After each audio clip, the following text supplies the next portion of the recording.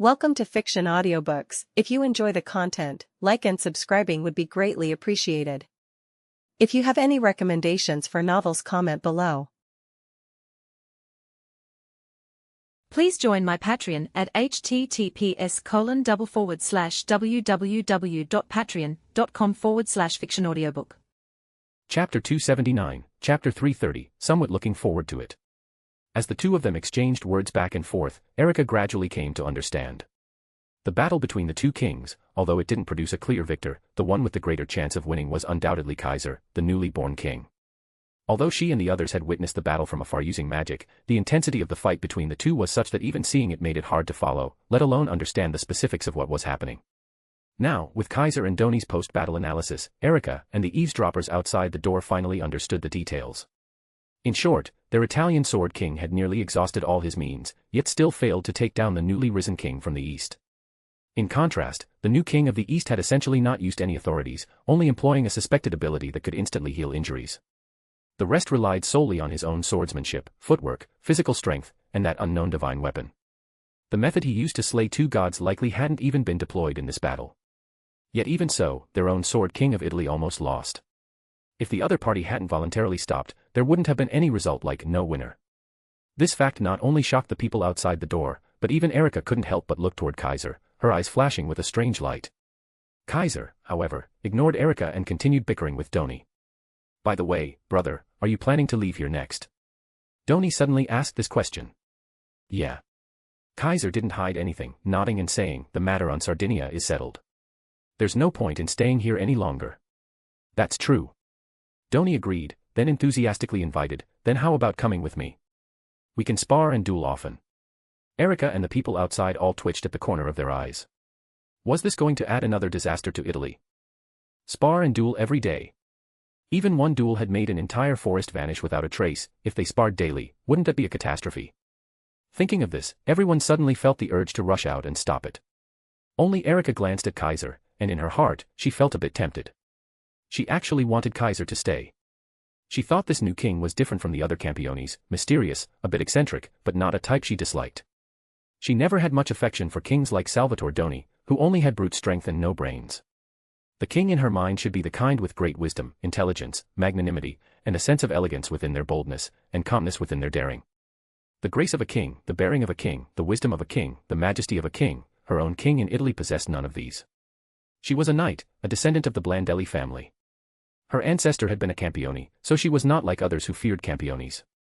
She hoped to serve a wise king, not necessarily someone as noble and virtuous as her uncle, but at the very least, someone she, Erica Blandelli, could admire. She didn't know much about this new king, but based on their interactions over the past days, she felt that he, at least, wasn't an idiot like Lord Salvatore, with whom communication was impossible. After all, she had once drawn her sword against him, and had also pestered him for information, but he never blamed her. Instead, for the sake of Sardinia's people, he selectively shared some intelligence with her. Under his protection, she had faced a heretic god for the first time and experienced firsthand a calamity brought about by the descent of a heretic god, gaining initial insight and understanding. These were valuable experiences one could never get from books or training. Furthermore, although he was a newly born king, he had already slain 3 gods, his strength immense, his background unblemished, his conduct upright and direct. Erica thought that if she were to serve a king someday, it had better be this new king and not someone like Salvatore Donnie, that big idiot. Of course, she had her own selfish reasons too. The new king had just ascended and hadn't yet made his mark. If she could become his loyal retainer now, earning the title of Diavolo Rosso would only be the beginning. Erica Blandelli was a prodigy and someone destined to rise to the top of the Copper Black Cross and the Milan magical community, but she didn't want a future that was just handed to her. She wanted to make a name for herself. Just like her uncle once did. Erica's thoughts churned. As for Kaiser, forget it. He simply glanced at Donnie and said casually, "Rather than constantly seeking duels with me, why not travel more around the world, slay a few more heretic gods, gain some more useful authorities, and then come back to fight me? Otherwise, you're not asking for a spar, you're asking to get beaten." Hearing that, Donnie was left speechless. He had a point. He had used everything he had and still wasn't Kaiser's match. And Kaiser hadn't even gone all out. If he brought him back, wouldn't that just be asking to get thrashed every day? Better to go kill a few more gods, obtain more authorities, become stronger, and then challenge him again. "Fine, brother, you're right." Donnie spread his hands and said, "If you're not coming with me, where are you heading?" "Japan." Kaiser answered without hesitation. There's something I want there. The island country in the Far East, huh? Doni mused, then said, in that case, you better watch out. Kaiser was slightly startled. Watch out. Kaiser looked at Doni, puzzled. Watch out for what? To this, Doni didn't answer directly, but instead asked back. You know who my neighbor is, right? This question was rather inexplicable, causing Erika and those outside the door to momentarily show confused expressions. Only Kaiser seemed to guess whom Doni meant. Sasha Deonstal-Vauban, right? The moment Kaiser uttered this name, the temperature in the room seemed to drop several degrees. Erika and those standing outside froze as if they'd heard something terrifying. Yeah, that old man. Only Doni said it so brazenly. Sasha Deonstal-Vauban, the Campione residing in the Balkans of Eastern Europe, was the oldest of the currently surviving Campiones. He had lived for nearly 300 years, and had been a Campione for more than 2 centuries, thus believed to possess the most authorities and to have slain the most gods. Some called him the Wolf King, because the first god he slew was associated with wolves.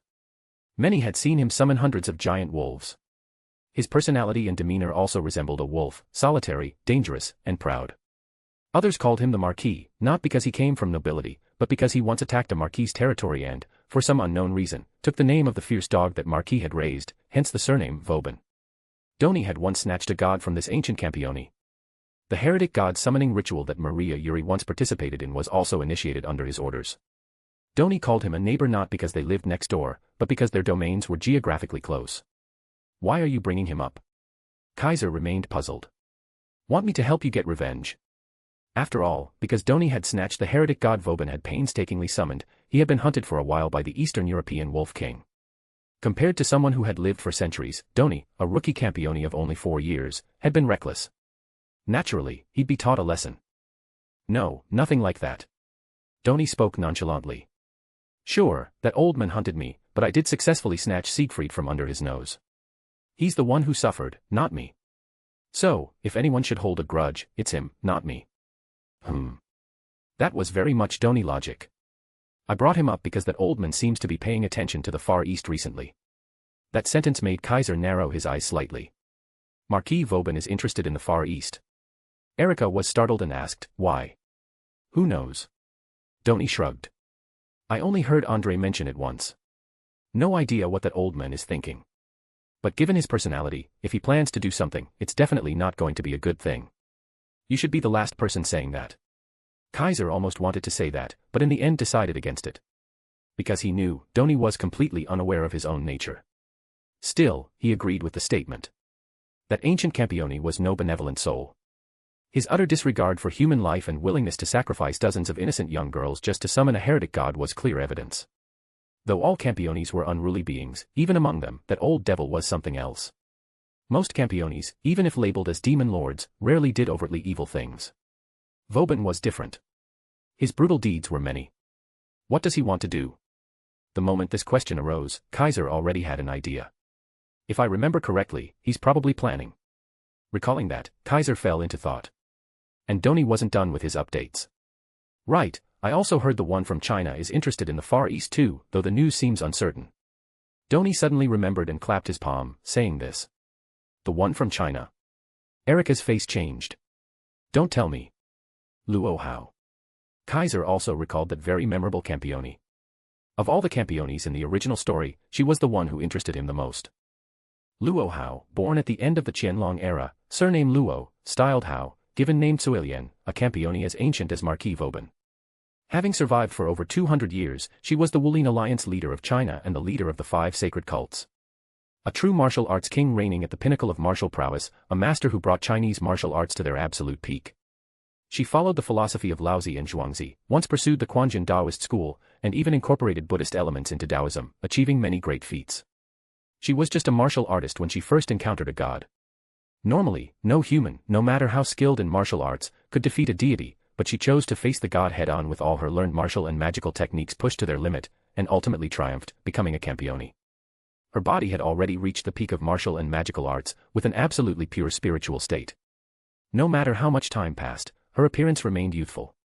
Even without magical power, she could demolish buildings with her body alone, and a gentle breath could become a shockwave, earth-shaking, boundless in power. In China, nearly all martial artists pledged loyalty to her. Among spellcasters, 1/3 were her subordinates. Even among Campiones, she was one of the few who could rival Marquis Vauban, a fearsome demon and also the most beautiful woman to ever appear in the original story. That was Luo Hao, China's martial arts king, Kaiser's fellow countrywoman, and his senior in the truest sense. Is that so? Kaiser murmured, she's planning to go to the island nation too. She and Marquis Vauban had been longtime nemesis. Yet, as someone familiar with the original story, Kaiser knew clearly that her interest in the Far Eastern island nation stemmed from a different motive than Vauban's. In fact, her goal was similar to his, they were both after one person, no, one god. Doni had probably heard something from his subordinate André and casually brought up these two people. But Kaiser knew that within the island nation lay a major secret. A secret that, once revealed, would surely mobilize all the Campiones and every hidden force behind the world to set their sights on it. I almost forgot about that. Kaiser didn't know what he had recalled, but the corner of his mouth curved up slightly. What's wrong? Doni noticed and asked with interest, brother, you seem like you just got fired up for something. Nothing. Kaiser shook his head and smiled. I'm just starting to look forward to it. Oh. Doni asked curiously, looking forward to what? The future. Kaiser leaned back in the massage chair and closed his eyes again. It should be quite interesting, right? Doni didn't know what Kaiser was referring to, but somehow he started looking forward to it as well. Erika's eyes flickered, clearly lost in thought. Chapter 280, Chapter 331, Erika's Allegiance. After that, Kaiser and Doni didn't continue discussing any profound topics, instead just kept bickering with each other.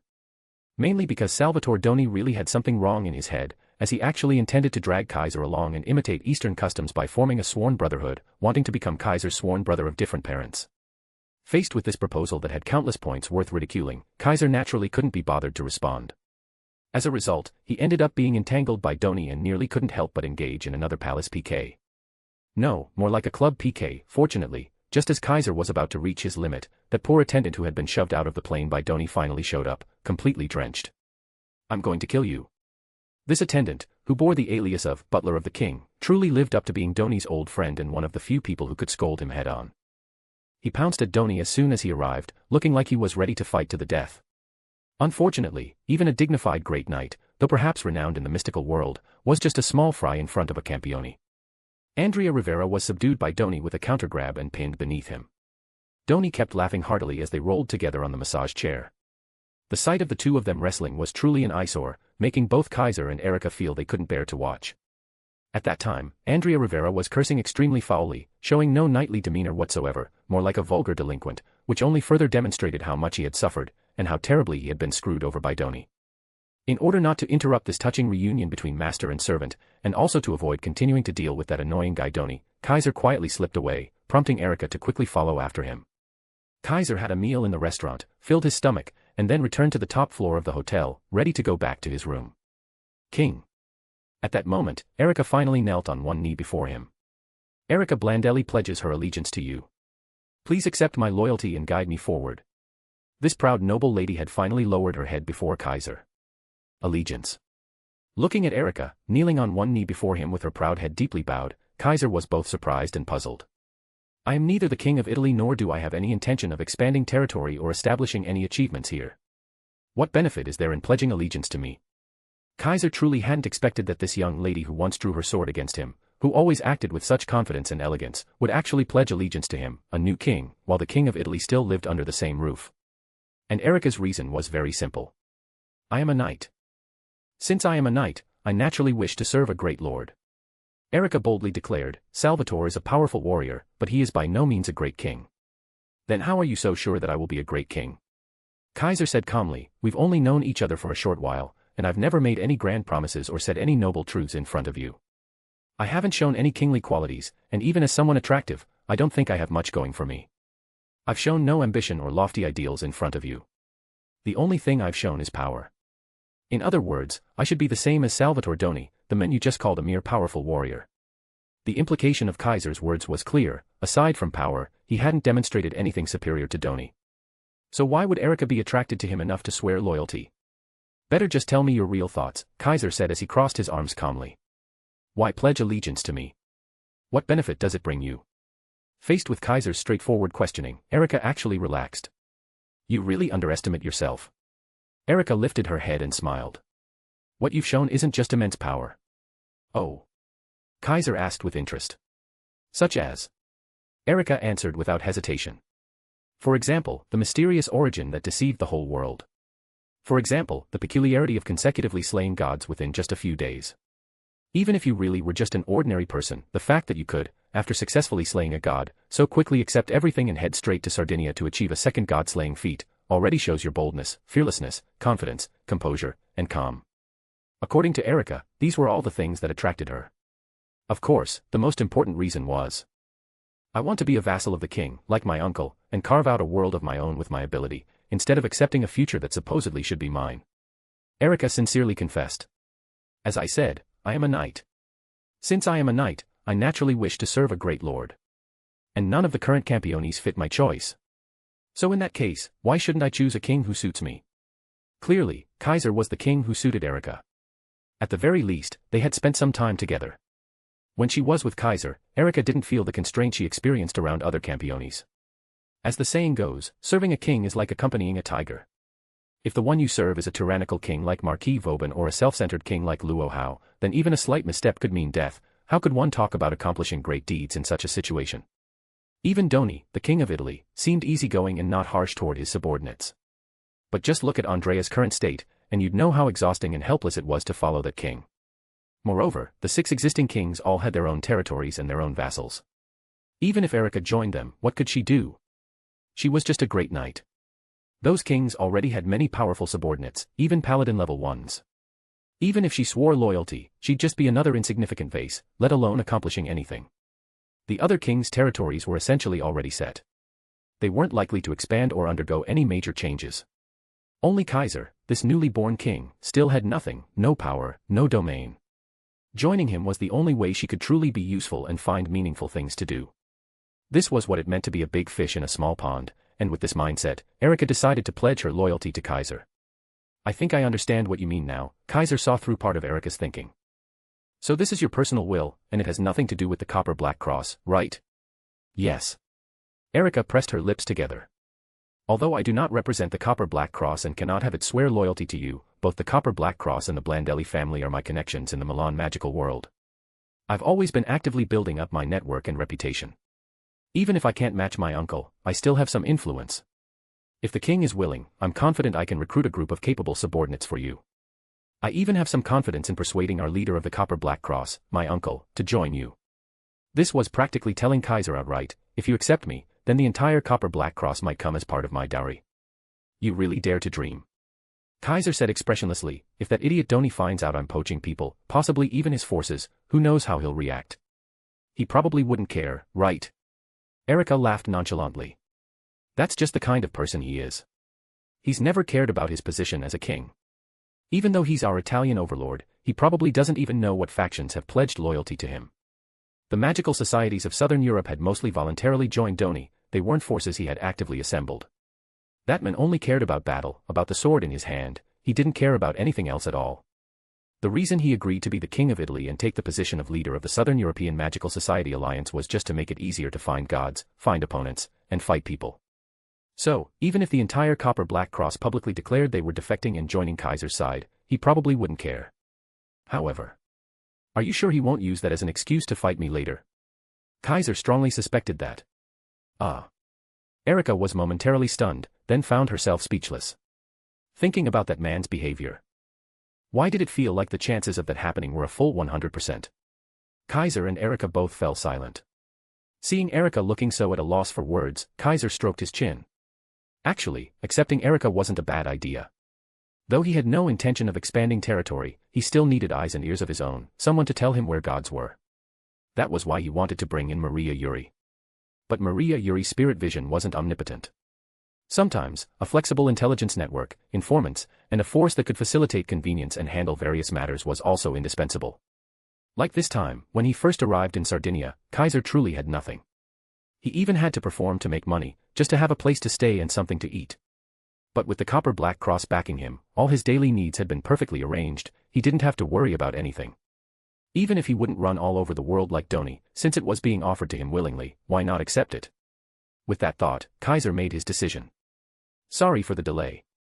Chapter 281, Chapter 332, The Trial Given by Kaiser. Your Majesty. At this time, Erika's voice had already become somewhat uneasy. She was truly worried that Kaiser would reject her.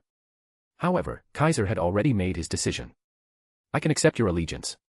Kaiser looked down from above at Erika, who was kneeling on one knee before him, and said, but before that, you need to prove your capabilities.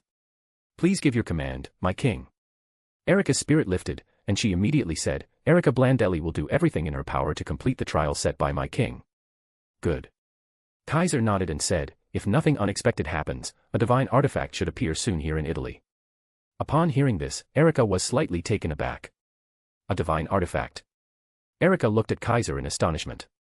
That's right. Kaiser said indifferently, don't ask me how I know. I have my own methods.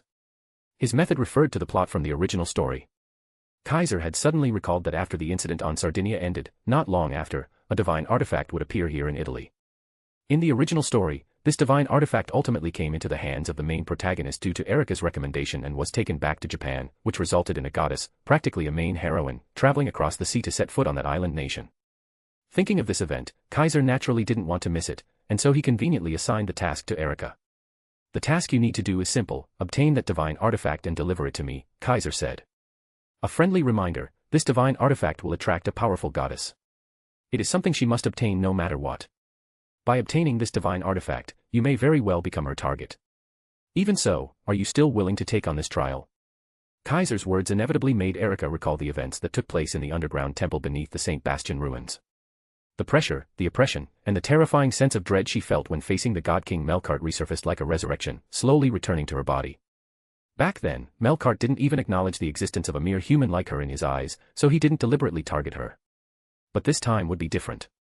If she accepted this trial, she could be targeted by a heretic god at any moment, and might be personally sought out by that deity. At that time, she would become the opponent's primary target, bound to have a direct confrontation. She would have to face a heretic god alone. Realizing this, Erika couldn't help but waver. But the moment that hesitation was born, this confident and proud girl immediately smothered it. She was a prodigy of Milan's magical world, a person destined to one day stand at the pinnacle of humanity. Someone of her status and strength, how could she possibly never come into contact with gods? The descent of heretic gods was an inevitable catastrophe in this world, a natural disaster that humanity must face. When facing this disaster called God, if humanity did not resist, only death awaited them.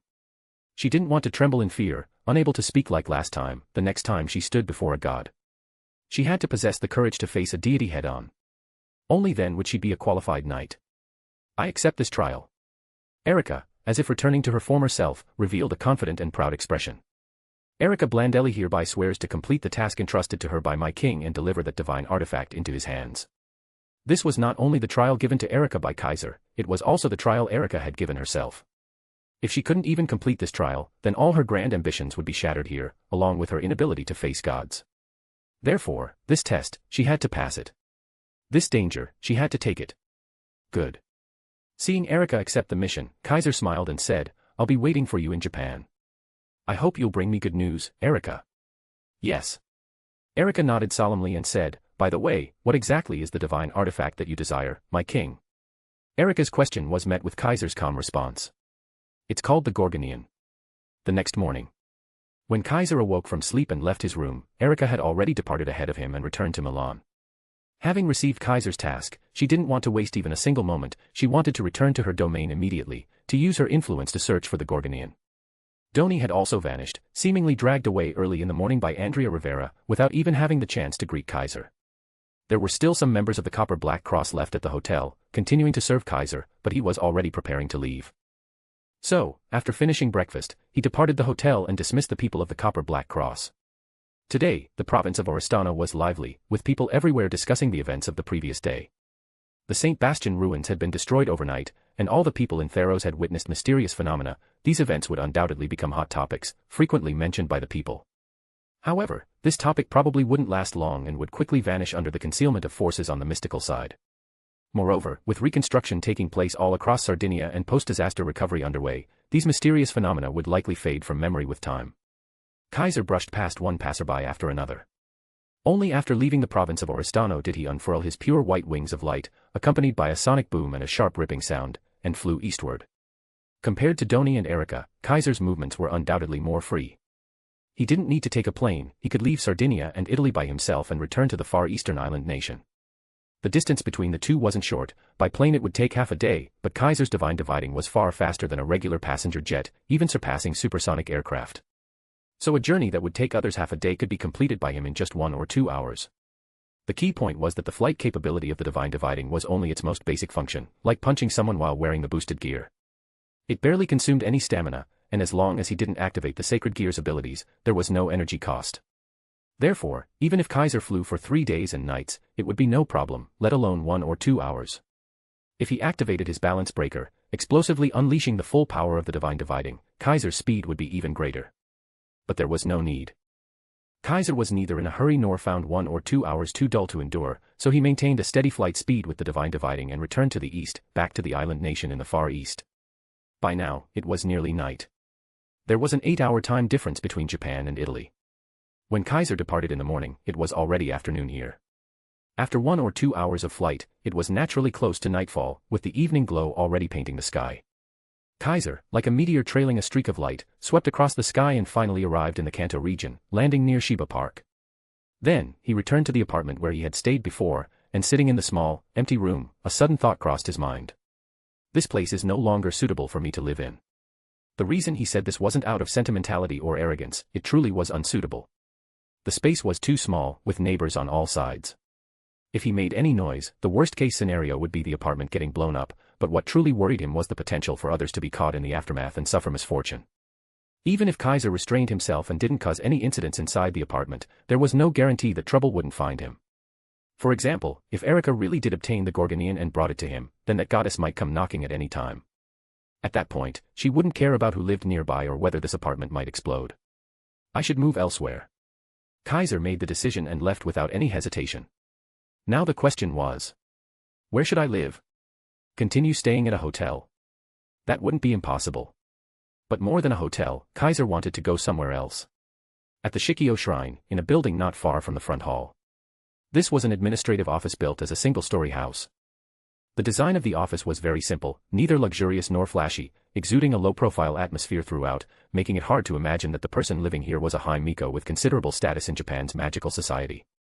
At this moment, Maria Yuri was showering in the office's bathroom. Water continuously poured from the showerhead, drenching the High Miko's body beneath, causing water droplets to slide down her naked figure.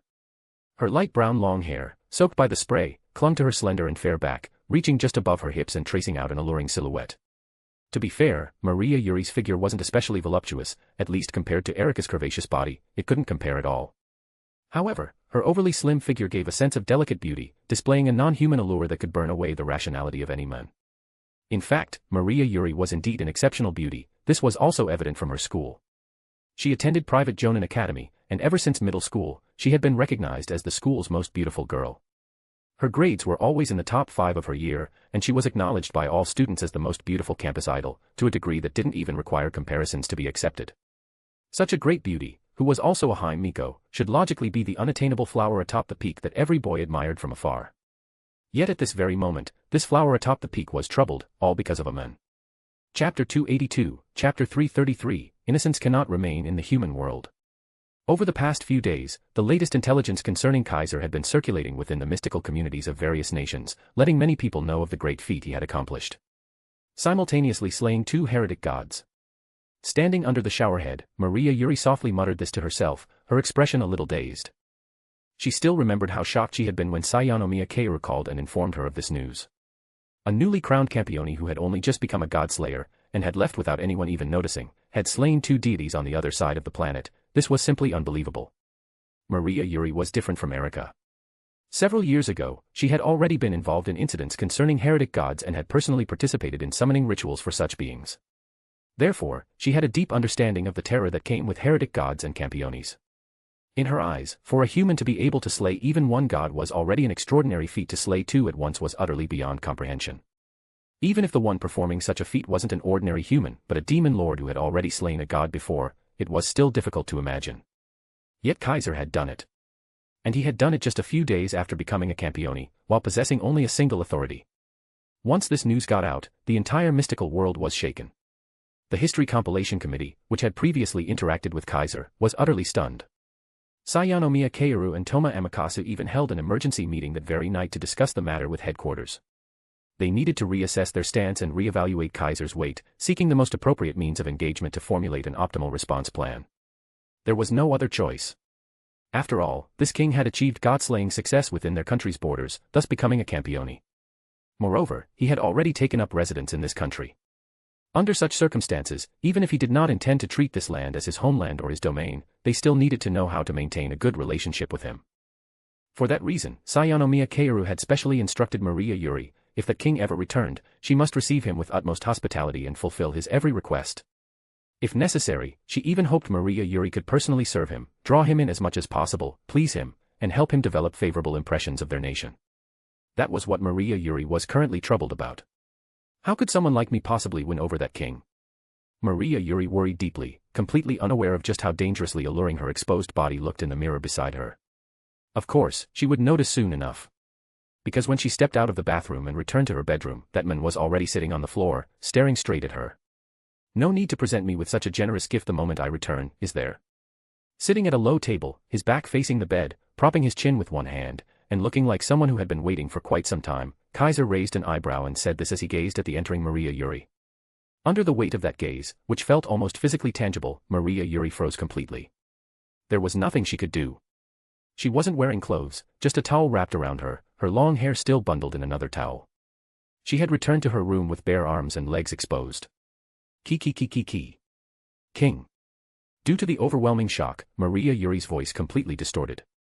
Woof woof woof. Kaiser teased with a half-smile. Sounds like a puppy barking. Are you planning to become my pet now? I am not. Maria Yuri reflexively shouted, then realized something and cried out in alarm, why are you here? What? Kaiser found her reaction too amusing and deliberately asked, are you saying I'm not welcome? And no. Maria Yuri was startled, hurriedly shook her head, and said repeatedly, I was just a little surprised. I can tell, you're definitely shocked. Kaiser's gaze involuntarily drifted downward, then as if clicking his tongue in amazement, he said, I know you're surprised, but maybe fix your towel before anything else. It had to be said, High Miko truly were High Miko. Compared to Erika, who had constantly declared her loyalty yet never offered him anything of substance, Maria Yuri was far more sensible. The towel had already fallen to the ground. What should have been covered was no longer hidden, giving Kaiser quite the visual treat. Ah. Maria Yuri finally noticed something was wrong. With a sharp scream, she squatted down. In the next second, the shrine maiden hurriedly grabbed the fallen towel and fled the scene like her life depended on it. Half an hour later. Inside Maria Yuri's room, she and Kaiser finally sat down together and entered a state of conversation. Please have some tea. Now fully clad in a tightly secured shrine maiden outfit, Maria Yuri's eyes were tearful, her cheeks flushed, as she trembled while pushing a cup of hot tea toward Kaiser. If possible, she wished she could run away right this instant, or even die on the spot, just so she wouldn't have to endure the shame and keep playing host to Kaiser. After all, he had seen everything, yet she still had to be polite to him. Thank you. Kaiser, in contrast, appeared far more at ease. He picked up the tea, sipped it casually, and said, sorry for bothering you so late. So you do know it's late? It's already dark outside. What kind of decent person visits a young maiden at this hour? Can't you come during the day instead? Just recalling what had just happened made Maria Yuri's head feel like it would burst from the heat. She nearly passed out from embarrassment. Even now, her entire body felt uncomfortable, especially whenever Kaiser looked at her. That gaze, while clearly calm, normal, even slightly appreciative, gave Maria Yuri the illusion that he could see right through her clothes to her bare body underneath. It made her want to dash out of the room immediately.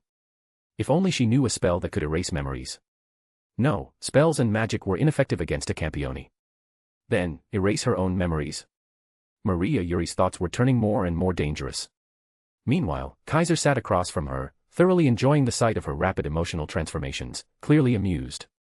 Eventually, Maria Yuri managed to shake off her despair. May I ask, why have you graced me with your presence at this hour? Her tone was stiff, clearly still reeling from earlier. Unfortunately, Kaiser was not empathetic enough to comfort a sensitive maiden. After all, he was the one who had benefited from the situation. Moreover, despite his calm demeanor, this had actually been the first time he had ever seen a beautiful girl completely nude in front of him. Yes, seen in person, not through a screen. Otherwise, the mysterious websites he had saved might have something to say about it. Speaking of which, now that he had become the librarian of the fantasy library, what had happened to his belongings in the real world? Had someone picked up his phone? Wouldn't that mean even his innocence couldn't remain in the human world? Thinking of this, Kaiser suddenly felt miserable. King. Maria Yuri's puzzled voice brought Kaiser back from his dejected thoughts. It's nothing. Kaiser composed himself, forced himself to stop thinking about it, took another sip of tea, and said, Shrine Maiden, you're in trouble, did you know that? That one sentence completely flustered Maria Yuri. Did I do something inappropriate? Maria Yuri began to panic. Kaiser really wanted to say, inappropriate, no, but your indecent state earlier definitely qualified. Thankfully, he held that line back. Otherwise, Maria Yuri might really have bolted from the room. What I did in Sardinia, you should already be aware of it, right? Instead of answering directly, Kaiser posed a counter-question and changed the topic. Yes. Maria Yuri lowered her gaze and, with a voice that seemed forced, said, I've heard of the king's bravery and greatness. To slay 2 gods alone with nothing but your own power is without a doubt a feat worthy of being recorded in history. It's just, if the king could pay a bit more attention to his surroundings and consider the ordinary people, minimizing the impact as much as possible, that would be even better. Maria Yuri had seen the news. She had witnessed Sardinia's current state. The devastation, resembling a post-disaster zone, had deeply affected her. That's why she couldn't help but say what she did. Don't say that to me, go tell those gods. Kaiser said blandly, I at least try to be careful. It's those gods who are truly reckless. Otherwise, Kaiser would have directly used Bankai back then. Being able to restrain himself and not unleash Bankai was already his way of showing concern for Sardinia's situation. Besides, that's not what I came to talk about. Kaiser looked at Maria Yuri, smiled, and said, what I want to talk about is this, I encountered the Sword King of Italy there. From his mouth, I learned a bit about what happened 4 years ago. The incident where you were taken by that old fossil Vauban to summon a heretic god. Upon hearing this, Maria Yuri's face instantly changed. And then, Kaiser's next words made her face turn deathly pale. That unreliable guy also told me something else, apparently that old fossil seems to be paying attention to this country. If I'm not mistaken, he's probably coming for you. Or rather, for the same purpose as 4 years ago. That's right.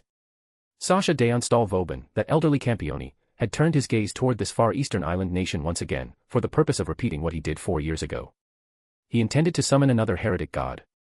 Chapter 283, Chapter 334, Swear upon this spear. Silence. When Kaiser told Maria Yuri of Vauban's goal, the room they were in fell into utter silence. Maria Yuri's face turned pale, and she unconsciously recalled the incident from 4 years ago. That experience, even now, was something Maria Yuri could not forget. To be blunt, the reason Maria Yuri feared Campiones, feared god-slaying demon lords, was inextricably tied to that incident. Otherwise, even if she wasn't as confident or proud as Erica, it would still be difficult to develop a fear of them from the heart without having witnessed firsthand how terrifying Campiones were. Only those who had truly witnessed a Campione and a heretic god would understand just how terrifying they were, and how insignificant humans were in their presence.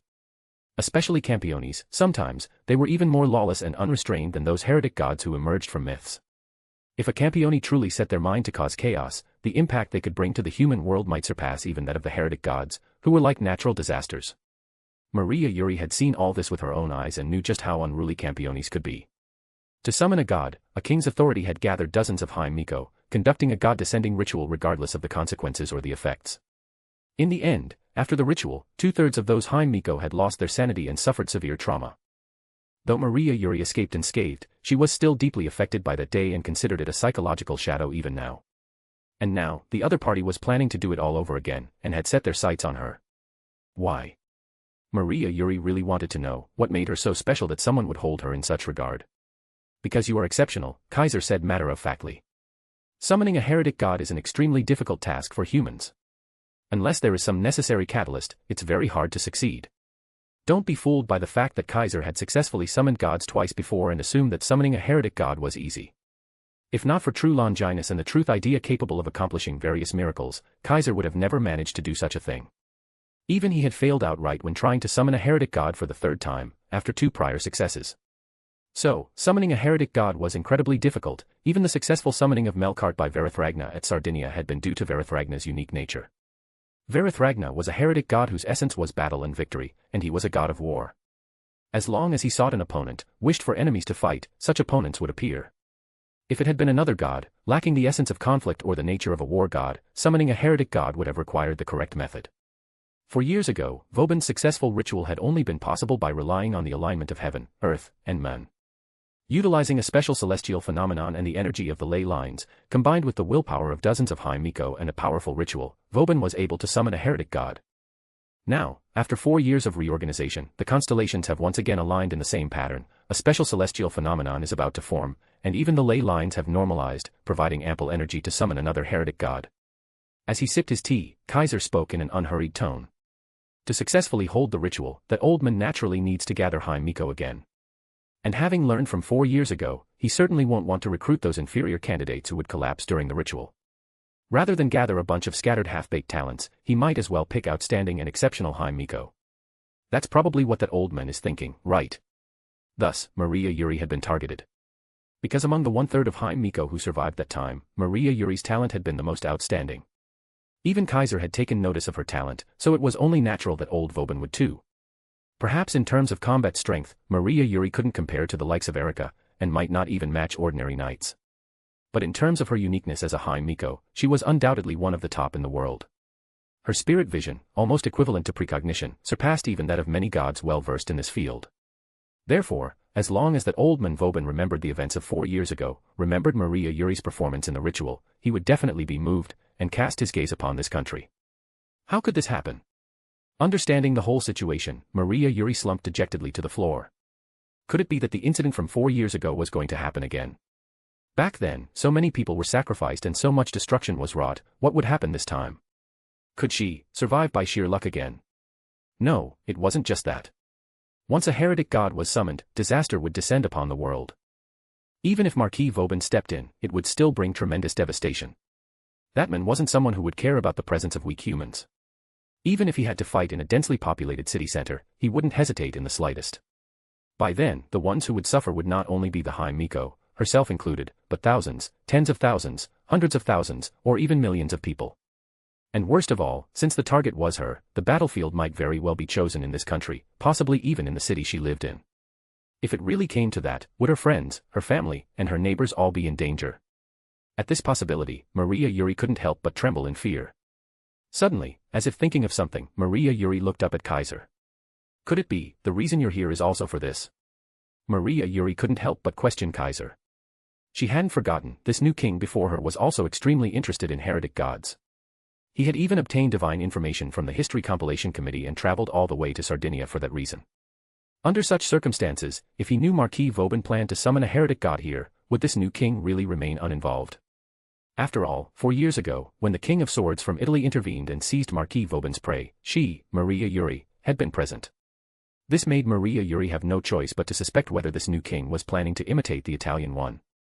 If things turned out like that, it would be truly terrible. Unfortunately, Maria Yuri guessed wrong.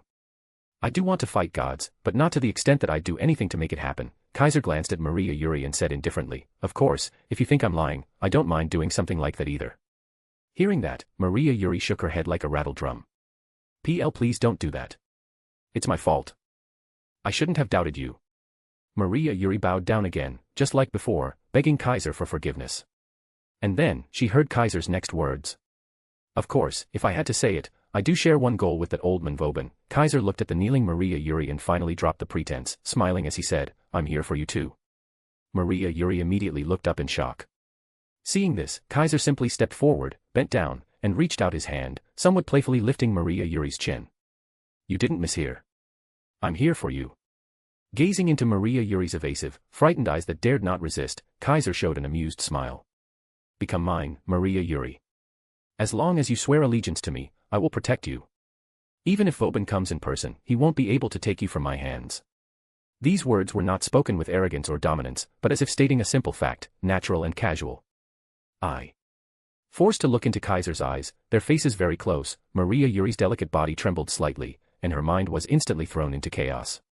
Don't think I'm taking advantage of your plight, okay? Kaiser said with a smile. The fact that I'm personally asking you already shows a lot of respect for your decision. Otherwise, if I truly wanted you, one word from me would be enough. As long as he expressed the desire for Maria Yuri, even without saying anything else, the History Compilation Committee would come knocking on his door as intermediaries, wash Maria Yuri clean, and deliver her with both hands. Sacrificing one person to win over a Campione, this was a deal no faction could refuse. Moreover, Maria Yuri wouldn't even be a true sacrifice, just sold to Kaiser. If their High Miko could become the consort of a demon lord, the History Compilation Committee's problem of how to deal with Kaiser would be instantly resolved. Maria Yuri understood this logic. Humans could not defy gods. Humans could not defy Campiones either. If the king before her truly wanted her, one word was all it would take. There was no need to come here personally and ask her to swear loyalty. Just as Kaiser had said, he wasn't exploiting her situation, this was merely a matter of timing. Suddenly, a spear appeared in Kaiser's hand. Clang. With a metallic sound, the spear stabbed into the floor and stood upright before Maria Yuri. Startled, Maria Yuri then recognized the spear's origin. It was Gungnir, the eternal spear. Swear upon this spear. Kaiser said so. According to myth, anyone who swore upon the eternal spear would see their vow fulfilled. To swear loyalty upon the spear, if one dared betray that vow, the result would be to be pierced by a meteor falling from the heavens. Will you serve me? Or be coveted by that old man Vauban? The choice is yours. Having said that, Kaiser no longer spoke. Maria Yuri stared dazedly at the spear before her, momentarily unable to react. After a long time, the girl trembled as she slowly extended her hand toward the spear. Only then did Kaiser smile. Author's note, 200 stones for extra chapter. Chapter 284, Chapter 335, The Girl in the Wind.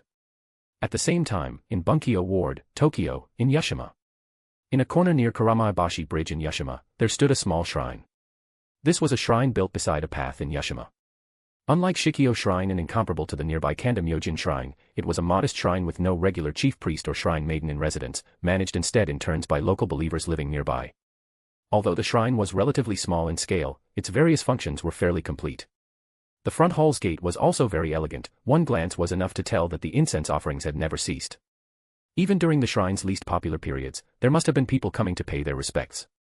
And it was in this very shrine, before the gate of the front hall, that two people appeared.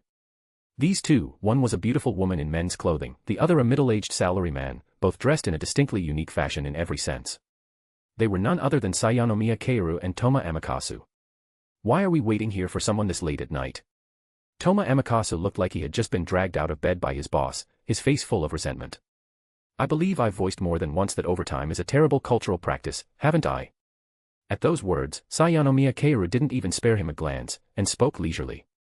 I've also told you more than once that if I have something to do, I'll definitely drag you down with me, haven't I? The woman dressed as a man showed not a trace of apology, rather, she looked like someone saying, if I have to suffer, don't think you'll get off easy. This is a violation of labor law. It's disgraceful capitalist behavior. Toma Amikasu protested vehemently. Then go ahead and sue me, Sayanomiya Keiru said cheerfully. It just so happens that I'd like to escape for a while. If I hide in prison, maybe I won't have to deal with all that trouble anymore, right? Toma Amikasu's eye twitched fiercely. To avoid troublesome matters, you're even considering hiding in prison. He looked at Sayanomiya Keiru with utter disbelief. Anyway, the Sayanomiya family wouldn't let me stay in there too long. So hiding inside for a bit, why not? Sayanomiya Keiru spoke such things with righteous confidence, leaving Toma Amikasu speechless. Who are we waiting for here? Toma Amikasu changed the subject, no longer wanting to dwell on it. Seriously, if even his boss was trying to skip work, what was a humble wage earner like him supposed to do? For someone a bit troublesome, said Sayanomiya Keiru, seeing that Toma Amikasu had stopped complaining, and let him off, saying, of course, the troublesome one isn't her personally, but the elders behind her. Elders. Toma Amikasu knew very well that anyone referred to as such by Sayanomiya Keiru could only be those troublesome figures who always hid in the shadows and refused to show themselves. And the person representing them, to his knowledge, could only be that one. Really, of all times, someone that troublesome just had to get involved now. Sayanomiya Keiru began to complain, a hint of a headache showing on her face. What are those elders trying to do? Toma Amikasu seemed to realize something, his expression changed, and he lowered his voice. They're not planning to do something to that king, are they? I don't know. Sayanomiya Keiru shook her head. But judging by the looks of it, they definitely want to establish contact with him first. Was it premeditated? Or spur of the moment? Probably premeditated. After all, that person was still in Sardinia this morning, wasn't he? So what exactly do they want?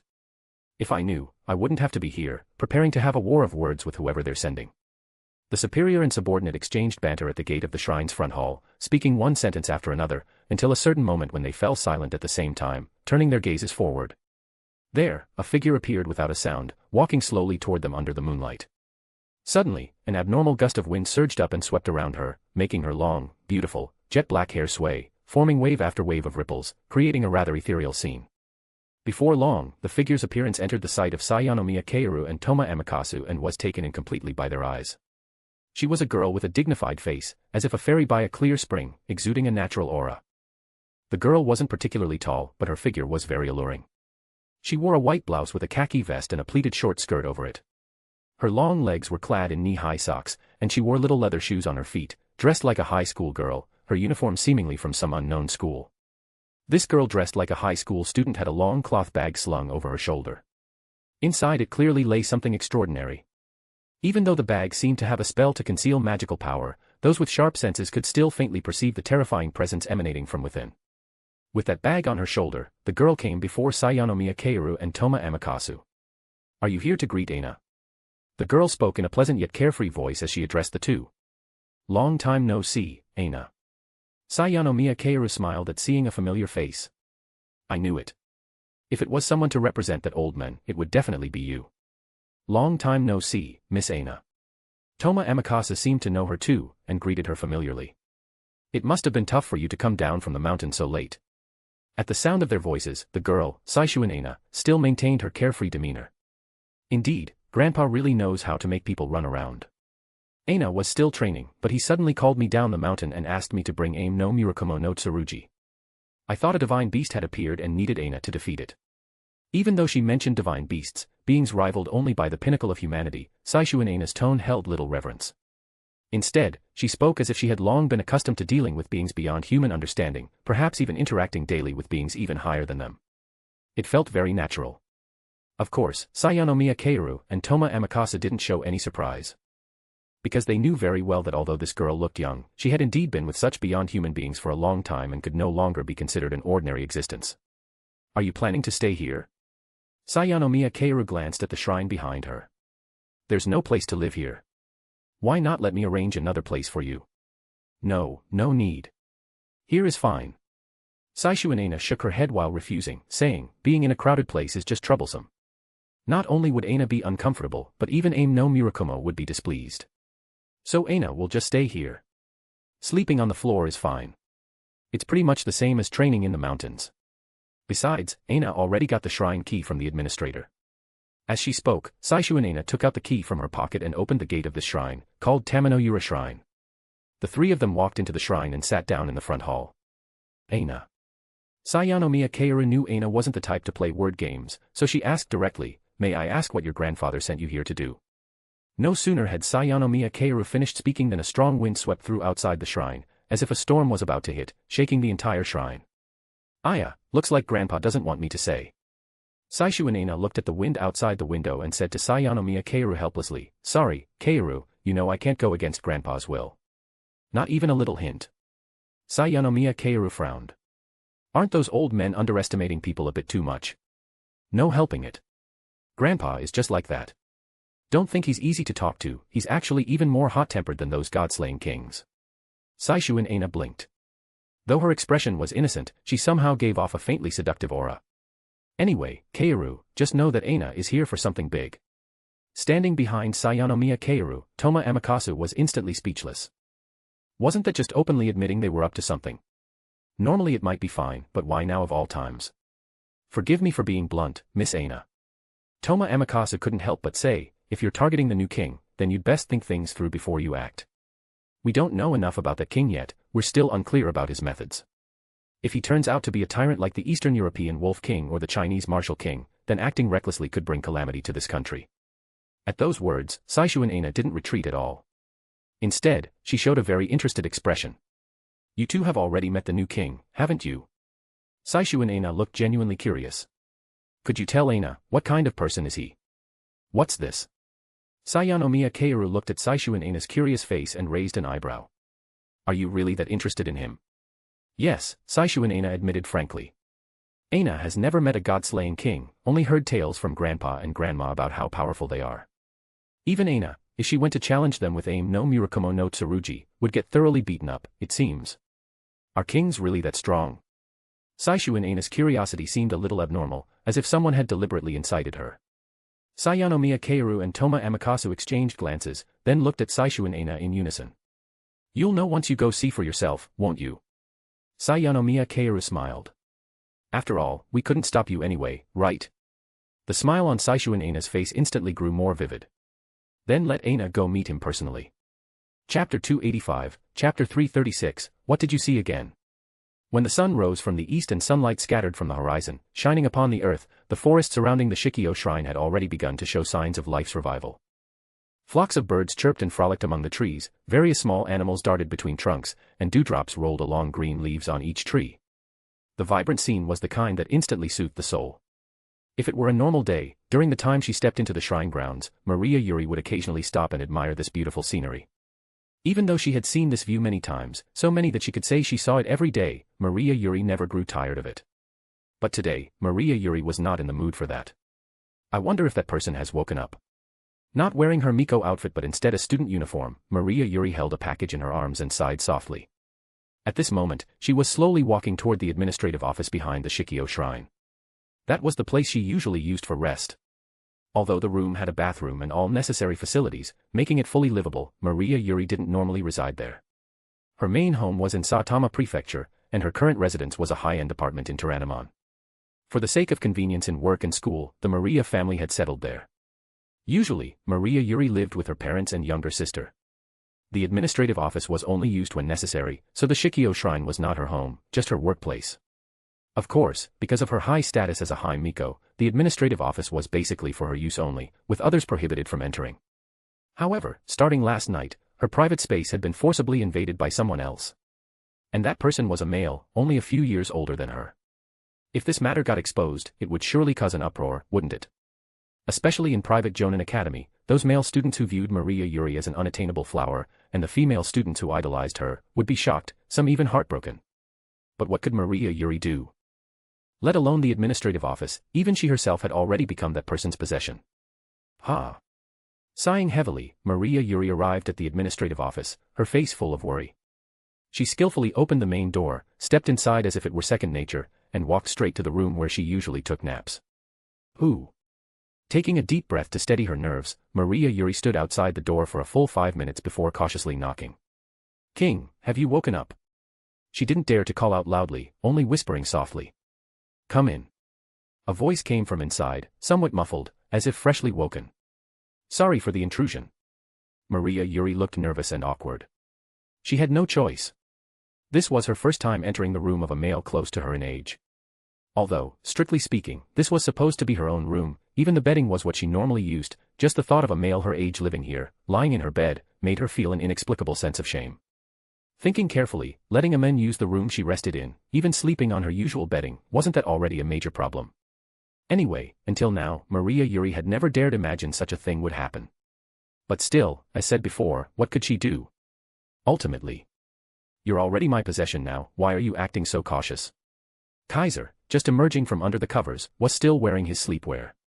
His hair was a mess, and as he looked at Maria Yuri entering the room, he yawned and spoke with a half-smile. I thought you were going to stand outside for half an hour before calling me. Hearing this, Maria Yuri's expression instantly turned into one of silent indignation. How would I dare disturb the king's rest? Her tone was laced with sarcasm. Should I take that as you being pouty? Kaiser finished yawning, sat down at the small low table, and looked at the uniformed Maria Yuri. Heading to school? Of course. Maria Yuri nodded. Today isn't a holiday, and at my current age, I can't drop out of school. Besides being a high Miko, Maria Yuri had always considered herself a student obligated to learn. So she had always taken school seriously, studied hard, and her grades were consistently in the top 5 of the entire grade. She even participated in a club. Although it was just the tea ceremony club, she still earnestly engaged in club activities. This serious attitude made her the object of admiration for many males and even females. Relax, I wouldn't go so far as to order you to drop out. Kaiser poured himself a glass of water and said with ease, as long as it's not necessary, I won't interfere in your private life. Hearing this, Maria Yuri didn't feel any reassurance. Thinking of how he barged in yesterday without warning, causing her such a huge loss, Maria Yuri felt both angry and resentful. If you don't want to interfere with my private life, then don't just break into my personal space. In the end, Maria Yuri didn't say those words, instead sitting down in front of Kaiser and unwrapping the package she had been holding. This is a bento. It's not very well made, but please make do. Saying this, she opened a bento box filled with beautifully prepared food. Eggs, sausages, meatballs, green peppers, dried small fish, the contents were quite rich. Though the presentation was simple and couldn't compare to the gourmet meals made by the professional chefs of the Copper Black Cross at luxury hotels, it had a faint feeling of warmth. Maria Yuri also brought a thermos. Instead of water, it contained miso soup. You made this for me? Kaiser was a little surprised and smiled. I thought you hated me, didn't expect you to still make me a bento. Maria Yuri didn't want to talk, seemingly at a loss for words with Kaiser. She did harbor some resentment toward him for using such forceful methods to subdue her, but it didn't reach the level of hatred, just some dissatisfaction.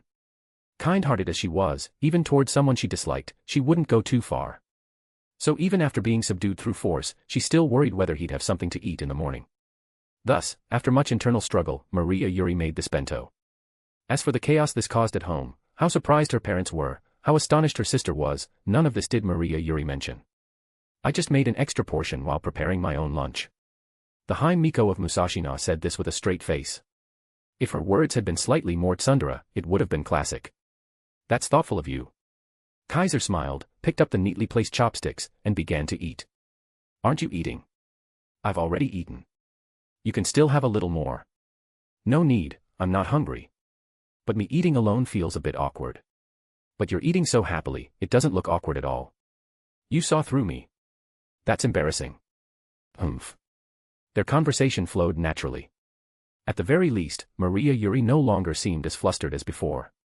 Though far from warm, this atmosphere of interaction didn't make it seem like there was a status gap between them. Instead, it looked just like an exchange between two people of the same age. At this moment, Maria Yuri didn't seem like a nation-worrying High Miko, and Kaiser didn't look like a lawless demon lord. When Kaiser was nearly finished with his meal, Maria Yuri asked a concerned question. Do you have any plans today? Anything you're intending to do? As she said this, Maria Yuri seemed to return to her usual self, once again the nation-worrying High Miko. Today? I don't really have any special plans. Kaiser sipped the miso soup and looked at Maria Yuri. Suddenly, he smiled. Or did you see something again? No. Maria Yuri immediately shook her head and whispered, I wouldn't dare use spirit vision on you again. It's fine. If you want to use it, go ahead. Kaiser said casually, after all, you're mine now. If you want to see where I am or what I'm doing, I'll let you. Spirit vision isn't that convenient. It doesn't let me see you whenever I want. Maria Yuri replied with a serious face. Unless, you're planning to do something outrageous again. That again really hits the mark, it clearly shows what you truly think of me. Kaiser downed the rest of the miso soup in one go, then looked at Maria Yuri with a smile. If you're that worried about me wandering around alone, how about I accompany you to school? What? Maria Yuri froze, shocked. You want to go to school with me? Is that not allowed? Kaiser narrowed his eyes. Or are you afraid I'll cause trouble at school? It's not that. Maria Yuri stammered. Why would you be interested in my school? Her expression clearly showed she suspected Kaiser was planning something. Please just stay here. At the thought of a god-slaying demon lord going to her school, Maria Yuri panicked and hurried to stop him. But Kaiser ignored her and stood up. Let's go. I want to see where you attend school every day. Saying that, Kaiser walked out. No. King. Maria Yuri cried out and quickly chased after him. The two continued to squabble like this as they left the administrative office. Chapter 286, Chapter 337, so the person in the story was real. Private Jonin Academy. This was a school with a free-spirited atmosphere, no distinct features, basically the kind of academy that could be seen anywhere. If there was any characteristic worth mentioning, it would be that it wasn't just a high school, but also had a middle school division, so some students would attend here for a full 6 years. For some people, that was already quite a long period. At this moment, with spring break just ended, students wearing suit-style academy uniforms were gathering in groups at the school gate, chatting and laughing, greeting acquaintances around them as they entered the campus together. At a time like this, if Maria Yuri appeared here, she would undoubtedly become the center of attention. As the undisputed campus belle of Private Jonin Academy, in the past, whenever Maria Yuri appeared at the school gate, everyone present, regardless of gender, would immediately cast admiring glances at her and begin whispering discussions centered around her. It's great, we can see Maria-san again. Maria-san seems to have gotten even prettier. It's probably not just prettier, right? Why yeah, even her figure seems better. This would probably be what the boys talked about. Ah, Maria-senpai really is beautiful. As expected of a member of the tea ceremony club, that gentle and elegant aura is truly captivating. I really want to ask Maria-senpai for her beauty maintenance tips. That won't work, I heard she doesn't really do anything for maintenance. She was just born that beautiful. Really? So envious. That would be the kind of topic the girls discussed. At least, that's how it used to be, and it rarely changed. Maria Yuri actually had little awareness of this herself, because she had never thought her appearance was better than others, nor had she ever felt she deserved more attention than others. But there was one thing Maria Yuri was clearly aware of. That was, if she brought a male only a few years older than her into school with her, it would definitely cause a huge stir. Thus, all along the way, Maria Yuri kept pleading. My king, Private Jonin Academy prohibits unrelated individuals from entering without permission. Please consider this carefully and refrain from disrupting the students' normal lives, all right? Maria Yuri truly seemed afraid that Kaiser would cause trouble inside the academy, and her attempts to dissuade him were more forceful than ever before. If you are a benevolent king, then you should consider whether your words and actions might affect those around you. Because you are far too great, even the most trivial of gestures, to ordinary people, can be life-changing. So please, speak and act with care, and show the world the thoughtful side of yourself. That is what a worthy king should do. Maria Yuri even resorted to moral coercion, which showed just how desperate she was now. But what she said did make sense.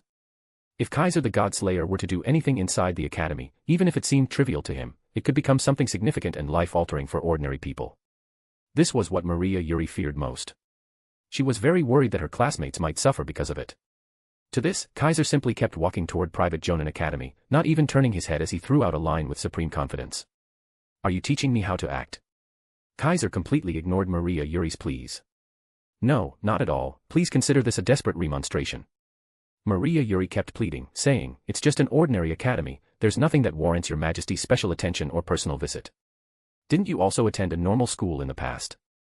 There's really nothing worth your curiosity. Maria Yuri did her utmost to persuade him. Unfortunately, the more she acted like this, the more Kaiser wanted to tease her. No matter how ordinary it is, since it's the school you attend, I should at least get to know it a little, right? Kaiser said with feigned seriousness, after all, you are my only close aide. This is a place you spend nearly half your time at. As your king, shouldn't I understand it well?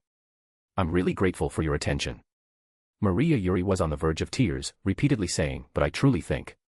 Before she could finish, she was interrupted once again by Kaiser's unyielding dominance. I don't want your opinion. I want my opinion. Saying that, Kaiser had already arrived at the entrance to Private Jonin Academy. But you can't even get through the school gate. Maria Yuri looked at the familiar campus so close at hand, as if she could already see it accidentally reduced to ruins, and made one last desperate attempt. As everyone knows, formal school gates are guarded by doormen, sometimes even security guards.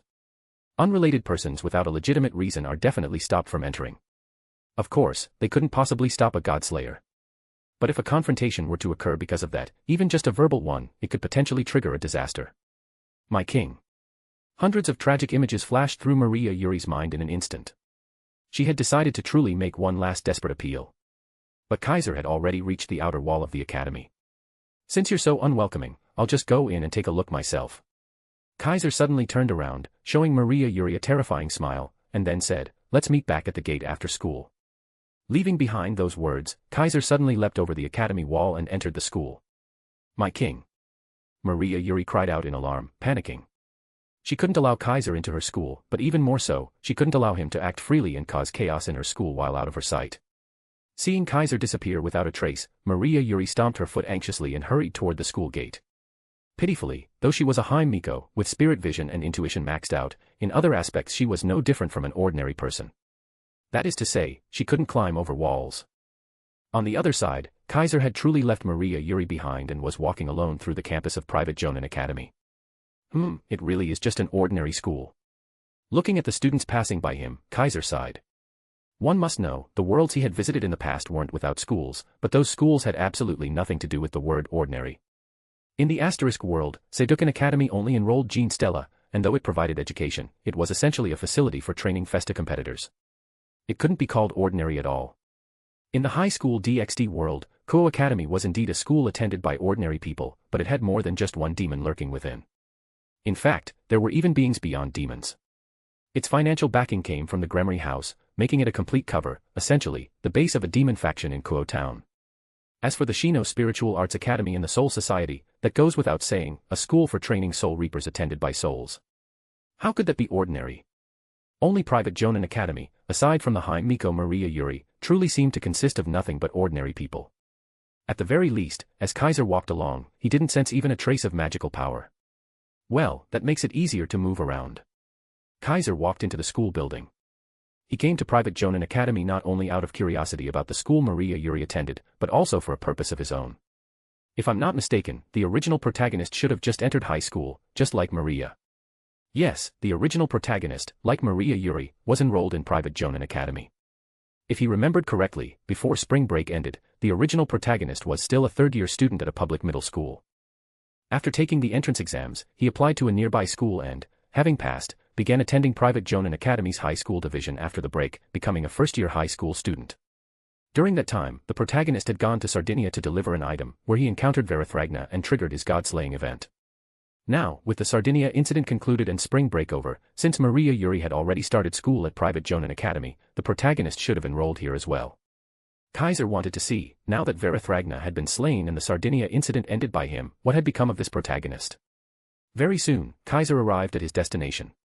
First year, Class 5. Looking at the classroom before him, Kaiser's gaze passed through the hallway window and into the room. He immediately locked onto someone. It was a black-haired boy whose appearance wasn't particularly outstanding, at least not enough to draw attention at first glance. The boy sat there listlessly, looking bored. Then, as if sensing something, he suddenly turned his head and looked in Kaiser's direction.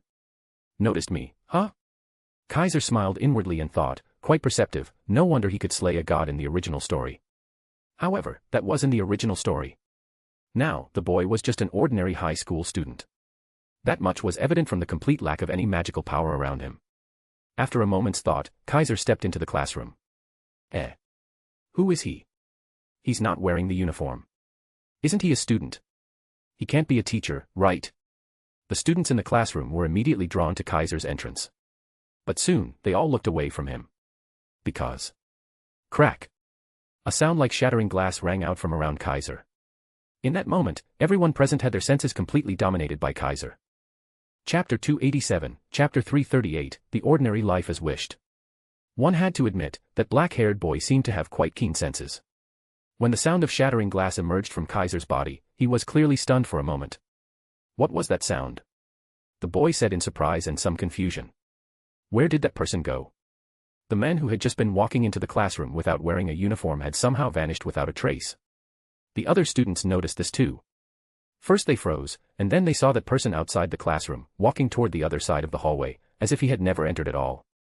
What's going on? This question didn't just surface in the hearts of the crowd, it also appeared in the black-haired boy's muttering. However, the boy quickly stopped caring.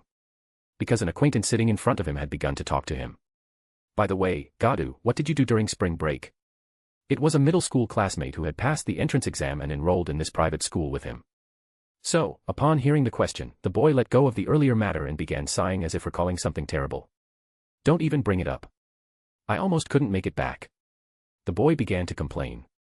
My grandpa had something he needed to return to an old friend, so I went to help him with that. You'd never guess, his friend lives in Italy, and not just anywhere in Italy, but on the southern island of Sardinia. Just flying there took half a day. And that's not even the worst of it. When I arrived, there was all sorts of weird weather, strong winds one moment, heavy rain the next, then earthquakes, then explosions. The city was almost destroyed. The boy kept on complaining, basically saying he had suffered terribly there. He frequently encountered abnormal natural disasters, was almost caught in catastrophes, narrowly escaped death, and only after managing to return the item to his grandpa's friend, there came a superstorm and an enormous blizzard, forcing him to evacuate along with the citizens. By the time the evacuation ended, all the tourist activities in Sardinia had been suspended, and many flights were cancelled, delaying his schedule so much that he only managed to catch a flight back yesterday.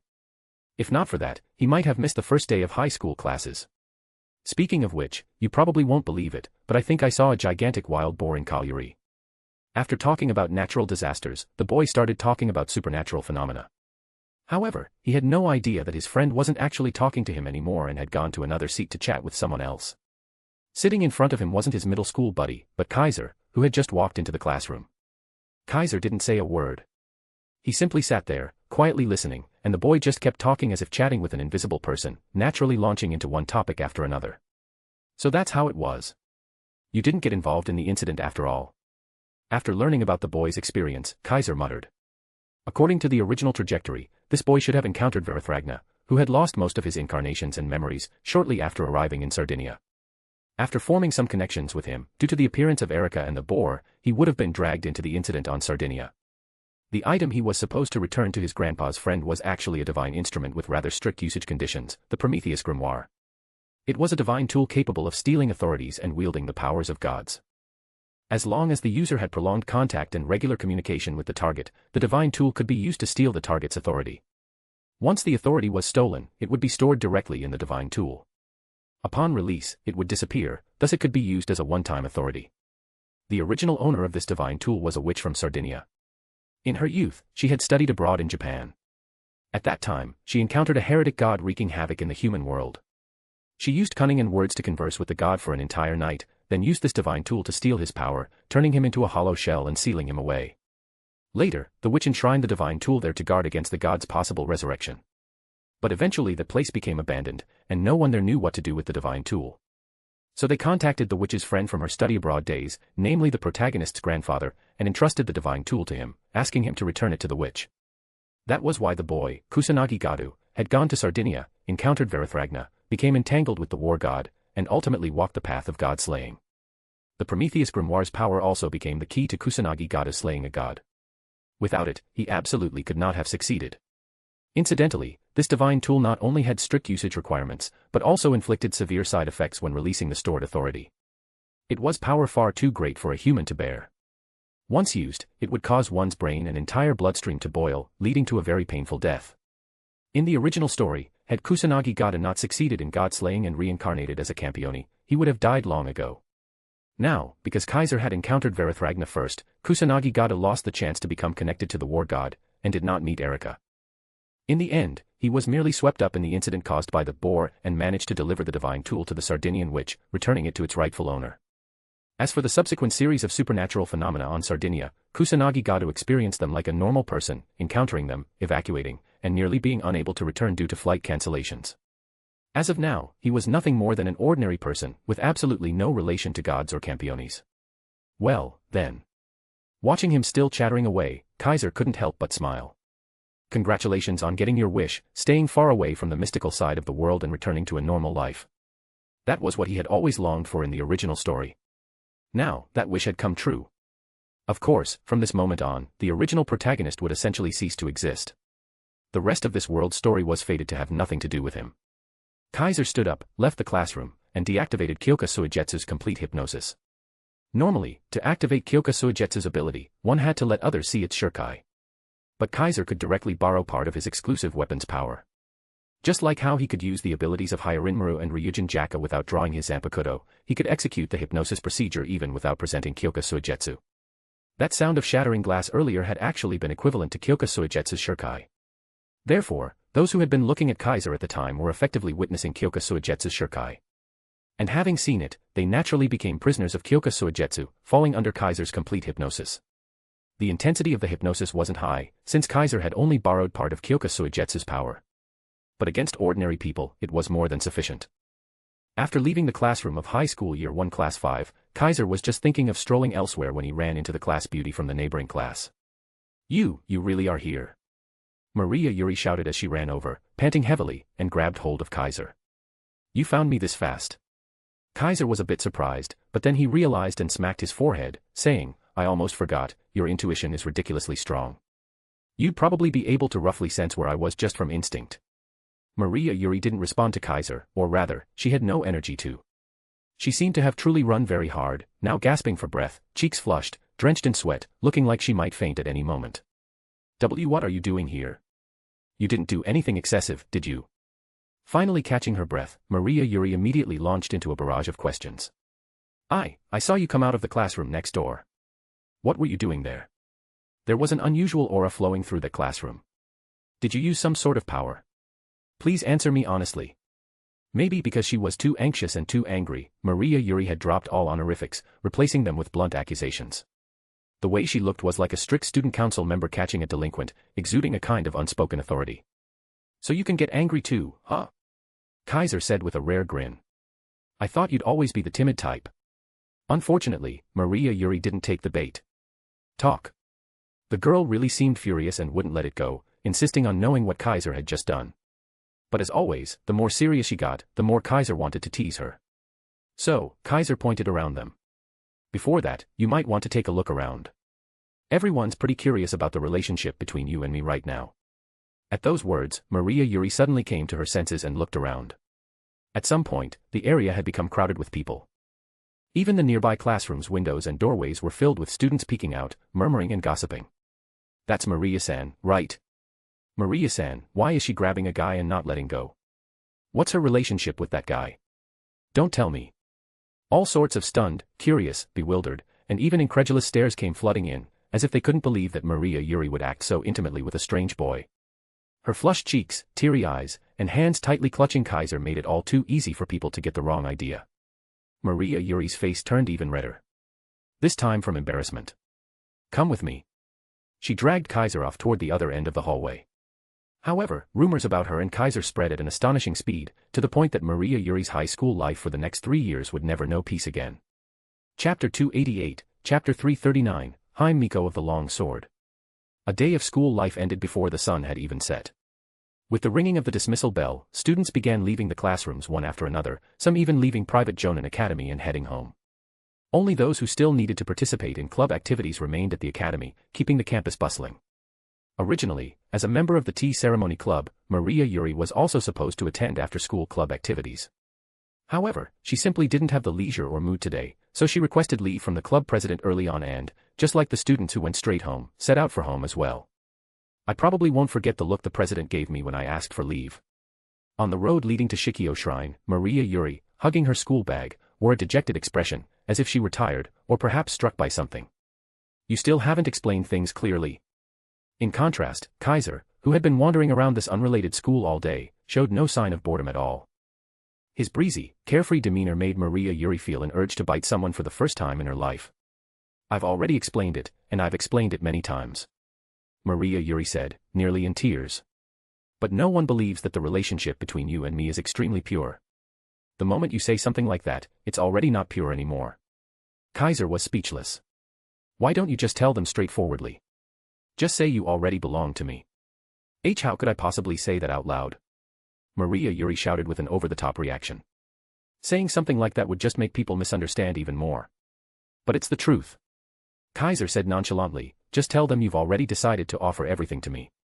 Wouldn't that settle it? My king. Maria Yuri's eyes suddenly lost their light, and the way she looked at Kaiser seemed unfocused and hollow. Could it be that you're saying all this and doing all this just for fun? The corners of Kaiser's mouth twitched slightly, and his back involuntarily grew a little cold. Looking at Maria Yuri's lifeless appearance, Kaiser suddenly became a bit worried. Was he about to break this woman? At that moment, Kaiser coughed and straightened up. Didn't I already say it? I didn't do anything. All day today, Maria Yuri had been interrogating him about this matter, as if determined to get to the bottom of it. As a result, Kaiser had spent the whole day playing hide-and-seek with Maria Yuri around private Jonin Academy, and only when school ended did they regroup at the school gate. Naturally, that scene was witnessed by countless people, shocking countless girls and shattering the dreams of countless boys on the spot. It was foreseeable that tonight, many people would cry into their pillows and be unable to sleep. In short, the relationship between Kaiser and Maria Yuri had been completely misunderstood by everyone at private Jonin Academy. From now on, the news that Maria Yuri's heart was already taken would be the hottest of hot topics throughout the academy. Maria Yuri would likely be questioned by her classmates constantly, and Kaiser would probably have to undergo a household investigation. Unfortunately, this should be both Kaiser's first and last visit to Jonin Academy. From now on, he wouldn't be coming back. Really? Maria Yuri looked at Kaiser suspiciously. Please look me in the eyes and tell me, I didn't do anything bad, right? Upon hearing that, Kaiser immediately stopped walking, turned around, and stared directly into Maria Yuri's eyes. You sure about that? He had no intention of avoiding her gaze. His eyes, fixed on Maria Yuri, were straightforward and filled with amusement. Those bright, piercing eyes so close to her made the pure-hearted Maria Yuri blush without surprise. Oh, on second thought, never mind. Please don't look at me like that. Maria Yuri instinctively raised her school bag to cover her face and muttered like a mosquito, I believe you didn't do anything bad. The corners of Kaiser's mouth lifted slightly. He turned around and continued walking. Maria Yuri heard the sound of footsteps and then lowered her school bag, her cheeks glowing as she shyly followed behind Kaiser. On the road that followed, neither of them spoke. In this silence, they climbed the stone steps of Shikio Shrine together, entered the shrine grounds, and walked toward the shrine office. However, as they passed the front hall of the shrine, Kaiser suddenly stopped. Yeah. Not noticing in time, Maria Yuri bumped straight into Kaiser's back and let out a surprised cry. What's the matter? Holding her aching chest, Maria Yuri's face turned even redder. But Kaiser's next words made all the shyness in Maria Yuri's heart vanish in an instant. There's a guest. Gazing at the front hall, Kaiser smiled meaningfully and spoke. And she's brought something interesting with her. Is she someone you know? Those words, filled with implication, made Maria Yuri jump in surprise. She also turned her eyes toward the front hall of the shrine, and a faint glow emerged in her pupils. This divine aura, could it be? As if recalling someone, Maria Yuri quickly ran over and opened the doors to the front hall. The next moment, Maria Yuri saw a person. A person she hadn't seen in a long time. You're back, Yuri. A clear and cheerful voice echoed into Maria Yuri's ears. In the center of the shrine's front hall, a girl sat upright on the floor, like the master of the place, welcoming Maria Yuri's arrival. She had sleek, glossy black hair and looked every bit the classic Yamato Nadeshiko beauty. She wore a school uniform from some unknown academy, and next to her rested a long, narrow cloth bag. Aina. Maria Yuri called out her name in shock. That's me. Long time no see, Yuri. The girl still looked cheerfully composed, but her sitting posture was exceptionally proper. Despite behaving like a carefree and innocent beauty, her manner and bearing were as refined as that of a noble lady raised in a secluded manor. Kaiser walked out from behind Maria Yuri and looked at the girl sitting in the front hall. His eyes glanced at the long, narrow cloth bag beside her. From that bag, Kaiser not only sensed extraordinary magical power, but also a sharp divine aura. As Kaiser observed the cloth bag, the girl sitting upright had already turned her gaze to him, a faint light in her eyes. Nice to meet you. Please forgive Aina's uninvited visit, O great king. The girl bowed deeply to Kaiser with impeccable formality. My name is Saishuin Aina, a companion of Yuri's. Please just call me Aina. The girl gave a brilliant smile, beautiful as a blossoming flower, filled with natural charm, making it impossible for anyone to dislike her.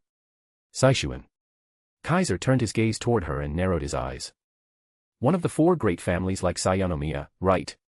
As previously mentioned, in this country, there were four ancient family lineages that had served the emperors with their own magical power since antiquity. Saishuin, Kohatsuka, Renjo, Sayanomiya. The four great families held an extremely important position in this country, with considerable influence, and were still active in the world of magic today. Among them, the Sayanomiya family was the core think tank of the History Compilation Committee, while the Saishuin family was the noblest of noble families, with ancestors dating back to feudal lords of the Sengoku period. They held political power and were especially skilled in martial prowess. Saishuin Aina, this name already indicated that she came from this ancient family. Yes, Aina is the heir of the Saishuin family, one of the four great families. Just like Yuri, she's a Hime Miko who protects Musashino. Saishuin Aina introduced herself without any reservation, her open and confident manner once again evoking an inexplicable sense of goodwill. Of course, if that were all, others might just assume that Saishuin Aina was a noble-born Hime Miko. In reality, the identity of the girl before them was far more than that. Although Aina is also a Hime Miko like me, among all the Hime Miko, she can be considered the highest ranked and strongest. Maria Yuri quickly explained to Kaiser. Although Aina is the only daughter of the current generation of the Saishuin family, she has long been training in the deep mountains.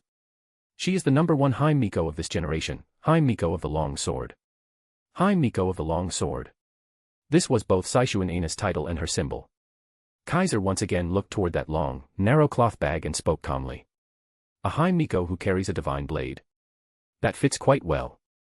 At those words, Maria Yuri's reaction aside, Saishuin Aina was somewhat surprised. The king knows Aina's partner. Saishuin Aina reached out and touched the long, narrow cloth bag beside her. Rather than that, it's more like it's eager for me to notice it, isn't it? Kaiser said with a half-smile. Ever since I appeared, the thing inside has been growing more and more restless, releasing divine aura and sharpness stronger and stronger, like it's afraid I'll ignore it. Looks like it really wants to challenge me. Kaiser's words made Saishuin Aina show an expression of admiration and delight. That's right. Ever since Aina arrived here, Aim no Murakumo no Tsurugi has been quite unsettled, eager to come out and greet the king. The king even knows that. Amazing as expected of the king. It seemed that Saishuin Aina misunderstood, thinking that all Campione could perceive the emotions of her partner just like Kaiser. Of course, that wasn't the case. The only Campione who could sense the emotions of what lay in that cloth bag was likely Kaiser alone. Because, aside from being a Campione, he was also the king of all weapons. Chapter 289, Chapter 340, Aim no Murakumo no Tsurugi. Swish. Within the solemn shrine, Saishu, who was seated formally on the floor, suddenly untied the long cloth bag and drew out a long weapon from within. It was a tachi stored in a jet-black scabbard. The blade was 3 shaku, 3 sun, and 5 bu in length. Judging from its appearance, it seemed to be a straight, single-edged long blade with no curvature. Saishu gripped the hilt and slowly drew the sword, causing the blade to reflect a brilliance similar to sunlight. Astonishing magical power surged upon it. Terrifying sharpness rippled across it. The same atmosphere as when a heretic god descended emanated from that sword, causing divine energy to fill the entire shrine. Aim no Murakumo. Affected by this divine energy, Maria Yuri felt a wave of dizziness, and involuntarily began to mutter. One of the 3 sacred treasures passed down since the age of the gods, a divine sword said to have been taken from the tail of the Yamada no Orochi when it was slain by Susanoo. Its name is Kusanagi, its name is Aim no Murakumo. It is a god of the sword, a god of steel, a god of battle. Without a doubt, this was spirit vision. Stimulated by the divine energy emanating from that divine sword, Maria Yuri's unparalleled spirit vision was immediately triggered, allowing her to speak of the origin of the sword. Aim no Murakumo no Tsurugi, also known as the Kusanagi sword, is a legendary divine blade and a divine artifact wielded by Susanoo no Mikoto, one of the 3 noble children of Japanese mythology. This legendary divine artifact was now being carried on Saishu person. Therefore, she was the Hime Miko of the long sword. As expected of Yuri, your spirit vision has become even more refined than before. Saishu generously praised her friend. And then, in contrast to Maria Yuri, Kaiser was completely unaffected by the divine energy that, to humans, was absolutely impossible to ignore. Instead, he looked at it with an expression as if he were watching a sulking child, appearing overly calm. This thing is your partner, and now that it's showing such a strong fighting intent toward me, should I take it as you 2 specifically came here to provoke me? Faced with Kaiser's words, Saishu revealed a somewhat troubled expression. Aina really would like to know how powerful and great the legendary king is, but even Aina understands that the king's dignity must not be challenged. So this time, Aina really didn't come here to fight the king. However, the divine sword in Saishu hand clearly had other intentions. Aina didn't expect Aim no Murakumo to have such a strong reaction toward the king. It seems to be very interested in you, Saishu tilted her head and said, it seems to want to witness your capabilities, to understand your potential, to issue you a trial. Upon hearing this, Kaiser immediately laughed. A mere divine sword actually wants to test me. Kaiser spoke as if he had heard the world's greatest joke, as expected of a divine artifact with the attribute of steel. This sword itself could be considered a subordinate god, a god of steel, right? In this world, there exists a certain class of gods that are extremely unique. They are born for battle, their very existence is akin to that of a living sword. They are gods who possess a terrifying will to fight and to conquer. Because they are usually extraordinarily connected to steel and swords, people call them gods of steel, gods of swords. Even if mixed with other divinities, they still tend toward battle. Pure-blooded steel would not even show attachment to anything but combat, they are born for battle and die for battle. This type of god typically possesses the trait of seizing the authorities and powers of those they defeat and subdue, turning them into their own. In various mythologies, there are tales of them taking weapons from the enemies they have defeated. They are in constant conflict with the Earth Mother goddesses who preside over earth, life, and death. In many mythologies, there are stories of them slaying dragons and serpents, incarnations of the cornered earth goddesses, thus gaining their power. Some even depict them taking the goddess, transformed into a maiden, as a lover, or accepting her as a supporter. Thus, most steel possess the nature of extracting power from the earth. This is the hallmark of gods of steel. The Circle of Usurpation, the divine artifact used to create Campione, is precisely a tool used to reenact the attributes of gods of swords and gods of steel. Therefore, it possesses the ability to seize the authorities and powers of dead gods. Susanoo no Mikoto once obtained the weapon known as Aim no Murakumo no Tsurugi from the dragon serpent Yamada no Orochi, and there is even a legend of him marrying Kusanagi because of it. Thus, Aim no Murakumo no Tsurugi, born from the body of Yamada no Orochi, a dragon serpent incarnation of a fallen earth mother goddess, is a god of steel, and even a pure-blooded steel. Possessing the divinity of a conquering god just like its master, and also being a subordinate god to Susanoo no Mikoto, this is the divine sword known as Aim no Murakumo. Though Kaiser had not activated any authority, perhaps it had not yet recognized the true nature of Kaiser. But as a god of swords and steel, it must have sensed something extraordinary from Kaiser, thus arousing its will to battle and displaying burning fighting spirit. Saishu said it was testing Kaiser, that might very well be true. It wanted to use its own method to confirm the essence of this man before it, who gave it a special feeling, to know what kind of power this god-slayer possessed. This was both a challenge and a test. To achieve this goal, it even began injecting its divine energy into its wielder, Saishu Aina. Poor Saishu Aina hadn't even noticed this yet, quite negligent, honestly. Boom. Outside the shrine, the sky suddenly turned dark and oppressive for some unknown reason, and thunder and lightning began to stir. A storm started brewing, and rain began to gather, causing Maria Yuri, already somewhat dazed, to have a gleam of ghostly light in her eyes. Susanoo no Mikoto, also known as Susanoo, Kuzumetunushi, Susuo no Mikoto, Susanoo no Mikoto, Susanoo no Mikoto, Kamasusanoo no Mikoto, Susanoo no Mikoto, Gozu Tenu, is one of the 3 noble children born from Izanagi. The other 2 are the sun goddess Amaterasu and the moon god Tsukuyomi. Susanoo no Mikoto is the sea god of the vast oceans, a destructive god whose temperament is fickle, at times ferocious, at times heroic. As the land god of Izumo, he combined with many other gods repeatedly and acquired many myths. Thus, based on his divinity of controlling storms, he is the snake-slaying one, a culture hero god who excels in trickery. Hearing this, both Kaiser and Saishu Aina turned their eyes toward the outside of the shrine. This really is a provocation, isn't it? Kaiser spoke expressionlessly. Grandfather. Saishu Aina was also somewhat surprised. King. This is. Maria Yuri finally came out of her spirit vision state. As if realizing something, her expression changed dramatically and she urgently tried to say something to Kaiser. Kaiser raised his head, stopping Maria Yuri from speaking. I know. As he replied with these words, Kaiser looked towards Saishu Aina. I wasn't really planning on fussing over this, but since even the old geezer hiding in the netherworld can't help but jump out, then if I don't give you all some sort of response, I'll seem too temperless. As he spoke, Kaiser extended his hand and silently summoned a pair of ancient cudgels. Since you're an acquaintance of Maria's, I'll hold back a little. Though you are innocent, just a medium being used, I still have to tell you. Don't die, all right. As soon as he finished speaking, the cudgels around Kaiser vanished. In that instant, Saishu Aina's heart tightened. Without hesitation, she leaped backward. Bang.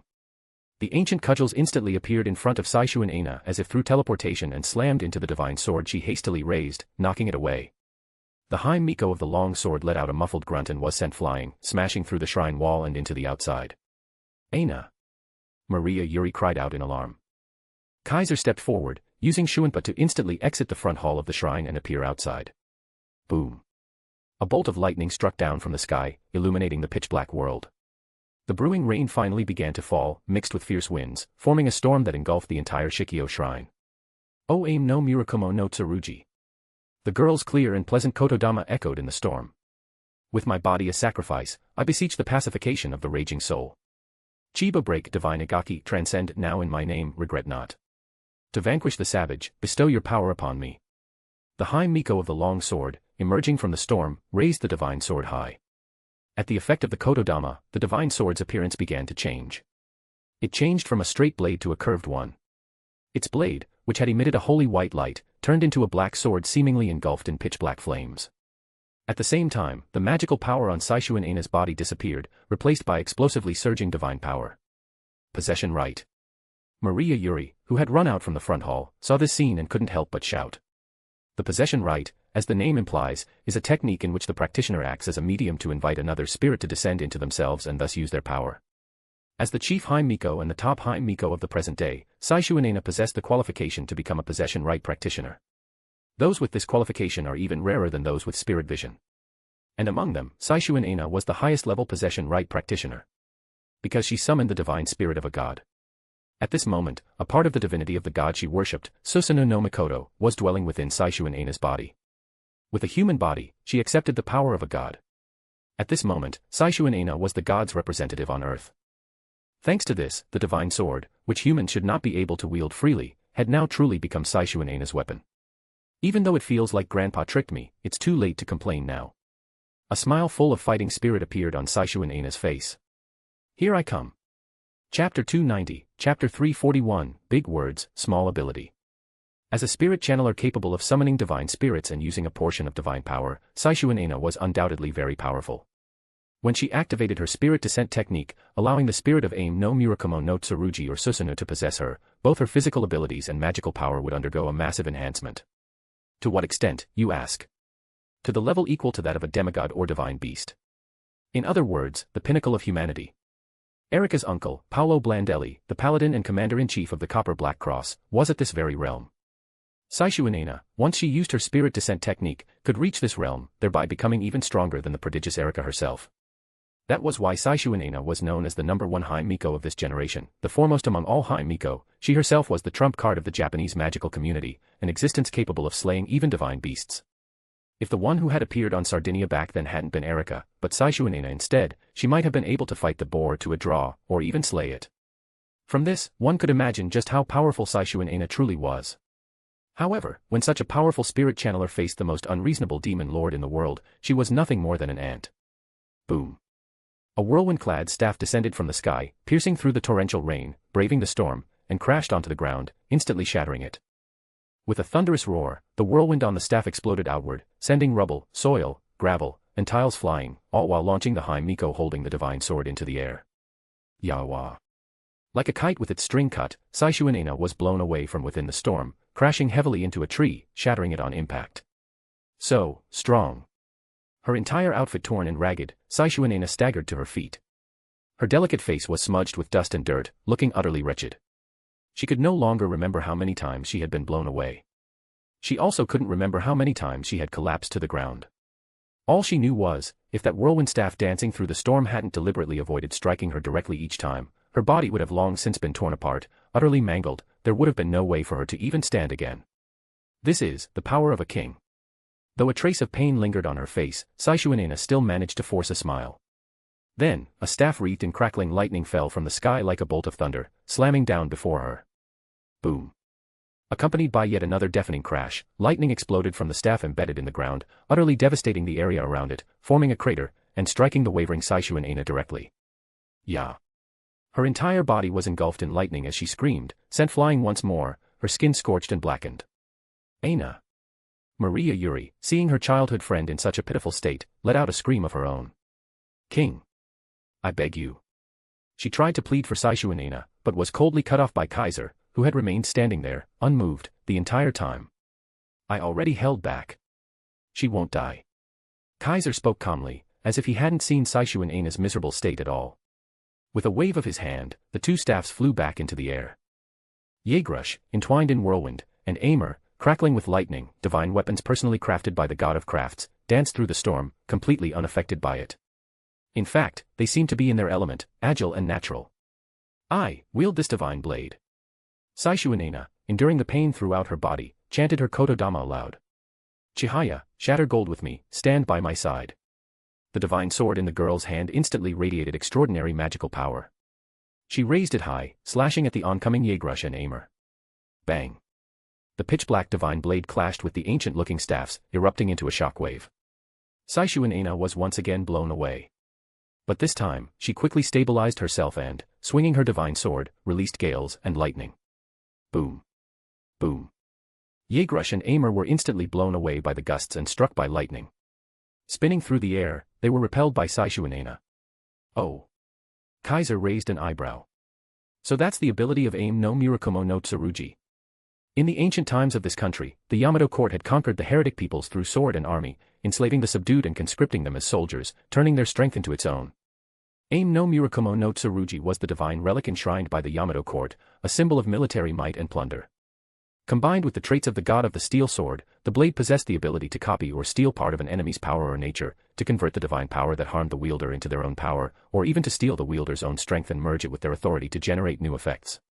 Just now, Saishu had activated this ability, stealing or copying part of Yeagrush and Aimer's power, thereby releasing wind and lightning. She even drained a bit of magical power from the divine weapons to replenish herself. It's somewhat useful, but in the end, just a thief. And she still dares talk big about testing me.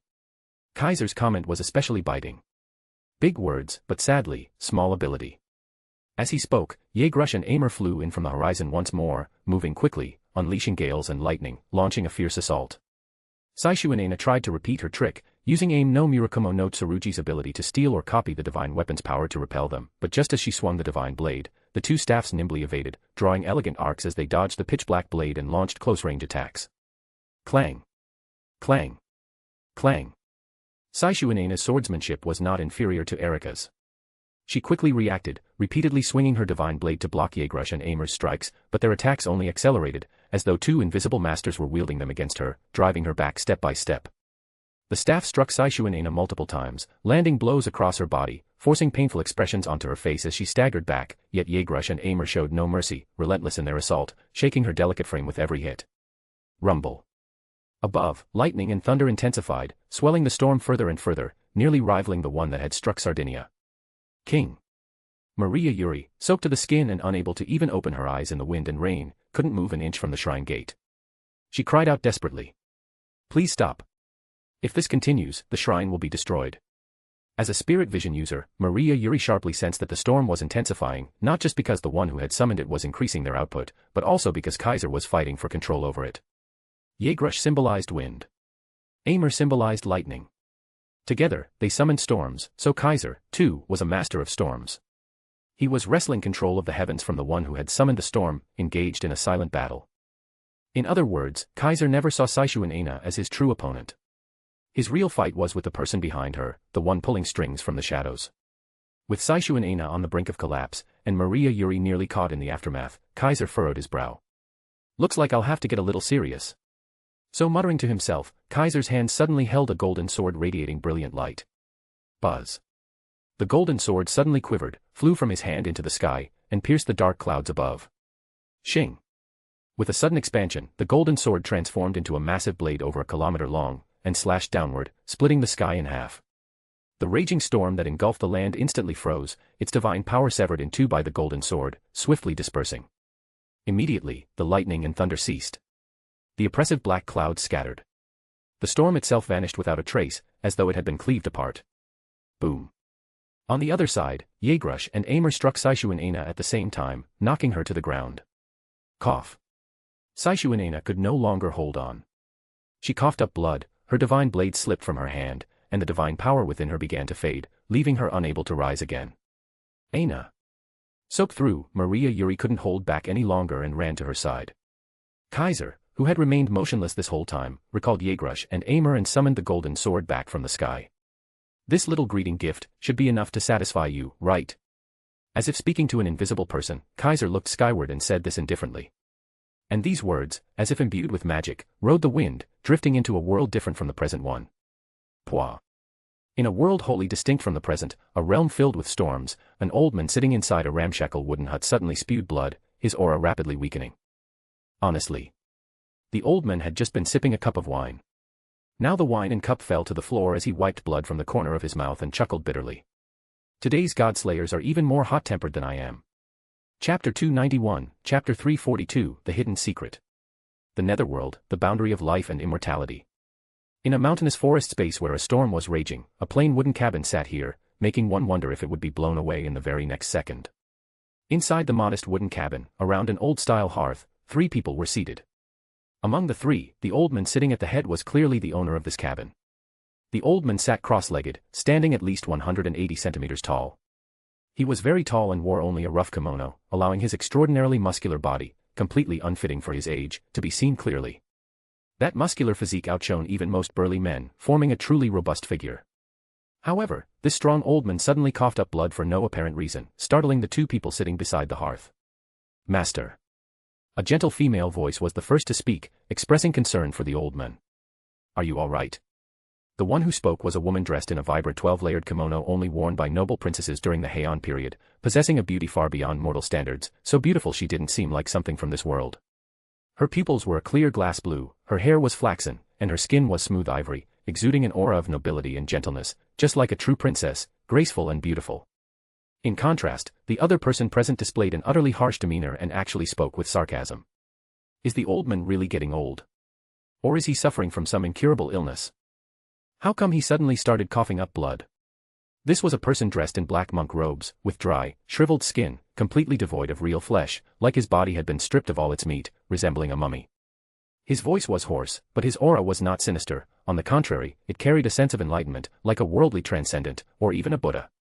However, his way of speaking was far too caustic, giving off a cold and unsympathetic impression. Facing these 2 companions, completely opposite in both appearance and personality, one beautiful, one ugly, one gentle, one harsh, the old man seemed used to it, casually wiping the blood from the corner of his mouth. I underestimated that guy a bit, the old man said, whether as an explanation or a passing remark. Even though I'm still in the netherworld and only cast my authority toward the mortal world to bring down a storm, part of my divinity was severed through that authority. That kid really is something. Upon hearing this, the glass blue-eyed princess and the mummy-like mage immediately understood what had happened. He was actually able to sever a portion of your divinity while you're in the netherworld, the mage said in shock. That newly born young Campione has such power. Clearly, the mage was well aware of what the old man had been doing. I didn't expect it either, the old man said indifferently. I was originally just trying to test his aptitude. I didn't expect to be outplayed instead. If he hadn't become a Campione right here in our territory, I'd have thought he was a seasoned warrior. Before the mage could respond, the princess with the glass blue eyes spoke up first. Testing Lord Rakshas's aptitude in such a manner was never appropriate to begin with.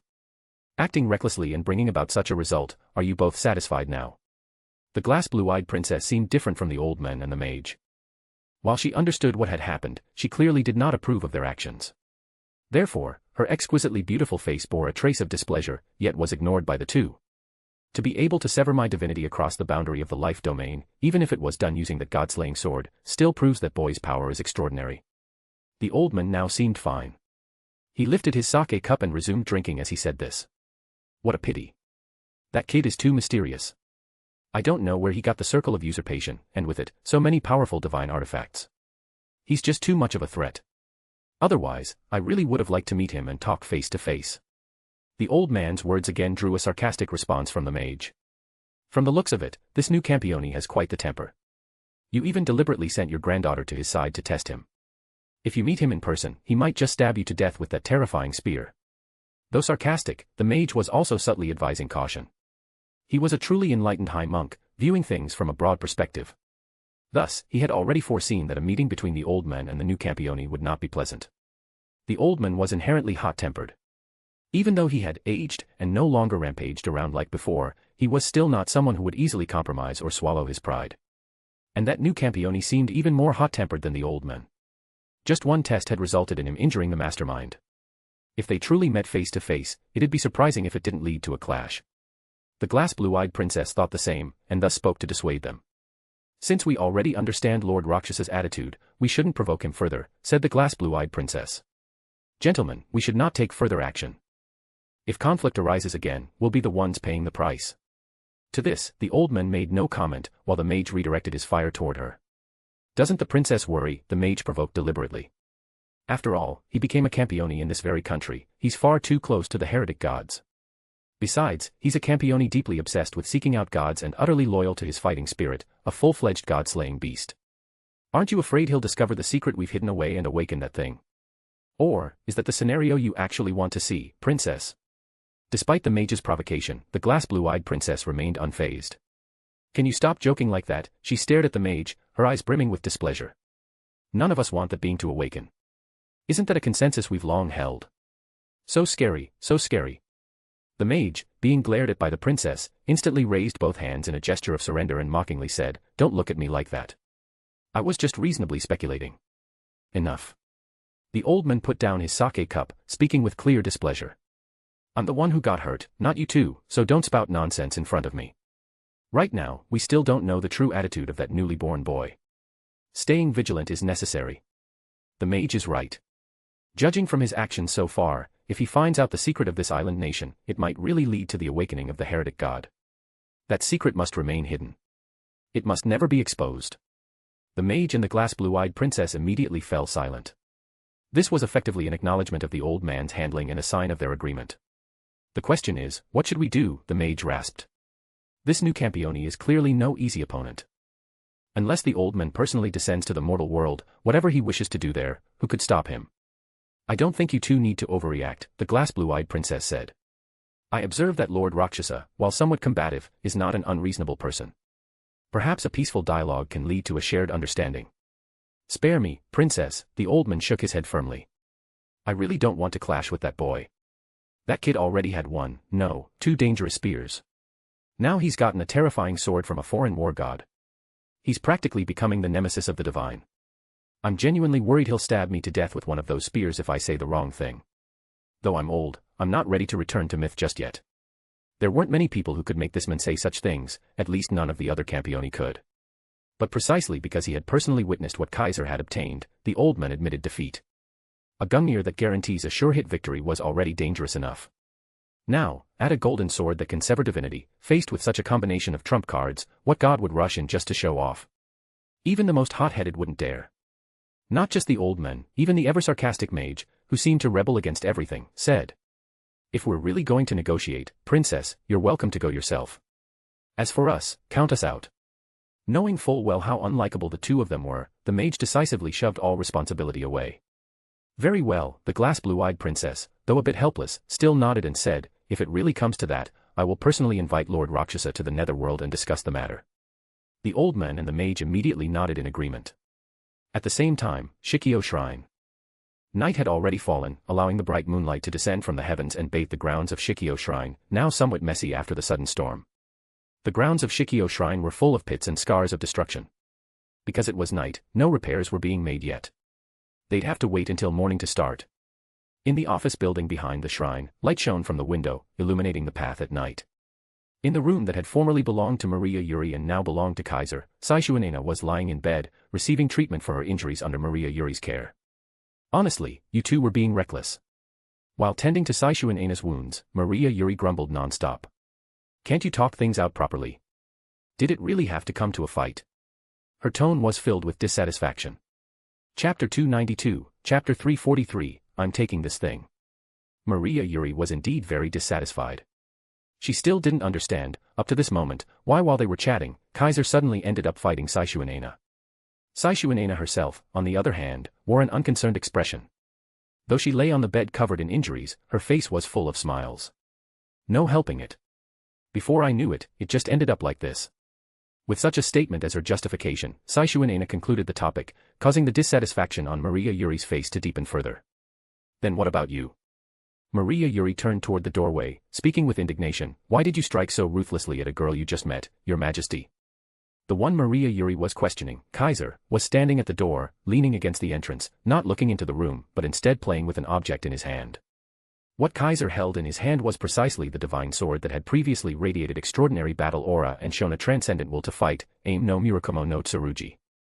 At this moment, the divine sword lay obediently in Kaiser's hand, as though it had lost all desire to resist, letting him toy with it. Ever since Kaiser grasped it and held it in his hand, this famed divine sword had remained this meek, completely void of its former edge. Clearly, once Kaiser held it, the divine sword finally sensed the existence of authority within him and realized what kind of dominance a Campione like him held over an existence such as itself, hence it yielded obediently.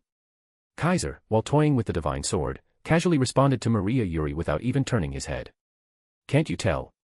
I already went easy on her more times than I can count." If Kaiser had truly intended to be ruthless, then how could Saishuanena still be cheerfully talking? If Kaiser had gone all out, then this Chief Haim Miko would have long since been turned into a puddle of minced flesh, not a single intact piece remaining.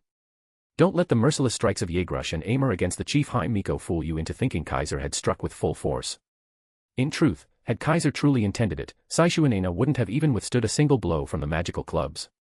With Kaiser's current strength, whether it was Yegrush or Aimer, if unleashed at full power, they possessed the terrifying might to obliterate an entire mountain in one strike. Though Saishuanena was a spirit possession user, and even with a divine spirit descending into her through her art, at best she could fight divine beasts or demigods, there was no way she could contend with Yegrush and Aimer. Thus, Kaiser had genuinely shown considerable mercy, which was why Saishuanena ended up merely in her current state. Despite the girl's body being covered in wounds, they were all just superficial. The proof being, after Maria Yuri treated her wounds and even used some healing spells, Saishuanena's injuries began rapidly recovering and were already nearly healed. In this regard, the person most aware was clearly Saishuanena herself. Thus, the girl echoed Kaiser's words. His Majesty truly did show mercy to Aina, otherwise Aina would certainly be dead right now. Saishuanena cast a gaze full of admiration and reverence toward Kaiser. Truly amazing. Even though Aina used Aim no Murakumo and even summoned Grandfather's divine spirit into her body, she was still completely defeated. His Majesty is indeed a god-slaying sovereign. Aina and Aim no Murakumo's challenge was indeed overestimating ourselves. The girl truly seemed to admire Kaiser, her eyes sparkling as she looked at him. Not a trace of resentment could be found in her expression despite her battered state. She was the epitome of a magnanimous Yamato Nadeshiko. Perhaps even if she had actually died by Kaiser's hand, she wouldn't have held any grudge against him. Of course, Kaiser also bore no ill will toward Saishuanena. After all, it's not your fault either. If you really think about it, you were just caught up in something beyond your control. Kaiser continued playing with Aim no Murakumo, speaking casually while doing so. The reason you came here, stood before me. I'm guessing someone sent you, didn't they? Hearing this, Maria Yuri froze. Sent. She looked at Saishu Aina in surprise. As expected, His Majesty has already seen through it. Saishu Aina seemed to be deifying Kaiser, and upon hearing him say that, she looked a bit embarrassed as she said, even Keiru and Mr. Amakasu could tell. Aina knew she couldn't hide it from His Majesty. What exactly is going on? Maria Yuri couldn't help but ask. Who sent you, Aina? There were two people who sent Aina. Saishu Aina apparently no longer intended to hide it and replied straightforwardly. One was grandmother from back home, the other was grandfather. Grandfather. Maria Yuri recalled what she had just seen through spirit vision, covered her mouth, and murmured, so it really was that old gentleman. Kaiser also turned his gaze over. Familiar with the original work, Kaiser naturally knew who Aina's grandfather, Maria Yuri's old gentleman, and the elders mentioned by Sayanomiya Keiru and Toma Amakasu truly were. They were a group of ancient beings, figures so old that even the History Compilation Committee and all the factions and clans within this nation's magical community had to take them seriously. Some were spirits, some demigods, some enlightened monks, some degenerated god ancestors, and even some were once heretic gods. They were entities beyond human understanding, nearly immortal, having detached from the laws of the mortal world, and chosen to live in seclusion in the netherworld. They had existed on this land since ancient times and held an inseparable bond with it. So although they lived in seclusion in the netherworld, they still occasionally interfered with the mortal realm and influenced the workings of forces including the History Compilation Committee. They generally didn't care about the tribulations the people of this land would face, but they did care when the land itself faced significant influence. Hence, when a factor capable of impacting the land's safety appeared, they would intervene in the mortal world. The grandfather Saishu Aina referred to and the old gentleman Maria Yuri mentioned was one of these beings. Maria Yuri had already recited his identity using spirit vision. Susanoo no Mikoto, also known by numerous names, Susanoo, Susanoo, Takea Susanoo no Mikoto, and others, was one of the three noble children born of Izanagi, the sea god of Aohara, the land deity of Izumo, and the god of storms. The Aim no Murakumo no Tsurugi was the sword he drew from the body of Yamada no Orochi. He had once rampaged across the land as a heretic god, but later grew weary of his deeds, shed his rebellious nature, and secluded himself in the netherworld. Saishu Aina called him grandfather only because he had bestowed the divine sword upon her and she served as his High Miko. In other words, the true master of Aim no Murakumo no Tsurugi was this old gentleman, not Saishu Aina. As for the grandmother Aina mentioned, she was the head of the Saishuan household. Originally, it was grandmother who wanted Aina to approach His Majesty, to build a good relationship and attempt to bring His Majesty over to our side. That's why she gave orders for Aina to come down from the mountain. Saishu Aina readily explained the whole affair. Because Aina had always been training in the mountains, she only learned about the emergence of a god-slaying king here after receiving grandmother's instructions. Initially, Saishu Aina was just curious about Kaiser and hadn't decided to immediately carry out the order. However, that was when the old gentleman she called grandfather appeared. Grandfather told Aina to bring Aim no Murakumo to test His Majesty's capacity. Saishu Aina looked at the Aim no Murakumo no Tsurugi in Kaiser's hand and said helplessly, but Aina didn't plan to challenge His Majesty right away, she intended to build a good relationship first. Who would have thought that Aim no Murakumo would be so impatient? Was it because of grandfather's instructions? After all, the sword belonged to Susanoo no Mikoto. It was his subordinate deity. When Saishu Aina encountered Kaiser and the sword developed a special fighting spirit toward him, that old gentleman in the netherworld fanned the flames and awakened the sword's power. That sudden storm was the handiwork of the old gentleman. Unfortunately for him, Kaiser saw through it. While entangled in battle with Saishu Aina, or rather, with Aim no Murakumo, he used the power of Yaegrush and Aimer to compete for control over the storm, and with the golden sword, severed a portion of the old gentleman's divinity, injuring him even while he was in the netherworld. On the surface, Kaiser struck Saishu Aina, but in reality, he struck Susanoo no Mikoto hiding behind the scenes. But why would the old gentleman target His Majesty? Maria Yuri felt puzzled by this. Didn't I just say? To test His Majesty's capacity. Saishu Aina answered as if it were only natural. It still doesn't seem that simple. Maria Yuri frowned, murmuring softly. Kaiser glanced at Maria Yuri. This High Miko's spiritual sensitivity really was strong, she had already faintly sensed that there was a deeper reason behind it all. Others might not know what those beings in the netherworld were scheming, but Kaiser understood completely. Because this country hid a tremendous secret, and that secret had everything to do with those people. No, more precisely, it was because of the secrecy and concealment by those people that it became a secret. And with a godslayer like him suddenly appearing here and displaying extraordinary capabilities, those reclusive entities in the netherworld could not possibly ignore him. Whether he could potentially become a great danger to this nation, or possibly uncover that secret, neither was something those elders were willing to tolerate.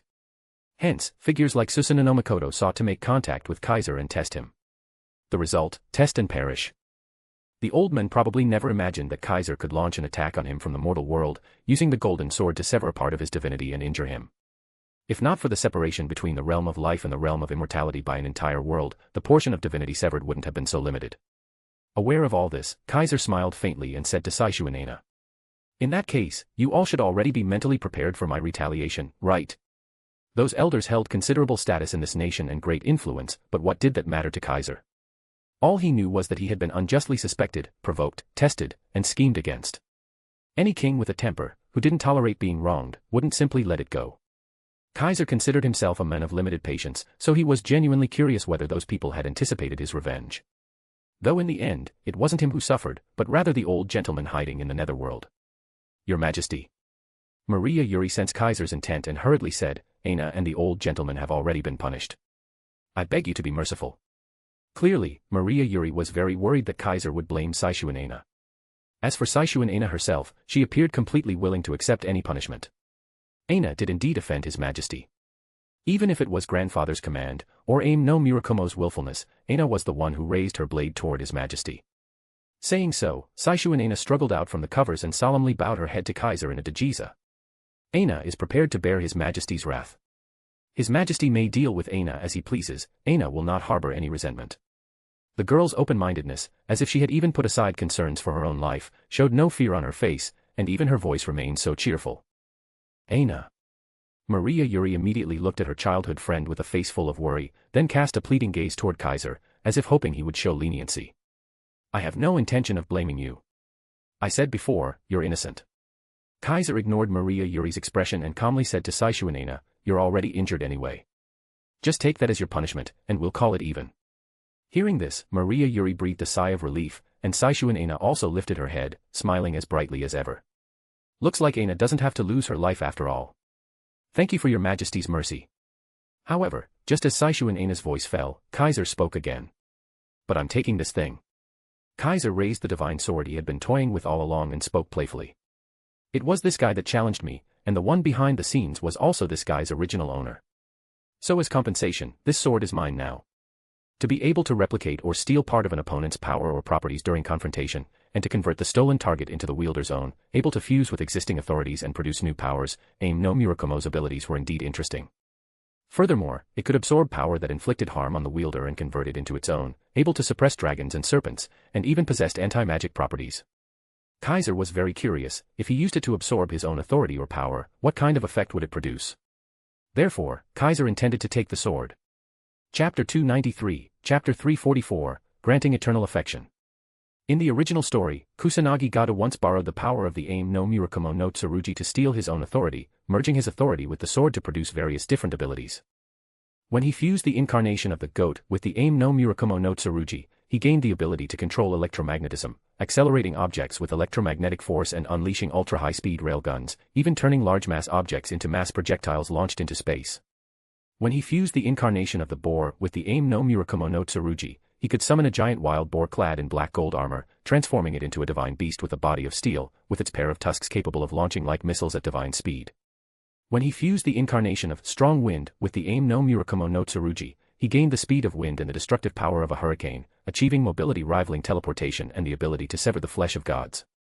When he fused the incarnation of the white horse with the Aim no Murakumo no Tsurugi, he could continuously release fragments of the sun radiating golden brilliance, with extremely terrifying destructive power.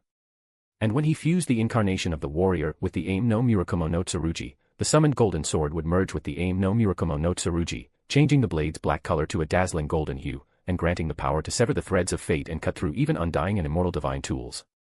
In addition, Kusanagi Gado also used it to steal, copy, and imitate many gods' authorities and powers, thereby displaying many different abilities.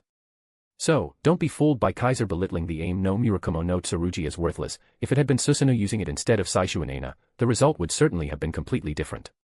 Its strength depends entirely on the opponent and the user's own abilities. The stronger the opponent, the stronger it becomes, the stronger the user, the stronger it will be. It is, after all, a steel sword god that manifests on earth in the form of a divine tool, and is a subordinate god of Susanoo. Thus, Saishuanena could also summon the spirit of Aim no Murakumo onto herself and use the divine power of this divine blade. Before Kaiser fought with Saishuanena, the Aim no Murakumo no Tsurugi had already attempted to inject its power into her body in order to temporarily control her and fight Kaiser. In addition, with Susanoo summoning a storm, the divinity of the Aim no Murakumo no Tsurugi was greatly stimulated, and its fighting spirit was maximized. Eager to battle Kaiser, Kaiser had cleanly and decisively initiated the fight. Even if Kaiser hadn't made a move against Saishuanena, under the influence of Susanoo and the Aim no Murakumo no Tsurugi, she would have eventually raised her blade against Kaiser. Because of this, Kaiser acted straightforwardly and without hesitation. Now, he didn't intend to blame Saishuanena, and he had already taught the mastermind behind it all a lesson. But this divine tool with such a unique ability, he had no intention of returning it to Saishuanena, or to Susanoo for that matter. This was already his spoils of war. Unlike the Gungnir, Trident, Golden Sword, and Yaegrush and Aimer, although the Aim no Murakumo no Tsurugi is also a divine tool, it is not essentially an authority. Those divine tools, Gungnir, Trident, Golden Sword, Yaegrush and Aimer, possess divinity and divine power, but because Kaiser slew their owners and usurped them as authorities, they became manifestations of those authorities. They were not only Kaiser's authorities but also exclusive weapons that recognized him as their master. Aim no Murakumo no Tsurugi was different. It was a god in itself, and so its sense of self was exceptionally strong. Upon recognizing how unusual Kaiser was, it immediately followed its nature as pure-blooded steel and challenged him. However, since it is a god, once defeated by the godslayer Kaiser, Kaiser naturally could use it as a sacrifice, offering it to the circle of usurpation to activate the grand god-slaying spell, the Dark Christmas Rite, and take its authority. That's exactly what Kusanagi Gata did in the original story. After defeating the revived Aim no Murakumo no Tsurugi that had possessed Saishuanena's body, the sword acknowledged him as its master. Though due to his reckless actions it turned into something no one could confirm was even an authority anymore, he did indeed gain ownership and the right to wield it. Now that the sword was in Kaiser's hands, he certainly wouldn't allow such a relationship to remain vague. Therefore, without waiting for Saishuanena's consent, Kaiser summoned the circle of usurpation and offered the Aim no Murakumo no Tsurugi as a sacrifice. As his back grew heavier, a massive power flowed into Kaiser's body, once again increasing his magical power. At the same time, Kaiser summoned the Aim no Murakumo no Tsurugi once more. At this moment, the Aim no Murakumo no Tsurugi was no longer Susanoo's subordinate god, but like Gungnir, Trident, Golden Sword, and Yaegrush and Aimer, had become a manifestation of his authority. Its appearance also changed. It was still 3 shaku, 3 sun, and 5 bu in length, a straight single-edged sword with no curve, but even without curving into a saber, its blade no longer reflected the brilliance of the sun, it had turned into a bottomless black. The hilt was black, the blade was black, and even the guard was black, pure and profound.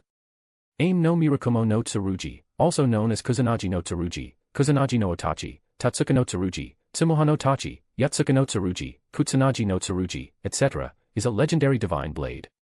In Kaiser's hands, this divine sword no longer concealed its sharpness, nor its original form. From now on, you'll follow me. Kaiser spoke calmly to the divine sword in his hand. The divine sword immediately responded. Yes. I am the so-called Aim no Murakumo no Tsurugi. The steel that shatters 1,000 blades. From now on, I shall obey my lord's commands. Now a loyal servant, both divine tool, authority, and exclusive weapon of Kaiser alone, its voice echoed in Kaiser's mind. Buzz. Kaiser activated his authority, golden pattern spreading over the pitch-black divine sword, covering it entirely and carving onto it an eternal exclusive imprint. With Kaiser's authority enhancement, the power of the Aim no Murakumo no Tsurugi had grown significantly stronger. Although the sword could steal, copy, and imitate a portion of the power and nature of its adversary and even fuse with the stolen power to produce new abilities, due to its limited capacity, overuse could result in damage to the sword itself. Now, after being empowered by Kaiser's authority and reinforced by his strength, its power had grown considerably, and its capacity had greatly increased. Even if it continued to copy and fuse more authorities, it would no longer be so easily damaged. And even if it were damaged, it didn't matter. As Kaiser's authority and exclusive weapon, as long as Kaiser lived, even if the Aim no Murakumo no Tsurugi were completely destroyed, it would be restored under the nurturing of his power. Ah. Suddenly, Saishuanena let out a startled cry, snapping Maria Yuri out of her trance as she gazed at the circle of usurpation, nearly triggering her spirit vision. What's wrong, Aina? Maria Yuri asked in a hurry. Saishuanena spoke with a bit of disbelief. I feel like my connection with the Aim no Murakumo has been severed. From now on, I might not be able to use the Aim no Murakumo no Tsurugi anymore. The Aim no Murakumo no Tsurugi is a divine tool, which in principle should be completely unusable by humans. But Saishu and Aina was an exception, being Susanoo's shrine maiden and a spirit medium capable of connecting spiritually with the sword. By summoning the spirit of Susanoo or the Aim no Murakumo onto herself and gaining divine power, she could freely wield the divine sword. Although, with Saishu and Aina's capabilities, she couldn't draw out much of the sword's power, only enough to deal with divine beasts or demigods, not enough to handle heretic gods. Even so, she still possessed strength at the peak of humanity, on par with the paladins of the magical world. But now, she could no longer use the Aim no Murakumo no Tsurugi. She couldn't even grip the sword, let alone summon its spirit onto herself. She was no longer the High Miko of the long sword. Not only Saishu and Aina felt this, even Susanoo, far away in the netherworld, sensed the departure of his beloved sword. Even the sword's been taken. What a stingy king. The strong old god could no longer taste the flavor of his wine, smiling bitterly again and again. Kaiser had no idea how foul a mood that sly old god was in now. He simply sheathed the Aim no Murakumo no Tsurugi and stored it back inside his body. This is my compensation and my spoils of war. Any objections? Hearing this, the shock on Saishu and Aina's face gradually faded, replaced with admiration and reverence as she looked at Kaiser, eyes sparkling. The king even conquered the Aim no Murakumo. That's amazing. The girl openly praised him, then said something shocking. Since the king has accepted the Aim no Murakumo, how about accepting Aina too? In an instant, the entire place fell silent. Huh? A question mark popped up above Kaiser's head. Aina. Maria Yuri also looked at Saishu and Aina in disbelief and said, What are you saying? Aina isn't speaking nonsense, Saishu and Aina said seriously. Aina originally came to build a good relationship with the king under Grandma's instructions. Before I left, Grandpa also told Aina that if the king was pleased with her, he wouldn't mind offering his shrine maiden to him. The king has subdued the Aim no Murakumo and defeated Aina. As the loser, submitting to the victor is only natural. So, if the king doesn't mind, please grant Aina the same status as Yuri, let Aina be your concubine, and bestow eternal affection on the Saishuan family. As she spoke, Aina gave a deep bow. Her etiquette was extremely formal, even more proper than the self-proclaimed graceful Erika. Completely unlike her open and forthright nature, it was clear she had undergone strict education. As the only daughter of the Saishuan family, even if her personality was a bit brash, her every move was elegant. Whether sitting or standing, she was extremely dignified. No wonder she was praised in the original work as surpassing anyone in ladylike upbringing. Unfortunately, Kaiser was not in the mood to admire this, and Maria Yuri even less so. I am not the king's concubine. Maria Yuri hastily protested. Really? Saishu and Aina looked doubtful. I feel like you and the king have a very close and natural relationship. Mr. Toma even provided Aina with intelligence, saying the king stayed in Yuri's room all night yesterday. Her tone and expression practically screamed she already knew that Maria Yuri had received the king's affection yesterday. He stayed here alone. Maria Yuri flushed bright red and raised her voice. I didn't stay here. So Yuri hasn't received the king's affection yet. Saishu and Aina nodded as if understanding, then said something even more shocking, then shall we do it together? Honestly, Aina is a bit nervous since I have no experience. I don't have experience either. Maria Yuri instinctively shouted, then suddenly realized what she said and yelled in shame and anger, no. I don't want to be pampered together with Aina. I see. Saishu and Aina smiled. Then Yuri can go first. Aina's not in a hurry. Just teach me a bit afterward. Such blunt talk rendered Maria Yuri completely speechless. Her mouth opened and closed like a goldfish, her face growing redder and redder, until she finally rushed out the door, covering her face in shame and fleeing. Saishu and Aina was left with a puzzled expression. What's wrong with her? The girl clearly hadn't realized how lethal her words were to a pure-hearted shrine maiden like Maria Yuri. The flustered High Miko fled the scene, leaving only Kaiser and Saishu and Aina behind in silence. Are you serious? Kaiser crossed his arms, looking at Saishu and Aina with great interest. Of course. Saishu and Aina nodded firmly, wearing a joyful expression as she smiled and said, Please, King, don't withhold your affection. Let Aina follow in your footsteps and walk the path of the tyrant together.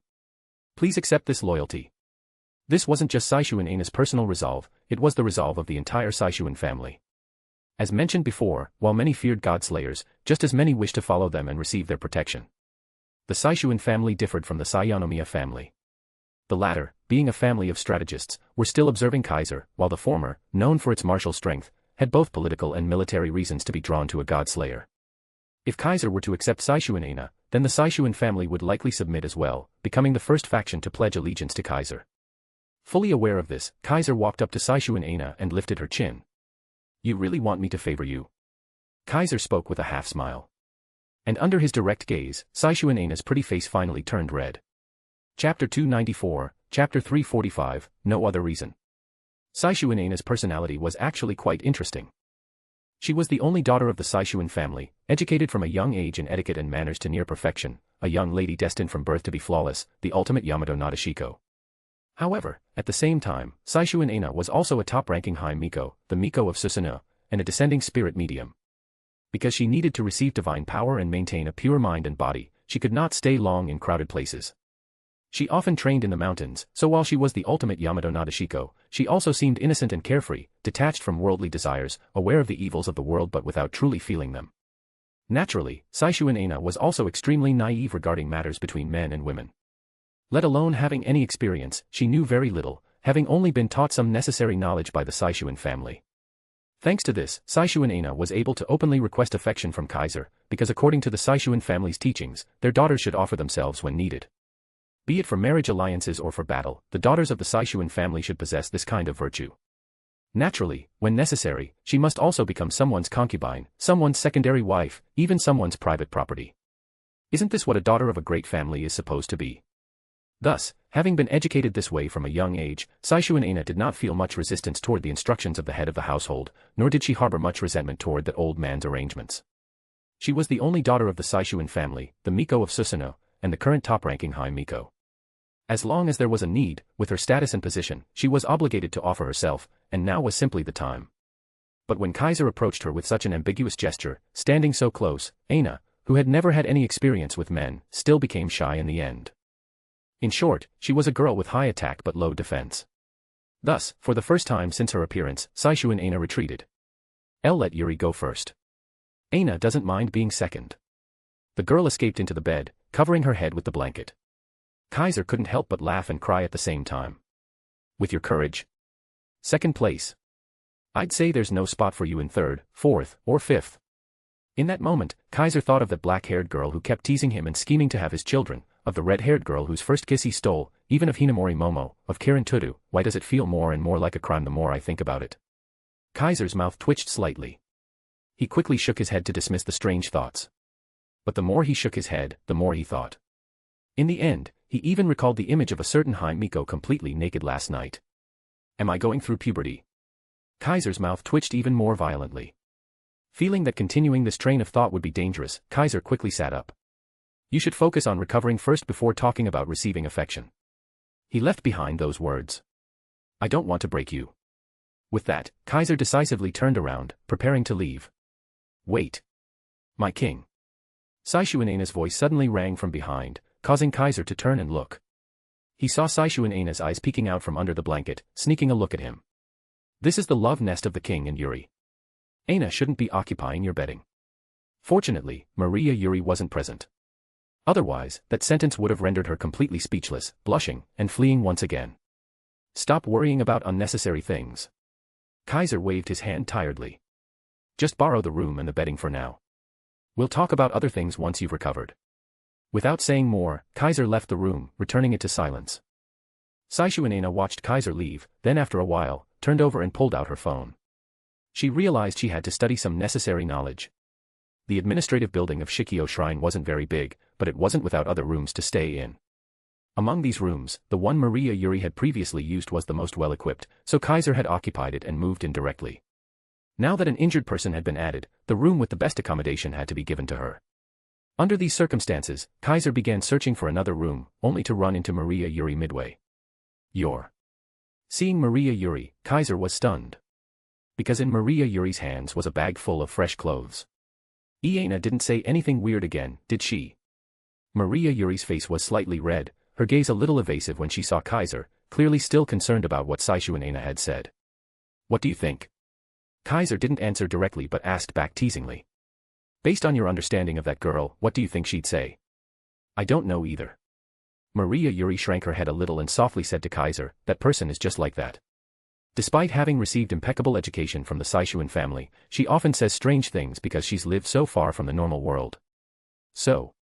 Kaiser found Maria Yuri's reaction interesting and smiled. What are you trying to say? I am trying to say. Maria Yuri timidly said, you don't have to take what Aina says too seriously, my king. Are you sure? Kaiser raised an eyebrow. This concerns the future of the entire Saishuan family. You're telling me not to take it seriously, is that really okay? Maria Yuri instantly fell silent. Clearly, when it came to the future of one of the four great families that oversaw the Japanese magical world, even Maria Yuri, no, especially because she was serious by nature, Maria Yuri couldn't casually tell him to ignore it. Let's put that aside for now. Seeing that Maria Yuri wasn't speaking, Kaiser didn't press the issue and instead asked, "Are you planning to stay here now?" Bringing a bag full of fresh clothes, there's no way he'd believe she didn't plan to stay. Because Aina's here. Maria Yuri said a little guiltily, I have to stay and take care of her. That's all. Kaiser looked at Maria Yuri with a half-smile. No other reason. And no. Maria Yuri's tone stiffened, still clearly guilty. No other reason. All right then. Kaiser shrugged. I thought Miss Maria was staying because she was afraid her childhood friend just made a bold statement and wants to keep an eye on us to prevent anything happening tonight. Maria Yuri fell silent again. This girl really was terrible at lying. All right. Kaiser stopped teasing her and waved. Then go keep Aina company. I'll go find another room to sleep in. Oh okay. Maria Yuri let out a huge sigh of relief, then quickly ran off. Kaiser once again resumed his search for a room, but vaguely heard a short scream from the room behind him. Aina. What are you secretly looking at all by yourself? The High Miko's embarrassed and indignant shout made Kaiser turn his head in confusion. What are they doing? Hearing the room behind him grow noisier, Kaiser thought for a moment, then decided not to join in. Two girls were getting worked up in there, it wouldn't be appropriate for a guy like him to intrude. Although he was curious why the two of them were making such a fuss, Kaiser still didn't want to disturb them. If I really end up taking both of them, I'll ask them what they do all day. Thinking this, Kaiser left the increasingly noisy room behind. At the same time, in the Balkan Peninsula. This was one of southern Europe's three major peninsulas, located in the southeastern corner of Europe between the Adriatic and Black Seas. It covered an area of about 550,000 square kilometers and had a population of nearly 55 million. Together with the Iberian Peninsula, home to Spain and Portugal, and the Apennine Peninsula, home to Italy, the Balkan Peninsula was one of the three major peninsulas of southern Europe. Its territory included Greece, Bulgaria, Albania, Montenegro, North Macedonia, and Bosnia and Herzegovina, as well as parts of Slovenia, Croatia, Serbia, Romania, and Turkey, not far from Italy. Because of this, some of Italy's magic associations submitted to the demon lord who claimed this region as his territory, the oldest Campione, Sasha de Anstalvoben. The Bronze Black Cross was one such group. The Copper Black Cross and Bronze Black Cross were the two dominant magic associations in Milan, and two of the seven sisters of Italy.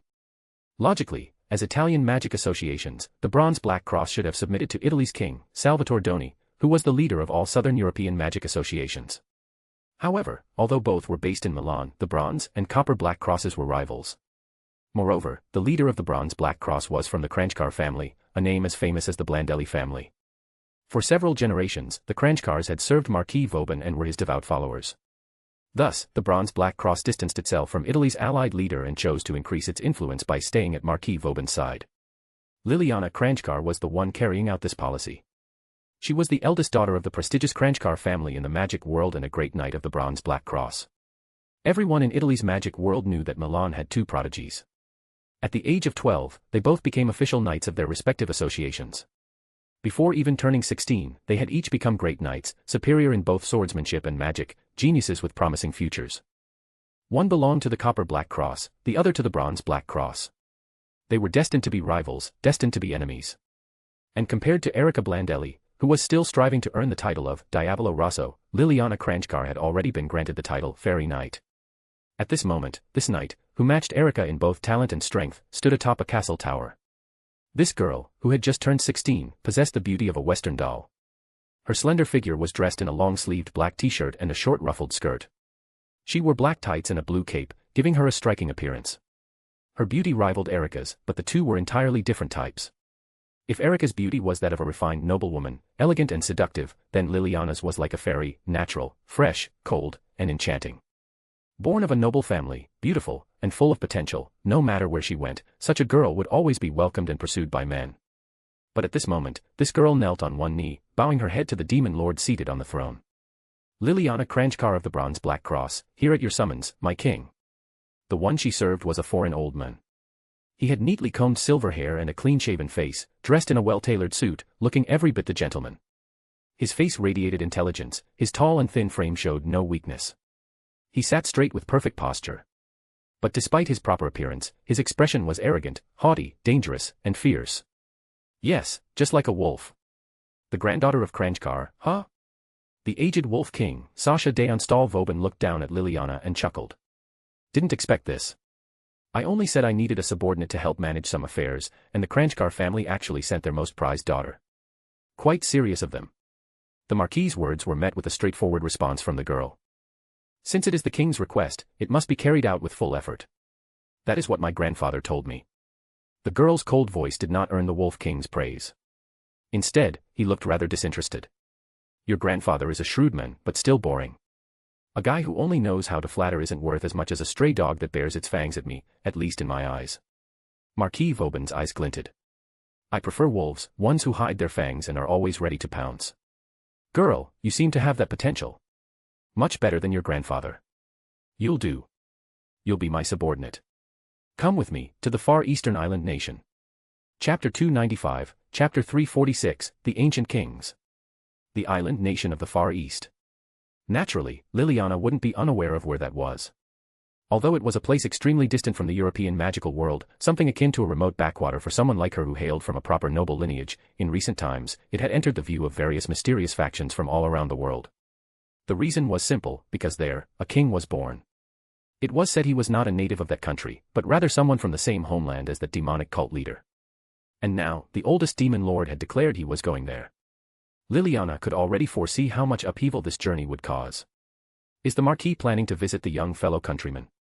Liliana tentatively said this, testing the waters. However, this statement was met with Vauban's sneer.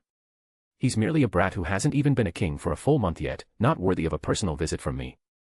As the oldest and most authority-laden Campione of this era, Vauban had the right to say such things.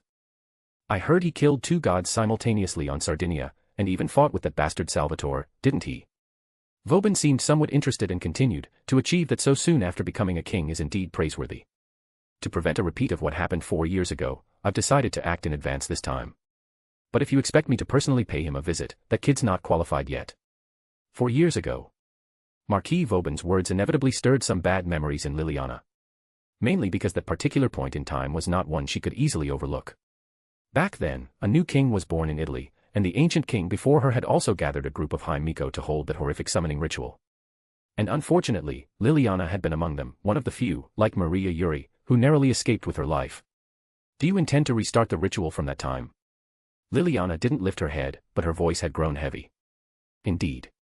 Vauban seemed to sense something, looked at Liliana with amusement, and candidly admitted, back then, I was played for a fool by that idiot Salvatore. Now, the positioning of the stars and the flow of the ley lines, after 4 years of realignment, once again hold enough power to summon a heretic god. Given that, how could I not seek vengeance? Although the conditions are not yet entirely ripe, when the tale of that young fellow countryman of mine spread, I happened to notice that among the many High Miko gathered 4 years ago, the one who exhibited the greatest potential seems to be in the place where that brat became king. Thus, Vauban had decided to act early and make the journey himself. If not for the events on Sardinia and the widespread news of Kaiser's battle with Doni, which sparked some interest in the young king, Vauban wouldn't have moved so quickly. Upon understanding this, Liliana no longer knew whether she should offer advice. If possible, she naturally didn't want the tragedy from 4 years ago to happen again, much less see a clash between 2 kings. But she was a knight. A knight could never defy her lord's command on her own. Even if she disobeyed, it would likely be meaningless, wouldn't it? If the oldest demon lord had decided on something, not only would she be unable to stop it, if she tried, she would surely fail and only cause unnecessary sacrifice. In that case, it would be better to take part herself, give her all, and strive to minimize the impact and protect as many innocent lives as possible. Thus, Liliana asked one last question. That place is the land where the new king was born. Is it really all right for you to barge in uninvited? Upon hearing this, Vauban laughed. So what if it's not? If that brat has any complaints, he can come and voice them to me in person. Hearing these words, Liliana instantly understood. This ancient demon lord before her was likely anticipating it too. Anticipating what kind of response the new fellow countryman, who had become a king for less than a month, already slain 3 gods, and survived a clash with the Italian sword king, would show upon his arrival. Would he pretend not to notice? Or come forward to object directly? Either way, for Marquis Vauban, it wouldn't be a bad outcome. If it was the former, he'd simply proceed with the ritual and battle the summoned heretic god. If it was the latter, then he'd duel with the new king who came to protest and see if he truly had that much power. Or perhaps, Marquis Vauban was even more hopeful for the latter, otherwise, he wouldn't act ahead of schedule. Go prepare. Marquis Vauban said no more and directly ordered, in 1 hour, I want to be on a plane bound for the east. What else could Liliana do? She could only nod in agreement. Jiangxi Province, China, Mount Lu. In this primeval mountain that maintained its natural form stood a small hermitage. It was extremely simple, resembling the kind of residence used by a reclusive scholar, giving off the aura of a spiritual paradise hidden from the world. After nightfall, not even the simplest kerosene lamp lit the place. It was completely hidden in darkness, its form unseen. Yet under such conditions, a figure silently arrived. It was a young boy, around 14 years old, with a handsome face, dressed in a black shirt and matching jeans. Disciple Luinghua seeks audience with master. The boy knelt on one knee, cupped his fists in a traditional style, and respectfully called toward the inside of the hermitage. O wise and valiant holy cult leader, your name shall endure as long as heaven and earth, your wisdom and compassion shall illuminate the world for eternity. As soon as the boy's words fell, a strong gust of wind burst forth from the hermitage and struck him head-on. Bang! With a muffled sound, the boy was blown away like a rubber ball, crashing into a tree and shattering its trunk. Immediately after, a voice echoed from within the hermitage. To dare visit a woman's residence at night, Inger, when did I teach you to become such a shameless person? It was a very pleasant female voice, so pleasant it could be called beautiful, like a heavenly maiden singing, akin to celestial music. Yet Luinghua showed not the slightest hint of being moved. Instead, he reacted as if facing a formidable foe, and also as if not daring to resist, scrambling to his feet at once. Master's reprimand is correct. This disciple was negligent. Judging by his practiced reaction, it was clear this wasn't the first time he had been blown away. Naturally, Luinghua would never tell anyone that last time, when he deliberately waited until daytime to report, he was still blown away just the same. If it's a matter that absolutely requires my personal command, it must be reported to me immediately. What if it's delayed? Deserves punishment. These were the words his master had said last time, which was why Luinghua had come to report at this hour of the night. Unfortunately, if he said that out loud now, he would definitely be sent flying again. Therefore, Luinghua wisely took the blame onto himself. This time, I'll let it slide. But if you repeat it, I won't spare you. Sure enough, the celestial voice inside the hermitage showed no awareness of her own fault and continued to speak. Speak. Why have you come at this hour of night? Seeing his master shift to the main topic, Luinghua quickly reported. Reporting to master, it concerns the Eastern Sea. Luinghua cupped his fists and bowed, speaking in a low voice, following the decree of the great holy cult leader, our Lu family and the 5 prisons holy cult have been monitoring the movements of the Eastern Shitian Palace all these years, never once neglecting our duty. Thanks to this, we believe the time may have come to once again campaign against the divine monarch. At these words, silence fell inside the hermitage for several seconds. After several seconds, the celestial voice reached Luinghua's ears. After a century, has the right time finally come? The owner of the voice seemed to be smiling, a beautiful and pleasant smile, yet it caused the very air outside the hermitage to tremble. What prompted you all to make such a judgment? The voice's owner asked. It is your newly born fellow countryman, the appearance of the 7th great king. Luinghua reported truthfully. A newly born fellow countryman, the voice's owner questioned in confusion, another god-slaying king has emerged? And in that tiny country of Hua. Clearly, this holy cult leader did not yet know that another fellow Campione had appeared. Understandable, she was a recluse. Though she was the martial alliance leader of China and the holy cult leader of the 5 prisons, commanding nearly all of China's martial world and 30% of its Taoist practitioners, she had not investigated her fellow Campione in over 200 years since usurping a god's authority. Because she had no interest. Luo Tsuelian was a king who proclaimed herself sovereign over heaven and earth, a martial peak who sought defeat despite being undefeated. She had no need to show her majesty to others, nor to remember those who were irrelevant. Whether they were Campione or not, if they provoked her, she would crush them with her fists and annihilate them with her palms. That was the conduct of one who had reached the pinnacle of martial arts, the style fitting the king of Wuxia. Given that, even now, when Kaiser's legend was spreading like wildfire, this holy cult leader still didn't even know his name. Luinghua respectfully said, in other words, the new king is your true junior, a fellow countryman who, like you, carries the blood of the Yan and Huang emperors. Oh, the celestial voice sounded surprised, then pleased. Is that so? So, in the land I govern, another great warrior capable of slaying a god has emerged. Exactly so. Luinghua raised his voice and said, we have received word that the new king seems to be pursuing another heretic god. For that, he submitted a request to the authorities in Hua and obtained relevant intelligence. Because of this, the new king also went to southern Italy, where he demonstrated valor and slew 2 gods. Now, that king has returned to Wa, and he most likely is still seeking out gods to confront. As long as he learns of the divine monarch's existence, as your fellow Campione, he will never stand by idly. This is the opportunity. Chapter 296, Chapter 347, People Gathering. In the silent deep mountains, Lu Yinghua's voice rang out clearly, reaching the ears of the person inside the hermitage. The figure inside the hermitage finally floated out and landed in front of Lu Yinghua. She was an unparalleled beauty whose appearance matched that heavenly voice. She had a dignified face like jade and black hair as smooth as silk. Her hair was braided into 3 strands, 2 hanging in front, 1 hanging behind, adorned with a lotus hair ornament. She wore a white hanfu with long sleeves and a long skirt-like lower garment, topped with a flowing outer robe. Even the darkness of night could not conceal her beauty. She was as dazzling as a celestial maiden descended from the heavens. She looked like a 17 or 18-year-old girl, her stance graceful, her body light yet voluptuous, her figure alluring and captivating. Every part of her exuded charm, making it hard to believe that she was a martial arts king who had lived in the world for over 200 years. If she weren't a king, she would still be a woman who could drive kings mad. If she didn't practice martial arts, she would still be an enchantress capable of killing with her beauty alone. Unparalleled beauty, peerless grace, captivating a nation, bringing ruin, charming the people, unmatched elegance, all the highest praises could be used on her. Outshining Diao-chan, surpassing Shishir, making fish sink and geese fall, eclipsing the moon and shaming the flowers, for this woman, such feats were effortless. She was Luo Tsuelian, also known as Luo Hao, one of the oldest Campiones of the same generation as Marquis Vauban, the strongest martial artist of the present age, a master of martial arts at its absolute peak. You finally brought a good piece of news for your master. Luo Hao looked down imperiously at Lu Yinghua, who saluted with clasped fists, and smiled. Very well. Since he shares my bloodline and is truly my compatriot, then he would never allow our nation's hero to be raised by the Japanese. Let alone that he's pursuing a war of gods. A junior, is it? In these years, quite a few Campiones have emerged outside.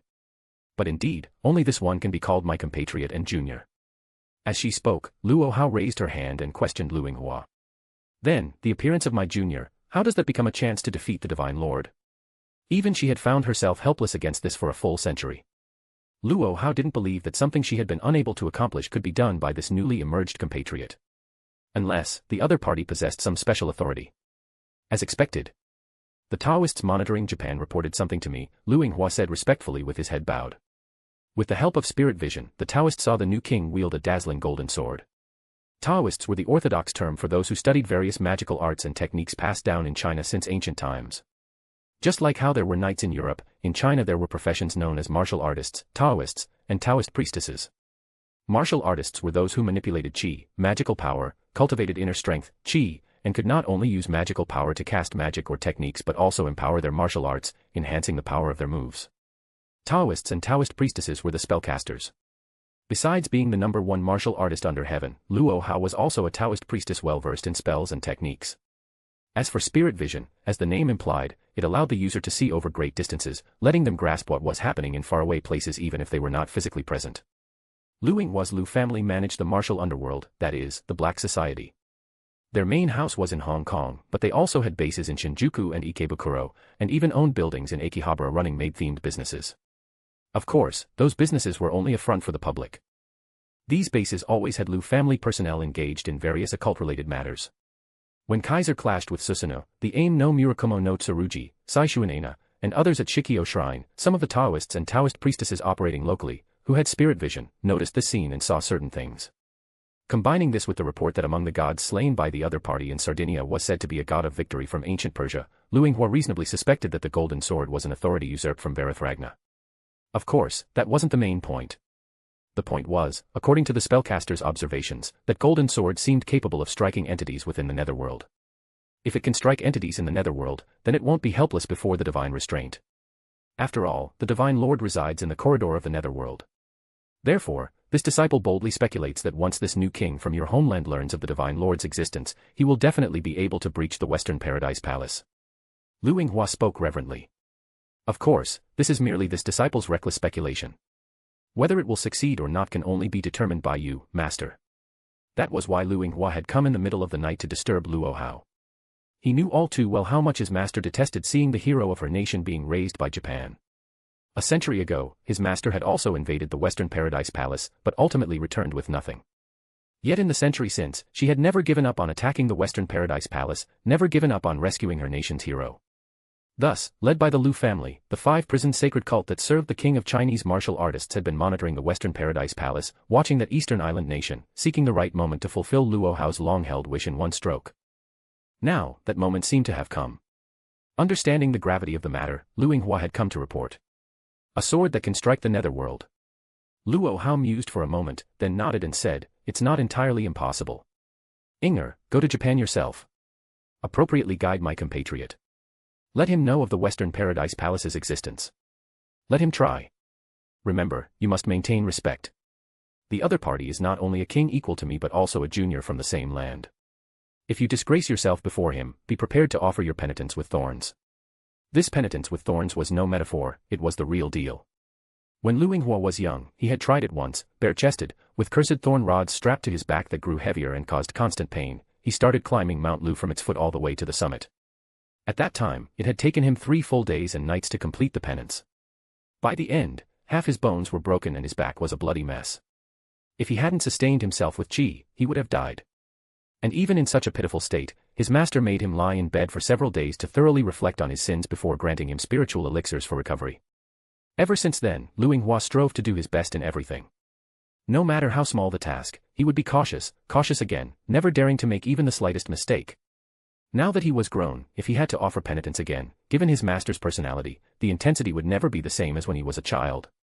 Thinking this, Luo Hua became fully serious. Yes. This disciple swears to complete the mission. No sooner had he spoken than Luo Hua was sent flying. "I told you to show respect to the new king, what are you swearing your life for?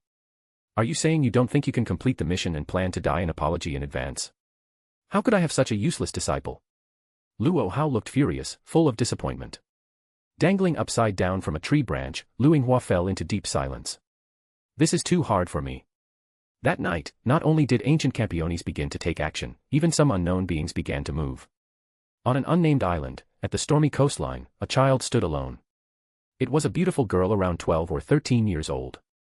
Though young, the girl was striking in appearance, petite in figure, her face perfectly proportioned, like a classical doll created by a master craftsman who bet his life skill, charming and exquisite. Her golden curls formed elegant waves, but she wore an overly mature and seductive black gown. Though this outfit clearly didn't suit such a young girl, for some reason, it looked especially fitting on her. At this moment, the young girl faced the wind and waves, shouting toward the sky. "Uncle! Guinevere is heading to the far east."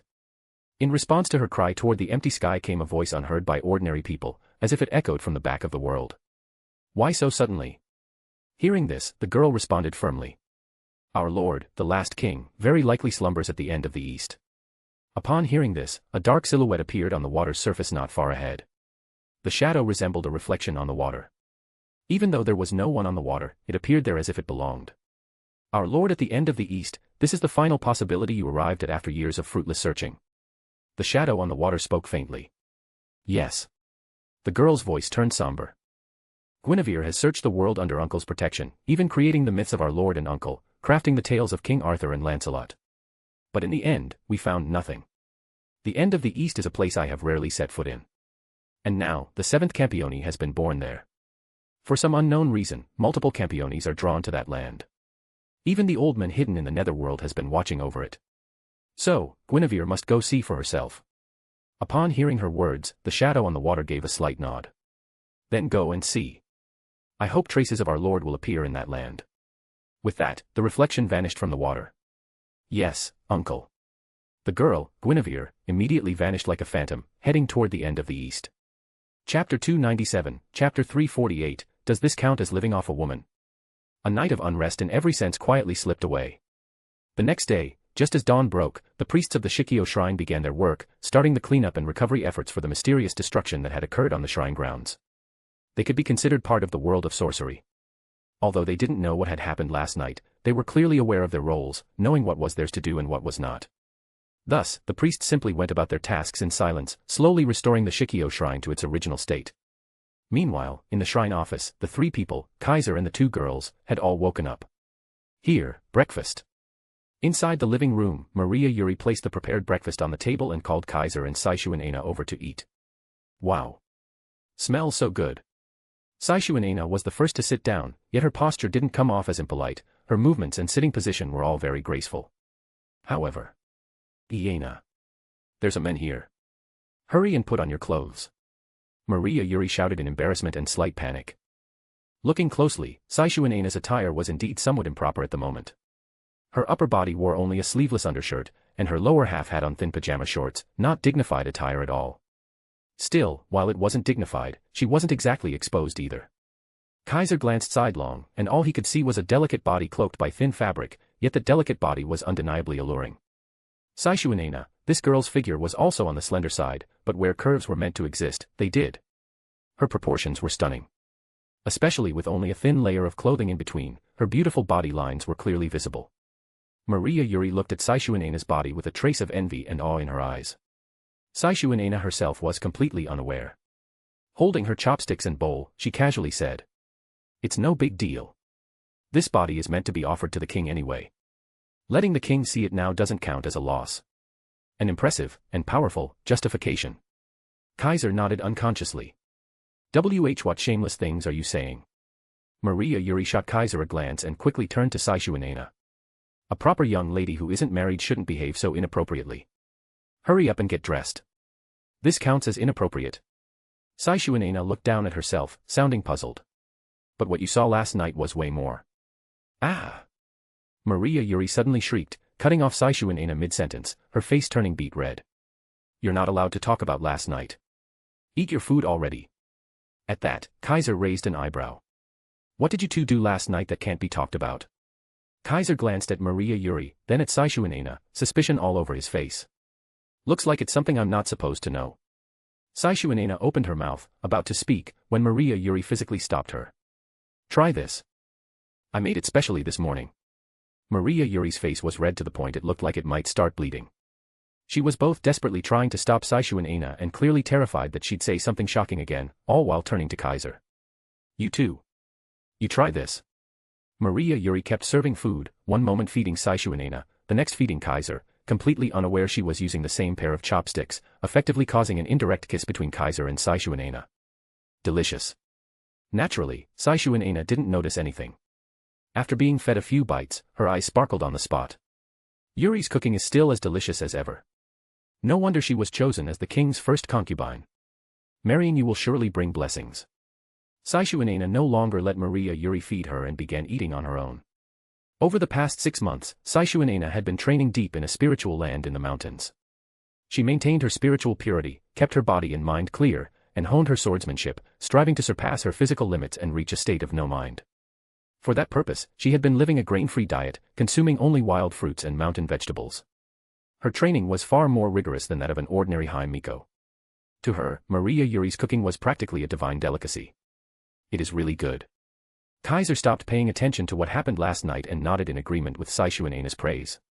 As far as he knew, Maria Yuri's parents both worked, her father at a fast food chain, and her mother as a culinary instructor. Both were in the food industry. Thanks to this, Maria Yuri had decent cooking skills and often helped out her busy parents by cooking at home, preparing lunchboxes daily for herself and her younger sister. Though she may not be a professional chef, the food she serves to guests will never be lacking. Kaiser chewed on a side dish and offered his commentary freely. Exactly. Saishuanena nodded repeatedly as she ate her rice. It's just plain and simple food. You don't have to praise it that much. Maria Yuri felt both relieved that the earlier topic was dropped and a bit embarrassed by the compliments. By the way, the Maria family isn't a prestigious household like the Saishuan family, right? Kaiser recalled something and looked at Maria Yuri. With you making food for me every day, do you have enough money for groceries? The Maria family did have some fame in Japan's sorcery circles, but the fact that her parents held regular jobs made it clear, they weren't some grand noble house, just a small family with some heritage.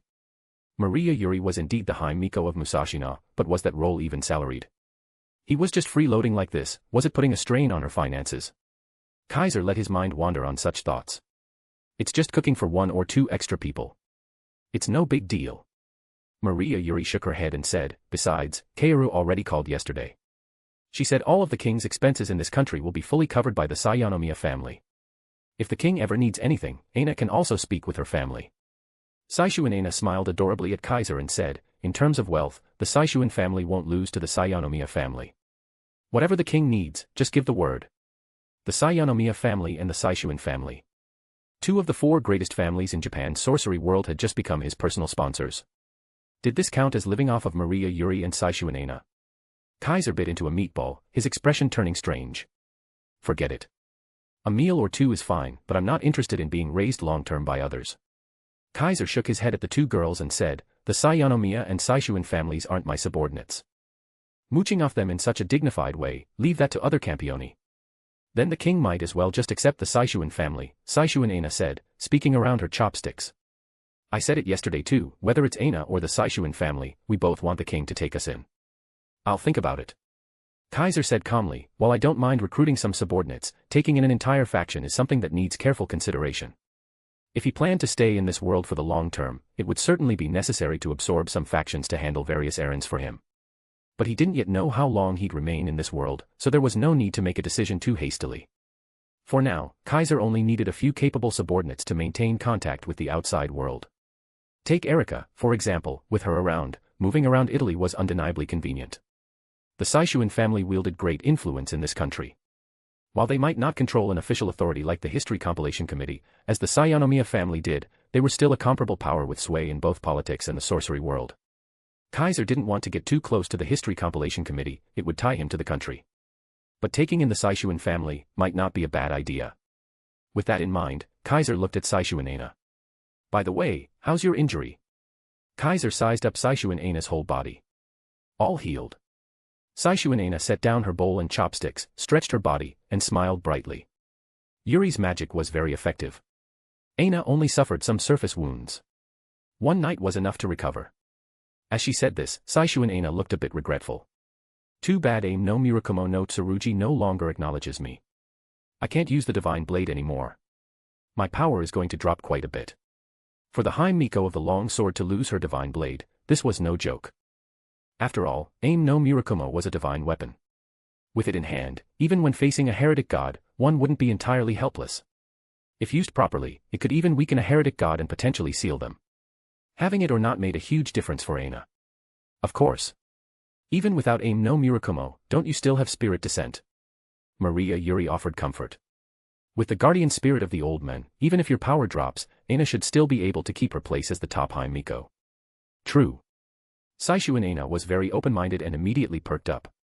In that regard, Aina is still very confident. Even without being the High Miko of the long sword, Saishuin Aina was still the Miko of Susanoo no Makoto. As long as she used spirit descent and called upon the divine guardian spirit, she could still wield divine power. At the very least, someone like Erika likely wouldn't be her match. Please don't abandon this Aina. Grant me your favor, my king. Saishuin Aina bowed to Kaiser, bringing up the old topic once more. Chapter 298, Chapter 349, How can the High Miko of the long sword be without a sword? In the living room of the shrine office. Kaiser did not immediately respond to Saishuin Aina, but instead continued to eat his meal with a calm expression. It wasn't until Saishuin Aina thought she had no hope and began to feel disappointed that Kaiser silently swallowed his last bite of food and stood up. Clang! A long spear radiating ancient divinity was cast down, piercing the floor and standing upright before Saishuin Aina. If you truly wish to pledge your loyalty to me, then swear upon this spear. Kaiser spoke the same words that only Maria Yuri had heard until now. Yes. Yet Saishuin Aina didn't hesitate for even a moment, not even questioning why she needed to swear upon a spear, and straightforwardly followed Kaiser's instruction. I, Saishuin Aina, hereby swear to devote this life and body to my king, never to betray. The moment Saishuin Aina's vow fell, the runes on the tip of the gungnir gleamed briefly. Suddenly, Saishuin Aina felt a throb in her heart, as if a voice were telling her that should she break this vow, the consequence would be death by a spear through her heart. It felt as though an invisible shackle had wrapped around her, both binding her and linking her to this ancient divine spear before her. So that's what it is. Saishuin Aina had received relevant education and was also familiar with Kaiser's information, so she immediately recognized the origin of this spear. At the same time, she understood that since she had sworn upon this spear, the vow could never be broken. Even without Kaiser lifting a finger, the spear itself would become a shooting star, flying across the heavens to pierce her. Even if she were on the other side of the world, even in a world different from the realm of the living, she would still be impaled by this unerring, inescapable spear. It could be said that, with the gungnir in hand, Kaiser would never again need to worry about betrayal. Though, judging from the original story's plot, Maria Yuri and Saishuin Aina were not the type to betray others. However, one of them had a personality deeply concerned with the nation and its people, while the other was backed by a scheming deity and a large, influential clan. Even if the two had no such intentions themselves, they might still be used or manipulated, sold out without even realizing it. So, just in case, and also to test the Gungnir's capabilities in this regard, Kaiser had both of them swear upon it. With this, even if something troubling were to occur, as long as it concerned Kaiser's own interests, the binding of the vow would alert them, making them clearly understand what should and shouldn't be done. Not only Maria Yuri and Saishuanena, when Erika arrived, if she still wished to swear loyalty to him, Kaiser would ever swear upon the Gungnir as well. Even though Erika was someone who would never violate the spirit of chivalry, her backing, the Copper Black Cross and the Blandelli family, might not necessarily remain uninvolved, so this was the safest method. Saishuanena might be naive and innocent, but that didn't mean she understood nothing. As the saying goes, great wisdom appears simple. Saishuanena may not be scheming, but her mind was sharp enough, so she immediately understood Kaiser's concern. To this, Saishuanena didn't mind at all. Just like she had said before, she was someone with clarity and decisiveness. Since she had already decided to serve Kaiser, and her grandfather and family had instructed her to do so as well, she would now only serve Kaiser. Even without swearing upon the Gungnir, she would still prioritize Kaiser above all else. That was an inevitable result of her personality. Thus, not only did Saishuanena have no complaints about the matter, she instead cheerfully said, "Now Aina is king's person, right? Can king dote on Aina now?" Saishuanena's bold statement once again made Maria Yuri flush red with embarrassment. "Aina?" Maria Yuri looked at her with reproach. "Didn't you say you wanted to be second?" Kaiser replied nonchalantly, "Then you'll be behind Maria." "King." Maria Yuri looked at Kaiser with a face full of astonishment. "Understood." Saishuanena immediately hugged Maria Yuri and smiled, "Then Aina will offer herself to king after Yuri has been doted upon." You too." Maria Yuri's face instantly turned bright red, not knowing whether it was out of anger or shame, causing her to cry out, "I won't do that kind of thing." Unfortunately, neither Kaiser nor Saishuanena paid her any attention. "Wait for me a moment." Kaiser said this to Saishuanena, then left the living room and returned to his room from the night before. 5 minutes later, Kaiser returned to the living room. In his hand, there was now a sword. A tachi with an oval guard carved with 6 open slits, decorative patterns at the front end of the hilt, a white ribbon at the end, curved grooves along the blade, and a series of embossed curves along both sides of the blade. Maria Yuri and Saishuanena were instantly captivated by the sword. They couldn't help it. "What a beautiful sword!" Saishuanena blurted out in admiration. "This sword." Maria Yuri, through her exceptional spiritual sense, could feel the extraordinariness of this blade. Upon closer inspection, the blade, guard, and hilt were all completely white, as if made of snow, beautiful and pure. How can the High Miko of the long sword be without a sword? Kaiser chuckled and handed the pure white blade to Saishuanena. "I'm giving this sword to you." Upon hearing this, Saishuanena immediately looked up, casting a look of disbelief at Kaiser. "King, giving it to me?" Saishuanena seemed delighted. "Yes." Kaiser placed the sword in Saishuanena's hands and said, "I can't give you the aim no Murakumo no Tsurugi, so use this sword from now on." Though it can't compare to a legendary divine sword like aim no Murakumo, this blade's power is already quite exceptional for a human. This was a sword personally created by Kaiser. Last night, before falling asleep, Kaiser had studied the effects produced by fusing the aim no Murakumo with his various powers. The results were promising. The aim no Murakumo not only could fuse with divine weapons manifested from his various authorities, but also with all the signature weapons that acknowledged him as master. Among them, after fusing with the Crown of Heavens, the aim no Murakumo even materialized the phantoms of various Zanpakuto summoned by the Crown of Heavens. After being materialized, the Zanpakutos were identical to their originals. Aside from lacking the abilities of the originals, their power and properties were the same, and they even inherited part of the characteristics of the aim no Murakumo, greatly enhancing their utility and strength. Now that Saishuanena had sworn loyalty to him, Kaiser naturally wouldn't let this High Miko of the long sword go empty-handed and weaponless. Aside from spirit possession, Saishuanena's greatest strength was her swordsmanship. Having long held a legendary divine sword, Saishuanena naturally wouldn't neglect her sword training. With a powerful sword, Saishuanena's full strength could be realized. Considering this, Kaiser returned to his room, again used the aim no Murakumo fused with the Crown of Heavens to materialize multiple Zanpakuto, and selected one of them to serve as Saishuanena's weapon. This sword isn't a divine weapon, but it far surpasses ordinary famous swords and blades. Even compared to well-known magic swords or holy swords, it's not inferior, perhaps even superior. Kaiser began his explanation. Its prototype was a sword used specifically to sever and send off souls, so it possesses properties that are especially effective against spiritual bodies. Its formation owes much to the aim no Murakumo, so it also possesses some of that sword's power, namely the characteristic of steel and the power to break magic. Soul reaping power against spirits, the steel trait effective against dragons and serpents, and the anti-magic property, this sword possesses all three. For most weapons, possessing even one of these traits would qualify it as a famous sword, magic sword, or holy sword, let alone all three. Because of that, among weapons humans can wield, this sword was already of the highest tier. At the very least, Erika's famed magic sword Coeur de Leon was inferior to this one. With it, even without the aim no Murakumo, Saishu Aina could exert peak-level human combat power and stand on equal footing with a paladin-class character. And combined with spirit possession, even divine beasts would not be beyond Saishu Aina's ability to challenge. To maintain its existence, Kaiser also infused a great deal of magical power into the sword and used some knowledge of crafting artificial divine weapons to elevate it into a spiritual blade just beneath the level of divine swords. I hope you'll make good use of it. After Kaiser said this, Saishu Aina immediately embraced the blade lovingly and cast a grateful gaze at him. Thank you, King. Aina will definitely make good use of it. Saishu Aina asked joyfully, does this sword have a name? Kaiser nodded. The sword is named Sodi no Shirayuki. This was Kachiki Rukia Zanpakuto. Sodi no Shirayuki, like Hyarinmaru, was originally an ice-type Zanpakuto. Its ability was to emit cold air from its tip, freezing anything it touched. The Sodi no Shirayuki that Kaiser created did not possess the original's ability, but its sharpness, durability, hardness, and strength far surpassed it. It also possessed 3 special traits, making it a spiritual sword filled with essence. And the reason this sword was chosen to be Saishu Aina's sidearm was simply because it looked beautiful. After all, Sodi no Shirayuki was renowned in the Soul Society as the most beautiful Zanpakuto, and it matched perfectly with Saishu Aina, the ultimate Yamato Nadeshiko and child of nature. Sodi no Shirayuki. Saishu Aina murmured the name, etched it deeply into her memory, and solemnly placed it into the sword bag that previously held the aim no Murakumo. Congratulations, Aina. Seeing her childhood friend so happy, Maria Yuri genuinely felt glad for her. Thank you, it's all King's reward. Saishu Aina's face was full of joy. Chapter 299, Chapter 350, Meeting this Elder. After the matter of gifting the sword, Kaiser and the other two separated in the clubroom.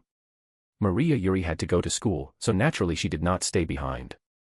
Saishu Aina took her phone, which was about to run out of battery, and went outside. She seemed to be preparing to report her allegiance to Kaiser to the one in the netherworld as well as to the Saishuan family. The History Compilation Committee appeared to have anticipated this development and never sent anyone to interfere. Only Sayanomiya Kaoru made a phone call to Maria Yuri to chat about a few things. Thus, Kaiser remained alone in the clubroom, sitting in front of the low table, absent-mindedly pondering. Now that things are settled here, is it time to take care of the main matters?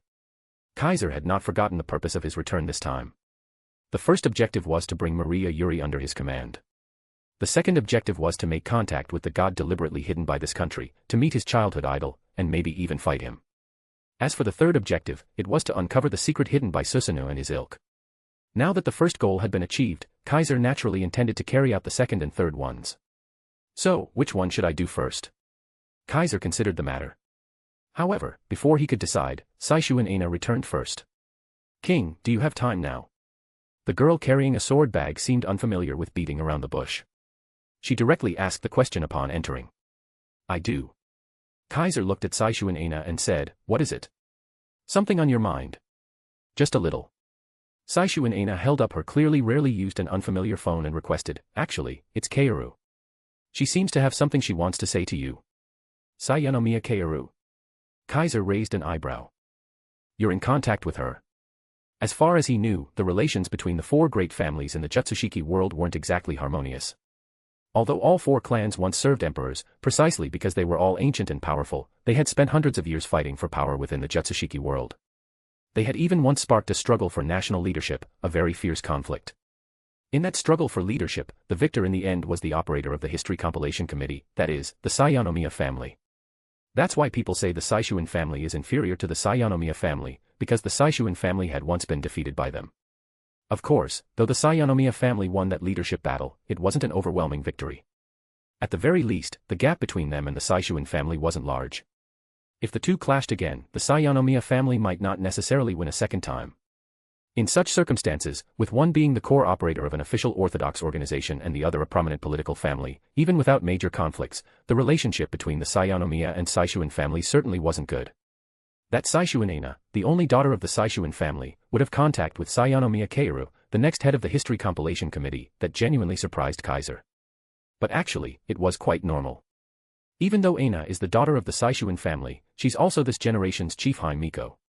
Saishuan Aina blinked and said, spiritual practitioners in the Jutsushiki world are obligated to assist the History Compilation Committee.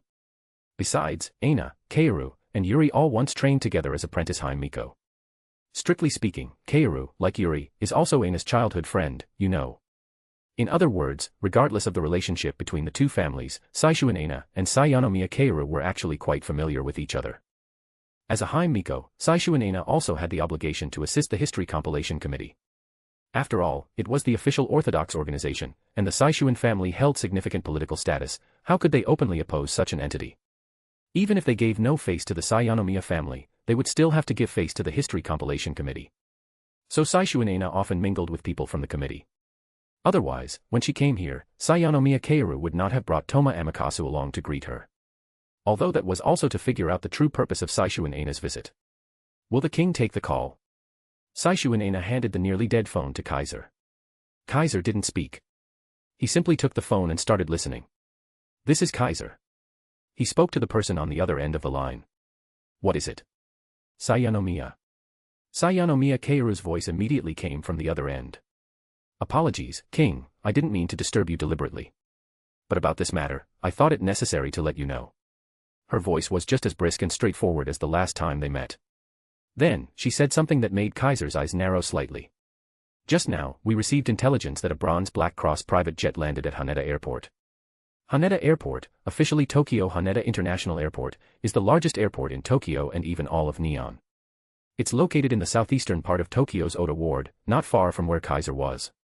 Bronze Black Cross. Kaiser more or less knew who had arrived. They sure came quickly. Kaiser said calmly. Did you assign someone to follow them? We did at first. After all, they're one of the magic associations that dominate Milan. Their sudden, high-profile visit naturally warranted surveillance. Sayanomiya Kaoru's voice turned solemn and low. But not long ago, all our people lost contact. The committee sent others to investigate, only to find that without exception, every one of them had turned into human-shaped statues of solid salt.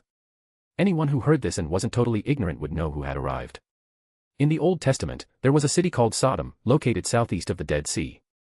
It was a city known for indulging in male lust and uninhibited same-sex pleasure. Its depravity became a sin so great that it disturbed God, who rained sulfur and fire from the heavens upon it, burning the city down. Those who looked upon the city's destruction were turned into pillars of salt. And the Campione had once usurped an authority from the one-eyed Roman god of war, Horatius Cockles, an authority that turned anything looked upon into a pillar of salt, thus recreating the Old Testament's tale of Sodom's destruction. The Witanagamot named this authority, Eye of Sodom. And the one who possessed this authority was the oldest living Campione, Sasha de Unstalvoben. Causing such a ruckus right from the start. Kaiser laughed, but there was no amusement in his eyes. If I say he didn't come looking for trouble, no one would believe it, right? At those words, Sayanomiya Kaoru, as if she hadn't heard him, said. It seems he hasn't left Oda yet. But as for his exact location, we don't dare continue the investigation. Clearly, the History Compilation Committee had also realized who the visitor was. As the oldest demon lord, Vauban, unlike Luo Hao who remained secluded in the mountains, had been active, or rather, rampaging, across the world.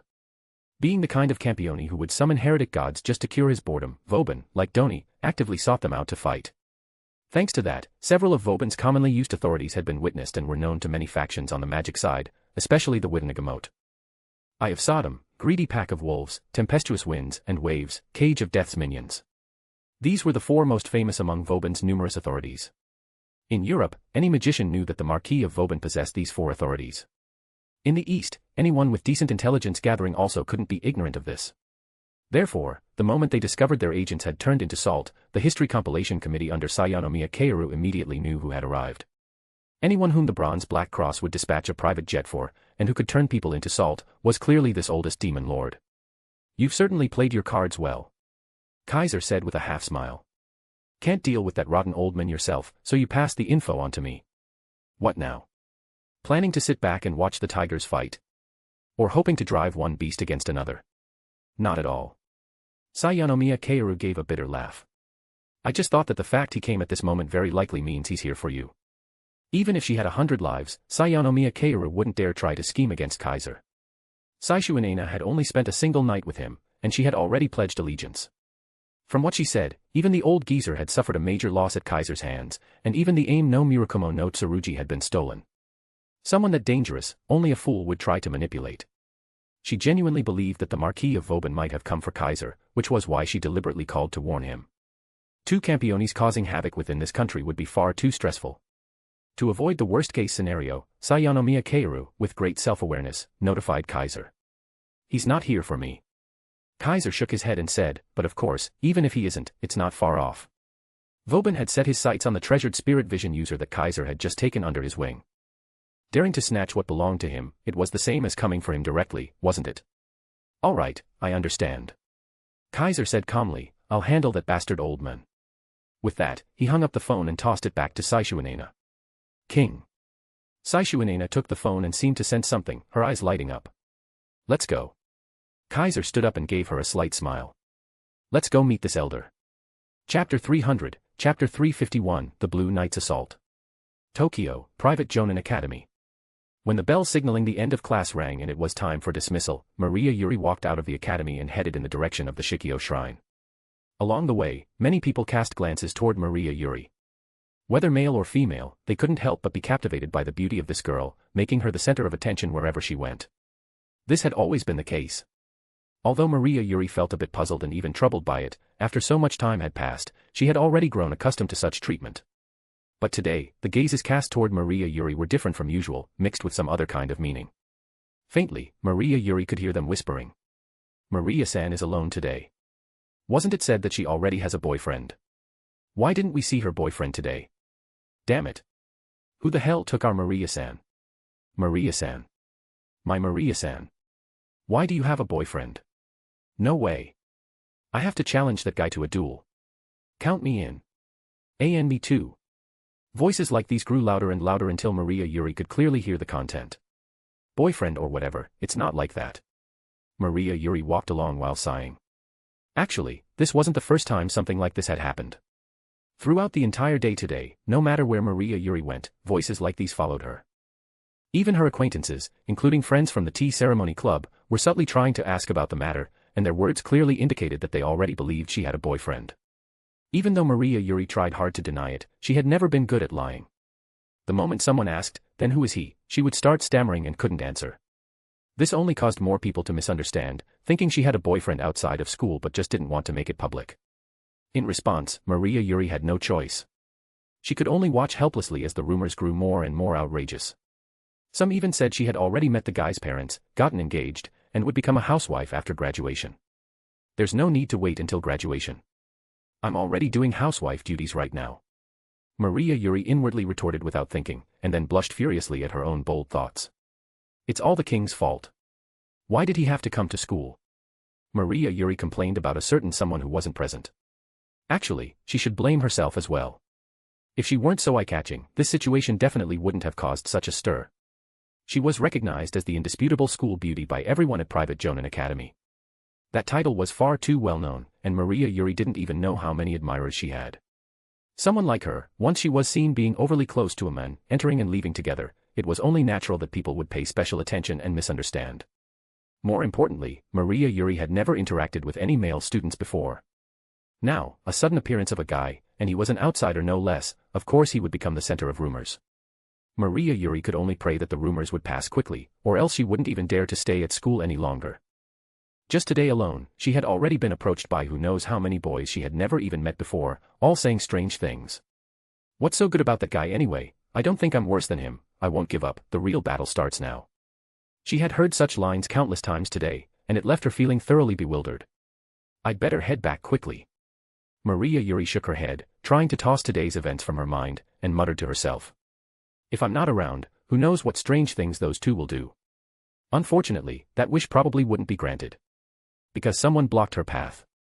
It was a girl wearing a blue and white outfit, with fairy-like beauty and figure, but carrying a majestic expression like a knight. Maria Yuri couldn't help but stop in her tracks. Long time no see. The Blue Knight spoke first, casting a sharp yet nostalgic gaze toward Maria Yuri.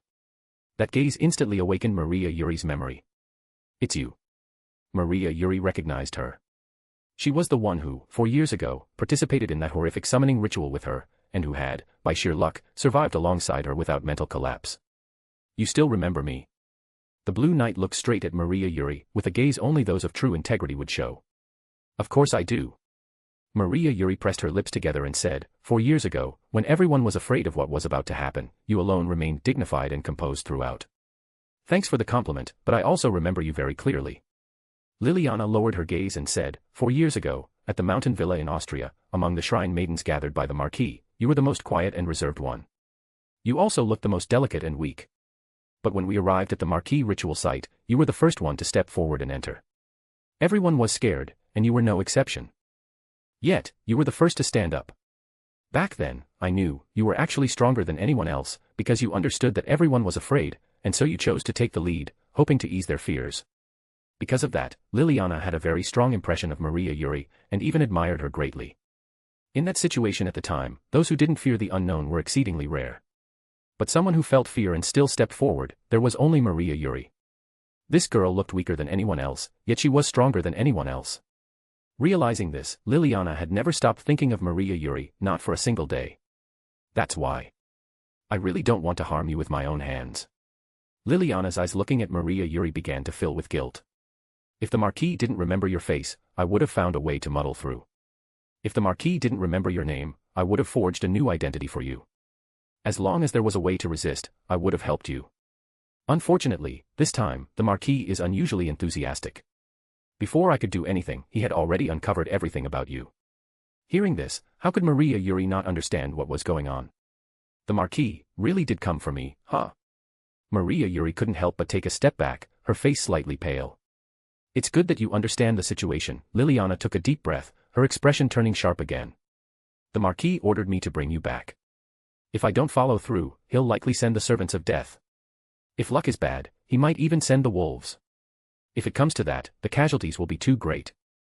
I have no choice but to take you with me. Liliana walked toward Maria Yuri. Don't worry. I'll join the ritual with you, and I'll do my best to make sure, like 4 years ago, we both survive. If anything happens to you, I swear I'll repay this life to you. Forgive me. As she finished speaking, Liliana lowered her body and rushed at Maria Yuri like a gust of wind. Her movements were elegant, and her speed even faster than an arrow shot from a bow. Just like a real fairy, she closed the distance to Maria Yuri in an instant.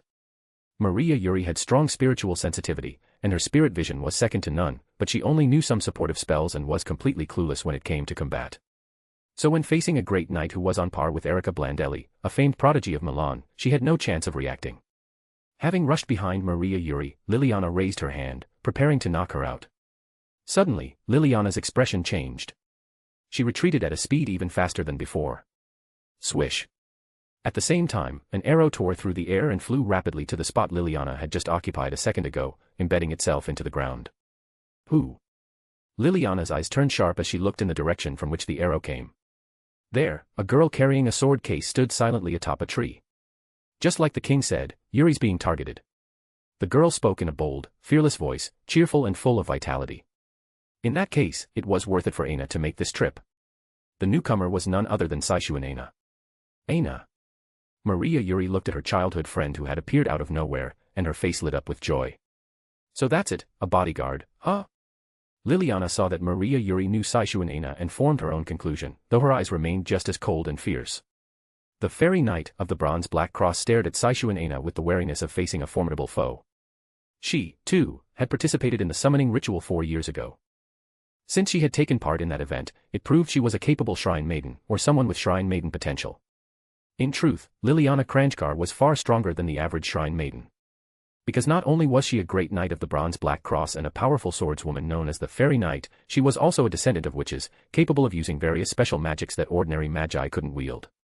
Precisely because of this, she could vaguely sense it. This girl in front of her was a worthy opponent. Chapter 301, Chapter 352, I said you're arrogant. You are the attendant of the other Campione the king mentioned. After confirming that Maria Yuri was unharmed, Saishu Aina immediately turned her gaze to Liliana. From the girl before her, this blue knight of similar age, Saishu Aina also sensed an unusual aura. This made Saishu Aina reveal a somewhat joyful smile. As the only daughter of the Saishuan family that revered martial strength, and the high Miko of a battle-loving heroic god, it was not without reason that Saishu Aina was compatible with the sword aim no Murakumo no Tsurugi. She too was a martial arts enthusiast, one who found joy in the emergence of powerful opponents.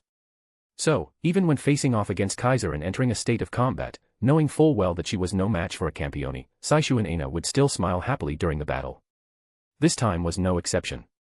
The High Miko of the long sword was purely delighted at the appearance of a strong enemy. King. Liliana caught onto the key point from Saishu and Aina's words. You're also an attendant of some Campione. Faced with Liliana's questioning, Saishu and Aina shook her head in denial. Aina is not merely an attendant of the king, but a concubine who has devoted her body and soul to him, you know. As she spoke, Saishu and Aina removed the sword bag from her shoulder and introduced herself with a smile. I am Saishu and Aina, High Miko under the god-slaying king, Kaiser. Though not the first, Aina is the second in line, you know. By the way, that Yuri over there is the first. These words not only caused Liliana's expression to grow serious, but also made Maria Yuri blush furiously. The first? That's not true. Kaiser, the seventh king who emerged in this country not long ago. Liliana couldn't help but glance at Maria Yuri. So you've already submitted to the new king? Maria Yuri gave no response, only lowered her head, which counted as silent consent. TCH.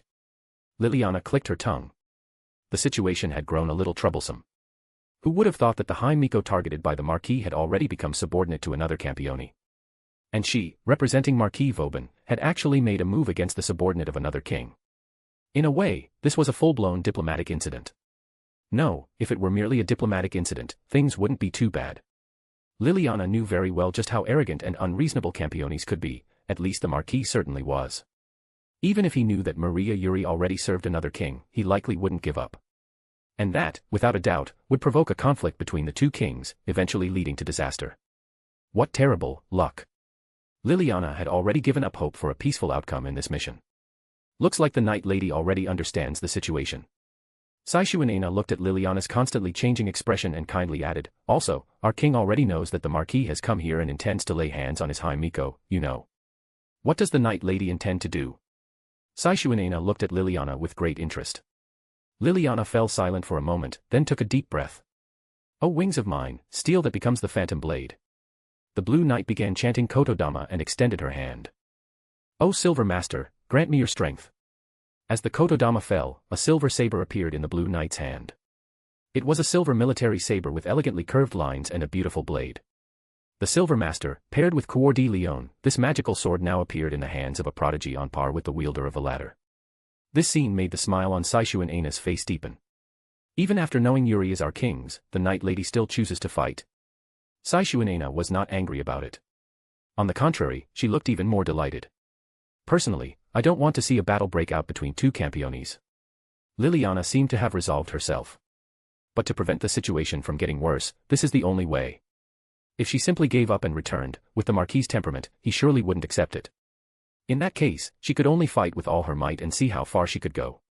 Though it seemed a bit reckless, in this world, that was a common occurrence.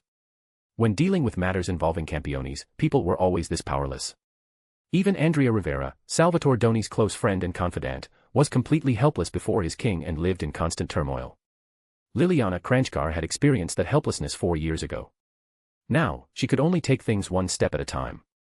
Of course, the development of this situation could be summed up in 4 words for Saishu and Aina. Exactly what she wanted. No matter what, it's not acceptable to lay a hand on the king's woman, you know. Ignoring Maria Yuri's glare from the side, Saishu and Aina unfastened her sword bag. Just happened to receive a blessing from the king, a new sword, so I'll use this sword to duel with the Night Lady. With that, Saishu and Aina drew out Shirayuki no Sodi from the sword bag. The spiritual sword, completely white including the scabbard, instantly drew Liliana's gaze. Especially when Saishu and Aina unsheathed the blade, even Liliana showed a look of admiration in her eyes. What a beautiful sword. It was definitely the most beautiful sword Liliana had ever seen, perhaps the most beautiful weapon she had ever laid eyes on. And more than just beauty. As a witch with High Miko qualifications, Liliana, like Maria Yuri, possessed the talent for spirit vision. Though not as strong as Maria Yuri's, and only triggering occasionally, this power still gave Liliana a strong spiritual intuition, allowing her to instantly perceive the immense spiritual energy contained in this beautiful snow-colored blade. I pray to the one I serve, grant this body the secret blade and guidance of the snow. Saishu and Aina naturally chanted a Kotodama she had never used before, activating the spiritual energy of Shirayuki no Sodi. At once, snowflake-like radiance shimmered on the blade of Shirayuki no Sodi. Let's warm up a bit, Night Lady. Saishu and Aina said cheerfully, let Aina experience the swordsmanship of a Western knight. I'm Liliana Kranjkar, not some night lady. Stimulated by the fighting spirit emanating from Saishu and Aina, Liliana entered combat mode as well. In accordance with the teachings of the Bronze Black Cross and the orders of the Wolf King, I draw my sword against you. Got it, Miss Liliana. Saishu and Aina's smile turned wild, shouting, let's cross swords for the sake of our kings. The two beautiful girls stared at each other in the middle of the street, their gazes colliding like sparks, intense and powerful. Maria Yuri could no longer get involved between the two of them, and at some point had retreated to a corner, her eyes filled with worry. And the two girls in the standoff, at some point, simultaneously kicked off the ground, riding the wind, and charged toward each other. Meanwhile, several kilometers away, in this bustling urban area, there stood a rather luxurious hotel. On the top floor of the hotel, in a beautiful sky garden, a silver-haired old gentleman sat leisurely in a corner of the open-air garden, sunbathing as he gazed into the distance. Kranjkar's granddaughter indeed has some skill. Vauban smiled leisurely, as if he had seen something. At the very least, her swordsmanship is enough for her to become one of my undead servants. If one looked closely, they would see that Vauban's eyes were glowing green like a wolf's. This was the authority that struck fear into countless people around the world, Eyes of Sodom. For humans, the authority Eyes of Sodom was a true disaster. Once stared at by Vauban with those eyes, regardless of species or number, they would instantly be turned into salt pillars. This power was akin to that of a legendary one-eyed demon god, just one glance to kill. Terrifying. However, for gods and Campiones, these demonic eyes were not so terrifying. Due to their astonishing magical resistance, the effect of Eyes of Sodom was greatly reduced against gods and Campiones. At most, it could temporarily saltify part of their body. So in battles against such beings, this authority served only as a support, unlike the overwhelming threat it posed to humans. But, Eyes of Sodom was not limited to just salting effects. While using these demonic eyes, Vauban's vision expanded drastically, allowing him to clearly see scenes several kilometers away and even gain X-ray vision, ignoring obstacles. Thanks to this, Vauban could kill someone several kilometers away without moving from his spot. Turning all the residents of Tokyo into salt statues was entirely within his capabilities, and once affected, reversing the salting required tremendous effort. Even the highest-level healing magicians, jujitsu users, and Taoists could only temporarily revive a salted victim. To permanently reverse it, unless one possessed a special authority, a divine artifact, or Vauban himself performed the reversal, even gods or Campiones could not undo the saltification caused by Eyes of Sodom. To this day, aside from Vauban voluntarily reversing it, there has never been a single case in the world where someone successfully broke the saltification caused by Eyes of Sodom. At this moment, Vauban was using those demonic eyes to observe the sword fight between the girls several kilometers away. In his vision, the battle between Saishu and Aina and Liliana could only be described as brilliant. Liliana moved like a dancing butterfly, her body gliding as if flying. Each slash of her silver saber seemed to resonate with a strange musical tone, dazzling the eye and disorienting the mind. Yet against such enchanting swordplay, Saishu and Aina met each strike head-on. Her snow-white spiritual blade cut through the air with beautiful arcs, full of power, deflecting Liliana's sword time after time, even forcing her back multiple times and sending her flying into the walls of nearby buildings. Liliana repeatedly adjusted her stance. Though her movements were light and graceful, her attacks were fierce, never resorting to petty tricks. Occasionally, she would cast supportive spells in an attempt to suppress Saishu and Aina.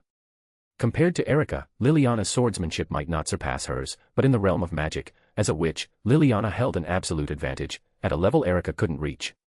While Erika could lighten her body for super high jumps, Liliana could cast the art of flight, soaring through the sky like a butterfly darting through flowers, attacking Saishu and Aina from all directions, leaving her barely able to respond. Seeing this, even Vauban couldn't help but offer praise, though his smile remained dismissive. Naturally so. No matter how fancy the tricks, to a lofty Campione, they're just child's play. That's probably how our old senior thinks, right? When such a voice echoed behind him and entered his ears, Vauban's expression did not change. That's the most natural thought. How is that arrogance? Vauban chuckled without turning. Besides, aren't you also one of those lofty Campiones? To barge in ignoring the host's will, what else would you call that but arrogance? Hearing this, the newcomer responded flatly. And what right does someone who barges in and snatches people from their homes, against the host's will, have to speak of arrogance? Standing at the edge of the garden beside Vauban, Kaiser gazed toward the intense battle between Saishu and Aina and Liliana, a faint glow flickering in his eyes. It was the special vision granted to Kaiser when he obtained the golden sword as an authority. Although it was meant to discern the essence of enemy gods, at this moment, even if Kaiser couldn't see the full battle like Vauban, he could still perceive the clashes of magical power and spiritual energy. From those phenomena, Kaiser could already roughly determine how the fight between Saishu and Aina and Liliana was progressing. Who do you think will win? Kaiser didn't look at Vauban, nor did he mention Maria Yuri again, instead posing that question. Regrettably, I'm not particularly good at distinguishing who's stronger or weaker. Vauban shook his head and said, especially when it comes to those outside the realm of gods and Campiones, even divine beasts are mere trifles I can dispose of with ease. Whether humans are strong or weak makes little difference to me. So, you're asking the wrong person. Hearing this, Kaiser's expression remained indifferent. You're not unable to tell, you just don't care to. To you, whether humans are strong or weak really doesn't matter. That's why I said you're arrogant. Chapter 302, Chapter 353, What right do you have to look down on me?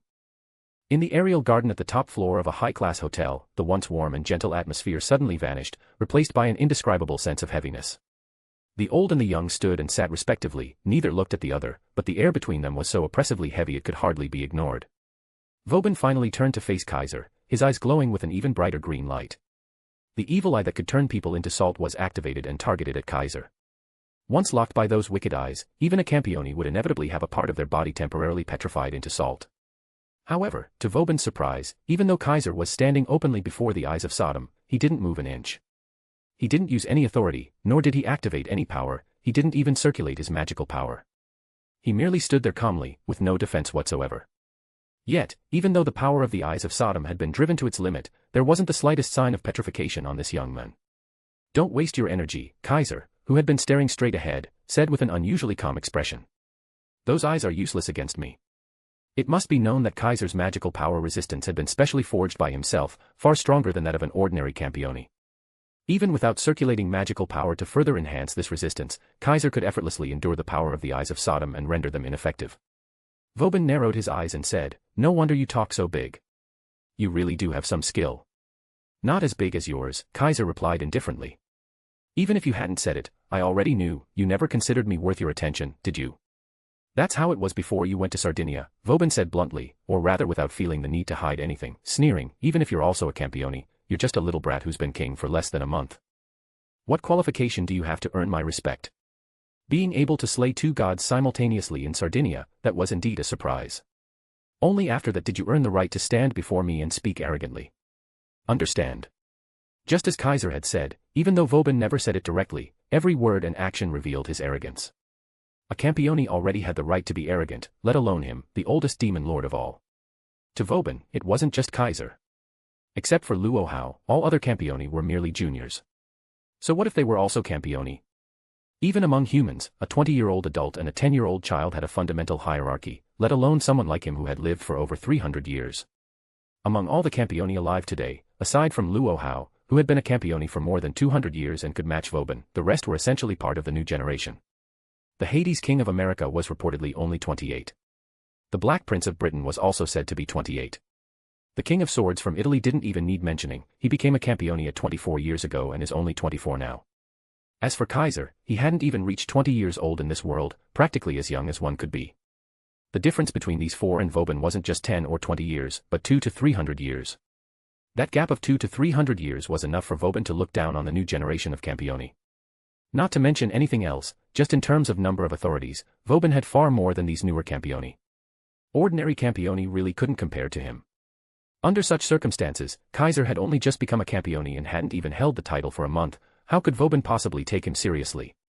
Only after Kaiser succeeded in slaying gods and rushed to his next battlefield without rest, slaying two gods in Sardinia, did Vauban finally regard him with a bit more respect. Of course, it was just a little bit. To this, Kaiser simply wanted to say, "Judging the strength of a Campione by their age, that's the biggest joke I've ever heard." Those words, devoid of mockery, caused the smile on Vauban's face to vanish. "What did you say?" Vauban's eyes flashed with a ghostly light. "I said you're foolish, said you're outdated, said you haven't recognized reality," Kaiser said bluntly. "Do you even know what a Campione is? They are beings who could slay gods even while still human. How long have gods lived?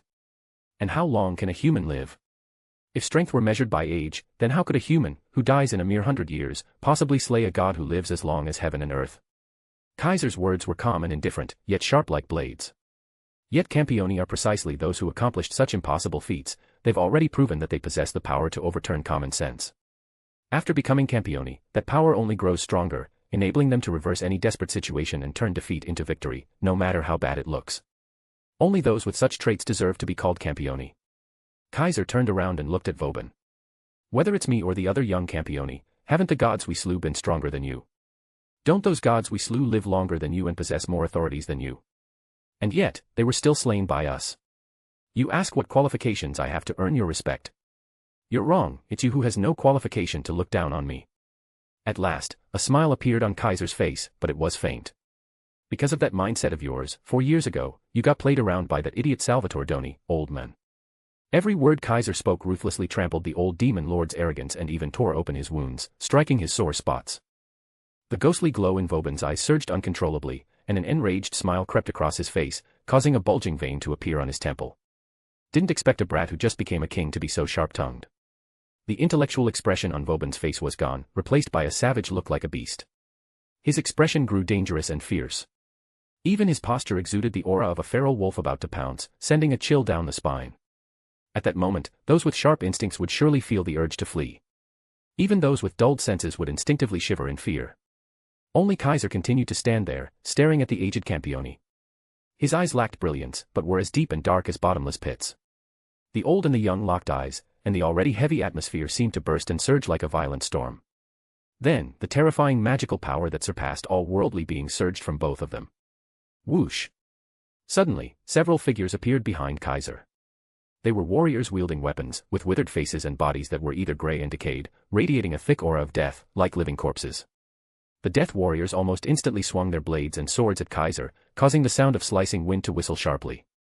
Their strikes and sword speed were so intense that even great knights like Erika and Liliana would be forced to yield. These sudden attackers were undoubtedly beings of great knight level. They weren't living beings, they were Vauban's servants of death. The Cage of Death Servants, one of the 4 world-renowned authorities possessed by Marquis Vauban, usurped from Osiris, the Egyptian god of harvest and the underworld. This authority allowed him to turn any human, divine beast, demon, or soul-bearing creature he killed with his own hands into a loyal servant under absolute control.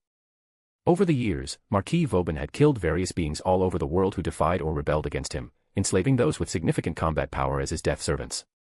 Thus, although Vauban appeared to be alone with only Liliana as his retainer, in reality, the old demon lord never lacked subordinates he could command. These death servants included great knight-level warriors, renowned magicians, and many others. If gathered, even Campione would find them troublesome. Now, Vauban summoned several great knight-level warriors to launch an attack on Kaiser. Facing these sharp strikes, Kaiser still stood there, unmoving, he didn't dodge or even flinch. Clang! Clang! Clang! In the next second, every strike that landed on Kaiser was deflected as if hitting steel. Vauban narrowed his eyes. An authority similar to that bastard Salvatore's. Clearly, Vauban misunderstood. He thought Kaiser was using an authority like Doni's, which could give the user a body as hard as steel. But Kaiser hadn't done anything at all. Even before becoming a Campione, Kaiser already possessed Hierro, which gave him steel-hard flesh akin to armor. After becoming a Campione, he combined the Circle of Usurpation and the Hogyoku, integrating Hierro into his ritual-based transformation, evolving and metamorphosing inside and out. Now, Kaiser's body itself possessed steel-like hardness, not just his skin, but every part of him inside and out. Once, he had used just one finger to block Erika's magic sword, which could easily cut through steel. These great knights, whose weapons weren't nearly as extraordinary, stood no chance of harming him. To wound me, at the very least, your slash needs to be this strong. As Kaiser's words fell, black lights suddenly burst out behind him. These black lights were sword slashes, extremely high-temperature slashes that flashed at incredible speed. PSHHK. PSHHK. PSHHK. Those death servants didn't even react in time, they were instantly cleaved into halves by these slashes that carried searing heat strong enough to burn through anything. Some were cut into more than just halves, reduced to fragments and turned to dust. This scene made the murderous light in Vauban's eyes burn even more intensely. Slashes strong enough to cut through anything, and a steel body, huh? Without a doubt, Kaiser's display reminded Vauban of someone he found extremely unpleasant, even loathsome. Very good. You've given me one more reason to strike you down, boy. In response to Vauban's mood, countless dark shadows appeared throughout the garden of the hotel. Some turned into his enslaved death servants, others into massive demonic wolves that surrounded Kaiser. Awoe. Awoe. The moment the demonic wolves appeared, they let out resounding howls that merged into a chorus, creating a terrifying atmosphere. These were not death servants, they were the pack of greedy wolves. This was an authority Vauban usurped from the Greek sun god Apollo Lycaeus, and also the very first authority he gained as a Campione. Though Apollo was a sun god, his sacred beast was a creature of darkness and earth, a demon wolf. After slaying Apollo, Vauban gained the power to summon endless demon wolves as familiars to control at will. He could even merge himself or his wolves into werewolf forms, and if he marked others with the wolf sigil, they would permanently become wolves under his command. At this moment, the wolves summoned by Vauban didn't have divine beast-level power, but they did possess keen noses, horse-sized bodies, speed to chase cars, and tactical coordination akin to cavalry units. Even individually, they could push anyone below Great Knight level into a tough battle. And now, Vauban had summoned dozens, if not hundreds, of them. This army was enough to overwhelm even paladins. Combined with the Death Servants, this force could annihilate any magical society or occult organization. Even Campione wouldn't dare move carelessly before such a terrifying army. My Death Servants and pack of greedy wolves, heed the fury in my heart and cast this one into eternal purgatory. At Vauban's command, all the Death Servants and demonic wolves charged at Kaiser. It happened in an instant. From the appearance of the Death Servants and wolves to their collective attack on Kaiser, the entire process took less than 3 seconds. Kaiser stood still, and in the blink of an eye, was engulfed by the horde of corpses and wolves, his figure disappearing without a trace. Boom. The next moment, a violent storm erupted. The storm roared to life, blasting away all the Death Servants and demonic wolves that had swallowed Kaiser. Corpses and giant wolves were flung like kites with broken strings, raining down like a storm. Some landed in the garden, others flew out of the garden and crashed down on the lower floors of the hotel. Ah! Downstairs, panic screams filled the air and echoed without end. Chapter 303, Chapter 354, How many times have I encountered this? The commotion began. When wolves as large as horses and shriveled corpses began falling from the sky, it was impossible for the people witnessing it not to feel panic, let alone fear. Especially since these demonic wolves and corpses did not die from a mere fall of several dozen meters. They were now shakily getting back up one by one, howling and roaring, causing a wave of terror to rapidly spread. Pedestrians screamed and fled in chaos. As for the people in the hotel, some were confused, not knowing what had happened. Some saw the situation outside through windows and other openings, and some even personally witnessed the giant wolves and corpses crash down outside their windows, plunging them into panic as they began to flee as well. Under these circumstances, in the sky garden on the top floor of the hotel, the battle between two Campiones had also entered full swing. Boom. A storm erupted on the very top of the hotel, two, in fact, clashing violently against each other and stirring up a raging wind current. The colliding storms generated astonishing impact force, completely destroying the elegant sky garden.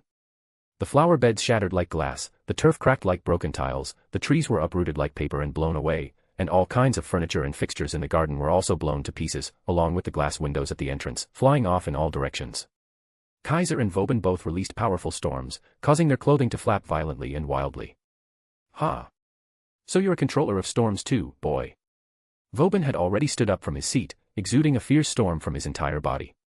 A ferocious smile appeared on his face, and his excitement began to surge.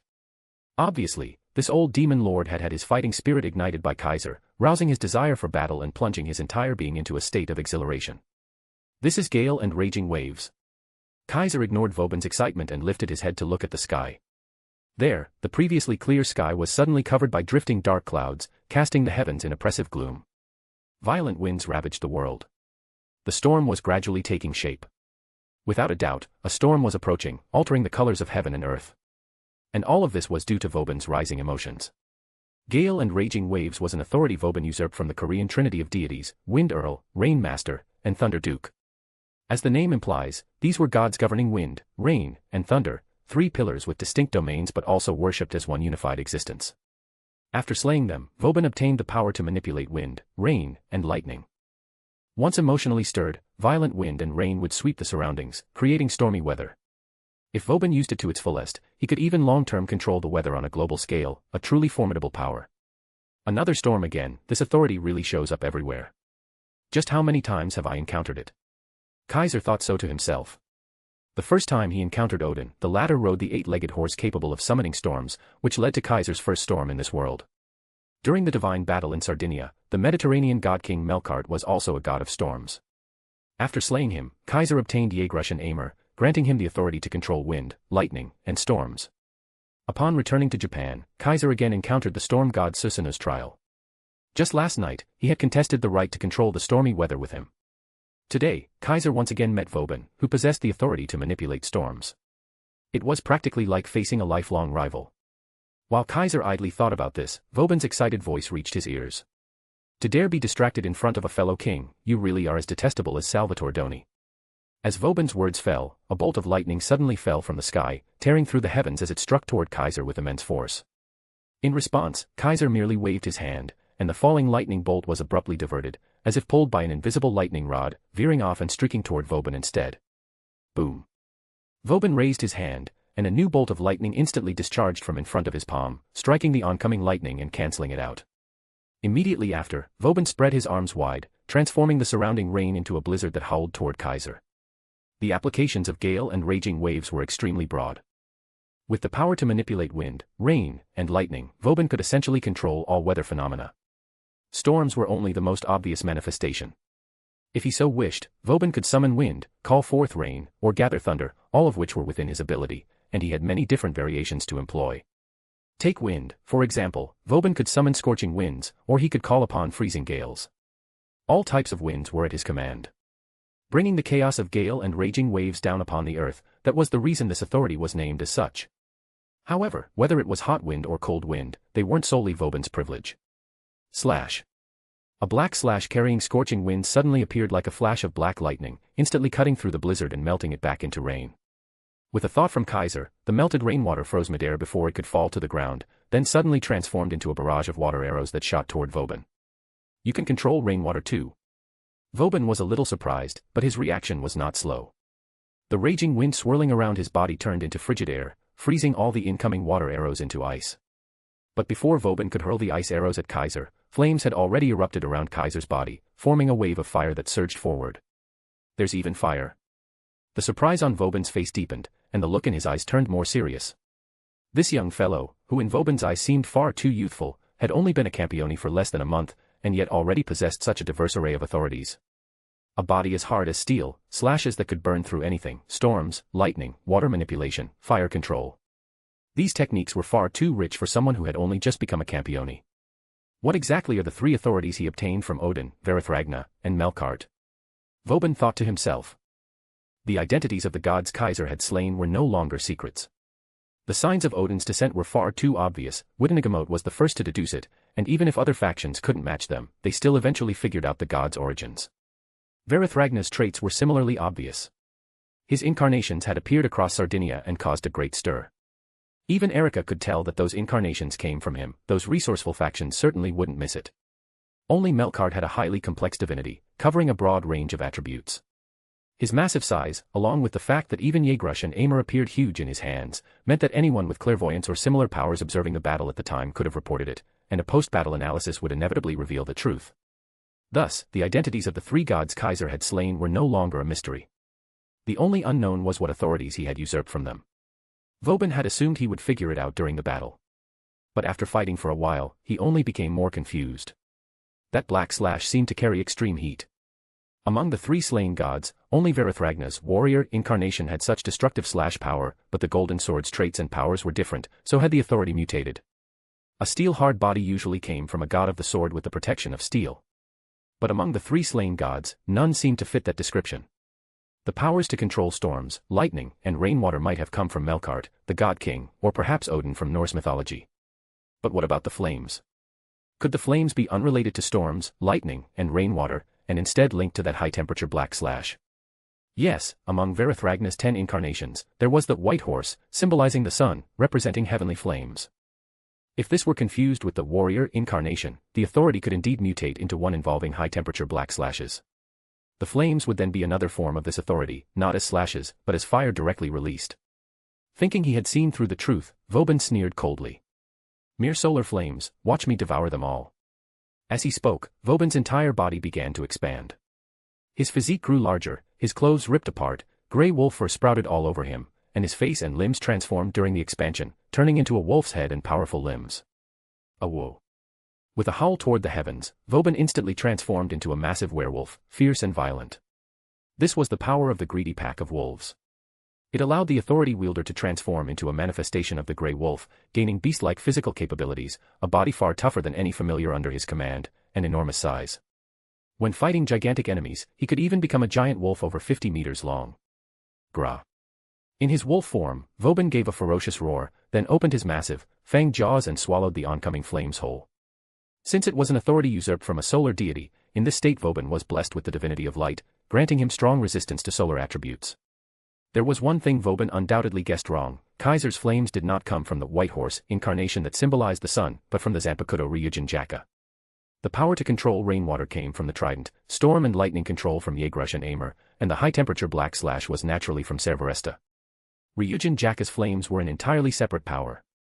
However, even though Vauban got it wrong, the result was the same.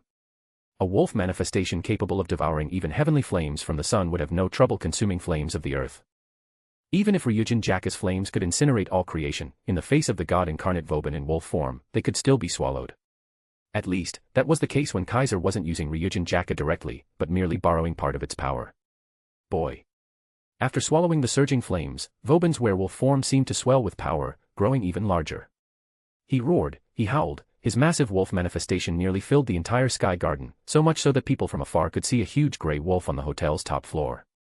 The massive grey wolf then swung its sharp, heavy claws down at the tiny human standing before it. Instantly, fierce winds rose, brilliant gleams flashed, and both wind and air were sliced apart as the claws slammed down. If that strike landed, the entire upper half of the hotel would likely be obliterated. So, you'd better not stay here, don't want to endanger the people downstairs. Faced with an incoming strike that sent storm winds ahead of it, Kaiser's expression turned cold. Ancient divine batons radiating a godly aura appeared behind him and swelled as they caught the wind. Boom. The next moment, one staff wrapped in a whirlwind and one in lightning crashed heavily into the massive werewolf. Go. Vauban's pained howl rang out from the wolf's mouth. With terrifying power and raging wind and lightning, the giant wolf was blasted away like a cannonball. Through wind and rain, the enormous wolf howled as it was flung into the air. You were still hiding 2 more divine weapons. Vauban roared in fury. In response came the now dozens of meters long Yeagrush and Aimer, one entwined with wind, the other with lightning, soaring like dragons through the storm. Bang. Yeagrush struck first, slamming Vauban downward. Bang. Before he even hit the ground, Aimer, cloaked in lightning, smashed into him and knocked him sideways. Bang. Bang. Bang. Bang. The 2 staves danced nimbly, under Kaiser's control. They were even more powerful than in Melkart's hands, as if wielded by 2 invisible giants, pummeling Vauban repeatedly until he coughed up blood. Damn you. Naturally, Vauban flew into a rage, opened his massive jaws, and spewed a huge bolt of lightning toward the incoming staves. But the lightning was blocked by Aimer, which was wrapped in electricity. Like a lightning rod, the electrified Aimer absorbed the massive bolt, nullifying Vauban's counterattack. Boom. Then, Yeagrush, wrapped in wind, swooped in and struck Vauban square in the chest. Go. The giant werewolf howled in agony and was flung far into the distance. Chapter 304, Chapter 355, The Most Outstanding Girls. While Kaiser and Vauban were fighting, on another battlefield, the fierce battle between 2 girls had also entered a white-hot stage. Essence of fantasy, steel that plays wondrous melodies, grant me invisible wings. Using the art of flight, Liliana flew through the air as if weightless. She raised the silver master in her hand and held it to her mouth like a flute, actually blowing out a beautiful tune. That music instantly filled the surroundings, imbued with a kind of enchantment that caused anyone who heard it to become drowsy in an instant. This was the true ability of the magic sword, Silver Master. Coeur de Lion possessed the attribute of indestructibility. Even if broken, it could quickly regenerate, and even if shattered into pieces, it could restore itself. The Silver Master, which was equally renowned and even considered its counterpart, was forged of artisan steel capable of performing beautiful melodies, capable of playing various magical tunes, such as stealing one's concentration to induce sleep, disturbing the listener's mind, weakening their magical power, draining their stamina, and more. What Liliana was playing now was a magical tune that stole concentration and induced sleep, even affecting Maria Yuri standing nearby, whose eyelids began to droop. Unfortunately, it was ineffective against Saishu and Aina. Granted the blessing of bow and arrow, I bestow honor upon this long sword. Saishu and Aina simply awakened the spirit of Sodi no Shirayuki, swung her blade, and the invisible magical tune was wiped away as if erased by an unseen force, vanishing without a trace in an instant. That move again. Liliana clicked her tongue as she witnessed this scene. This wasn't the first time Liliana's power had been nullified by the blade in Saishu and Aina's hand. In previous battles, Liliana had used various forms of magic against Saishu and Aina, but all were dispelled by Sodi no Shirayuki.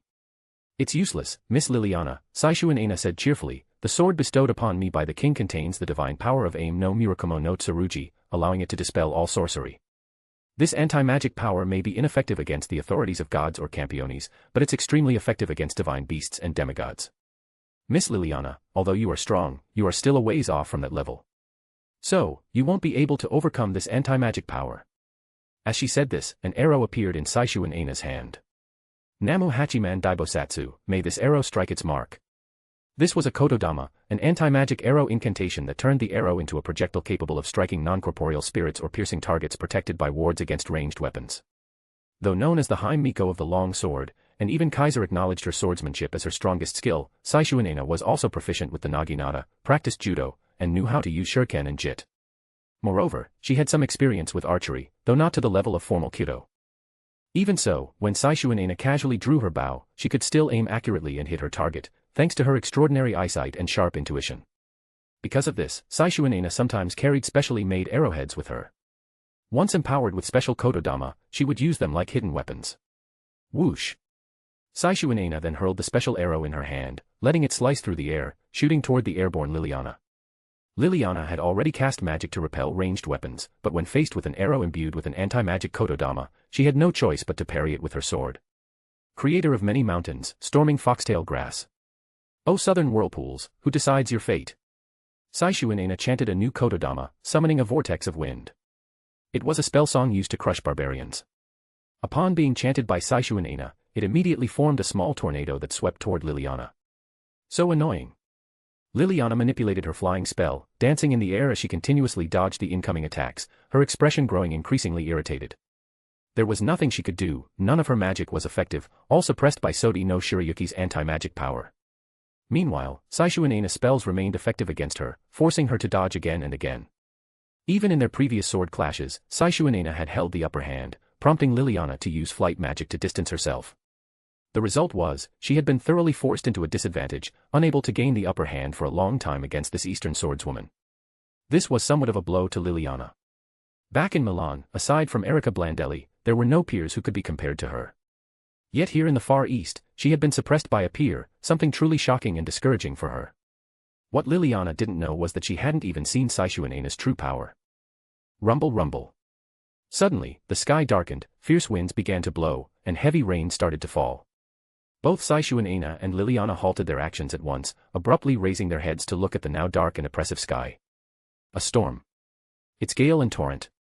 Both sensed it, this was a Campione's authority. Maria Yuri, who had been observing from the side, had her eyes flash with mysterious light. Wind God, Rain Master, Thunder Lord, a trinity of heavenly gods who summon wind, rain, and lightning. They are the controllers of weather, the rulers of storms, part of creation mythology. They come from Korea, from the most ancient primal myths. Triggered by spirit vision, Maria Yuri instantly saw the origin of this storm, prompting Saishuinena, whose face had always carried a smile, to furrow her brow for the first time. Looks like the king has also begun fighting. Saishuinena raised Sodi no Shirayuki with one hand, pointing it at Liliana. Then Aina must get serious as well. Hearing this, Liliana's expression changed. I can't pretend I didn't hear that. Liliana glared at Saishuinena. Are you saying that in our fight so far, you haven't been serious? Saishuinena didn't answer Liliana's question, instead, she closed her eyes. The next moment, a solemn spell song turned into Kotodama and was chanted aloud. Susanoo no Mikoto is here, leading 1,000 evil gods to rise and steal the nation. Money and sword planted on the earth, using them as fortress walls to defend the land. Eightfold clouds rise, layered clouds surge, from Izumo springs the eightfold fence, to enclose my wife here, thus was the eightfold Izumo fence made, how lovely it is. As the chant resounded, the atmosphere around Saishuinena alone changed amidst heaven and earth. The raging storm seemed to turn from enemy to friend, suddenly wrapping itself gently around Saishuinena. The violent winds turned to breezes, the heavy rain became a gentle drizzle, softly caressing her body. Another storm god's power had been summoned from the netherworld and injected into Saishuinena's body, causing her aura to surge dramatically. Astonishing divine power resided in Saishuinena's body, and as she opened her eyes, she released a terrifying pressure and presence, making Liliana's expression drastically change. You're using a god's power. Liliana suddenly understood and blurted out. You're a spirit medium. As a witch with Miko potential, Liliana naturally knew what a spirit medium was. It was said to be someone who could hear the voices of gods and even borrow a portion of divine power. They were extremely rare, only a very small number of High Miko could possess such aptitude. Sometimes an entire era might not produce even one person with such a gift. As such, they were even called legendary ability users. A Miko with spirit vision was already rare. For someone like Liliana, who had both spirit vision and witch blood, such examples were even rarer, but the rarity of spirit mediums far surpassed even that. Liliana had never heard of anyone in Europe's magic world possessing such a gift. And now, in this remote Far Eastern land, she had encountered one. How could she remain calm? The voice of Saishu Aina, who had borrowed the divine power of Susanoo no Makoto, sounded somewhat distorted. I really didn't want to use it, after all, I just used it yesterday. The use of spirit medium powers was not without limits. To let the divine spirit possess oneself and thereby obtain divine power, greatly enhancing physical ability and magical power to the point of contending with demigods, divine beasts, and paladins, how could such a power be used without restriction? Using the spirit medium technique consumed an immense amount of focus. Typically, a single use would leave the body in a weakened state for an entire week, like an empty shell. If used recklessly, squandering the god's power, it could even cost one's life. Therefore, having used the power just yesterday, Saishu Aina had not planned to use it again today. But now that her master was going all out, it would be unworthy of her to keep holding back. This body has only just recovered, not best to use it for too long. Saishu Aina raised Sodi no Shirayuki in middle stance, her voice ringing out powerfully. Let's finish this quickly, Miss Liliana. Upon hearing this, Liliana bit her lip. Don't underestimate me. Her pride inflamed, Liliana raised the silver master high. People of the land, hear the lament of David. She began to chant a soul-piercing Kotodama. How have the mighty fallen? How have the weapons perished? O mountains of Gilboa, may there be no dew or rain upon you. May your fields yield no offerings. For there the shield of the mighty was cast away, the shield of Saul as though not anointed with oil. It was a sorrowful Kotodama, full of ghost-like melancholy and regret, the lament of a warrior weary from battle. Jonathan's bow turned not back without the blood of enemies. Saul's sword returned not empty from the fat of the valiant. How have the mighty fallen on the field of battle? O bow of Jonathan, swift and strong as a lion's weapon. Fly forth and crush thine enemies. A dark aura instantly gathered around Liliana. The air was intensely cold, yet blue radiance gleamed from Liliana's hands. The glow in her left hand gradually transformed into a longbow as tall as she was. The glow in her right hand turned into 4 arrows. The sorrowful requiem echoed around them, evoking a spontaneous urge to weep. This magical power. Saishu Aina was astonished. Aina. Be careful. Maria Yuri clenched her hand, unable to keep from shouting, that's magic that can harm even gods. The Kotodama Liliana had chanted was in fact a passage from the Song of the Bow, the lamentation of hero King David. Hero King David composed it to mourn the deaths of his former liege Saul and ally Jonathan, a lament filled with sorrow and grief. This was the ultimate secret technique known as the Song of the Bow, a high-ranking combat spell capable of causing even gods to feel pain. It was the secret art of the Bronze Black Cross, known only to a very few knights. After Liliana mastered it, no other spell in the Bronze Black Cross surpassed it in power. Now, using David's Kotodama, Liliana had summoned Jonathan's arrow capable of piercing even gods. If the opponent is a god, this attack would likely only cause pain, it couldn't slay them. But if the opponent is a divine beast, it could be fatal. And naturally, for a spirit medium who can only use diluted divine power, this is a true killing move. Liliana began to draw her bow. This is the highest grade magic I can use. I still can't fully control it myself. Once I use it, I won't be able to hold back. Don't you dare die, Saishu Aina. The Blue Knight's cry didn't frighten Saishu Aina, on the contrary, it reignited her fighting spirit. Those were the same words the king said to me yesterday, Saishu Aina smiled.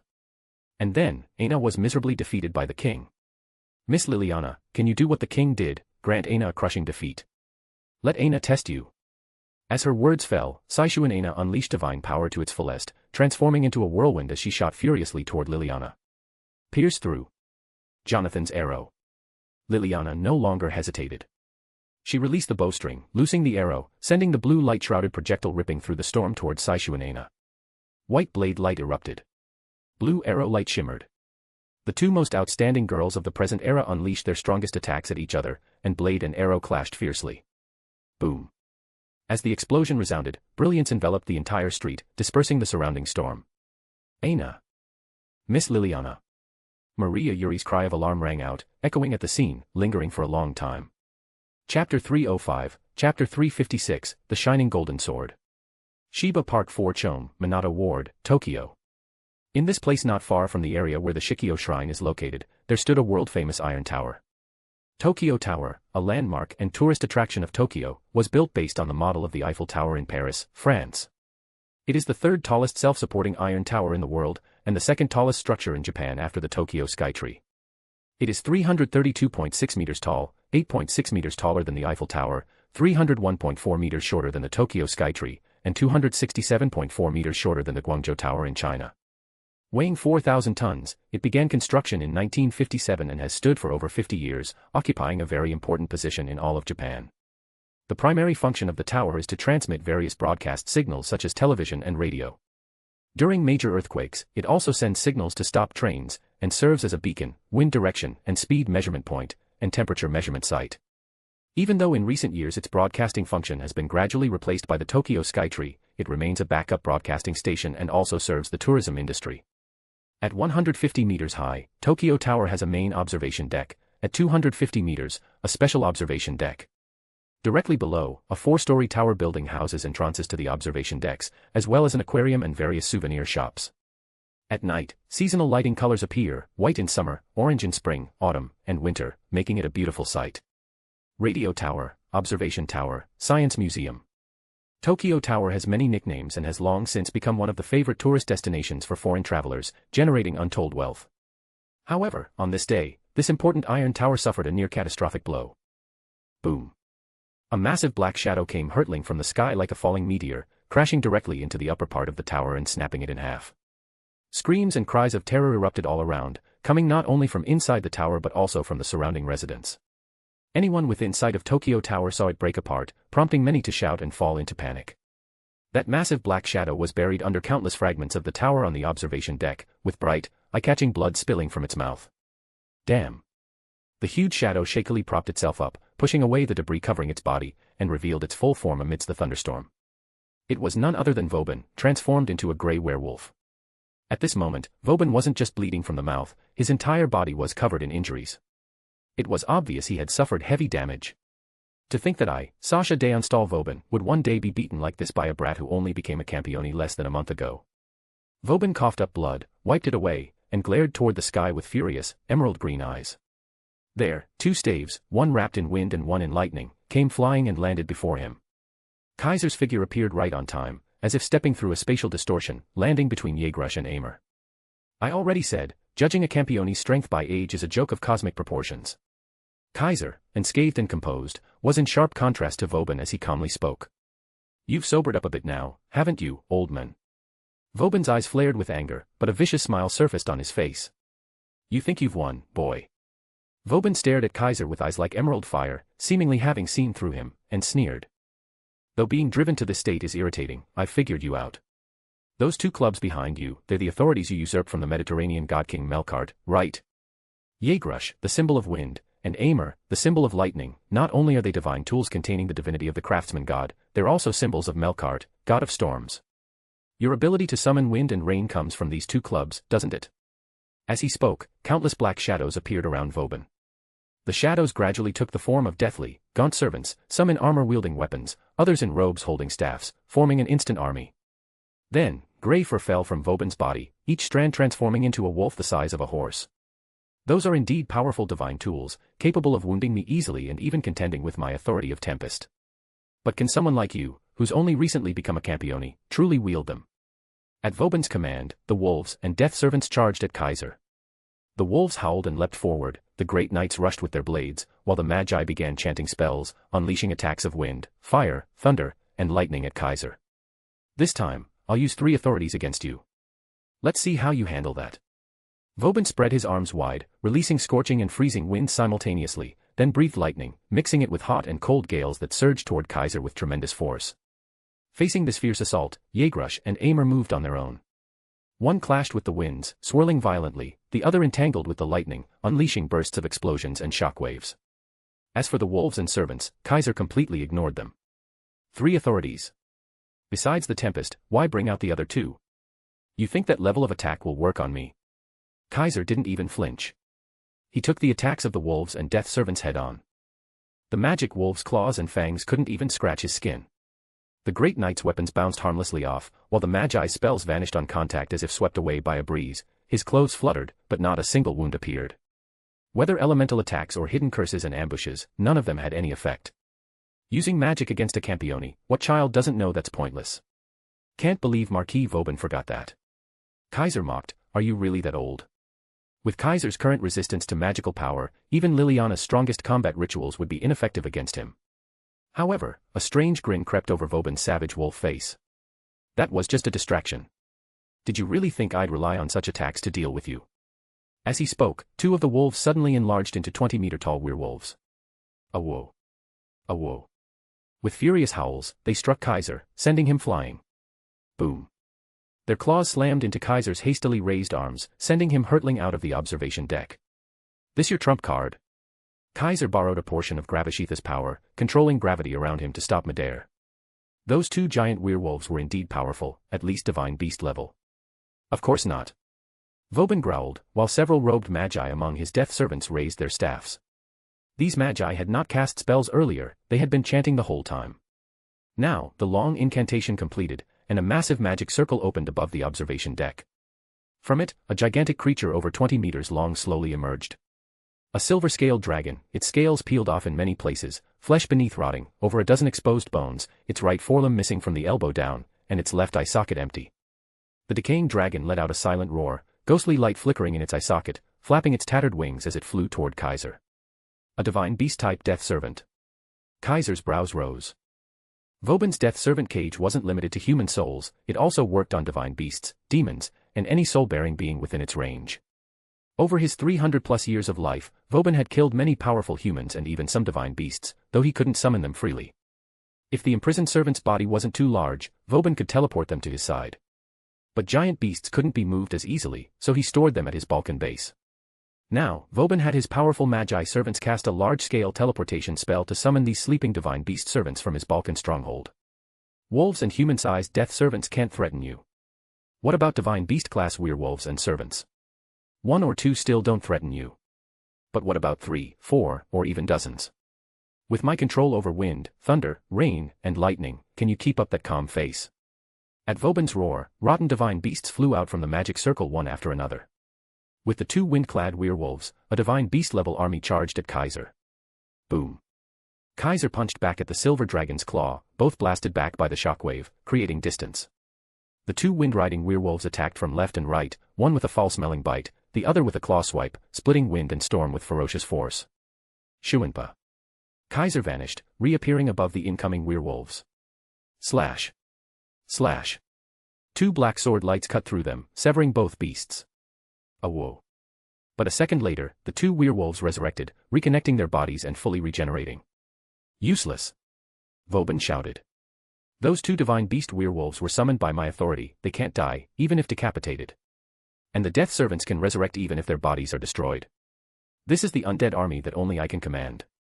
That's why Greedy Wolf Pack and Death Servant Cage were authorities capable of opposing gods or Campiones. Without the immortality, sheer numbers wouldn't matter. Your slashes are ineffective. And how many divine beast attacks can your steel body take? And those 2 clubs of yours? Vauban summoned whirlwinds, spat lightning, and fought Yegrush and Aimer while laughing. Their opponents are me.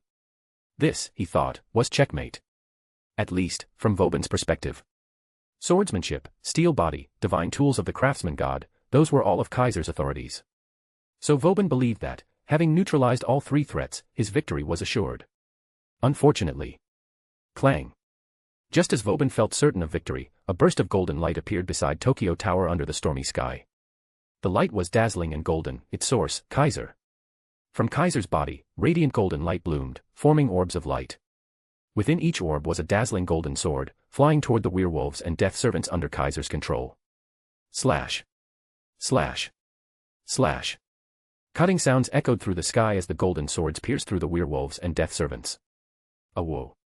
Roar. The monsters wailed as they vanished in the golden light, never reviving again. What? Vauban was shocked.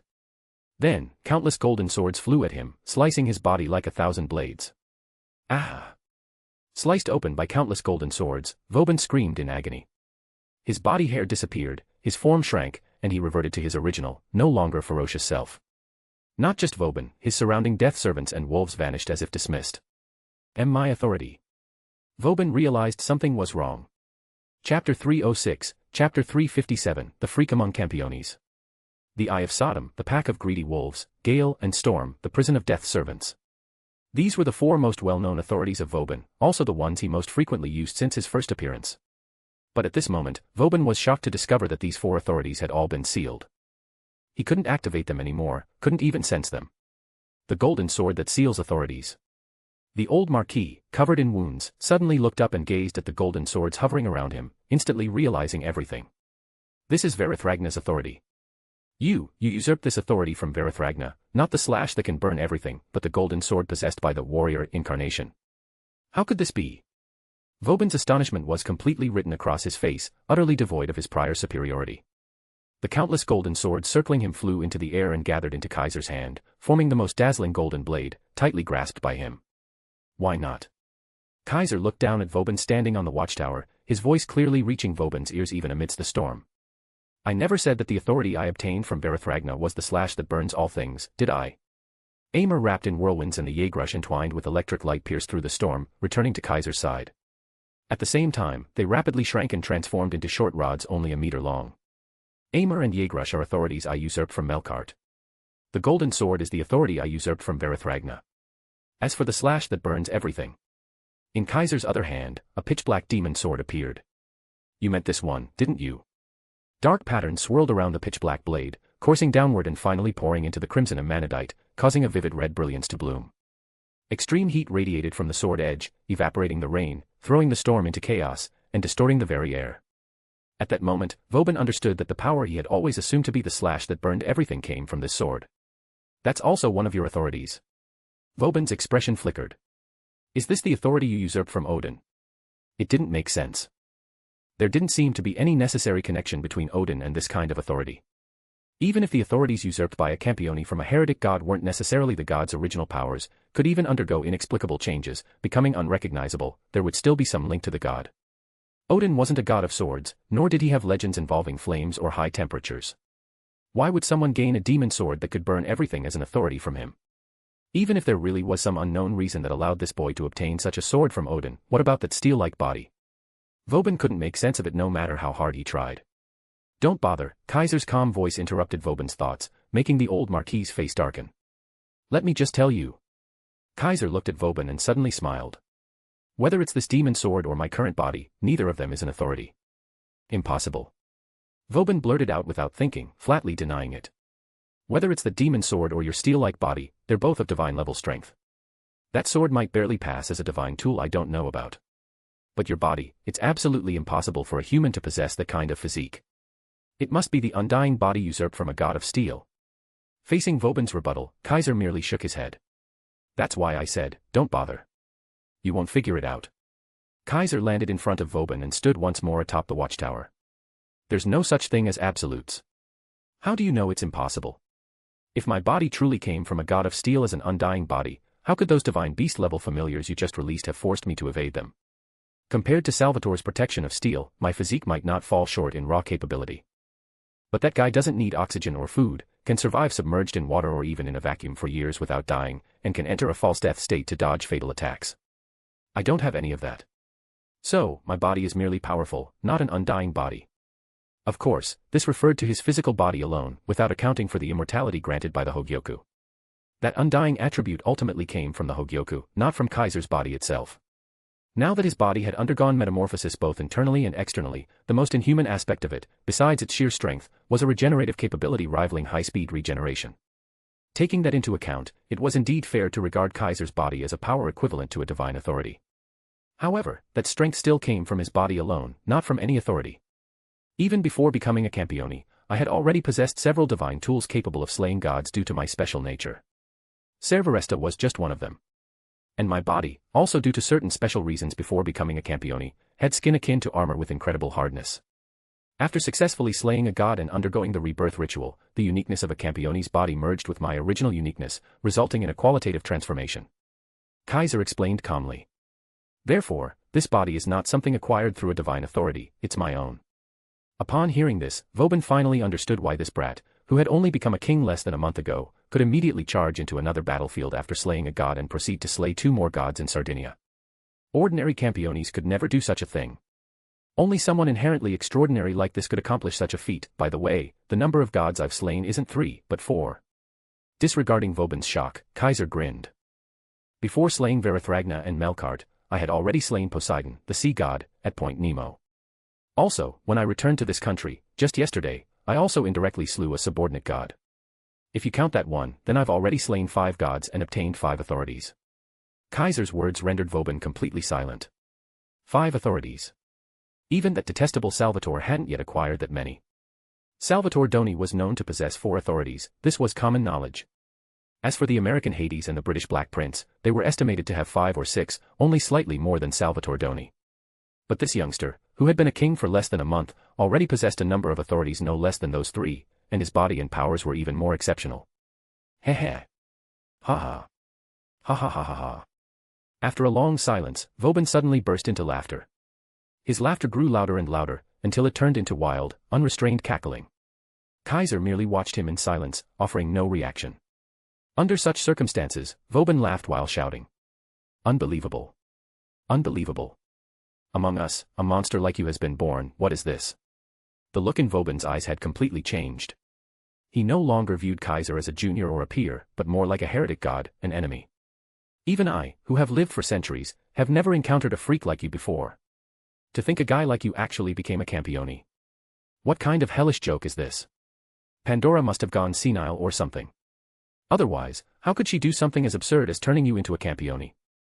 Vauban laughed so hard that he even shed tears. Have you laughed enough? Kaiser's attitude was icy cold. I'm praising you, brat.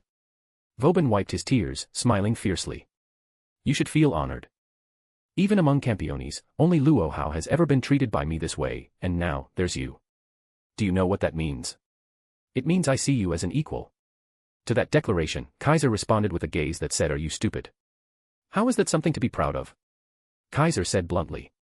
I've never thought of being your equal as anything honorable. You're just tooting your own horn. You're about to become a defeated opponent, and you still have the audacity to say something like that. At those words, Vauban didn't erupt in rage like he had before. Defeated opponent. Vauban shouted, I haven't lost yet. The disheveled old Devil King suddenly burst forth with terrifying magical power. My authorities aren't just limited to 4. The Eye of Sodom, the Pack of Greedy Wolves, Gale and Storm, the Prison of Death's Servants, though these 4 had been sealed, Vauban realized that his other authorities remained untouched and still usable. The golden sword that could sever divinity, this sword was the strongest spear and shield against gods, capable of cutting through their bodies and divine powers. But against Campiones, who had no divinity and only authorities, it was not so fatal. When facing Campiones, the golden sword could only seal the authority the opponent had already used, and only one at a time. This was true even for Kusanagi Gado in the original novel. Unless under special circumstances, he could only seal 1 authority per opponent.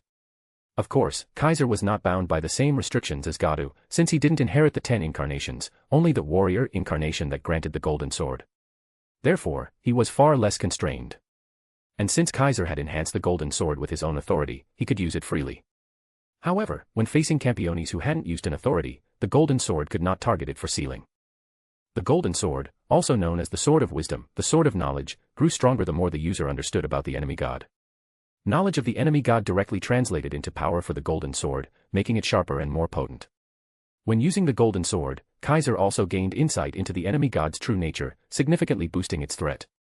But if the Campione hadn't yet used a particular authority, the golden sword couldn't recognize or target it, even if Kaiser knew about it from the original story. And as the Campione with the most authorities, Vauban still possessed many even after 4 had been sealed. Losing 4 authorities had an impact, but it wasn't decisive. If he wanted to keep fighting, he could definitely continue for a while. However, Kaiser no longer wished to waste time. You think the reason you haven't lost yet is because I lack the power to defeat you instantly? Kaiser put away Aimer and Jägrush, and also the golden sword. He withdrew all the authorities he was currently using. Weren't you curious about what authority I usurped from Odin? Kaiser slowly raised his hand. Now, I'll show you. As his words fell, a spear suddenly appeared in Kaiser's hand. Its shaft was formed from branches of the world tree, brimming with life energy. Its tip was forged from the strongest steel, engraved with runes. Ancient divinity emerged from the spear, instantly filling the heavens and earth. Vauban, his body ablaze with tremendous magical power, froze the moment he saw that spear. He stared fixedly at the ancient divine spear and uttered its name word by word. Gungnir, the eternal spear. The spear of fate that never misses. There was no way Vauban wouldn't know its name. So that's it. Vauban seemed to understand something as he glared at Kaiser and the spear. This is the weapon that allowed you to slay 2 top-tier gods at once. The old Devil King had once again come to the wrong conclusion. But it didn't matter anymore. Kaiser no longer cared to explain. With this spear in hand, I have stood in an invincible position from the very beginning. Kaiser spoke thus. And you were destined to be the loser from the start. Chapter 307, Chapter 358, looking forward to that day's arrival. At this moment, the storm had already ceased. Now that Vauban's authorities had been sealed, and Jaegrush and Aimer had been reclaimed by Kaiser, the power that had caused the storm over Tokyo, and even the entire Japan, was no more, allowing heaven and earth to gradually return to peace. On the damaged Tokyo Tower, within the observation deck, Vauban, who had originally intended to fight to the end, now had a twisted expression, with magical power surging around him, reflecting the unrest in his heart. Although Kaiser had not yet thrown that spear of guaranteed victory, the divine spear being pointed at Vauban gave him a sense of being locked on, an intense feeling that he would be pierced through in the very next second, causing a persistent sense of crisis to blare like an alarm in his heart. Vauban could only curse inwardly. Why did such a brat get to usurp a power of that level? The legendary Spear of Destiny, a divine spear that guaranteed victory upon being thrown, facing such a power, even the many times God-slaying Vauban dared not show any negligence. It wasn't that he was particularly afraid of Gungnir, because he had once usurped an authority from the Mesopotamian earth goddess Inanna. This authority allowed Vauban's soul to separate from his body, and to undergo a transformation into a magical dragon, becoming a 30-meter-long black giant dragon. As a black giant dragon, Vauban would possess the strength to suppress powerful divine beasts with a single hand and could spew forth powerful flames from his mouth. Furthermore, if during the transformation he performed a death-reminding ritual to dig out his own heart, he could transfer from the earth through the netherworld to the realm between life and death, gaining the immortality of the dragon serpent, making his soul indestructible. Under such circumstances, even if Vauban's body were destroyed, he could regenerate from a soul state. Even if his human body were completely turned to ash, he could use massive amounts of magical power to restore it fully and resurrect, thereby achieving rebirth. Although under such conditions, his own magical power consumption would not recover for 1 to 2 months, at the very least, the power of this authority gave Vauban a chance to turn the tide in desperate situations, and it allowed him to preserve his life no matter the circumstance, preventing him from dying outright. Thus, Vauban was not particularly afraid of Gungnir, because even if he were pierced through the heart and killed by that spear, he had ways to come back to life and survive a hopeless situation. However, Kaiser did not only possess Gungnir. He also had the golden sword that could sever divinity and seal authorities. Vauban had a feeling that once he used the authority of resurrection, that authority would be sealed by the golden sword. At that time, he really would be meat on a chopping board. And that wasn't even the most frightening part. The most frightening part was, this brat had just said that the gods he slew weren't 3, but 5, and that the authorities he held weren't 3, but 5. The fourth authority was usurped from Poseidon, the god of the sea. Though its specifics were unknown, the water manipulation techniques he had shown earlier likely stemmed from that authority. This authority wasn't too threatening, but what was the fifth authority? Clearly, he had chosen to display all the other 4 authorities openly and even demonstrated them, so Vauban didn't believe the fifth authority that he deliberately hid would be anything simple. Moreover, this brat had also said that even before becoming a Campione, he had already possessed several divine weapons capable of slaying gods, yet he hadn't revealed those either. The reason the other party dared to be so arrogant and show off his uniqueness and one authority after another wasn't anything else, it was because he still had some trump cards that he hadn't truly displayed, right? Thinking of this, magical power surged around Vauban's body, but in the end, he didn't choose to activate his authority and continue the battle. Looks like this time I have no choice but to concede. Vauban retracted his magical power and said coldly. You should have done that from the start. Kaiser also lowered the divine spear in his hand, calmly making that evaluation. Fine, let's say I lost this time. Vauban spread his arms, speaking with a wild demeanor. I assumed that no matter how special you were still a mere youngster. I came here without any real understanding of you, and this is the result. I guess I can only blame myself. The reason Vauban came this time was to take away Maria Yuri and restart the summoning ritual from 4 years ago. But upon learning of Kaiser's deeds, and knowing that the conditions to host the summoning ritual still required some time to be fulfilled, he personally came, originally just with the idea of having some fun. If, during this trip, he could take the Hime Miko he had his eyes on in advance, that would naturally be a good thing. If this trip angered the newly born king in this land, then assessing the opponent's potential and engaging in a trial and hunt wouldn't be a bad way to kill time either. Unfortunately, Vauban severely underestimated Kaiser's strength, and even more so, his uniqueness, leading to a failed hunt, an incomplete objective, and an embarrassing retreat. But, I won't make the same mistake next time. Vauban's eyes gleamed with green light as he stared at Kaiser and declared loudly. The humiliation I've suffered this time, surely there will be a chance in the future to avenge it. The world is vast, yet also small. As long as he and Kaiser didn't die at the hands of some heretic god in the future, they were bound to meet again. Just like him and Luo Hao, they had been enemies for over 200 years and were constantly in conflict. From now on, among the Campiones qualified to be his enemies and prey, there would be one more. The next time we meet, I will give it my all to hunt you. By then, whether it's your spear or your sword, neither will pose a threat to me. For the sake of that day's arrival, I will hunt more gods and gain more power until I obtain the means to overcome your spear and sword. Vauban suddenly extended his hand, stabbed into his own chest, and dug out his own heart. Just look forward to that day. Leaving those words behind, hellfire began to burn on Vauban's body, turning him entirely into ashes. By performing the death-reminding ritual of digging out his own heart, he had transferred from the earth through the netherworld to the realm between life and death, departing from this place. Kaiser watched Vauban's departure, murmuring softly. Obtain the means to overcome my spear and sword, huh? That wasn't impossible. Not to mention others, even Doni's authority usurped from Dionysus was a method capable of rendering both Gungnir and the Golden Sword ineffective. Once that authority was activated, it formed a zone where magic, magical power, and even authorities would run wild, become uncontrollable, and completely cease functioning. In such an area, even Kaiser could only rely on melee combat to defeat his opponent. If Vauban were to obtain a similar authority, then the threat of Gungnir and the Golden Sword could be nullified. But would Kaiser be afraid? Of course not. Even if relying solely on melee combat, he now had a way to defeat gods. Besides, with every god he slew, his magical power kept increasing. As long as he kept his magical power running, his magical resistance would continue to strengthen. In the future, it wasn't impossible that even a god's authority would be reflected by his body. Combined with all the exclusive weapons he carried, he truly had no fear of being restrained by just one or two authorities. Hope you really do gain that kind of power one day. When the time comes, Kaiser wouldn't mind giving him another huge surprise.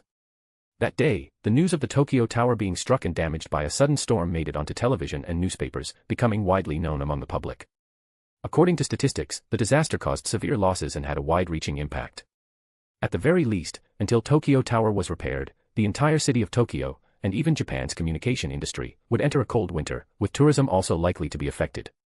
Faced with such a major news story, the strange incident at a hotel in Oda Ward became extremely inconspicuous. For reasons unknown, whether it was the people who saw a magic wolf and corpses fall from the sky, or those who experienced all sorts of eerie phenomena within the hotel, none of them chose to reveal what had actually occurred.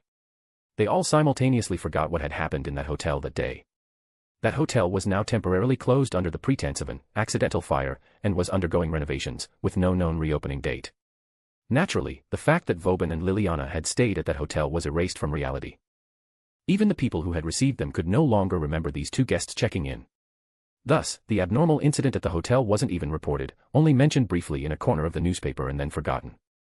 The public's attention was focused entirely on the destruction of Tokyo Tower, completely unaware that one of the instigators had already returned to Shikio Shrine. King Aina has returned safely. Saishu and Aina shouted loudly even before stepping through the gate. Bursting energetically into the shrine office, she entered the living room and saw Kaiser drinking tea there. You're back. Kaiser didn't stop drinking tea but simply looked at Saishu and Aina and smiled. Looks like, in the end, you were the winner in your duel with the Bronze Black Cross prodigy. Yes. Saishu and Aina replied with an energetic voice, then sighed. Aina almost lost, but thanks to the spiritual blade granted by the king. David's Kotodama, a top-tier combat spell that could even harm gods, was indeed a very dangerous power to Saishu and Aina, who was then using the power of Susanoo. Unfortunately for it, it was still a form of magic. And the Sodi no Shirayuki granted to Saishu and Aina by Kaiser happened to have the power to dispel magic. Therefore, when Liliana released the arrow of Jonathan, Saishu and Aina ultimately used Sodi no Shirayuki to cut down that arrow capable of wounding gods and defeated Liliana in a single blow to claim victory. Without Sodi no Shirayuki, the victory wouldn't have come so easily. It was all thanks to the king. Saishu and Aina attributed all the credit to Kaiser. Even without me, you still would have won. Kaiser shook his head, denying the credit. Without him, Saishu and Aina would not have lost the aim no Murakumo no Tsurugi. And with the aim no Murakumo no Tsurugi in hand, she also would have been able to dispel Liliana's David's Kotodama, and could have even used the sword's power to seize that magic and counterattack Liliana. While Saishu and Aina wielding Sodi no Shirayuki was certainly strong, her strongest combat form was still when she held the aim no Murakumo no Tsurugi. Therefore, Kaiser wouldn't take credit. By the way, where's Maria? Kaiser looked behind Saishu and Aina and, seeing no one there, asked in puzzlement. Yuri is taking care of Miss Liliana. Saishu and Aina immediately replied obediently. I held back and didn't injure her, but the magic she used at the end seemed dangerous. After I dispelled it, that ominous magical power seemed to have backfired on Miss Liliana and caused her to lose consciousness. Is that so? Kaiser nodded and said, then let Maria take care of her. Yes. Saishu and Aina said brightly, let me make tea for the king. Saying that, Saishu and Aina tossed aside her sword bag and trotted over to Kaiser. One drank tea, the other made tea, filling the living room with a pleasant and relaxing atmosphere. Tokyo Metropolis, Chiyoda Ward, Bancho area. Since the Edo period, this had been a high-class residential district for direct retainers and high-ranking nobles. There were many offices and high-end apartments with visibly outrageous real estate prices, but among the many lined-up mansions, there was one that was severely aged and looked like a haunted house, dark and gloomy. It stood in Sanbanko, very close to the Imperial Palace, hidden in an inconspicuous spot by the roadside. It was a Western-style building constructed during the Taisho era. Only a portion of the Jutsushiki world knew that this was actually the residence of the head of the most powerful of the four great families, the Sayanomiya family. This was the villa of successive Sayanomiya heads. Because the next head of the Sayanomiya family was Sayanomiya Keiru, she was now the current master of this place. Is that so? Even the Marquis was repelled by that one. A beautifully dressed woman in men's clothing sat in the study of the villa, holding a phone. On the other end of the line was Toma Amikasa's voice. He was indeed repelled. It's unbelievable, he only just became a king, and he can already repel the oldest king. Toma Amikasa said, unsure whether he was sighing or sarcastic, but it was too reckless. He even toppled half of Tokyo Tower. Our cleanup efforts are going to cost us an enormous amount of labor and money. For the cost of repelling a demon lord, this is already a huge bargain. Sayanomiya Keiru smiled and said, looks like it's time for us to bet early and draw the king over to our side. You're only deciding now, and you call that early? Toma Amikasa said provocatively, didn't the Saishuin family already make their move? So what? The Sayanomiya family is still the legitimate lineage. Sayanomiya Keiru showed a cunning smile and said, besides, don't we also have a High Miko serving at the king's side? The Maria family has always been our ally, after all. Chapter 308, Chapter 359, King of Sacred Treasures. The next day. When Kaiser had finished getting ready and walked out of his room into the living room, Saishuinena happened to arrive at the living room after finishing her morning training. Maria Yuri had arrived even earlier and had neatly laid out several bento boxes on the small table. They were filled either with fragrant dishes or delicious soup, making both Kaiser and Saishuinena feel their stomachs rumble. Today's meal seems even more lavish than before. Saishuinena, unable to wait any longer, sat down while sharply observing this detail and looked at Maria Yuri, saying, did you make this deliberately, Yuri? Maria Yuri was sitting beside Saishuinena, looking somewhat bashful. Just a small token of appreciation. Maria Yuri respectfully offered a pair of chopsticks to Kaiser, who was seated across from her face slightly blushing as she said, Your Majesty, please try it. Without a doubt, this was Maria Yuri's way of expressing her gratitude. After all, yesterday Kaiser had protected her in front of Marquis Vauban, preventing her from once again being taken away to participate in a dangerous ritual like 4 years ago. Though Maria Yuri didn't say it out loud, she did indeed feel a bit grateful in her heart. There was no helping it. The incident from 4 years ago had left a considerable psychological shadow on her. She still had the urge to tremble all over just thinking of Vauban. This time, with Kaiser protecting her in front of Vauban, and even repelling that notorious demon lord, Maria Yuri indeed felt much relieved, and even that psychological shadow had dissipated quite a bit. Years of suppressed fear had been shattered by Kaiser, and naturally, Maria Yuri wanted to express her feelings in some way. Don't worry about it. Kaiser accepted the chopsticks, appearing rather nonchalant as he said, since you're one of mine, I naturally won't let anyone take you away at will. Especially that old thing. Just to amuse himself, he'd go so far as to use a High Miko with rare talents as a disposable tool. That kind of behavior is truly disgraceful. You don't need to take him too seriously. That stubborn old man poses no threat to me. I believe this time will teach him a lesson and make him realize that there are indeed people in this world who can put him in his place. That old man's lofty attitude had always made Kaiser feel no goodwill toward him, and so when he spoke of him, his tone was blunt. Before Maria Yuri could say anything, Saishuinena spoke up first. That may be so, but he is Marquis Vauban. Among all the Campiones, he is the oldest demon lord. Saishuinena didn't move her chopsticks ahead of Kaiser, only after seeing him begin to eat did she start herself, her bright voice ringing out. It's said that his authorities are the most numerous among all Campiones, and his strength is also the greatest. Only the cult leader Luo Hao of China can stand shoulder to shoulder with him without falling behind. Your Majesty is still so young and hasn't been a Campione for long, yet you were already able to repel Marquis Vauban head-on. That's truly amazing. As the only daughter of the martial arts-oriented Saishuin family, Saishuinena clearly had a strong admiration for martial strength. Thus, when Kaiser demonstrated his power, she always felt sincere admiration and would gaze at him with open reverence, which was quite pleasing. If someone else had said this, it might have come off as flattery. But Saishuinena's straightforwardness and honesty didn't give off that impression. On the contrary, it made people clearly feel that she was speaking from the heart and genuinely admired him. Thanks to this, even Kaiser slightly lifted the corners of his mouth, his mood seemingly improving. In contrast, Maria Yuri muttered softly. He was just a bit too reckless. If only he'd hold back a little and be more mindful of his surroundings. Just as Maria Yuri said this, the nearby television coincidentally began broadcasting the news, showing footage of Tokyo Tower being snapped in half. As expected of His Majesty. Saishu Aina watched with great interest. Not only did she not think Kaiser had gone overboard, she even praised him. I already held back quite a bit. Kaiser didn't look at the TV. He calmly responded while eating. He had indeed held back a lot. With his current strength, if he had gone all out, never mind Tokyo Tower, he could have easily obliterated the entirety of Tokyo. He had deliberately launched Vauban into the air to pursue him midair.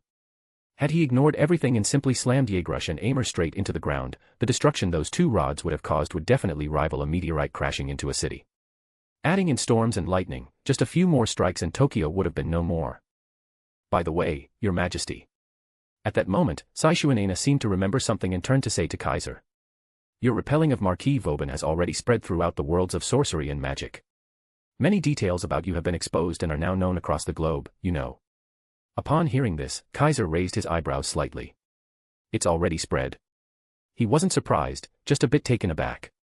Unlike the previous battles with heretic gods, this time Kaiser fought Vauban directly within a city, causing far too much commotion and drawing too much attention.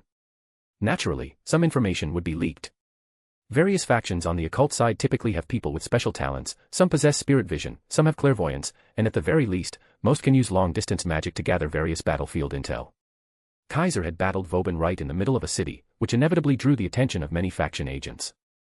By now, this island nation had produced a Campione, and some people with other motives had already turned the place into a hotbed of spies and agents from all major factions. So not just his battle with Vauban, even his earlier skirmish at Shikio Shrine with Susanoo, the aim no Murakumo no Tsurugi, and Saishu Aina had been observed by some keen individuals. Kaiser was well aware of this and had long prepared mentally for his actions to be discovered by the major factions. But he hadn't expected that after just a single day, news of his deeds would be circulating worldwide. Your Majesty, several authorities, like Gungnir, the Golden Sword, and Jaegrush and Aimer, are already known by the major factions. Even the Witanagemote has them on record and has made them public. Your Majesty's godslayings over the past month, 5 gods, and 5 authorities, have also been noted by all major forces. Also, news of your body's special traits and the fact that you wield multiple powerful sacred treasures has spread among all the great powers. Saishu Aina, backed by the Saishuan family, naturally knew all of this once her clan informed her. Things like how you subdued the aim no Murakumo no Tsurugi as an authority, and how you fought the Italian King of Swords to a draw on Sardinia with a magic sword, those are no longer secrets, either. Saishu Aina held her rice bowl, her delicate and lovely face wearing an innocent smile. Now, the only things people are unsure about are Your Majesty's final authority and what other powerful sacred treasures you might have. Your Majesty's information dump this time made many factions stay up all night discussing and analyzing. The Witanagemote even gave Your Majesty a title because of it. King of Sacred Treasures. A king who can freely wield various sacred treasures, even authorities usurped from the gods, are all in the form of powerful sacred gear. Based on such rumors, the Witanagemote officially granted this title, naming Kaiser the Eastern King of Sacred Treasures. The Wolf King of Eastern Europe, the Martial King of China, the Queen of the Enchanted Cavern, the Hades King of America, the Black Prince of Britain, the King of Swords of Italy, and the King of Sacred Treasures of the East. These are the 7 reigning Campione kings known across the world. King of Sacred Treasures, huh? Kaiser muttered, then chuckled. That does fit, I guess. What Kaiser didn't know was that, due to the strength of his physical body being comparable to the authority of the god of steel swords, at first the Witanagemote's elders had considered giving him titles like Power King, Mighty King, or Titan King. In the end, it was Princess Alice, Speaker of the Witanagemote, heiress of the House of Godity, also known as the White High Miko, Supreme Witch of the Heavens, and Europe's strongest witch, who personally attended the session and declared that Kaiser, being a king capable of freely manipulating various sacred treasure authorities, should be called King of Sacred Treasures. Thus, the title was finalized. Otherwise, if he had truly ended up being called something like Power King by every occult faction in the world, Kaiser might seriously have considered taking a trip to Greenwich to have a friendly chat with those Witanagemote elders. As for his information being made public, Kaiser didn't think much of it. So what if they researched him? No matter how thoroughly humanity studied him, they'd never be able to deal with the Campione's authorities. Even other Campiones would find it difficult to target him, unless they had some special means. Gungnir and the Golden Sword alone would suppress everything. Even if someone really did find a way to counter Gungnir and the Golden Sword, it's not like he didn't have other exclusive weapons. 2 Orga Luxes, 3 Balance Breakers, 5 Zanpakuto, 5 Sacred Treasures. Even without counting the Hogyoku and the Circle of Usurpation, Kaiser possessed a total of 15 exclusive weapons. Even if some were exposed, he still had plenty of ways to secure victory. Especially those 3 balance breakers, not only were their abilities extraordinary, but after transforming into their balance breakers, they became explosively powerful, not to mention the power of truth idea beyond that. Plus, the Aim no Murakumo no Tsurugi could combine its power with other exclusive weapons to produce all kinds of new effects. With so many tools at his disposal, Kaiser had essentially become immune to being countered. The time when he only had the Ser-Veresta was long gone. Chapter 309, Chapter 360, Being Toyed with at Will. After finishing breakfast, Maria Yuri didn't go to school, but instead returned once to Liliana's room. Then, Maria Yuri came before Kaiser and informed him. Miss Liliana has woken up.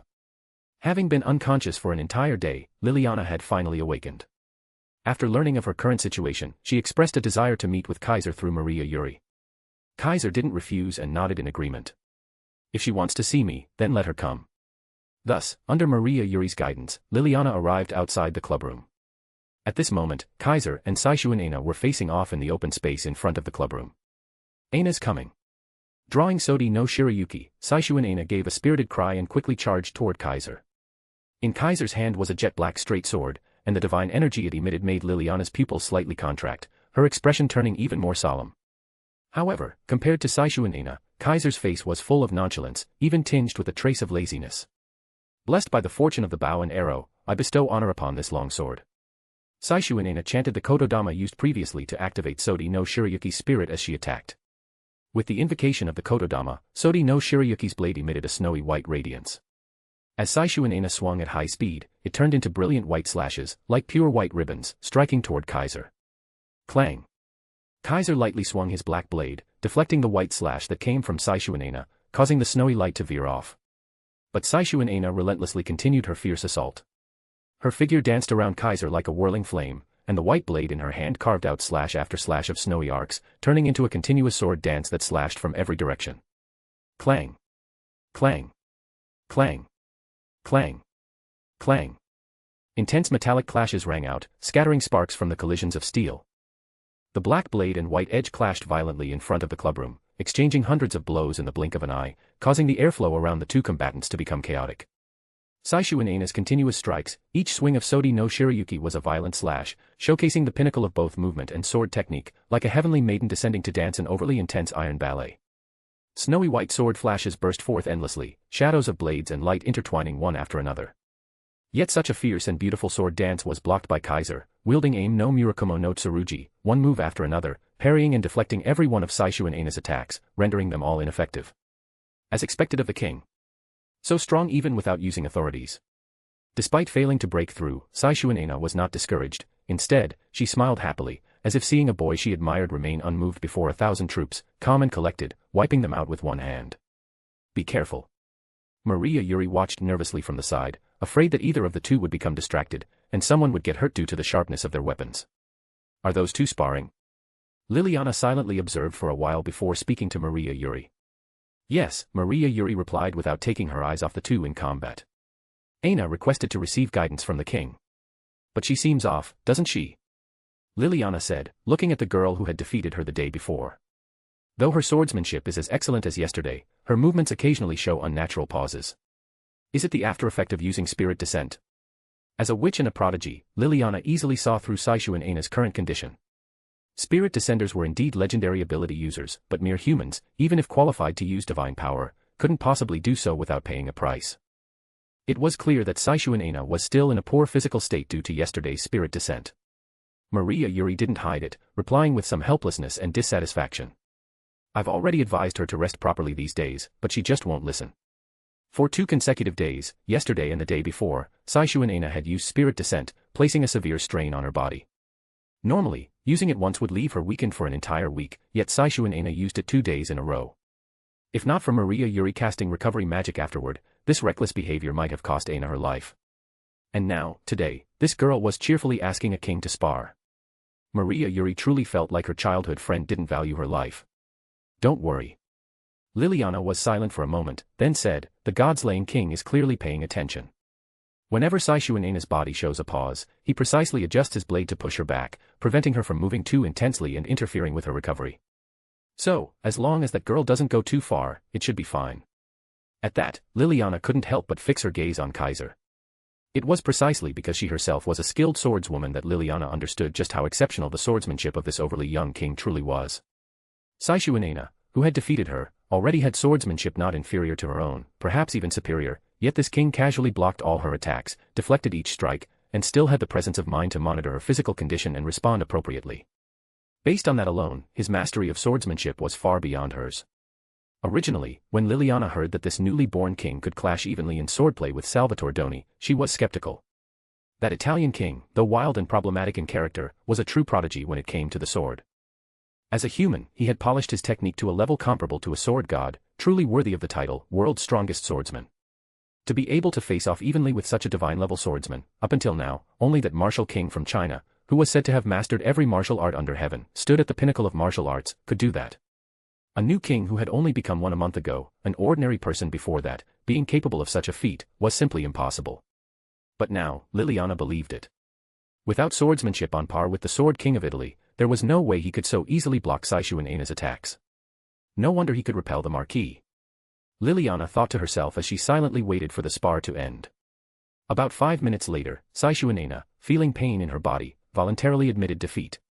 No good, even if Aina gives it her all, she probably still won't be able to touch the king's sleeve, Saishuanena declared without hesitation. Aina has lost. At that, Kaiser put away Aim no Murakumo no Tsurugi and smiled. It's fine. You're already amazing. Kaiser said, I've never seen a paladin before, so I don't know how strong swordsmanship at that level is, but from what I see, your swordsmanship is already not weaker than those great knights, maybe even better. With skill like that, even if it's not enough now, in a few years, you'll surely be able to contend with those so-called paladins. Kaiser was referring to Saishuanena when not using Spirit Descent. Currently, Saishuanena had paladin-level strength after using Spirit Descent. But without it, she was roughly at the level of a great knight, about even with Erika and Liliana, perhaps only slightly stronger. But in a few years, even without Spirit Descent, Saishuanena should be able to reach paladin level through her own strength. By then, if she used Spirit Descent again, even the peak of humanity, those paladins, would be no match for her. At that point, she might even be able to challenge some weaker heretic gods head-on. That could truly be called a promising future. Aina will work hard not to disappoint the king. Saishuanena put away Sodi no Shirayuki and walked over to Kaiser with a smile. By the way, the king really is amazing. Saishuanena looked at the Aim no Murakumo no Tsurugi in Kaiser's hand. To think you've only just obtained Aim no Murakumo, and you can already wield it like this. It seems the sword really suits you. She had once been the wielder and user of this divine blade and naturally understood how proud its spirit was. Even she had taken a long time to form mutual understanding with Aim no Murakumo, yet Kaiser handled it skillfully from the very beginning. If, in her hands, Aim no Murakumo was a companion, a somewhat willful and troublesome teammate, then in Kaiser's hands, it was a most loyal vassal. It did not resist Kaiser at all. Even without Kaiser adjusting to it, it took the initiative to synchronize with him, exerting the power he desired. This gave Saishuanena an odd feeling, like her goddess was being toyed with by someone else. You just spoiled it too much. Kaiser casually responded to Saishuanena, then retracted Aim no Murakumo into his body before turning to Liliana. Sorry to keep you waiting. Kaiser stepped forward and smiled at Liliana. Hello, Miss Liliana. Saishuanena followed behind Kaiser, smiling as she greeted her opponent from yesterday. But Liliana didn't act as casually as the two of them, she solemnly dropped to one knee. Liliana Krenchkar, of the Bronze Black Cross, pays respects to the God's Lane King. Liliana bowed her head to Kaiser, presenting herself for punishment. I offended the king yesterday. Please mete out your punishment. Chapter 310, Chapter 361, What are you expecting? Liliana had actually already woken up. Saishuanena hadn't gone too hard on her, she merely dispelled her Davidic Kotodama and knocked her out with a single strike. If it hadn't been for the magical backlash caused by the breaking of the Davidic Kotodama that impacted her body and mind, she definitely wouldn't have remained unconscious until the next day. This morning, before dawn, Liliana finally recovered from the backlash brought on by the Davidic Kotodama and awoke from her comatose state. And then, she didn't flee immediately, but instead contacted the Bronze Black Cross first and learned from them everything that had occurred while she was unconscious. Thanks to that, Liliana also became aware of Kaiser's feats. Barely a month since becoming a Campione, he had already slain 5 gods and obtained 5 authorities, one of which was the legendary god-slaying spear that never misses and never loses, and another being the strongest spear and shield to a god, capable of severing divinity, the golden sword. Even before becoming a Campione, he had already been extraordinary, with skin as tough as armor. After undergoing the rebirth ritual upon becoming a Campione, his body transformed, his physical strength now rivaled that of gods or Campiones empowered by the protection of steel. Beyond that, he also possessed multiple powerful divine weapons. One of them, as known, could rival the Sword King of Italy's magical sword authority that could sever anything. The others likewise were suspected of holding god-slaying power. All these combined made this newly crowned king, barely 20 years old, and not even a month into his reign, repel the oldest demon lord, who was renowned as one of the strongest among Campiones. Thus, he became known as the King of Sacred Treasures, capable of freely wielding various mighty divine weapons. All this intelligence deeply shocked Liliana's heart and mind. Under such circumstances, once she collected herself, Liliana immediately decided to remain here and beg Kaiser for forgiveness. There was no helping it. Even if her actions had been in obedience to Marquis Vauban's orders, the fact remained that Liliana Kranjkar had indeed laid hands on the High Miko under this new king's command. Marquis Vauban could wash his hands of the matter and leave, but she, Liliana, Milan's prodigy and great knight of the Bronze Black Cross, could not simply walk away as a prisoner. If she were to leave, the new king's wrath might very well be directed at the Bronze Black Cross, or even the Kranjkar family. To protect her family and the Bronze Black Cross, Liliana had no choice but to stay here and quietly await the new king's judgment. Punishment. Kaiser looked at Liliana, who was kneeling on one knee before him, and his expression turned slightly amused as he spoke. Then why don't you tell me, what kind of punishment would satisfy my lovely Miko? That one sentence instantly made Maria Yuri, who had planned to plead on Liliana's behalf, blush furiously. Lovely. Maria Yuri entered a flustered state. As expected, what the king likes most is still Yuri, Saishuan teased from the side. Good luck, Yuri. Since the king already called you lovely, you have to work hard and climb into his bed. Only then could Aina become number 2 and naturally receive the king's affection. See, climb into bed. In the end, before Maria Yuri could react, Liliana was the one who froze first. So you and the new king have such a scandalous, that kind of relationship? Liliana's gaze toward Maria Yuri changed. It's not like that. You misunderstood. Maria Yuri quickly shook her head to deny it, but her red face utterly failed to be convincing. At least, Liliana wasn't buying it. So Liliana once again bowed her head deeply toward Kaiser. To offend the king's favored concubine is indeed a grave crime. No matter what punishment the king wishes to impose on me, I shall accept it. To strike the king's subordinate was one thing, but to strike the king's woman was quite another. The former might still allow for atonement, the latter was far more serious. If handled poorly, it could bring calamity upon all those behind her. Liliana was well aware of this and only hoped to bear all responsibility herself, wishing that the young king would not direct his anger toward her family and faction. Kaiser gazed at the once again bowed Liliana. As if seeing through her thoughts from her slender form, he curled his lips slightly. Willing to accept any punishment, those are words you shouldn't say so lightly. Kaiser said leisurely, you're a girl, and a pretty one at that. Saying something like that so casually. Aren't you afraid I might do something to you? Those words froze Liliana in place. Kaiser's statement, without doubt, triggered a brainstorm in the girl's mind. Don't be fooled by Liliana's usually clever and composed demeanor, or the fact that she rivaled Erika as a prodigy. One might think she was a strong-willed girl, but compared to the scheming Erika, Liliana could only be described as pure-hearted. Not only was she a knight proficient in swordsmanship and magic, she was also a domestic goddess. She made her own lunchboxes and sweets, possessed high feminine charm, and loved writing romance novels, very good at fantasizing and daydreaming, but terribly bad at political negotiations. If Erika was a refined noble lady, then Liliana was the ideal wife who could both attend banquets and manage a household.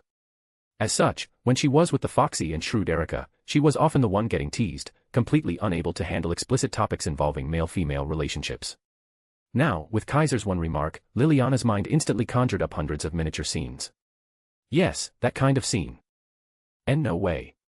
By the time she came to her senses, Liliana was already shouting in a panic. I'll break. I'll seriously break. The moment those words reached everyone's ears, the room fell into utter silence.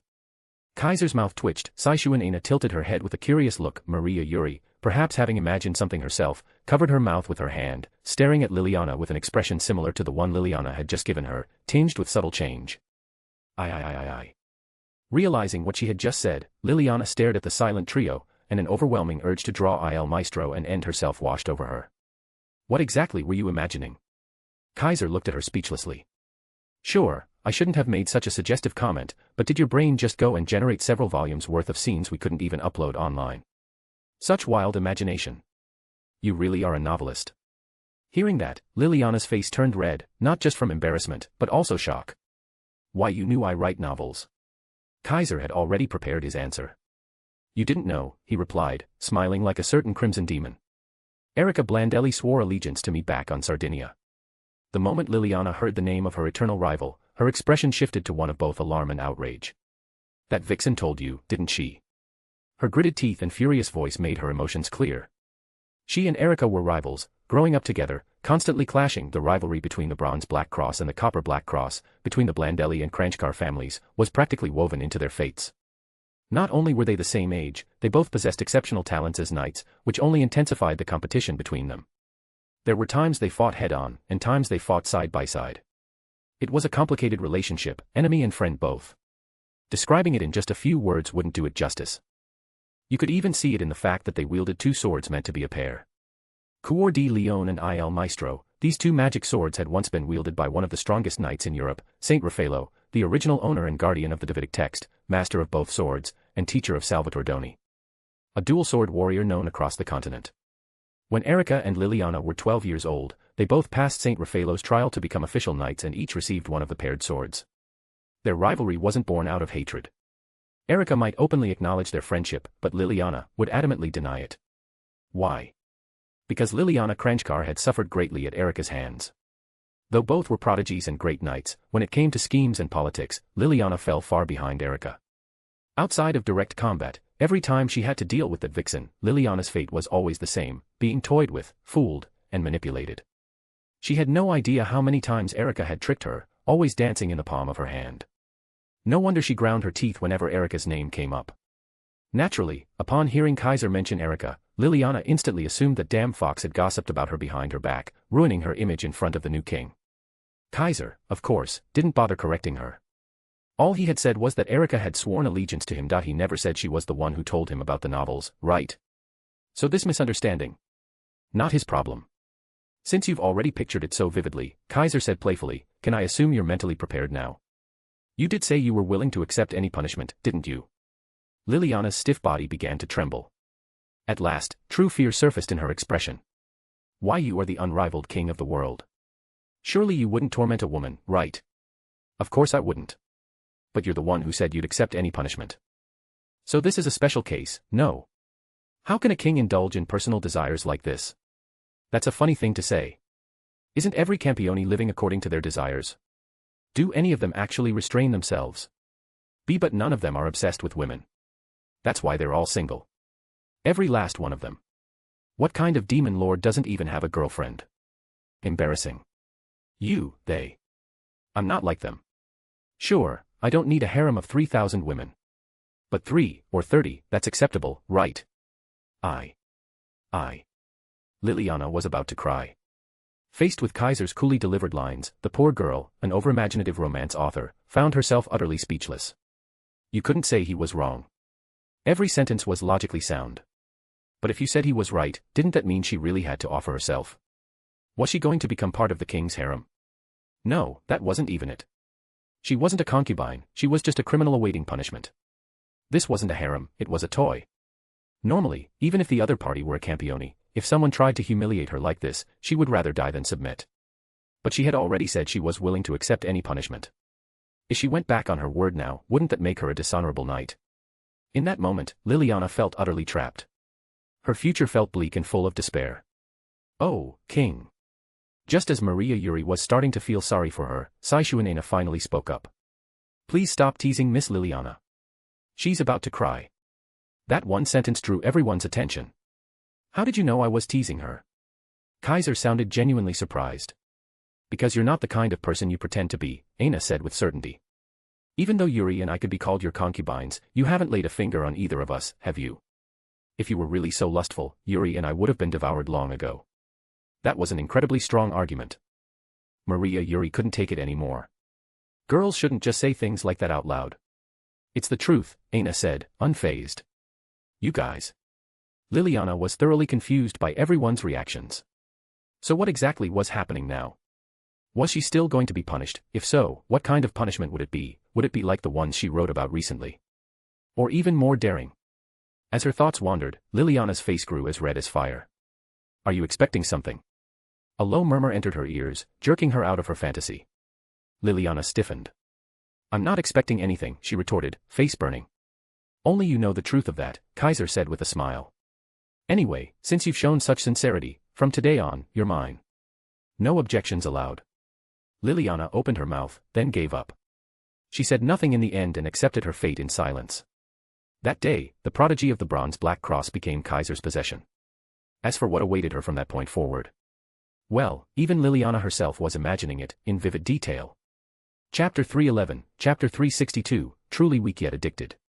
Kaiser took in Liliana, not because he had any particular purpose, but simply because he thought of her as a capable homemaker.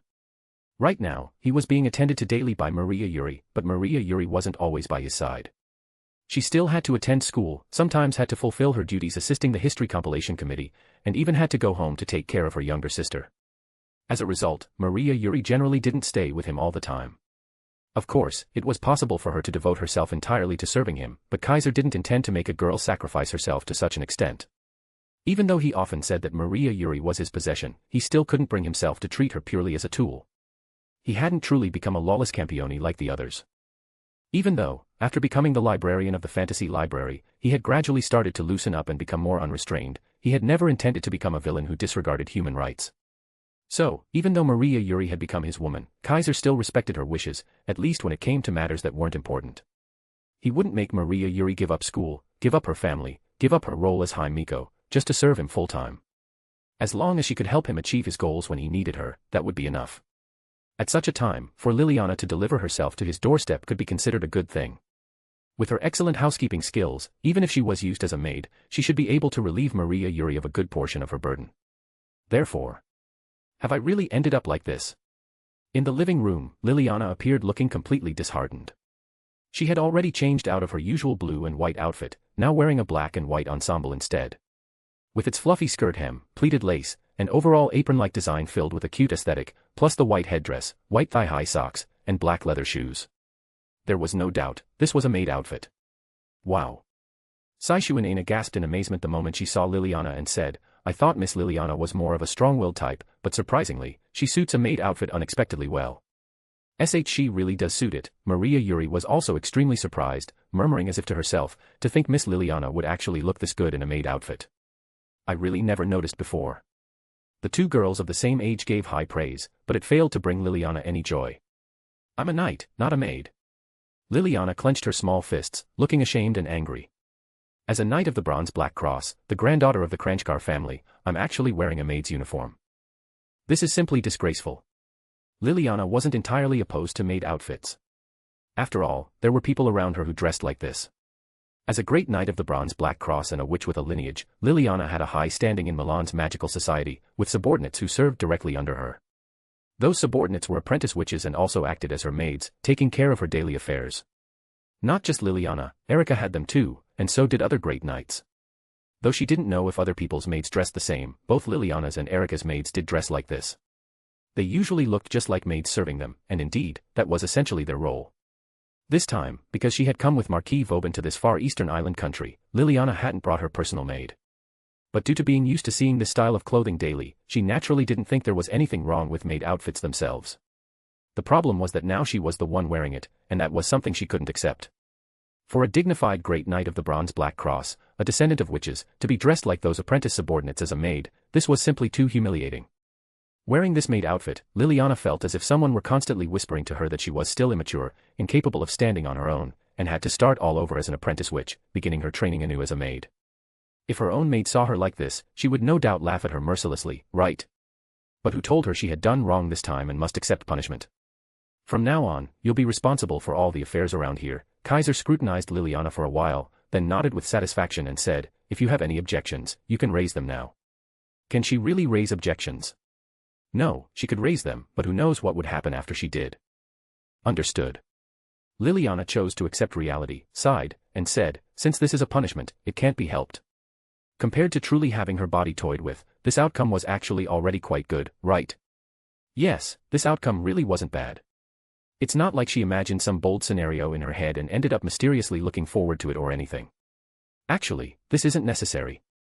Maria Yuri weakly offered, this place was originally where I rested, and taking care of His Majesty and Aina isn't difficult, I can easily manage it on my own.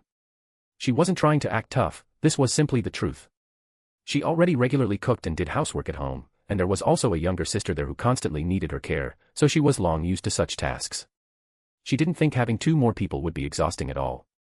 In Maria Yuri's view, she could easily look after Kaiser and Saishu and Aina by herself.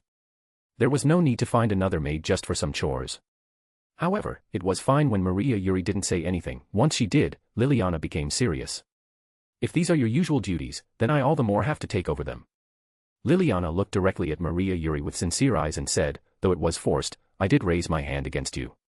If it weren't for the fact that you had already pledged loyalty to the new king, I definitely would have taken you to the marquee and forced you into that unforgettable ritual.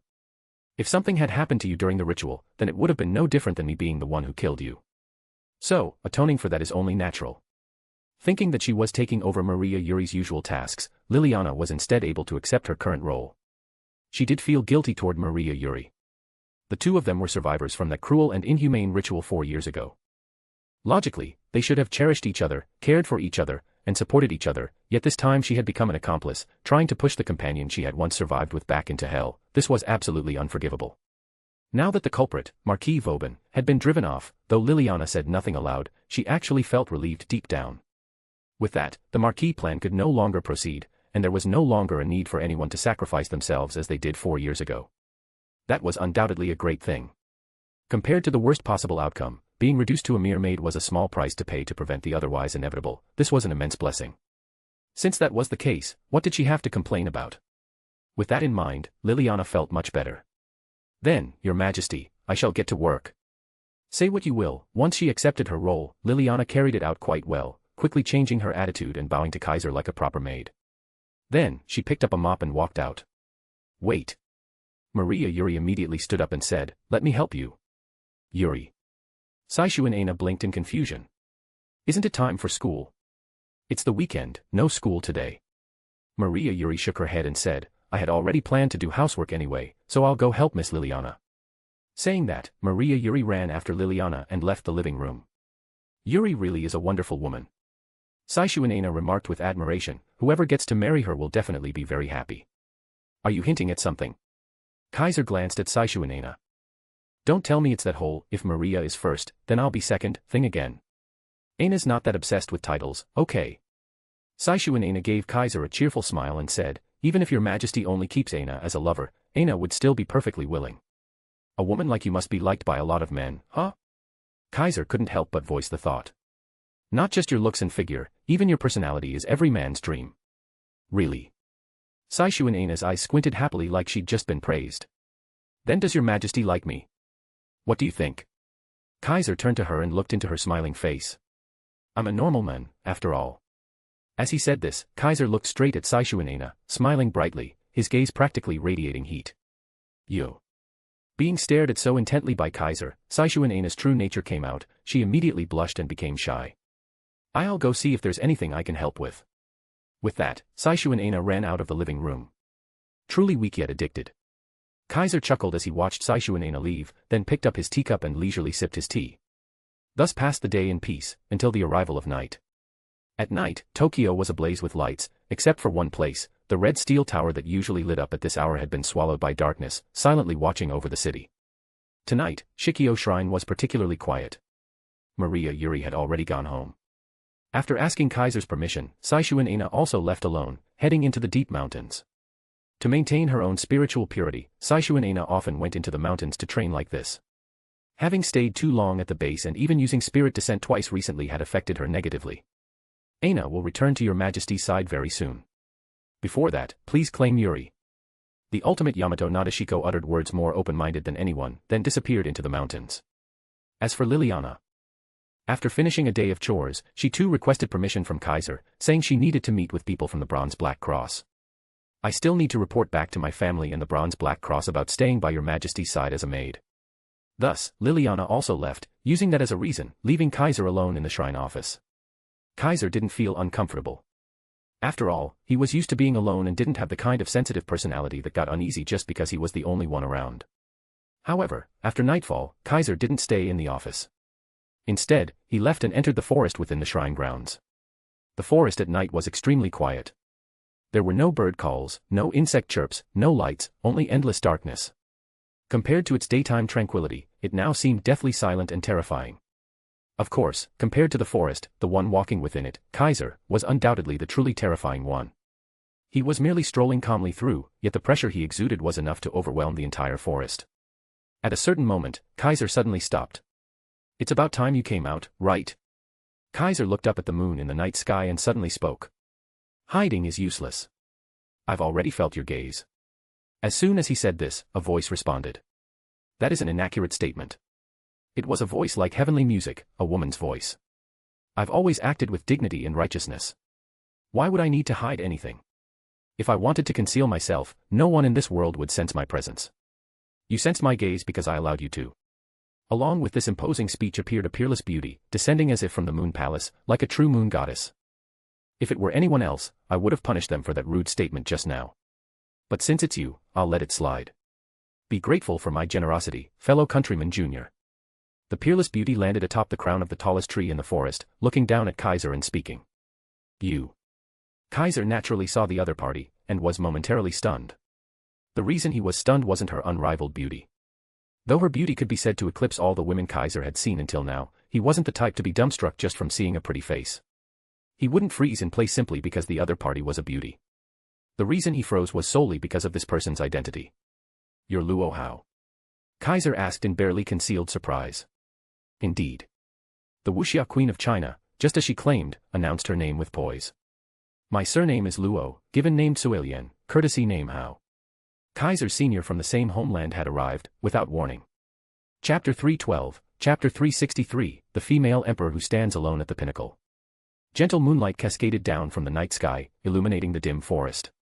The young man standing on the ground and the celestial maiden descending from the heavens, one looked upward, the other looked downward, their gazes meeting in midair. Time seemed to freeze at this moment, no longer moving forward. A breeze blew from the distance, lifting the boy's coat and the celestial maiden's feathered robe. This fleeting eye contact felt like an eternity, yet also like an instant. This was a reunion with a familiar presence in a foreign land. This was a gaze exchanged across 1,000 miles. Amidst such an atmosphere, Luo Hao was the first to speak, breaking the silence. "Compatriot, why do you not offer a salute?" Luo Hao spoke as though interrogating someone. "Even if you are in a foreign land, upon encountering a senior, you should offer a greeting. That is the way of humanity, and even more so the way of kings." Her voice remained as celestial as ever, but the aura of reigning over the world that accompanied it completely changed the impression given by this martial king of China. If one were to say that earlier she was like a fairy descending from the jade pool, then now she was the female emperor who stands alone at the pinnacle, brooking no rival. And this was the true Luo Hao, the alliance leader who ruled over the martial world of China for more than 200 years, the sect master of the holy cult of the Five Mountains. It is indeed somewhat discourteous. Kaiser finally snapped out of his astonishment at unexpectedly encountering Luo Hao. After closing his eyes for a moment, he reopened them with his usual calm restored. To meet a compatriot in a foreign land is something that should bring joy, especially when the one I've met is a revered senior from my homeland.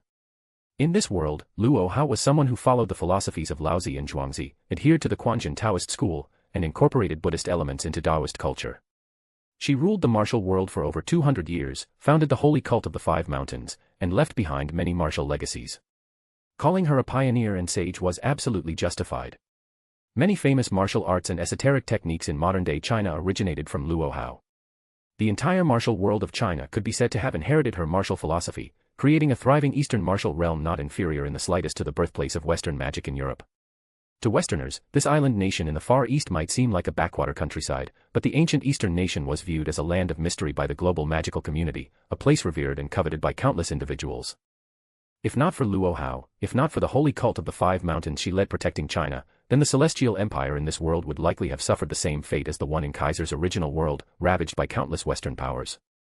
But because Luo Hao existed, although not entirely without incident, at least the forces on the mystic side dared not act recklessly.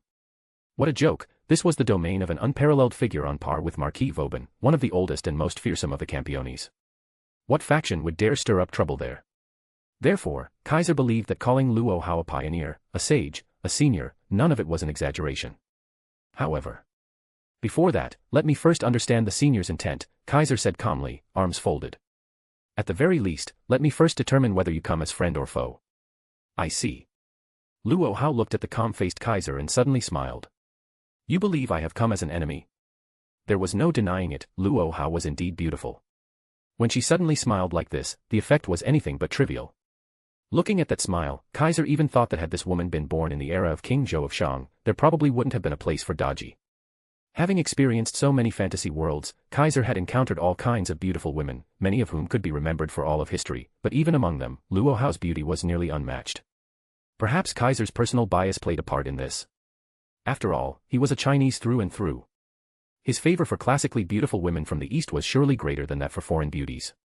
So it was undeniable that Kaiser harbored little hostility toward Luo Hao in his heart. But that was separate from the matter at hand.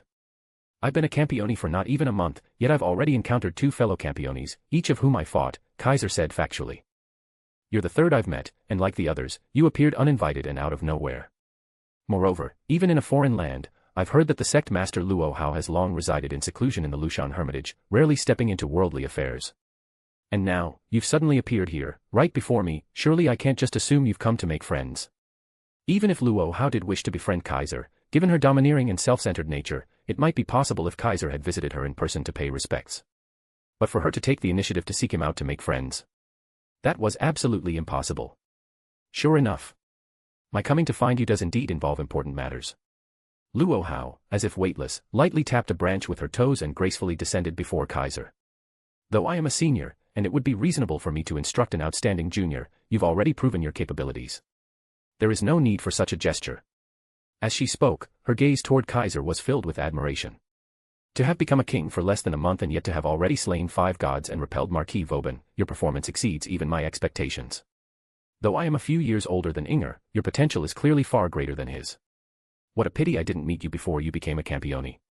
Otherwise, I certainly would have taken you as my final disciple, conferred upon you the title of Holy Son of the Holy Cult of the 5 Mountains, and passed down my legacy to you. To be praised to this extent by the domineering Luo Hao, perhaps only Kaiser in the entire world could receive such honor. You flatter me. Kaiser didn't feel particularly honored. After all, he was no longer the person he used to be. He now stood on the same level, or even higher, than Luo Hao. Why should he feel honored just because she valued him? What is this important matter that prompts the sect master herself to come in person? Kaiser was indeed curious. As mentioned earlier, Luo Hao was essentially a recluse, more plainly put, a shut-in. She rarely left home. Having become a Campione over 200 years ago, she sometimes stayed in the Lushan Hermitage for years or even decades at a time. For her to suddenly come meet him now, how could Kaiser not be curious? To this, Luo Hao did not hide anything. I originally intended to have Inger give you a little guidance and let you learn of this matter. But your repelling of the Marquis greatly exceeded my expectations and stirred my curiosity, so I decided to come in person. Though she rarely left her abode, for Luo Hao, traveling far wasn't difficult at all. Because she was a Taoist nun who had mastered many strange divine arts. Among them was a teleportation technique known as shikuchi, a Taoist art for instant movement. Ordinary people using this technique would need significant preparation time and a solution for the massive energy cost, but Luo Hao was an exception. She had cultivated her shikuchi to the point that she could travel anywhere in the world with a single thought. She really had just decided on a whim to come personally. Just a few minutes ago, Luo Hao had still been in Lushan. That was proof enough. Even her disciple didn't know she had come here.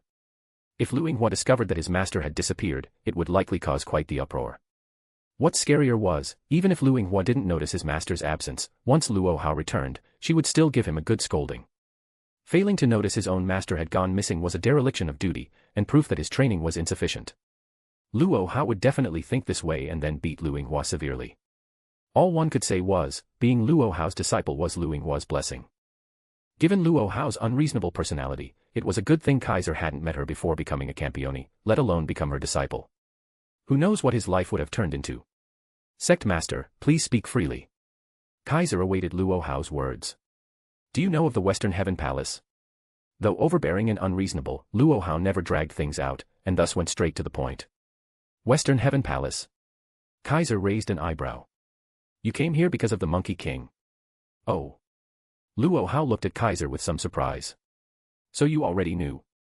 I've known for a while. Kaiser shrugged. It's a part of the Nikko Tashogu, the shrine on Mount Nikko in Tachijai. That is the Western Heaven Palace. It's said to be an important sacred site guarding the Divine Lord, one that the Kohotsuka family has safeguarded for generations. The Kohotsuka family he referred to was naturally one of the four great families, alongside the Saiyanomiya and Saishuan families. Unlike those other two families, which wielded great influence on a national level, the Kohotsuka family didn't hold such lofty positions, but within the world of sorcery, they held very high status and extremely important responsibilities. They had always protected the Western Heaven Palace, worshipping the Divine Lord enshrined there.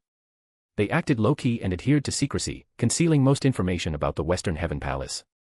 Because of this, most people only knew that the place existed, and that a Divine Lord was enshrined there, but why this was the case, and the true nature of that deity, was known to almost no one. But among the two Campiones present, both Kaiser and Luo Hao knew the secret. Because the deity enshrined in the Western Heaven Palace was a hero god of their homeland. And this deity was not being honored, but sealed, used. Since you already know of the Divine Lord's existence, why do you turn a blind eye to it? Luo Hao frowned in displeasure. A hero of our nation is being imprisoned by the Yamato people. As the king of China, you ought not to ignore it. At these words, Kaiser laughed. He laughed heartily. I never had any intention of turning a blind eye. Chapter 313, Chapter 364, You're only a few years older than me. Back when he first became a Campione, Kaiser had already been thinking about the god sealed within Western Heaven Palace. As for the reasons, first, to slay the god and obtain an authority, second, to meet a childhood idol. And if there were a third reason, it would be, as Luo Hao said, his displeasure that a mythological hero of his own country was imprisoned by this tiny island nation. So, even without Luo Hao bringing it up, Kaiser was definitely going to visit Western Heaven Palace eventually. He just hadn't had the opportunity lately, and he wasn't in any rush. Now that Luo Hao had mentioned it, Kaiser naturally didn't mind revealing his thoughts. I've always had the intention to go to Western Heaven Palace. I just wasn't in a hurry, Kaiser said leisurely. Lately, I've either been harassed by that old man hiding in the netherworld, or by that other old man who used to live in the Balkans. Where would I find the time to do this? If we really count from the time I left Sardinia and returned here, it's only been a few days. I didn't expect that even the great Luo Hao would come to me over this matter. Kaiser's words gradually relaxed the frown on Luo Hao's brow. It's not that I came to trouble you over this, she said, but that if you were the one to act, there might be a breakthrough. If it were anyone else, Luo Hao certainly wouldn't have offered so much explanation. But facing this fellow countryman and junior, her patience and domineering tone seemed to be restrained quite a bit. Roughly 100 years ago, the god of Western Heaven Palace was once released. I had a dispute with him but failed to settle the matter, Luo Hao said as she shook her head. I wanted to lift the restriction on him and slay the monkey raised by the Hua nation to restore the honor of our Chinese land, so I followed him to Western Heaven Palace. I thought that by doing this, I could reach his dwelling place. Who would have thought that Western Heaven Palace was merely a prison meant to confine him? His true location lies in an otherworldly corridor within the netherworld. Even when I exhausted every technique I had learned, I could not enter. In the end, I could only blow up Western Heaven Palace along with those connected to it, but I still couldn't enter the corridor. Afterward, Western Heaven Palace was even rebuilt. This was why Luo Hao had been keeping an eye on this island nation in the Far East. She believed it was an unforgivable sin for the heroes of her own country to be raised and played with by the Hua people. Knowing of such a being and doing nothing would tarnish her title as a king of the Chinese land. Thus, she had been waiting for an opportunity for a long time, hoping to liberate the god of Western Heaven Palace and deliver judgment. When Lu Yinghua mentioned that Kaiser, during his battle with Susanoo Makoto, had used the golden sword to sever a portion of the god's divinity that resided in the netherworld, it drew Luo Hao's attention. As a result, Luo Hao instructed Lu Yinghua to find a chance to guide Kaiser toward learning about Western Heaven Palace. But due to Kaiser's excellent performance in repelling Vauban, she ultimately decided to come herself. First, she wanted to meet this fellow countryman who had become a king and already repelled her old enemy. Second, she wanted to personally tell him about the matter and see his attitude. Fortunately, he didn't disappoint her. In the face of the issue of their national hero being kept by the Hua, he was likewise unwilling to stand idly by. Though he wasn't as outraged as she was, as long as his stance aligned with hers, he was a commendable and outstanding junior. If you were to act, could you use the golden sword to slay the god? This was the main point Luo Hao came for. It's hard to say. Kaiser gave an ambiguous answer. There was no helping it. Although the golden sword is the strongest spear and shield against gods, sharp enough to sever divine bodies and divinity, that's only if the enemy god's essence is revealed before me. Like last time, during the battle with Susanoo Makoto, even though he was in the netherworld, part of his divinity appeared in the present world and summoned a storm, so I could strike him. If the essence of the enemy god doesn't manifest, if the divinity doesn't reveal itself, then it would be difficult for me too. In other words, if the god of Western Heaven Palace manifests divinity, things will be manageable, if not, then it becomes a problem. At least, if relying solely on the golden sword, that is. That won't be hard, Luo Hao declared resolutely.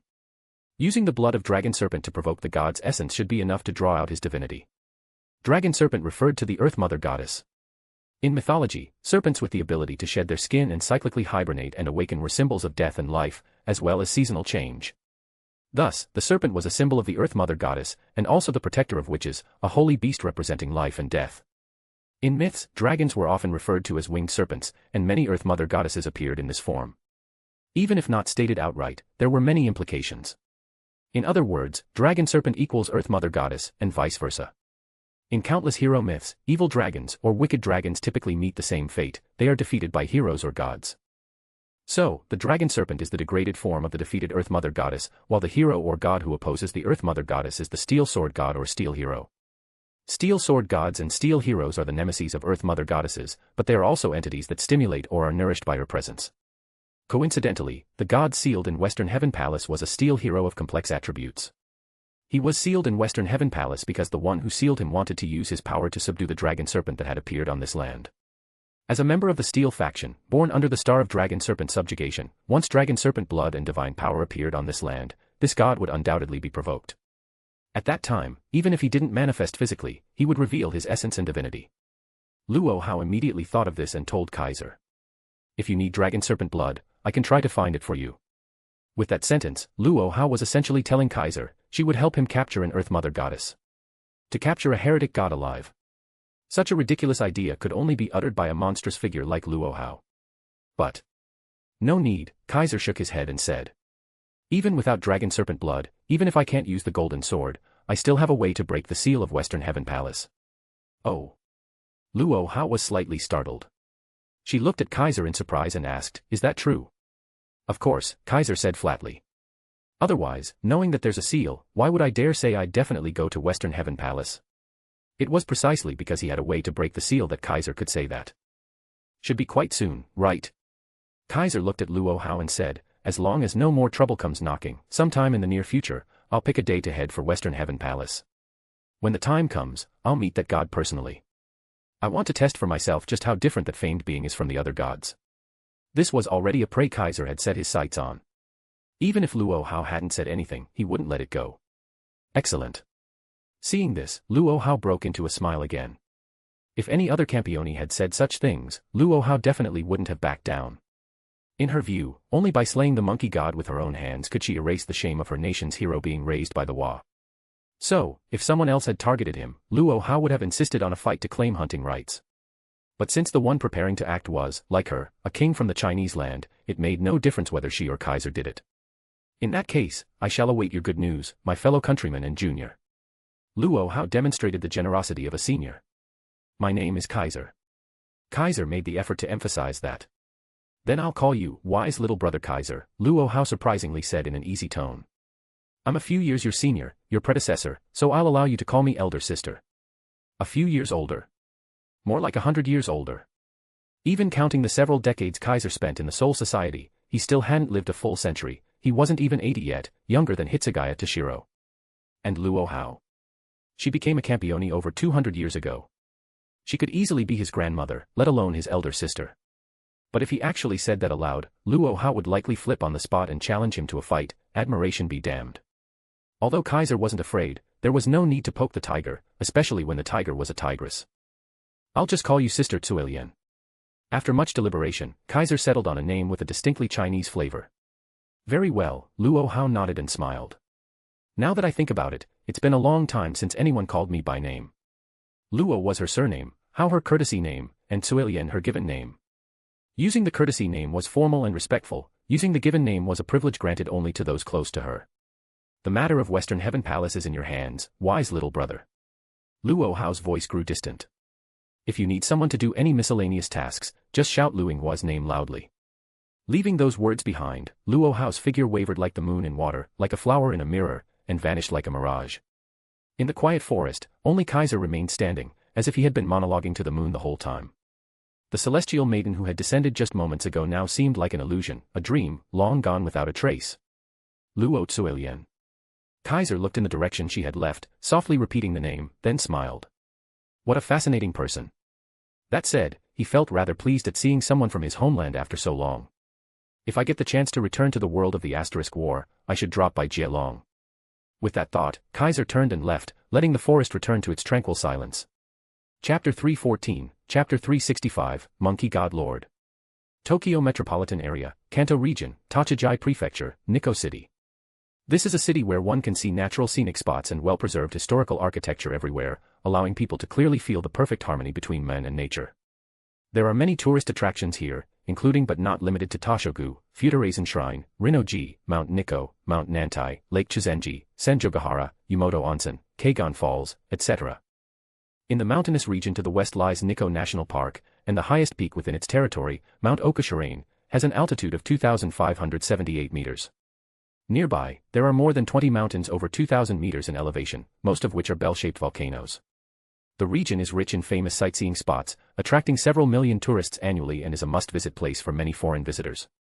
Just like right now, even though it is still some time before the peak tourist season, a considerable number of tourists have already arrived here, with people of all ages, some traveling alone, some with family, some as couples, and some in tour groups, making the area feel very lively.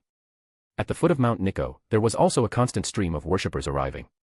They were climbing along the main pilgrimage road from the foot of the mountain, and eventually arrived in front of a torii gate. From here, walking through the torii would lead to Toshogu, going right leads to Rinnoji, deeper to the left lies Fudoraisen Shrine. Nikko Toshogu, this is the sacred shrine built to enshrine the deified Tokugawa Ieyasu, also known as the great deity Tasho. This sacred shrine was constructed at the cost equivalent to several tens of billions of yen in modern terms, and is a luxurious shrine that gives off a dazzling impression everywhere. Not only are the buildings brilliant and magnificent, but there are also all kinds of carvings and exquisite small decorations. Rather than calling it a shrine, it would be more fitting to call it a palace. This Toshogu was built by the monk Tenkai, who was Tokugawa Ieyasu's strategist, a monk of great wisdom who served until the third shogun Tokugawa Iemitsu. He is a renowned enlightened person in this region. However, very few people know that in one corner of this dazzling and luxurious palace, a shrine that ordinary people can hardly enter has been secretly built. This is a shrine whose appearance clashes completely with Toshogu. It appears very plain. It is small and old-fashioned, with no eye-catching decorations, looking just like a stable. On its walls, under the eaves, many monkeys are carved. There are monkeys with closed eyes, monkeys with closed mouths, monkeys covering their ears, sitting monkeys, monkeys looking up at the sky, lying monkeys, altogether more than a dozen monkeys carved upon it, making people puzzled as to why so many monkeys are depicted here. In front of this building covered with monkey carvings lies the Western Heavenly Palace. It is a part of Nikko Toshogu, but unlike the Toshogu which enshrines the great deity Tasho, it is an independent sanctuary that enshrines another god. Who would have thought that a real god is being worshipped here? Kaiser stood before this plain stable-like shrine, gazing at the forest behind it, murmuring to himself. Looking closely, Kaiser's outfit today was also very plain, even to the point of being low-key, and there was not a single person accompanying him.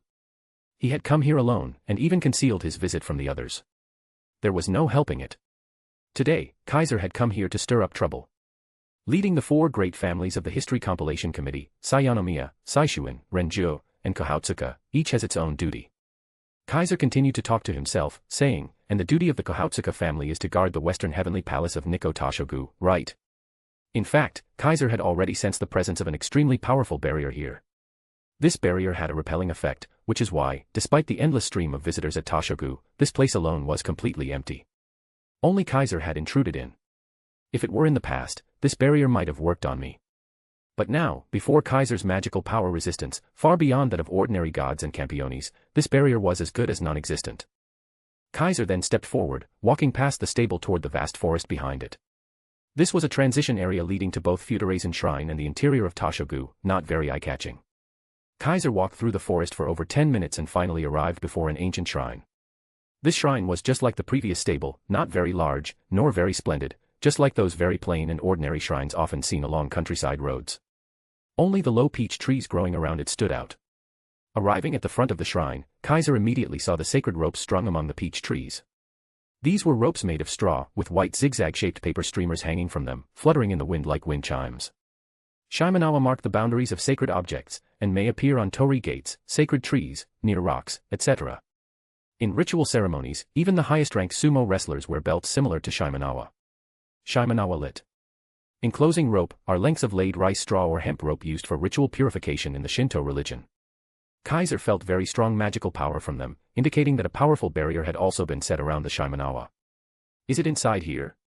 Kaiser peered toward the interior of the shrine beyond the Shimenawa, but could see nothing, only a broken lattice door blocking the way, with total darkness behind it. This should be the place. Just as Kaiser was about to walk in, a large group of people suddenly appeared around him. Who are you? A well-dressed young man in a suit, leading the group, blocked Kaiser's path and questioned him. People of the Kohotsuka family. Kaiser was not at all surprised by their appearance. However, since he had come here alone and secretly, he didn't plan to reveal his identity or engage in pleasantries with them. So. Shatter. A zanpakuto with a gleaming blade appeared in Kaiser's hand, which he held reversed. Kyoka Suigetsu. At once, centered on Kyoka Suigetsu, the entire world seemed to become a mirrored world, and then suddenly shattered. The Kohotsuka clan members first panicked, then froze. Where did that guy go? Gone. Where did he go? Quick, find him. Under the loud command of the leading youth, those who had been blocking the shrine dispersed and began searching the surroundings. However, Kaiser, their target, had already sheathed his sword and passed through the Shimenawa. The barrier around the Shimenawa could not stop him at all. He had easily entered. And though the Kohotsuka clan members were right nearby, each one ignored Kaiser as if they couldn't see him, letting him pass by as if invisible. Very quickly, Kaiser opened the shrine's lattice door, walked into the dark interior, and slowly moved toward the deepest part of the darkness. Can't see anything at all. Kaiser found it a bit strange. One should know, Campiones gain night vision after reincarnation. In theory, mere darkness cannot deprive them of their sight. Only darkness caused by authorities can affect a Campione. Since Kaiser could see nothing now, it proved that this darkness was not merely the absence of light, it involved mystery. Walking in such a place, one could lose even the sense of time and be unable to tell how long they had been walking. But as he walked, Kaiser noticed something unusual. He realized that he was no longer in the real world, but had entered a different dimension. Because here, the mind was more important than the body. Kaiser could clearly feel his spirit becoming more active, while his physical senses dulled. Sure enough, the path within the Western Heavenly Palace Shrine is a corridor between the present world and the Netherworld. Netherworld, the realm between life and death, the void land between the human world and the realm of gods, Kaiser had arrived here. This place must be isolated from the rest of the Netherworld, forming a cage to imprison the god inside. Kaiser walked through the dark corridor for a very long time until, finally, he saw a square-shaped opening. Light shone from there, and in the deepest part, there was a dilapidated little house. The house was uninhabited, looking like a stable. Unlike the previous darkness, there was sunlight here, a refreshing blue sky, and a monkey. Yes, a monkey. Not a sculpture like outside, but a real, living monkey. It lay in the corner of the stable, on a pile of dry grass. One glance showed it wasn't a Japanese macaque, its face wasn't red, its fur was bright, with golden-orange hair that looked majestic. It was about 80 centimeters long, not large. However, upon seeing it, Kaiser's heart began to race, his blood started boiling uncontrollably, his adrenaline automatically surged, and his body instantly entered combat mode. This was the natural response upon encountering a nemesis. This was the best proof of encountering a god. Oh. The monkey god lying on the hay seemed to sense something as well. It immediately stood up and turned its eyes toward Kaiser. Those eyes were very bright, as if flames were burning within, golden all over, exuding authority without anger. What a rare visitor. The monkey god spoke human language, and its voice, like its eyes, was especially bright. To think that a god slayer would actually visit my palace. I thought it was the Miko from 100 years ago coming back to play. The monkey god's demeanor was not exactly friendly, but not hostile either, it didn't seem at all like it was facing an enemy. It was cheerful and lively. Looking at this somewhat peculiar god, who looked little different from an ordinary monkey, Kaiser smiled. A smile devoid of emotion. Seems like you're really enjoying being imprisoned, great sage.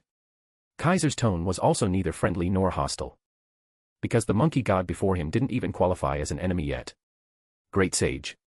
Are you calling me? The monkey god tilted its head on the haystack, puzzled. Is that my name? Or my title? Feels familiar. I guess you are calling me. Too bad, I'm sealed right now. My past name or title, I've long forgotten. Those who imprison me call me Monkey God Lord. I suppose that's the only name I can go by now. The monkey god truly couldn't remember its former name or title. It had once been a heretic god manifesting on Earth, a rebellious god, a hero from the East. However, many, many years ago, it was sealed by the ancient sages of this country using a great spell formed from their life's work. From a heretic god of steel, it became the guardian sword of the nation. The magical power gathered from holy grounds across Japan was channeled through that great ritual to become divine power for the great deity Tasho, which bound the monkey god lord, causing it to lose its ferocity, its wildness, its divinity, and even its nature, becoming a harmless monkey, raised here. Whenever dragons or serpents appeared on Earth, its seal would be released, and it would regain its lost ferocity, wildness, and divinity, and, following its instincts as a steel hero, would destroy them.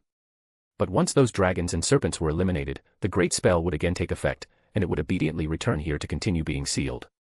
Now, it had remained here for over 100 years without leaving, wasting away. Therefore, the monkey god knew clearly. The current me is definitely no great sage, but rather keeper of the horses, no. The name of the great sealing spell that imprisoned it was Keeper of the Horses. In the past, in the heavenly court, it once held this position, responsible for looking after the god's horses. And now you can so openly and righteously call yourself Keeper of the Horses? Kaiser said flatly. In the past, you were so humiliated by that position that you rampaged through heaven, just to prove you were not Keeper of the Horses, but the great sage equal to heaven. Hearing this, the monkey god scratched its face. Even if you say that, I don't remember what I used to be like. It grinned foolishly, laughing without a care. Watching it like this, Kaiser could finally understand Luo Hao's feelings a little. That legendary monkey king, being kept here like a pet with no wildness or self-awareness, and not even feeling ashamed about it, rather appearing cheerful, would indeed upset many who grew up hearing tales of the great sage. Kaiser included. No wonder Sister Tsuelian has obsessed over this matter for a full 100 years. Kaiser ignored the monkey god, as if he had nothing to say to its current self, and muttered to himself. What do you plan to do? Perhaps sensing something, the monkey god asked in surprise. Nothing. Kaiser glanced at it and said, just planning to wake you up. Awaken that unparalleled hero. The great sage equal to heaven, Sun Wukong. Chapter 315, Chapter 366, The Heretic Sun Wukong. To temporarily unseal the monkey god sealed within the Western Heavenly Palace using the spell of Keeper of the Horses, 3 conditions must be met. First, the divinity of the dragon serpent, the natural nemesis of the steel hero, must manifest. Second, one must possess the dragon-slaying sword, currently held by the Kohatsuka family, which can weaken the spell's power. Third, a High Miko with calamity-purging ability must wield the dragon-slaying sword and use her spiritual power here to weaken the spell. Calamity-purging is an extremely rare ability. There hasn't been a High Miko possessing this power in Japan's magical world for nearly a century, which is why the monkey god has remained imprisoned here for 100 years. Besides the lack of necessary dragon-serpent blood, the Kohatsuka family, guardians of the Western Heavenly Palace, have long failed to find a High Miko with this power. A High Miko with this ability can eliminate magical and mystical power, purge disasters, erase or restore sorcery and magic that shouldn't exist in this world. Thus, only someone who can skillfully use this power can serve as the High Miko of the Western Heavenly Palace. Previously, a High Miko possessing this ability would come here, accompany the monkey god in play, and when necessary, wield the dragon-slaying sword to release him to destroy dragon serpents appearing in the mortal realm. If these 3 conditions aren't met, not even a god or a Campione can release the monkey god. The spell of Keeper of the Horses is an extremely high-grade grand sorcery. The ones who formed it were denizens of the netherworld led by Susanoo and others, those referred to as the Old Men by Sayanomiya Keiru and Toma Amakasu, as well as Grandfather and his comrades by Saishuanena, and also the elders behind the History Compilation Committee. That is why the place imprisoning the monkey god is in the netherworld. Thanks to this, even someone like Luo Hao, an unrivaled martial artist and master of Taoist arts, was powerless against it. 100 years ago, she blew up the entire Toshogu shrine but still failed to break the spell. Even now, she can only wait for an opportunity, for the moment of judgment to arrive. Unfortunately, such a powerful spell was nothing but a minor matter to Kaiser. Boom. When the vast magical power transformed into pure white flames and shot into the sky, blowing apart the entire stable, Kaiser's figure was already suspended in midair above the space. The pure white flames wrapped around his body, gradually forming flawless, immaculate armor, turning him into a dragon of stars with fully spread luminous wings. Divine Dividing Balance Breaker, White Dragon Emperor's Armor. You. The monkey god looked up in astonishment at the immaculate white dragon in midair. You, a Campione, actually bear the divinity of the dragon serpent. It must be said, this monkey's eyesight was indeed sharp. Even after becoming the seemingly harmless keeper of the horses, his fiery golden eyes remained extraordinary. In an instant, he saw through Kaiser's true nature at this moment. Perhaps even Kaiser himself had yet to realize. After becoming a Campione and successively slaying 5 deities, repeatedly boosting his magical power 5-fold, his divine dividing and boosted gear began to awaken divinity like his authorities. This divinity did not belong to the White Dragon Emperor or the Red Dragon Emperor, but to the core sealed within the sacred gears, the trait of the serpent. It was originally the power of the infinite dragon god Ophis, though only about 1/10 of her true strength. As Kaiser grew stronger, this power grew stronger too, and now it was beginning to return to its source and manifest the divinity of the dragon god. In this case, his two dragon-type sacred gears were no longer suited to be called divine dividing and boosted gear. They should now be called the wings of the white dragon god emperor and the gauntlet of the red dragon god emperor. The monkey god saw this divinity and was astonished. But Kaiser paid him no heed. He floated in midair, wings spread wide, as the blue jewel on his armor suddenly lit up, sending dragon pulses rippling outward. Divide. A deep voice echoed from the blue jewel, and the dragon pulses spread out like a ferocious tyrannosaur, biting into the power of the keeper of the horse's spell permeating the space. The monkey god instantly sensed something was wrong. The spell's power suddenly weakened. And it weakened by a full half. Divide. Divide. Divide. Divide. Divide. Kaiser, suspended in midair, continued to activate the divide ability, repeatedly weakening the power of the keeper of the horse's spell at an astonishing rate. Each weakening halved the power. Each weakening caused the entire space to tremble. By the time the monkey god came back to his senses, he realized that the force binding him had dwindled to the faintest thread. And he could no longer move. Because with each weakening, part of his body would petrify. When the spell was reduced to almost nothing, his entire body had turned to stone, a stone filled with spiritual power. So that's how it is. I see. The voice from the petrified stone monkey was no longer astonished but filled with clarity, with realization, and gradually rising emotion. I am a warrior of steel, a god born beneath the stars to subjugate the dragon serpent. Monkey god. No. I am the great sage equal to heaven, Sun Wukong. The ever-changing magical abilities were his trademark. The indestructible diamond body was the external manifestation of his steel attribute. He was born in Dongxing Divine Continent, emerged on Flower Fruit Mountain, known as the Handsome Monkey King. He learned the art of immortality at Mount Patalaka, tore apart the Book of Life and Death in the underworld, obtained the Rui Jingu Bang in the Eastern Sea Dragon Palace, declared himself great sage equal to heaven, fought 100,000 celestial soldiers, and caused chaos in the celestial court as the victorious fighting Buddha. Though he bore the nature of a god of steel, in essence, he was a heretic god mingled with many divinities beyond just that of the sword god. Heretic god, Sun Wukong, has descended. Haha. Ol Sun is back. Though transformed into a motionless stone monkey, Sun Wukong's voice remained cheerful and carefree, yet it brimmed with power. His entire body was stone, yet his eyes grew even brighter, as if flames truly burned within them, his sclera turned red, and his pupils blazed golden. Fiery golden eyes, another of his symbols. This was the legendary spiritual sight of the ancient Chinese myths, and its origin was him, awakened in the alchemical furnace of the supreme Lord Laozi. Bang. In midair, Kaiser's pure white armor suddenly shattered into particles of light, vanishing completely, his wings also retracting into his body. But in his hand appeared a pitch-black divine sword. Aim no Murakumo. Kaiser calmly commanded. Absorb the remaining spell.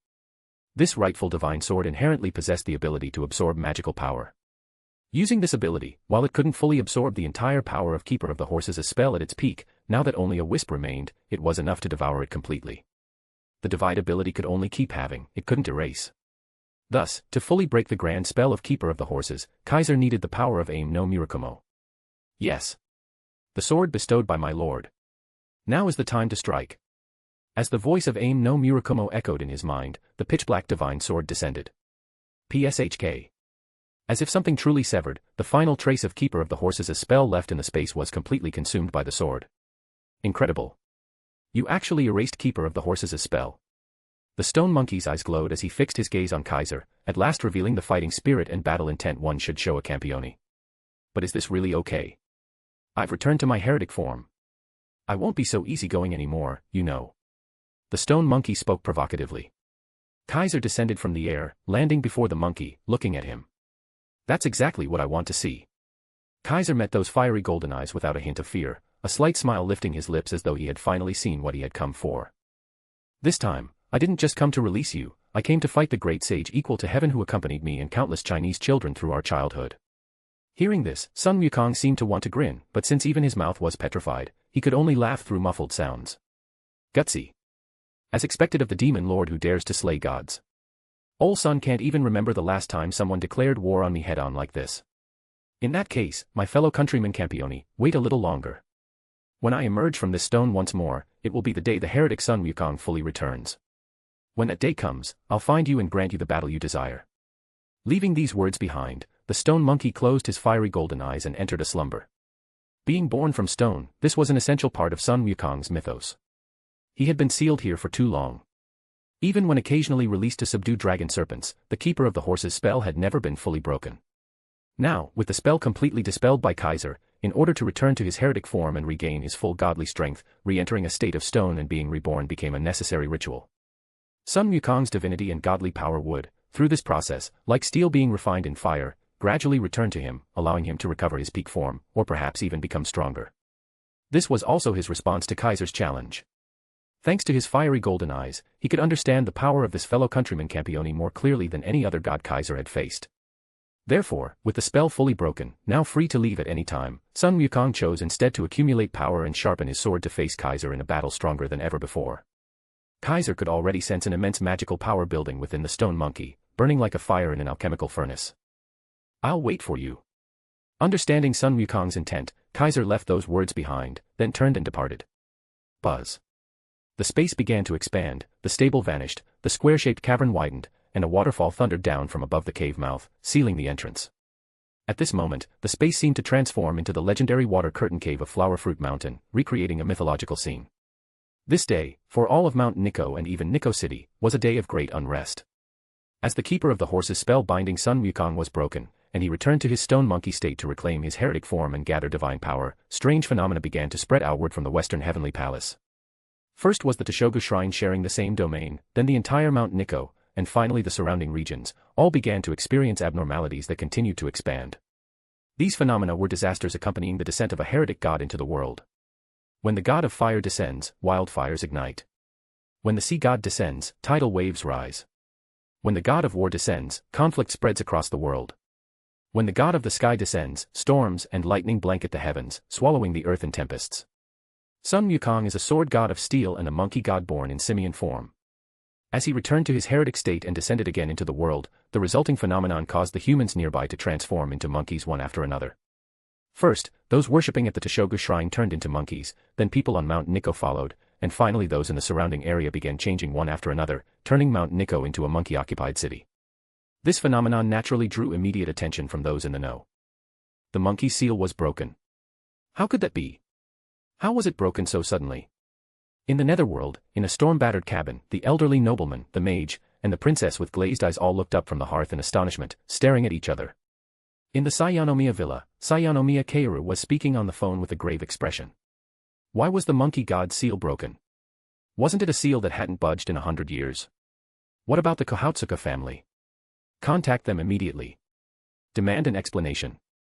As she hung up, Toma Amakasu, standing behind her, finally spoke. What happened?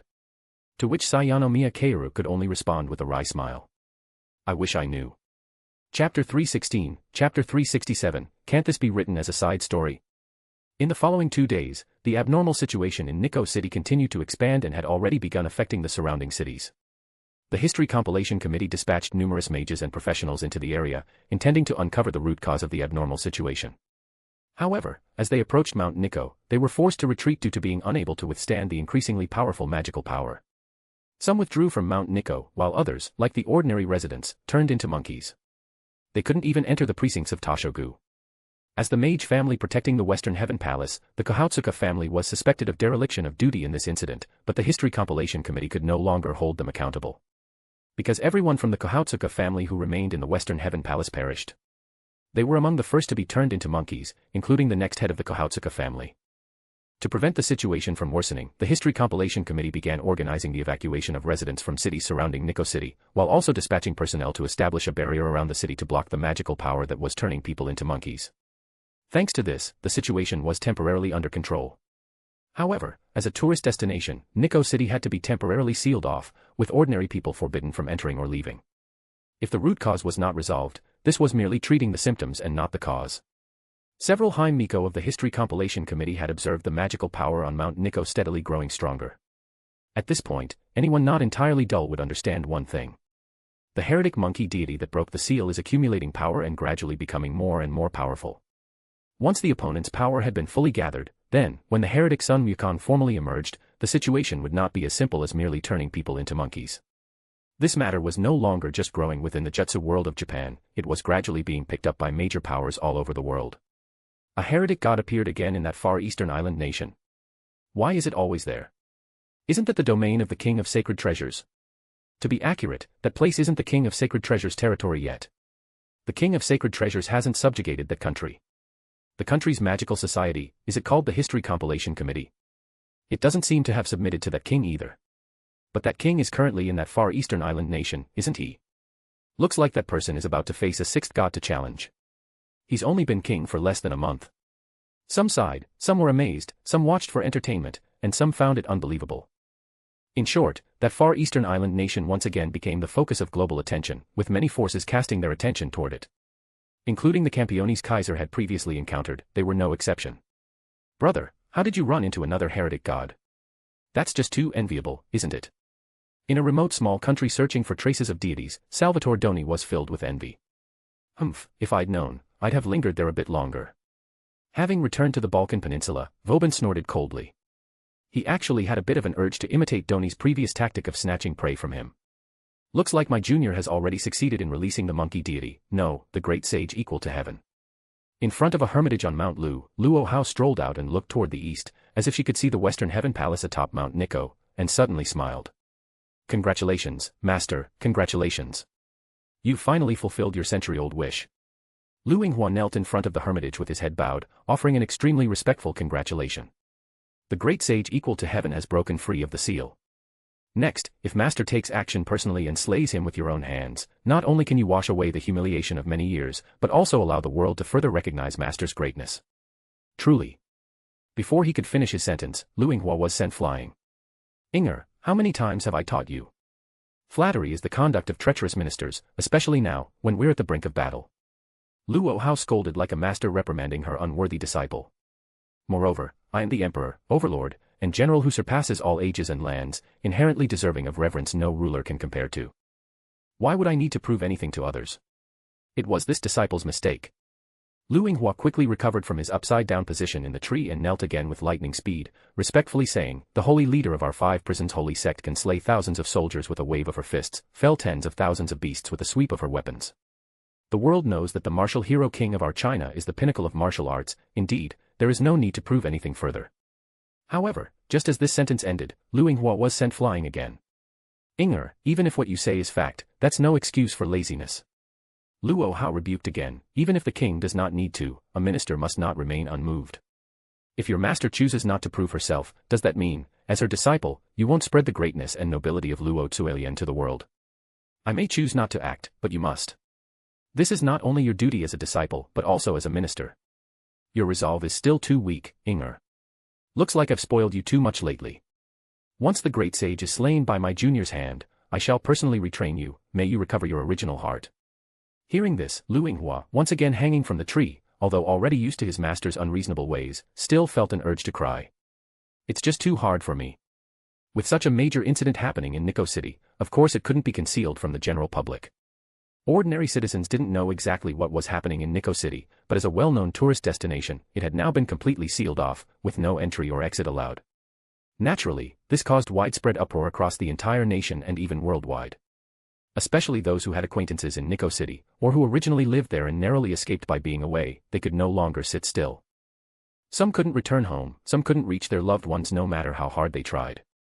This led to official report hotlines, inquiry calls, and even police emergency lines being flooded, causing great unrest.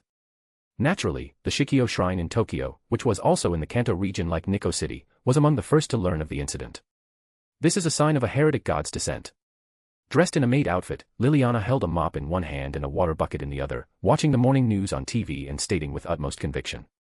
An entire key city suddenly sealed off without any reason, with all internal residents completely unreachable. Based on past experiences, it can only be due to the appearance of a heretic god. That's the only reason this country's authorities would handle the situation like this. As a native European from the birthplace of magic, Liliana, though rarely having faced deities directly like Erica, still had the full backing of the Bronze Black Cross and was well versed in the signs and response protocols for the descent of heretic gods. Thus, the moment she saw the morning news report, Liliana immediately made such a judgment. You're sharp. Kaiser lay on the sofa in the living room, casually playing on his phone as he responded to Liliana absent-mindedly. Only Kaiser and Liliana were in the living room.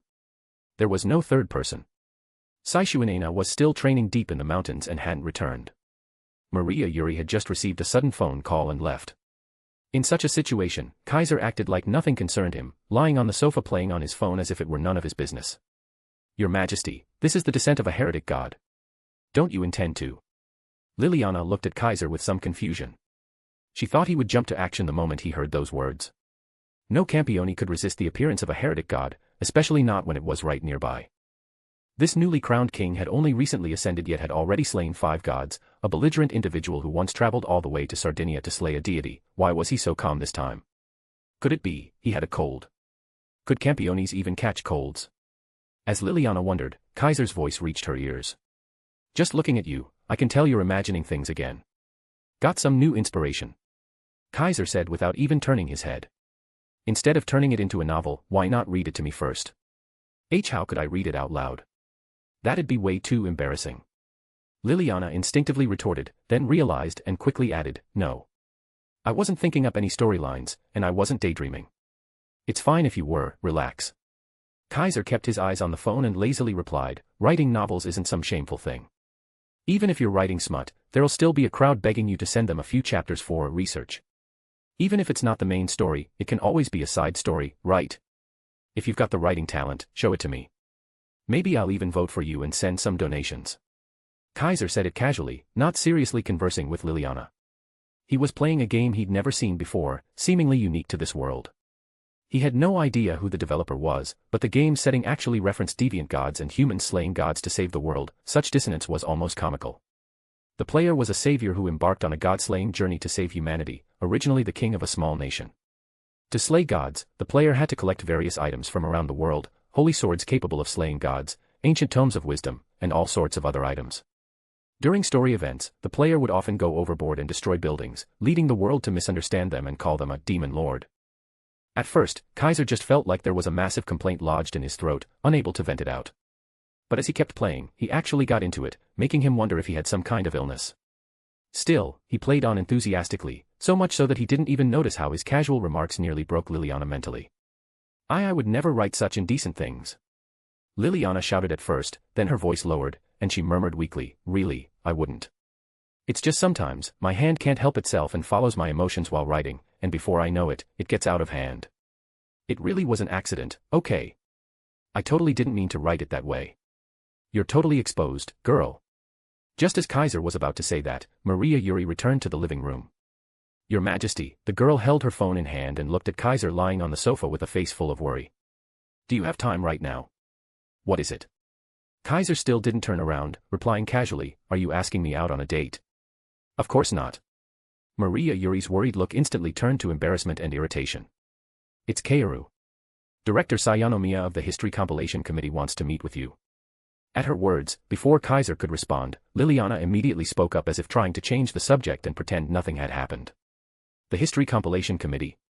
This country's magical society. Liliana's expression turned solemn, her knightly demeanor impressive, if only she were holding a sword and shield instead of a mop and bucket. They know to seek help from a Campione. That proves this country's magical society isn't too foolish. Clearly, combining this with the earlier events, Liliana had already guessed their intention. Sayanomiya Kaoru, huh? Only then did Kaiser move his gaze from the phone screen to Maria Yuri. Where is she? In the front hall, Maria Yuri's expression turned worried again as she said hesitantly, Your Majesty, it seems there's a heretic god descending in Nikko city of Tochijai Prefecture. I heard many people have already suffered. Would you please go take a look? This shrine maiden was still as kind-hearted as ever. And precisely because of this, Kaiser didn't want her to know what he had done 2 days ago, and how this entire situation had been triggered by him. Otherwise, she'd nag him to death. Kaiser put away his phone, sat up, and smiled at Maria Yuri. She sent you to persuade me? Maria Yuri immediately shook her head. And no, I wanted to ask you myself. Kaiser gave no clear response to that. Then let's go hear what this future head of the History Compilation Committee wants to say to me. With that, Kaiser stood up and walked outside. Maria Yuri quickly followed. Liliana instinctively wanted to follow too, but then hesitated.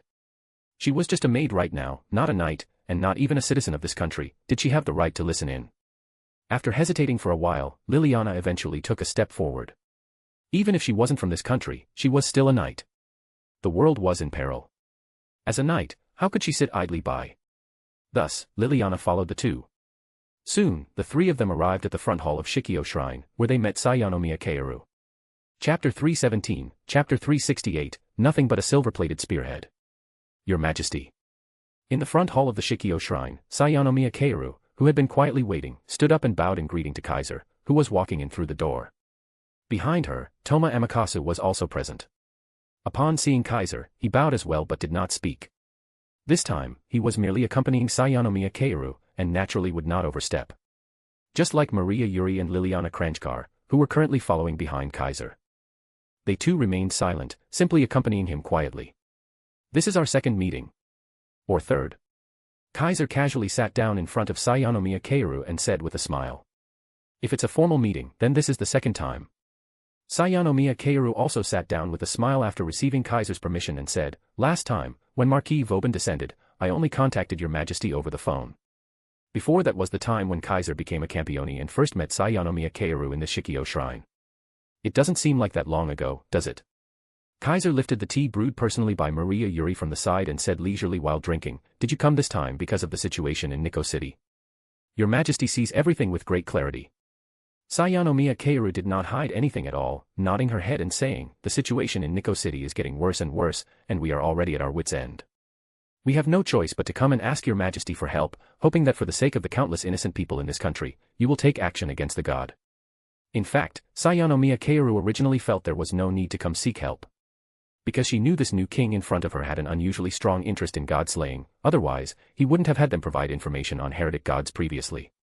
In her view, as long as this king learned of the heretic god's manifestation in Nikko City, he would definitely rush over immediately to engage in battle. For this, she had already made full preparations, sending many people to do everything possible to minimize the impact of the coming divine battle and prevent the disaster from spreading to cities around Nikko City. Unexpectedly, several days had passed, yet this king had remained in the Shikyo Shrine without stepping out of its grounds even once.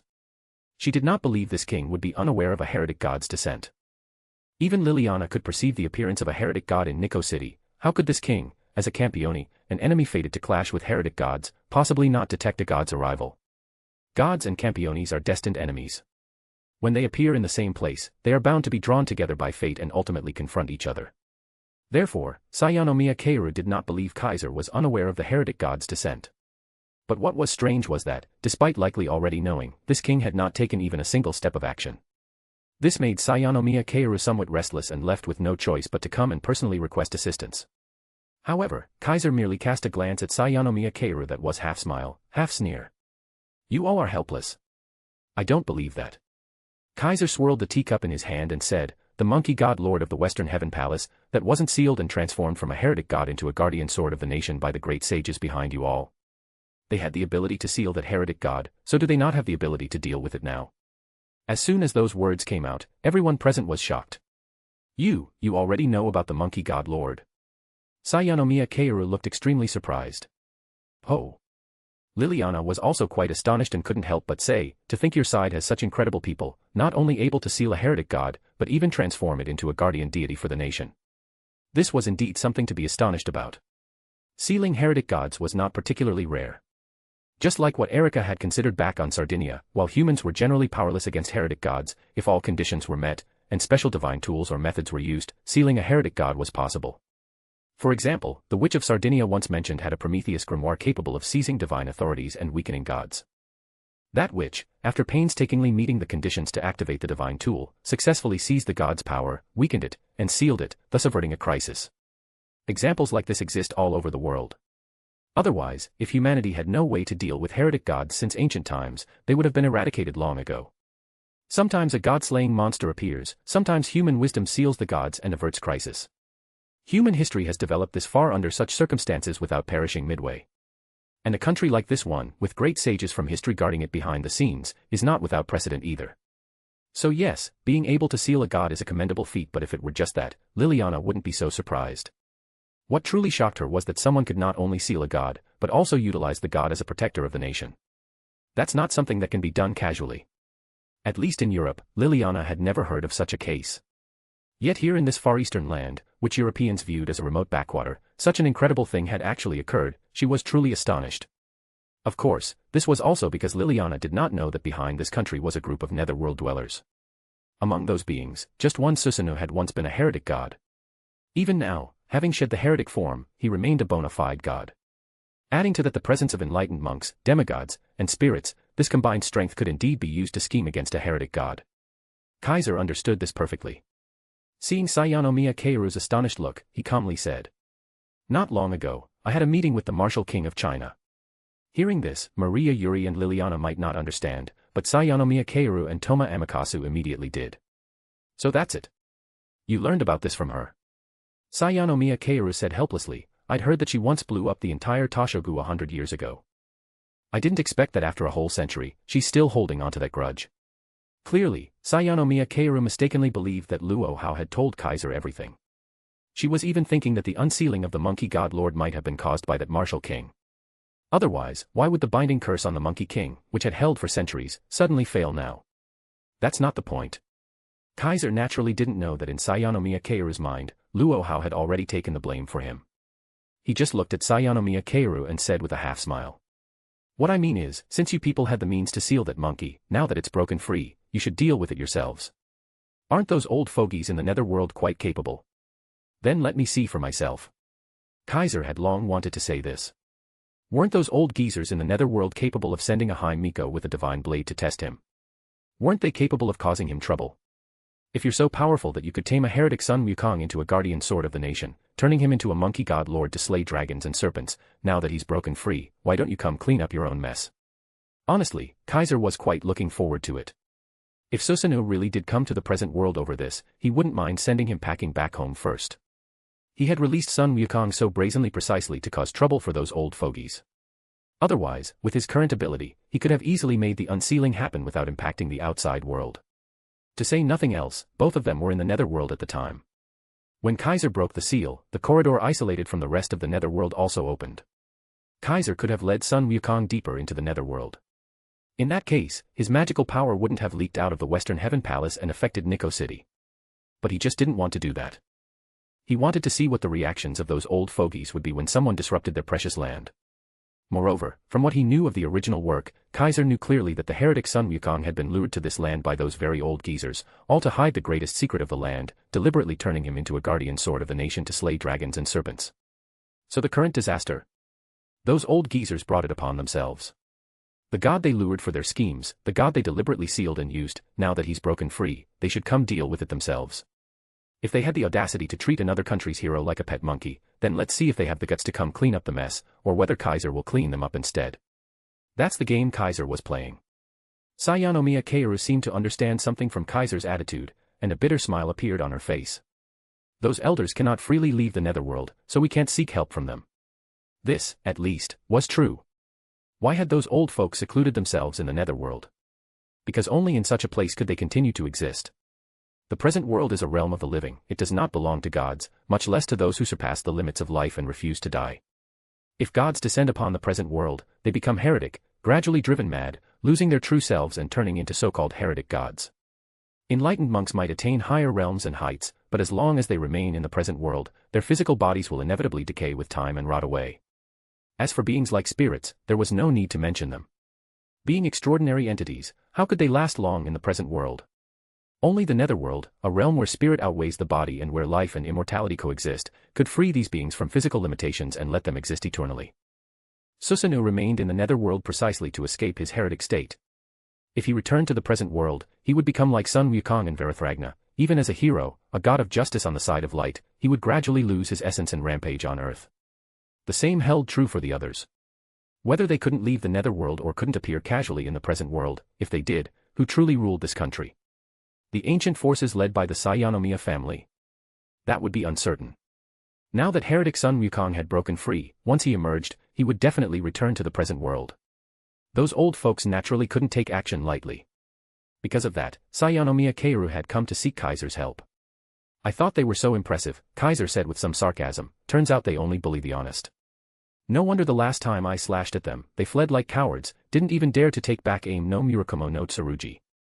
Turns out they're all silver-plated spearheads, flashy but hollow.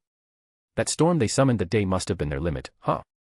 Sayanomiya Keiru immediately shut her mouth, not daring to say another word. The others likewise didn't dare even breathe loudly, fearing they'd say the wrong thing. No matter which side you criticized, it would be a grave offense. Seeing this, Kaiser said no more. This was, after all, a matter between him and those old geezers. Sayanomiya Keiru and the others were outsiders. Forget Sayanomiya Keiru, even the suffering citizens of Nikko City could be said to be mere collateral damage in the conflict between Kaiser and the old fogies. But, who told them to be the ones sheltered by those geezers? You could say they were collateral damage, but not without reason. What's the situation in Nikko City now? Kaiser asked calmly. Nikko City's current situation isn't too bad, just that all the citizens have turned into monkeys. Aside from that, no other abnormalities have appeared. Sayanomiya Keiru let out a sigh of relief and added quickly, however, it seems there are major changes occurring on Mount Nikko. According to those we sent to investigate, wild plants and animals are growing rapidly there, and the environment is gradually becoming primitive. The residents of Nikko City, after turning into monkeys, they all seem to be gathering toward that mountain. Now, Mount Nikko is almost unrecognizable, the entire mountain has become a primitive monkey mountain. Hearing this, Kaiser couldn't help but laugh. It's practically like Mount Huagua. Sun Wukong really was quite amusing. Just his manifestation had already turned the nearby people into his monkey subjects and transformed Mount Nikko into Mount Huagua. Was he trying to recreate his homeland here on Earth? All right, you all can go back for now. Kaiser waved his hand and said, as for Sun Wukong, I'll deal with it. What else could Sayanomiya Keiru do? She could only nod and agree. Chapter 318, Chapter 369, offering up everything of herself. After a while, Sayanomiya Keiru left Shikio Shrine with Toma Amakasa to return and continue overseeing the matters in Nikko City. Kaiser and his two companions also did not remain there, leaving the front hall and heading toward the shrine office. Along the way, Maria Yuri had been in a state of wanting to say something but hesitating, as if she had something to say but did not dare to speak. Seeing this conflicted expression on the girl's face, Liliana immediately understood what she was thinking. My king. After some thought, Liliana still voiced what Maria Yuri had wanted to say. You're planning to deal with that monkey god king, aren't you? Though she, Liliana Kranjkar, was a maid, she was also someone who dared to offer counsel to her king. Otherwise, she wouldn't have received such praise from Vauban, who believed she was unlike her blindly obedient grandfather. She knew how terrifying Campione were, and also knew she couldn't go against one. Therefore, when it came to taking Maria Yuri, Liliana ultimately chose to act, but she also tried to minimize the impact as much as possible. Now that a heretic god had appeared in this country, even though she wasn't a citizen, for the sake of the innocent people, she had decided to speak on Maria Yuri's behalf. This prompted a grateful glance from Maria Yuri toward Liliana. What?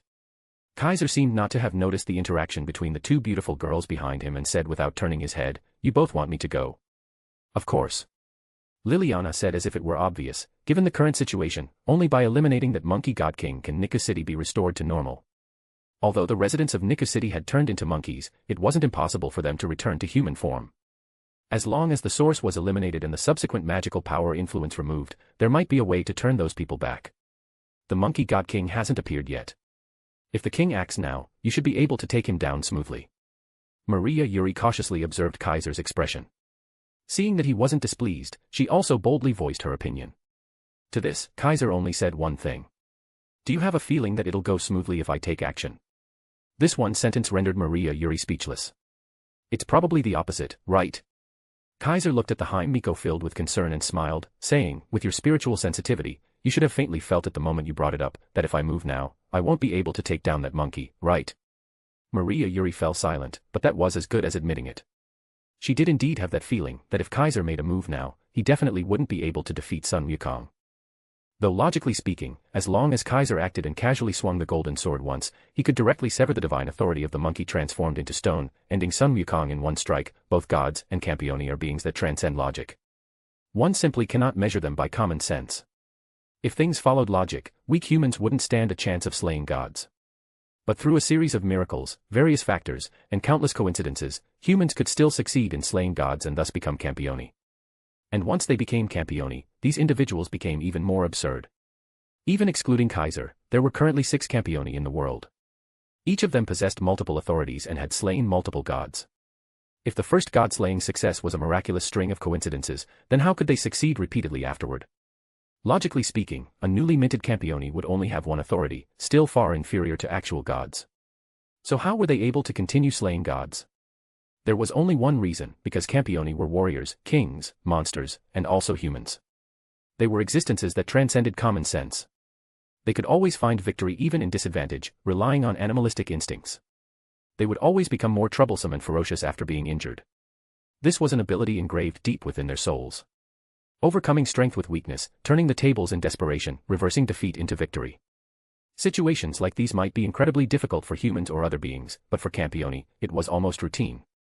They achieved them again and again, creating one miraculous victory after another. That's why they were kings. That's why they were rulers. That's why they were demon lords. God-slaying beasts, this title alone already said everything. It revealed how absurd and abnormal the existence known as Campione truly was. Conversely, the same held true for gods. They too were extraordinary beings, transcendent entities. Even if not as irrational as Campione, as gods, they were destined to be capable of many unbelievable feats. The Mother Earth goddess who governs the cycle of life and death could even resurrect from death, who could guarantee that other gods didn't have similarly special attributes.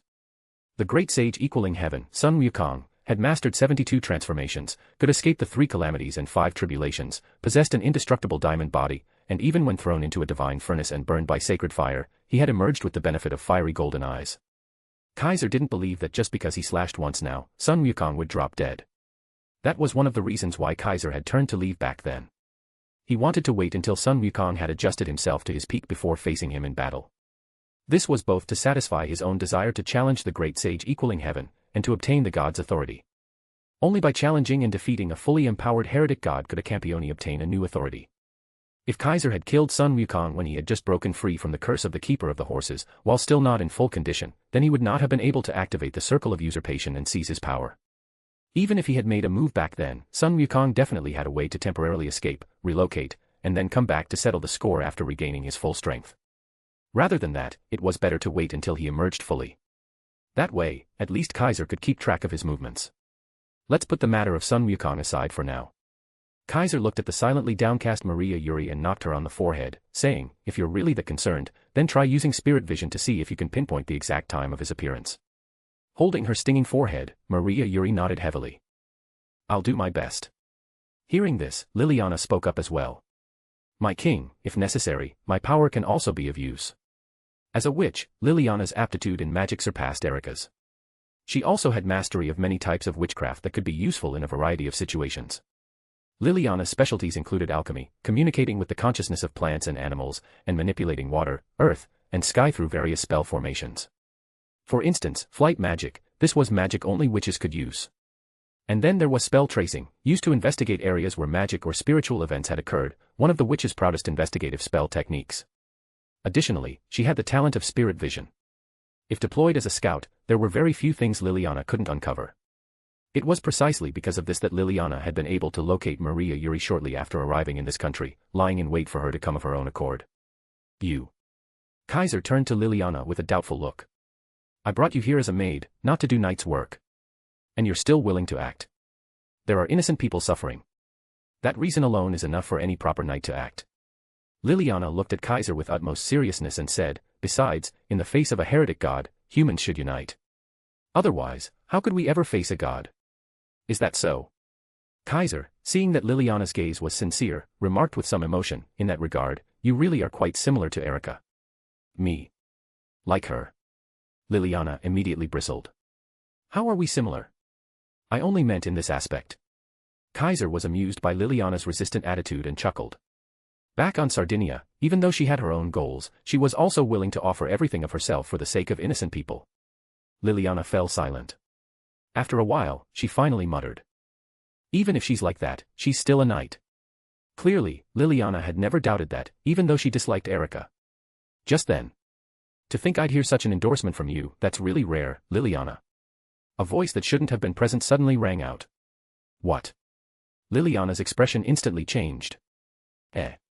Maria Yuri was left stunned. Even Kaiser couldn't help but show a surprised look as he quickly turned to look at the steps of Shikio Shrine. There, accompanied by light yet firm footsteps, a figure who was memorable to both Kaiser and Liliana in every sense of the word slowly ascended the stairs and came into everyone's view. It was a girl too beautiful for words. A girl with overwhelming confidence. A girl full of elegance and splendor. A girl exuding majesty, defiance, and calm composure. Wearing a red and black outfit, long golden hair swaying down to her waist, radiating immense presence from head to toe, and with a bold, fearless smile on her face, this girl suddenly appeared here. As expected, even in Land's eye, Erika Blandelli, have never set foot in. So long as my name has been heard and people know of my presence, they will speak of me, discuss me, and mention me countless times, no matter where it is. The great knight of the Copper Black Cross, a genius of the Milan magic world who stood alongside Liliana, declared with unshakable confidence. Even someone like you, who calls herself my rival, is no exception. So, are you finally willing to acknowledge my greatness, Liliana? Erika smiled radiantly, her splendid posture and elegant confidence immediately making her the center of attention. Don't call me Liliana. We're not that close. Liliana stared at Erika as if she were some kind of dangerous creature, her gaze both hostile and irritated. Why are you here? Faced with Liliana's question, Erika remained composed. To meet in a foreign land like this, isn't that cause for a more meaningful conversation? Erika approached with a teasing smile. Or are you just afraid I'll see you like this? Afraid I'll steal the spotlight from you, Liliana. With that, Liliana remembered, she was still wearing a maid uniform. She glanced at Erika's outfit, a black sleeveless top covered by a red knit cardigan, denim pants below, and a shoulder cape embroidered with the Copper Black Cross crest. Even if Liliana hated to admit it, she had to acknowledge that this woman was undeniably both splendid and beautiful, far too elegant to appear at such an ancient shrine. Compared to herself, anyone would think Erika was a noble lady, while she was just a cold-faced servant. Realizing this, Liliana suddenly felt uncomfortable. A wave of magical power surged from her body, and with a wave of her hand, her outfit transformed. A blue and black striped cape, an outfit that matched Erika's red and black ensemble yet contrasted it as a blue and black battle uniform. Liliana summoned this attire and returned to her dignified form as the fairy knight. Looking at Liliana now, and then at the smiling Erika, Maria Yuri sincerely felt that these two were like a pair of perfectly matched partners, equally beautiful, equally heroic, one elegant, the other cool. Unfortunately, these seemingly perfect partners could by no means be called friendly. Why did you change it? Erika smiled with mischief. That outfit really suited you, Liliana. Shut it, vixen. Liliana responded irritably. You still haven't told me why you're here. Life is a stage, and I am the star who receives the most attention. No matter where I appear, it is only natural. Erika, as confident and proud as ever, quickly followed up, besides, if I'm reporting in, it's not to you.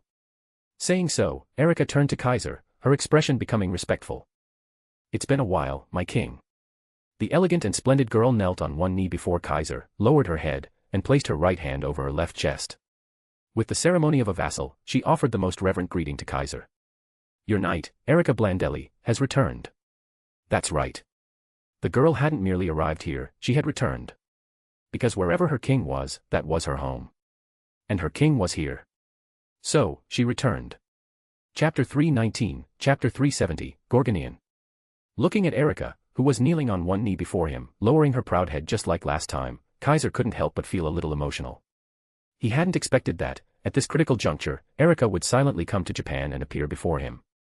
He hadn't received a single piece of information, not even a phone call, and yet Erika was able to know his location and appear before him.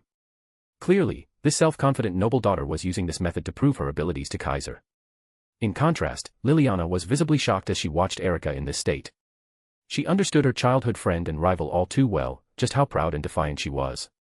She considered herself a noble woman, the very embodiment of elegance and splendor.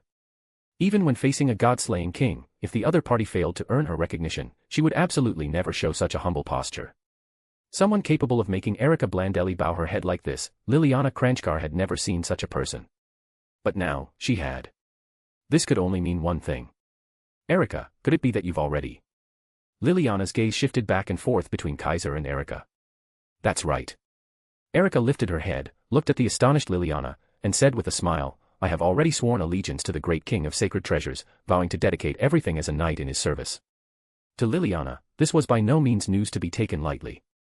One must know that although nearly all of Italy's magic societies had already submitted to the King of Swords, acknowledging Salvatore Doni as their leader and obeying his orders, everyone knew this was only nominal. In reality, that King of Swords had no interest in territory, land, or power. He cared only for battle. The so-called organizations under his rule were, to him, merely convenient assistants when necessary, not some household or legacy to protect. Precisely for this reason, Liliana's grandfather was a devoted follower of the famed Marquis Vauban, not of Doni. However, if Erika Blandelli, the prodigy and great knight of the Copper Black Cross, declared her allegiance to a new king, then it would be a different matter entirely. This would signify that the Copper Black Cross might now have a true king backing them. At the very least, the Blandelli family would receive the king's protection. As their rival, the Bronze Black Cross would absolutely not be able to treat this as a trivial matter. Unfortunately, Erika paid no attention to Liliana's shifting expression and instead turned to Kaiser. The mission assigned to me by the king, I have completed it splendidly. I ask that the king verify it. As she spoke, Erika took something from her bosom. It was a fist-sized emblem. The emblem's material was clearly not metal, but rather something akin to polished obsidian. Its surface was engraved with a crude human-like face and dozens of serpents. The mass of snakes looked like the hair of the human face in the image, and a faint, magical light flickered in the eyes, giving the illusion that being stared at by them would render one immobile. This stone emblem looked extremely ancient. Many parts of it appeared worn and indistinct. The material itself showed heavy erosion, its history of existence likely traced back to a very distant era. This is. As a witch, Liliana was instantly struck the moment she laid eyes on the stone. She felt a terrifying magical aura. She felt a dreadful shadow. She also sensed ancient wisdom, the stirring of darkness, and the breath of death. Even she reacted like this, so it was no wonder that Maria Yuri beside her immediately entered a trance-like state, muttering uncontrollably. The night has shrouded the stars and replaced the light. The great being crosses the underworld and descends upon the land. She is the goddess who governs darkness, the holy mother who spreads death, the great queen who possesses ancient wisdom, enchanting eyes, dragons, serpents, and owls. The descendant of the mother of the earth, a dark dominator who leads death and darkness, ruling the heavens, the earth, and the forsaken gods of the shadows. Now, the lost fragment of ancient wisdom is her only pursuit, her sole obsession. Maria Yuri's words were cryptic and difficult to understand, at least to those who were unaware of the situation. However, for those in the magic world who understood mythology and knew the many legends, these words already explained much and revealed many truths. This is the symbol of the ancient mother of the earth. The signpost that led countless goddesses down the path of defiance. The emblem of a forsaken goddess. Liliana exclaimed with a stunned expression. The Gorgonian. A relic from the age of mythology. A genuine sacred relic. Why would such a thing be here? Sacred relics were not only things of the mythological age, but also objects deeply tied to the gods. Each one possessed power beyond human comprehension, even the weakest among them was far beyond human reach. In the magic world, they held enormous research value and symbolic significance. They were also the hidden treasures and trump cards of every organization, to be used in times of need. Liliana had never expected that Erika would bring a sacred relic, let alone one so closely tied to the Earth Mother Goddess, and potentially capable of summoning death and darkness. You actually found it. Kaiser took the Gorgonian, looking at Erika with some surprise. This was a test given by the king. Erika Blandelli naturally had to give her all to complete it, Erika said with a rather self-satisfied smile to Kaiser. After receiving the king's hint, I've been paying attention to happenings all over Italy, keeping an eye out for all kinds of news. Finally, just 2 days ago, I discovered something unusual on the coast of Calabria. At that time, someone had dredged up a strange stone off the coast of Calabria. It was called strange because, when it was brought up, it was wrapped in many sea serpents. These sea serpents refused to let go of the stone, and when people approached, they showed extremely aggressive behavior, causing quite a stir. Erika, who had been keeping a close watch, rushed to investigate as soon as she saw the report, and eventually discovered the Gorgonian. So Erika brought it with her and rushed over at full speed. Once she found news of Kaiser's whereabouts, she came immediately. After all, she hadn't forgotten that Kaiser had once said that this sacred relic would attract a powerful goddess. Even Maria Yuri and Liliana instantly realized this matter. Why would you bring something so dangerous here? Maria Yuri was upset and worried. Liliana also frowned and commented. Gorgon, the most famous snake-haired witch in Greek mythology, a monster from the invisible island, a descendant of sea monsters possessing petrifying eyes. Her true name is Medusa. Her father was Phorcys, son of Gaia the earth goddess and Pontus the sea god. Her mother was Ceto, Phorcys' sister. Though bearing the blood of sea monsters, she was still a legitimate goddess. Although in myth, Medusa was the snake witch slain by the hero Perseus, in truth, her origin can be traced back to the most ancient Earth Mother Goddess. Serpents were symbols of the Earth Mother Goddess. The snake-haired witch Medusa, a dragon serpent slain by a hero, was in fact part of the ancient Earth Mother Goddess demeaned by the Iron Hero. That Earth Mother Goddess was exceedingly ancient and immensely powerful, once the Trinity Queen who ruled the Mediterranean. Just as the three deities slain by Vauban, Wind Earl, Rain Master, and Thunder Duke of Korea, were in fact three aspects of a single god, Medusa too was part of that ancient queen. And this Gorgonian was the manifestation of Medusa's divinity, the lost part of that queen. Its appearance could mean only one thing. That the ancient queen had appeared on Earth and would inevitably come here in pursuit of it. Maria Yuri perceived this through spirit vision and sensed the approaching danger. Though Liliana lacked Maria Yuri's strong spirit vision, she was a witch and thoroughly familiar with the legends of the Earth Mother Goddess. She immediately realized what was about to happen. One could say that Erika's actions were equivalent to bringing a natural disaster to this place. How could Maria Yuri not be angry and worried? Even Liliana thought this island nation of the Far East was far too unfortunate. First, a Norse main god manifested here, then an Eastern hero emerged, and now even a highest-ranking goddess of darkness was about to arrive. Wouldn't this island sink into the sea? So Liliana thought. But Erika was all smiles. This was the king's order, you know. Erika said nonchalantly. Since it was the king's order, then even the people of this country should obey the fate the king has chosen for them. Since she, Erika Blandelli, was now the king's knight, she naturally prioritized her allegiance to the king over the common people. Thus, even knowing the consequences, she still did it without hesitation, even though she was a knight willing to lay down her life for innocent civilians. In this regard, Erika was far more rational and calm than Liliana, more adept at adjusting her mindset and stance. If you choose to do it, you do it to the best, that was Erika's creed. Kaiser ignored the girl's exchange and simply looked at the Gorgonian in his hand. No one noticed that on Kaiser's hand, golden patterns were faintly glowing. End of chapter. Chapter 320, Chapter 371, The Ancient Serpent of Distant Recollection. At the same time, on a stormy coast on the opposite side of the globe from the Far East, a girl appeared. She was an exceptionally beautiful girl. The girl's apparent age was around 13 or 14. Her appearance matched her youthful age, and her face was so delicate and pitiful like an angel that describing her with the word beautiful was absolutely appropriate. She wore a thin sweater, a miniskirt, and over-the-knee socks. On her head was a blue knitted hat. Her attire was no different from that of a modern girl. The sea breeze brushed by, lifting the silver hair that peeked out from beneath her knitted hat. That shoulder-length silver hair reflected a faint light as if it were merging with the moonlight. At the same time, her pupils, like the dark of night, pitch black like an abyss, shimmered like those of an owl, shining brightly in the darkness. At this moment, her eyes seemed as though they could pierce through the night, the sea, and space itself, seeing the scenery of a distant foreign land. So that's how it is. The girl uttered in a slightly emotionless yet endearing voice. My serpent has crossed the sea and fallen into the hands of a foreign enemy. She did not actually see that scene. However, the moment that serpent was handed over to the enemy, she naturally sensed it in her heart and knew what had happened. Because that serpent was a part of her, something bound to her by an incorruptible connection. This bond would guide her to the side of the serpent and allow her to sense its current condition. It feels like my serpent is writhing, is delighted, and is undergoing some sort of transformation even I cannot perceive. What exactly is going on? The ancient wisdom I lost, a part of my very existence, why is it undergoing such a change? A hint of confusion appeared in her eyes. This was a rare occurrence. Although she had lost that ancient wisdom, as the goddess symbolizing intelligence, she had not lost her intellect or her extraordinary insight. Therefore, there were very few things in this world that could confuse her, especially when it was something intimately connected to her own existence. Is it in the Far East? Unable to figure it out, the girl simply turned her gaze in that direction.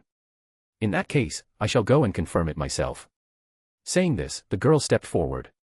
What I seek is the Gorgonian, once engraved upon my shield, residing now within the distant ancient serpent of recollection. Chanting an ancient song naturally from her lips, she walked forward. What I seek is the Gorgonian. O serpent, bestow the ancient authority upon the defiant me. She reached the edge of the shore and continued onward. What I seek is the Gorgonian. Ancient serpent, may you guide the journey of the unyielding queen and grant me once more the wisdom of darkness, earth, and heavens. Splash, just then, a wave surged high, about to engulf the small goddess. However, the unyielding goddess transformed into an owl and soared high into the sky. O earth, bear witness to my rising resolve. O darkness, understand my impassioned will. I am the goddess who represents darkness, the queen of the night, the ruler of the underworld. I am the goddess who blesses the earth, the queen of the land, the master of the stone chamber.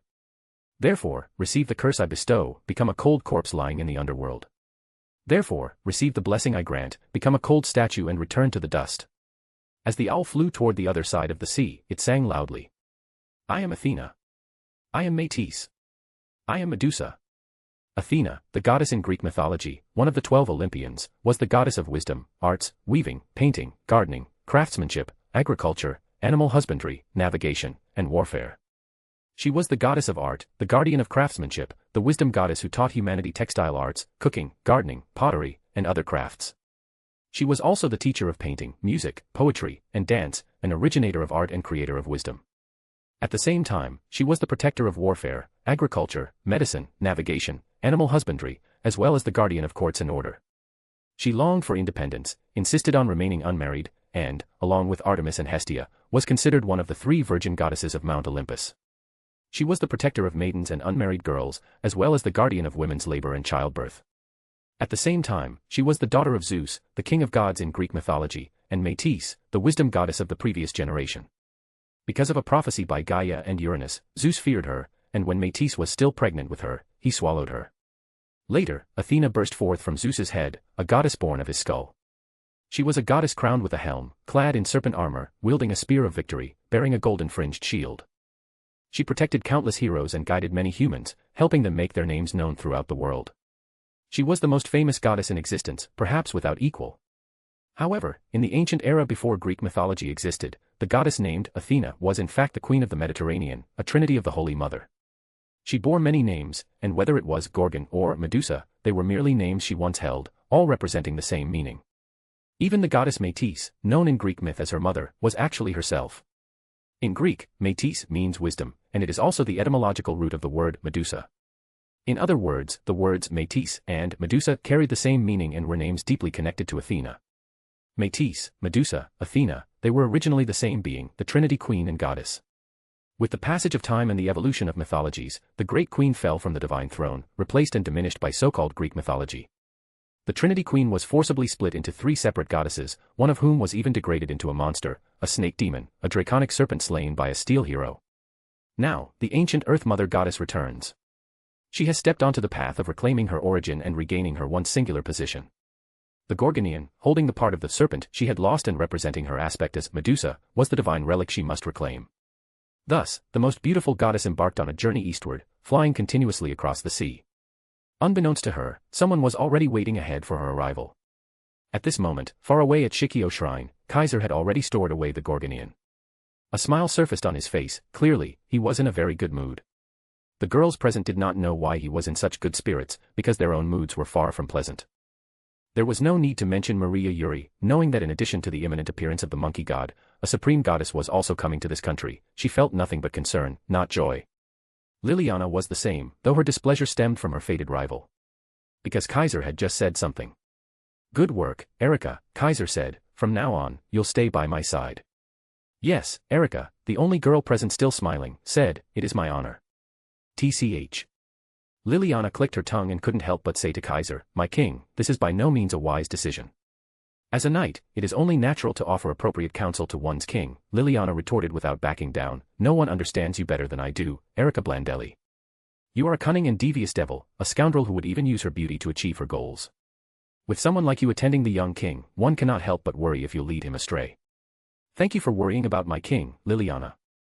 Erika was not bothered at all by Liliana's slander. She even accepted it graciously and said with a smile, "For the sake of my king, I am indeed prepared to use any means necessary without hesitation. Please call it bold decisiveness, not cunning or deceit." "Always so glib, you vixen." Liliana clicked her tongue again and said, "Don't think I don't know what you're scheming. You're trying to use the king's prestige to obtain the title and position of the Diavolo Rosso, and thus become the chief knight of the Copper Black Cross, aren't you?" One might say, this truly was a rival who had grown up alongside her. Liliana indeed saw through Erika's true motive in an instant and understood exactly what she was after. In response, Erika still admitted it openly. "That has always belonged to me, I merely claimed it early," Erika said to Liliana with a beautiful smile. "By the way, I've already obtained the title of Diavolo Rosso and become the chief knight of the Copper Black Cross, you know." "What did you say?" Liliana froze, and then her expression changed drastically. "You already obtained the title of Diavolo Rosso?" "After all, I fulfilled the king's request and am already slated to become his chief knight," Erika said cheerfully. "After I secured the Gorgonian and reported it back to the Copper Black Cross, the elders readily agreed and granted me the title of Diavolo Rosso. It shouldn't be long before this news spreads throughout Milan and all of Italy, right?" Upon hearing this, Liliana nearly drew her eye, El Maestro. This vixen, as expected, she's the type to use anything and everything to achieve her ends. And now such a person was going to become the chief knight at the side of the new king. Wouldn't that throw the world into chaos? No. This must absolutely not be allowed to happen. Chapter 321, Chapter 372, just want to know how pretty. 1 hour later. On a wide and interconnected avenue, a black stretch limousine was driving along, heading in one direction. The driver's seat and the passenger compartment of the limousine were completely separated, so the people sitting in the back couldn't see the driver, and the driver couldn't see what was happening in the compartment, ensuring that the conversations and any events occurring inside could not be peeped by outsiders. This was a mode of transportation used only by individuals of extremely high status, particularly those whose work involved a great need for confidentiality. And yet, all Kaiser had done was have Maria Yuri place a call to Sayanomiya Keiru, merely expressing a desire to take a look at Nikko City, and the other party immediately dispatched such a stretch limousine to serve as their vehicle, allowing the four of them to safely head toward Nikko City in Tachijai Prefecture. The compartment was also spacious enough that even with Kaiser, Maria Yuri, Erika, and Liliana seated inside, it didn't feel cramped. On the contrary, it felt quite roomy. At the moment, Kaiser and Erika were sitting together, while opposite them were Maria Yuri and Liliana, the four of them sitting face to face, giving the impression of riding a train or high-speed rail, not a car. Of course, it was one thing for Kaiser and Maria Yuri to sit facing each other, but the atmosphere between Erika and Liliana sitting opposite one another could hardly be called pleasant. Say, Lily, clinging on so persistently really isn't like your style, is it? Erika folded her arms, crossed her legs, looked at Liliana sitting opposite, and smiled. You're just a maid, you really have neither the need nor the reason to follow us to the front lines, do you? Shut up. I already told you not to call me Lily. Liliana sat far more properly than Erika, with her back straight and hands resting neatly on her knees, glaring at Erika. Don't think you can push me aside, you vixen. I'm not going to just sit by and watch you corrupt a new king with your vile behavior. That's really a harsh thing to say. Haven't you broken your habit of spouting nonsense when you get nervous and excited? Erika smiled easily. As a knight, you should be more elegant, don't you think? Don't try to influence me with your twisted ideas. As a knight, all I need is to be honest and upright.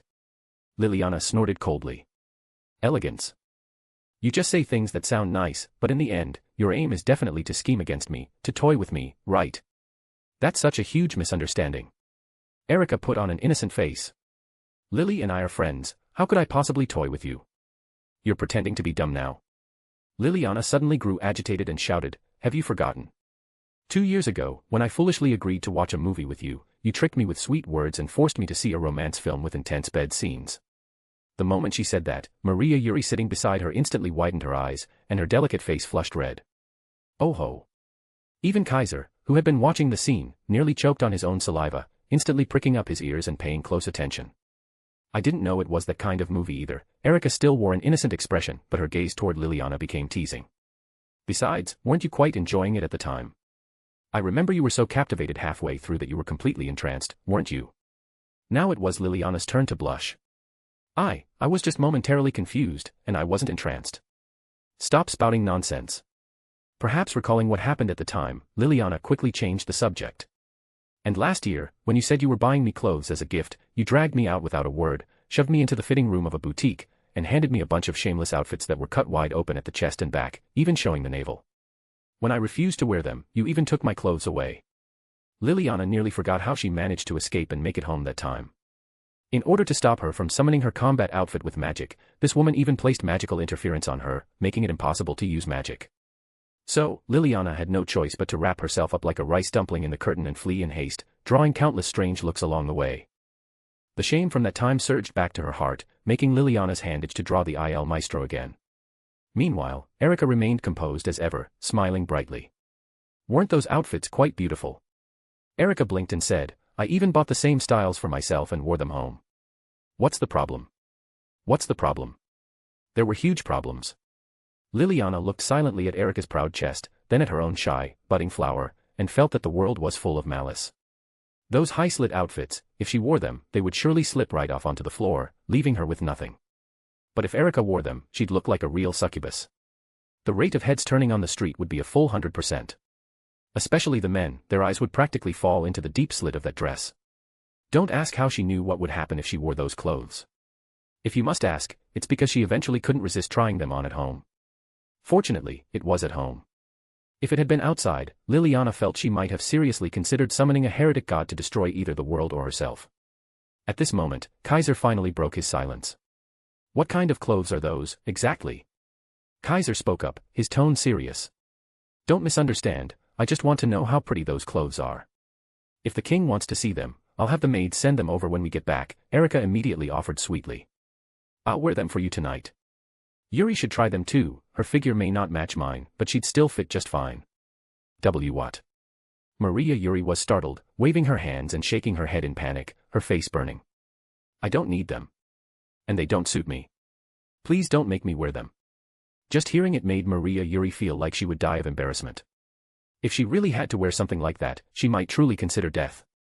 Chest and back cut wide open, even the navel showing. No, no. Absolutely can't wear that kind of outfit. Great idea.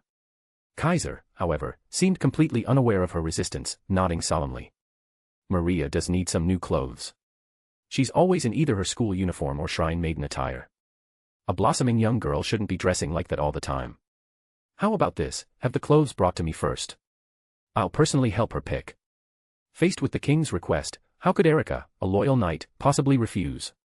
Understood, my king. I'll have it arranged right away.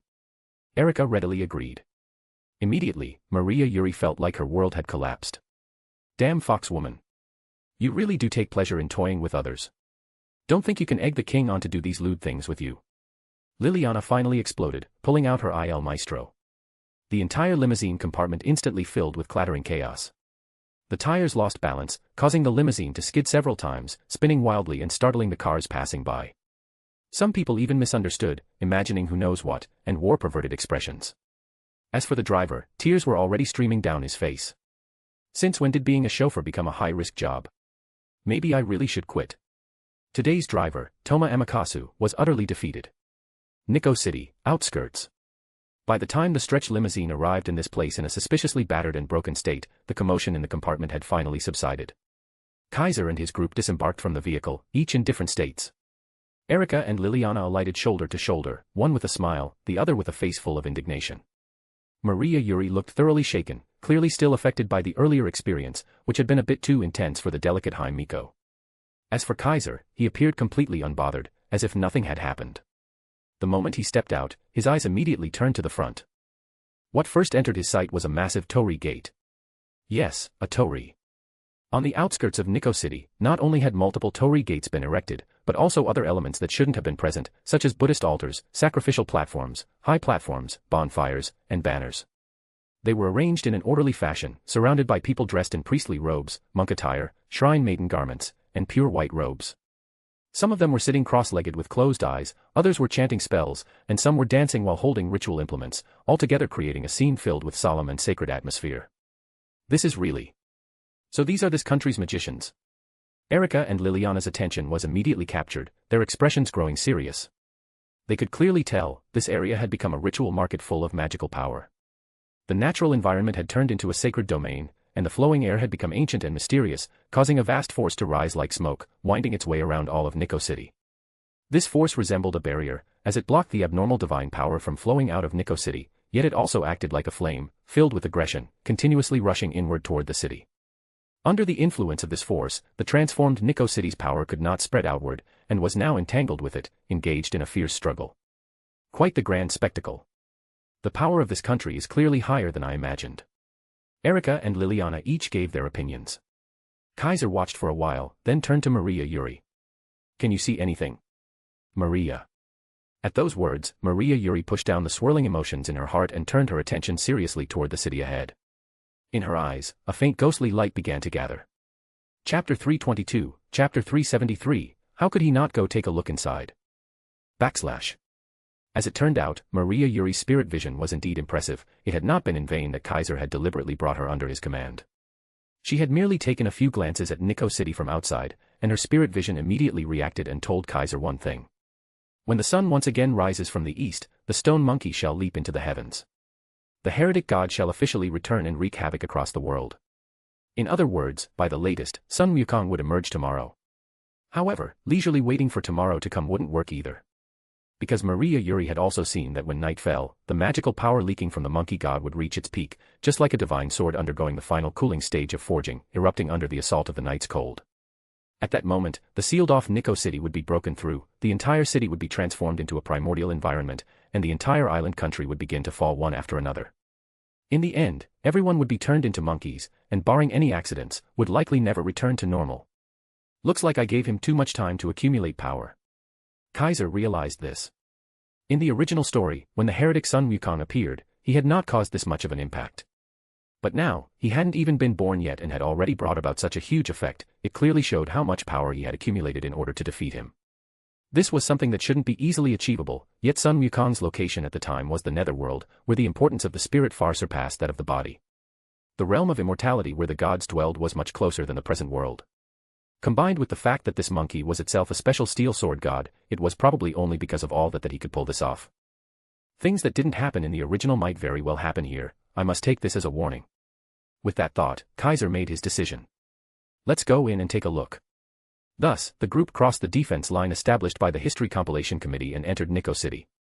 In the process, no one came out to stop Kaiser and the others. Clearly, those people had been instructed beforehand. The group of 4 followed the national highway toward the direction of Mount Nico. At this point, it was northwest longer possible to drive. Because the citizens of Nico City had all turned into monkeys, the streets were full of vehicles, some overturned, some frozen in mid-collision, and some even driven into buildings on either side of the road, making the streets a chaotic mess full of obstacles, completely impassable to cars. It could be easily imagined that the owners of these vehicles had transformed into monkeys mid-drive, resulting in such a scene. These monkeys, who had transformed from citizens and tourists, now behaved like actual animals.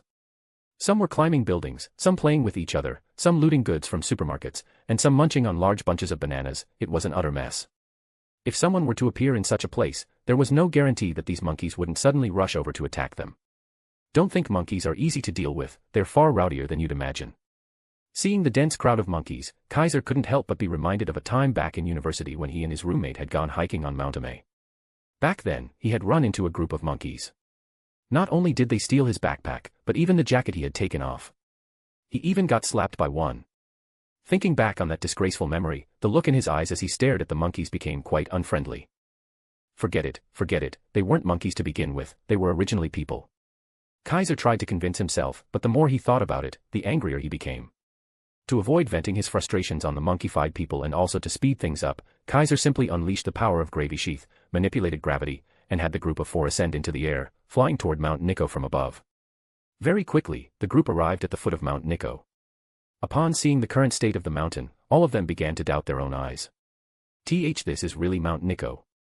Maria Yuri looked utterly stunned. Are you sure this isn't some divine realm? This is completely different from the Mount Nico I know. Erica and Liliana also voiced their thoughts in succession. The originally well-developed pilgrimage trails and the beautifully landscaped Mount Nico had completely transformed into a primordial forest. Giant trees of kinds never seen before were growing chaotically, the terrain had undergone shocking changes, and the flora was wildly overgrown. Countless dark figures darted through the underbrush, it no longer resembled the original Mount Nico at all. Yet, although it had turned into a primitive mountain forest, the mountain itself didn't appear desolate in the slightest. It suppressed seas, surged with silvery waves, welcomed fish and dragons into caves, tossed snowy spray upon the winds. Mist spread around like a mirage, vaguely revealing crimson cliffs and fantastical rock formations, sheer bluffs and towering peaks. Immortal herbs and rare flowers bloomed without end, verdant pine and emerald cypress flourished in eternal spring, juicy peaches dotted the wild hillsides, and fruits filled the forest. With flowing clouds, waterfalls, rivers, and celestial pillars, it practically looked like some secluded paradise from another world, breathtakingly beautiful. Did it really turn into Huagua Mountain? Kaiser was stunned as well, surprised, even vaguely excited. As a true descendant of the Yellow Emperor, how could he not have seen Journey to the West? And now, the legendary Huagua Mountain had appeared right before his eyes. Myth had become reality, and Kaiser nearly forgot that he was a Campione, a demon lord like Erlangshen, here to subdue the demon monkey. How could I not go in and take a look? Kaiser practically reacted instinctively with such a thought. However, just as the thought crossed his mind, numerous dark shadows flew out from the manifested Huagua Mountain below. GG. GGG. There was no doubt these were monkey cries. A group of golden-furred little monkeys, all similar in form to the monkey god before he was unsealed, rushed out from Huagua Mountain and landed around Kaiser and the others. These monkeys were clearly different from ordinary monkeys. Their eyes were filled with savage malice as they looked at Kaiser's group. They were a group of wild, unruly demon monkeys.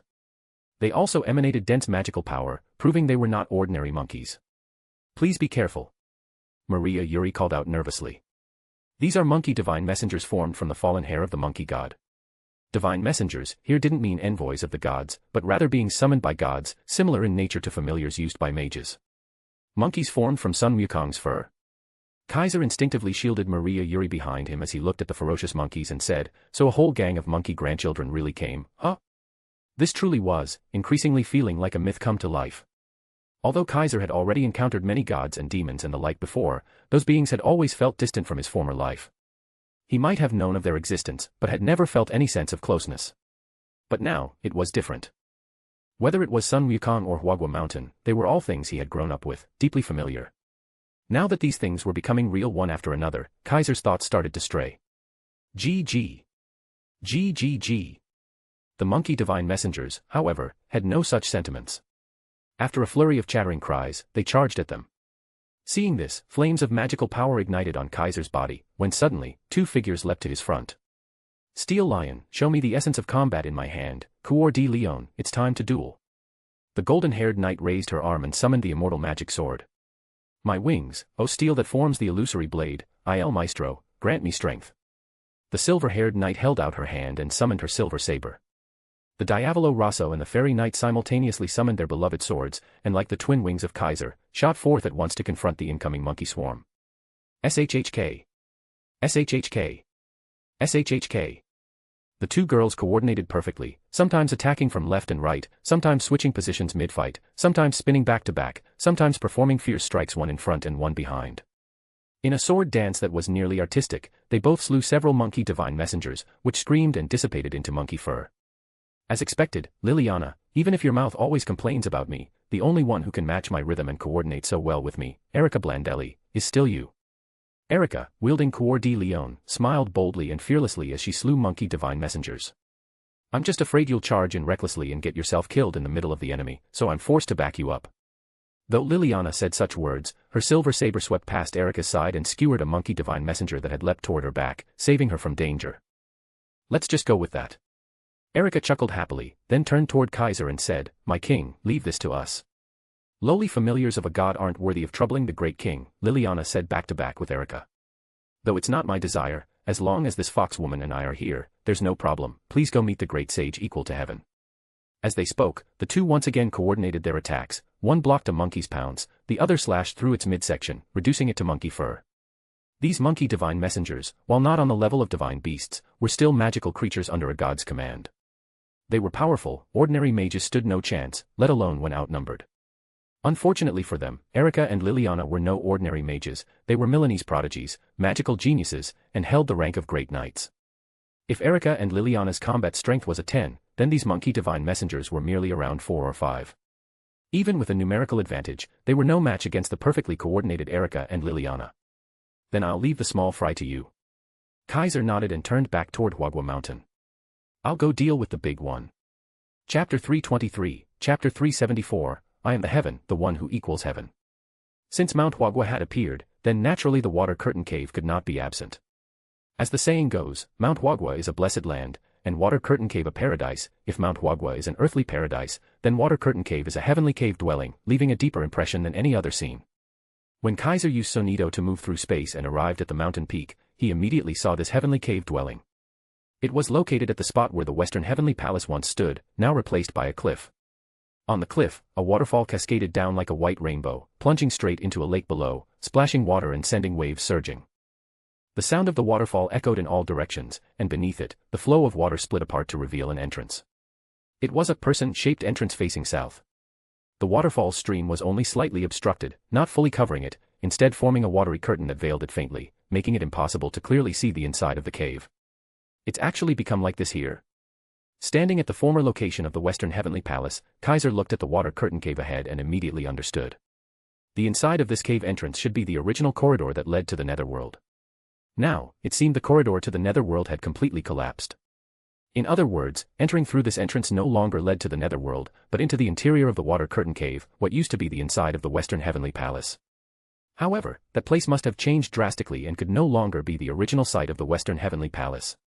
As for what was inside the water curtain cave, do I even need to go in and look? After all, the gatekeepers had already seen him. Roar. Roar.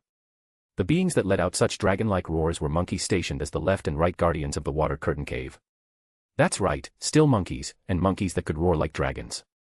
Because, unlike the monkey divine envoys that had appeared below, these were over 12 meters tall, robust and brawny, with long arms and short legs, their massive frames resembling mighty apes, exuding an aura so strong it could suffocate a human. The moment they spotted Kaiser, they immediately charged over with a speed like a storm, swift and fierce, even blasting the water into the air. That kind of power, these couldn't be divine envoys anymore, they were unquestionably divine beasts. Roar. Roar. The two monkey divine beasts charged toward Kaiser, opening their massive mouths. One spewed crimson lotus flames, the other unleashed a raging gale, combining into a fiery storm that surged toward Kaiser. Judging by that form and that power, calling them monkeys was an understatement. They were comparable to dragons. If it were Erika and Liliana instead, even together they might barely be able to handle one. Even Saishu Inanna, wielding Sodi no Shirayuki and using spirit possession, would likely only manage to contend with one. To face two at once, she would need to be holding aim no Murakumo no Tsurugi. Even the strongest paladin-class human would struggle to deal with these two monkey divine beasts and would need to exhaust every possible means just to win. Unfortunately, what they faced was not a human but a demon lord, a Rakshasa, the ruler who slays gods. Boom. The waves that had been blown skyward suddenly surged. No, it wasn't just the waves, it was the entire waterfall, the entire lake, all the rivers flowing through Mount Huagua. Whether it was the waterfall, the lake, or the rivers across Mount Huagua, all surged at once, raising towering torrents that formed fierce water tornadoes rising from every direction, rapidly converging here. In the blink of an eye, a sky-covering water dragon took shape, roaring as it charged forward. It swallowed the crimson lotus flames, extinguishing the fire beneath the pressure of surging water. It tore through the violent storm like a raging beast in a tempest, silencing the winds. The two monkey divine beasts didn't even have time to react before they were devoured by the water dragon's roaring maw. Blue blood immediately appeared in the water, and the water dragon dove down into the lake with a thunderous crash, making the lake tumultuous, stirring wave after wave without end. The entire mountaintop of Mount Huagua was instantly overwhelmed by the surging waves. Still not coming out. Kaiser stood atop the waves, as if walking on water, and at some point had a trident gripped in his hand. If you don't come out, I'll go in, okay. At Kaiser's call, within the water curtain cave already engulfed by furious waves, a stone monkey opened its fiery golden eyes. Boom. The stone monkey's entire body trembled and erupted, sending countless stones flying from the blast center. And at the heart of that explosion, a golden figure soared into the sky, shattering the water curtain cave's ceiling, smashing through the cliff face of the waterfall, soaring straight into the heavens. At that moment, everyone saw the figure rising from the summit of Mount Huagua. It passed through the clouds and across the sky, its voice thundering like a storm. I pray for purity and freedom from defilement. With the six senses pure, thus my five viscera gods find peace. Because of peace, I share the same roots as the gods of heaven and earth. Now, grant me a pure body and divinity. I am the heaven, the one who equals heaven. The monkey god who made his declaration to heaven and earth landed upon the clouds, riding the mist, radiating golden light. He stood around 160 centimeters tall, clad in a yellow jacket, with a hairy face and thunderous mouth, wielding a golden iron staff, and his aura soared sky high. The great sage equaling heaven, Sun Wukong, is here. That voice echoed clearly between heaven and earth, entering everyone's ears. Chi-chi. Chi-chi-shi-shi. In Nico City, all the monkeys suddenly screamed with excitement. Whether transformed humans or monkey-haired beings, they all shouted as if seeing their king, filling the entire city with monkey cries. The heretic god Sun Wukong has emerged. At the foot of the mountain, Erika and Liliana, who were confronting a group of monkey divine envoys, simultaneously looked up to the sky. Fiery golden eyes, iron head and arms, copper back and body, boundless divine powers, infinite transformations. Maria Yuri, protected by Erika and Liliana, also looked to the sky, muttering in a daze. Fierce and manifesting evil, surnamed Sun, given name Wukong, self-proclaimed, great sage equaling heaven. Kaiser's gaze spanned several thousand meters, looking at Sun Wukong standing atop the clouds, a smile appearing on his face. At last, he shows himself. He really made him wait a long time. At Mount Lu, Luo Hao, dressed in Hanfu and resembling a descended immortal lady, was moved by a sudden premonition, stepping out from her temple to the cliff's edge, gazing toward the distant east. As a Taoist priestess, Luo Hao possessed the 1,000-mile eye ability, and hers was far stronger than any current practitioner. She could fly straight from Mount Lu to Tokyo, naturally. She could also see Nico City from here, see Mount Huagua, and see the monkey god atop the clouds, even hear his proclamation. Great sage equaling heaven, finally liberated from that disgusting short stature. The martial arts king of China smiled beautifully, both dazzling and cold. Excellent. Only in such a form do you deserve to be called a hero of our nation. Seeing you like this brings back the shame of 100 years ago. Feel honored, heretic god Sun Wukong. For my younger brother's sake, the one who shall bestow you with a glorious death will be him. Luo Hao's gaze turned toward the summit of Mount Huagua, watching Kaiser walking on the waves, her smile deepened. Dear younger brother Kaiser, show yourself to your elder sister. Let me see whether you truly have the power to repel the Wolf King and slay the monkey god. As Luo Hao's arrogant words faded into the wind, in the distant sky, the monkey god wielding the golden staff rode the clouds, descending toward Mount Huagua. Splash! The sound of surging waves still echoed across Mount Huagua, churning wave after wave, lingering endlessly. The monkey god, riding clouds and mist, arrived, looking down at the figure walking atop the water, and laughed heartily. "You're even more impatient than I expected." The heretic god Sun Wukong made such a statement. "I thought you'd at least wait until tomorrow's sunrise, for me to find you myself." That was supposed to be the day of Sun Wukong's emergence, as prophesied by Maria Yuri. But Kaiser hadn't waited until then. "Who told you to make such a huge scene?" Kaiser's mood had already calmed. He said, "I don't want to fight in a place full of monkeys." "Are you scared?" Sun Wukong raised a brow and said, "Well, my monkeys and grandchildren have even fought 10,000 celestial soldiers. What's one little god slayer daring to face me alone? Just shrimp soldiers and crab generals. Don't take them too seriously." Kaiser looked up at the Sun Wukong standing atop the clouds and said, "Don't think I haven't noticed. Your power has already reached its peak. The reason you haven't revealed yourself until now is because you were preparing thoroughly." Kaiser's eyes glowed faintly gold. He had used the special vision granted by the Golden Sword's warrior incarnation to see through Sun Wukong's nature. "If I really waited until tomorrow's sunrise, all the people who turned into monkeys would become your soldiers, transformed into divine envoys, maybe even into divine beasts. To muster the strength of an entire nation just to deal with the so-called trivial godslayer you mock, such caution doesn't match your usual style. Isn't the great sage equaling heaven the one who dared to barge into the Jade Emperor's palace alone?" Kaiser suddenly smiled and said, "Seems like the one who's afraid is actually you." Hearing this, Sun Wukong burst into loud laughter. "So you even saw through my secret preparation, the great assimilation curse? Well, that's nothing. After all, I am the one who once stole immortal pills, drank heavenly wine, and snuck peaches in the celestial palace. Since you've seen through it, then let's fight fair and square, fellow godslayer for my homeland." Chapter 324, Chapter 375, Doomsday-like Fierce Battle. Boom. As magical power burned like flames above the clouds, Sun Wukong had already raised the iron staff in his hand. It was a long staff with golden hoops at both ends and a section of black iron in the middle. On the long staff, right next to the golden hoop, there was an engraved line of words. "Rui Jingu Bang, weighs 13,500 caddies." The Rui Jingu Bang, also referred to as the Golden Hooped Staff, or Rui Staff, also known as Lingyang Rod, Heavenly River Bottom Fixing Divine Iron, Heavenly River Bottom Stabilizing Divine Treasure, was the treasure of the East Sea Dragon Palace, forged by the Grand Supreme Elder Lord.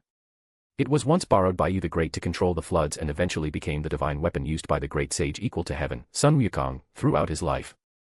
Originally, it was a piece of melted iron from the primordial chaos era, acquired by the Grand Supreme Elder Lord, one of the three pure ones, who personally forged it using the 8 trigram furnace into a long rod that could change size at will.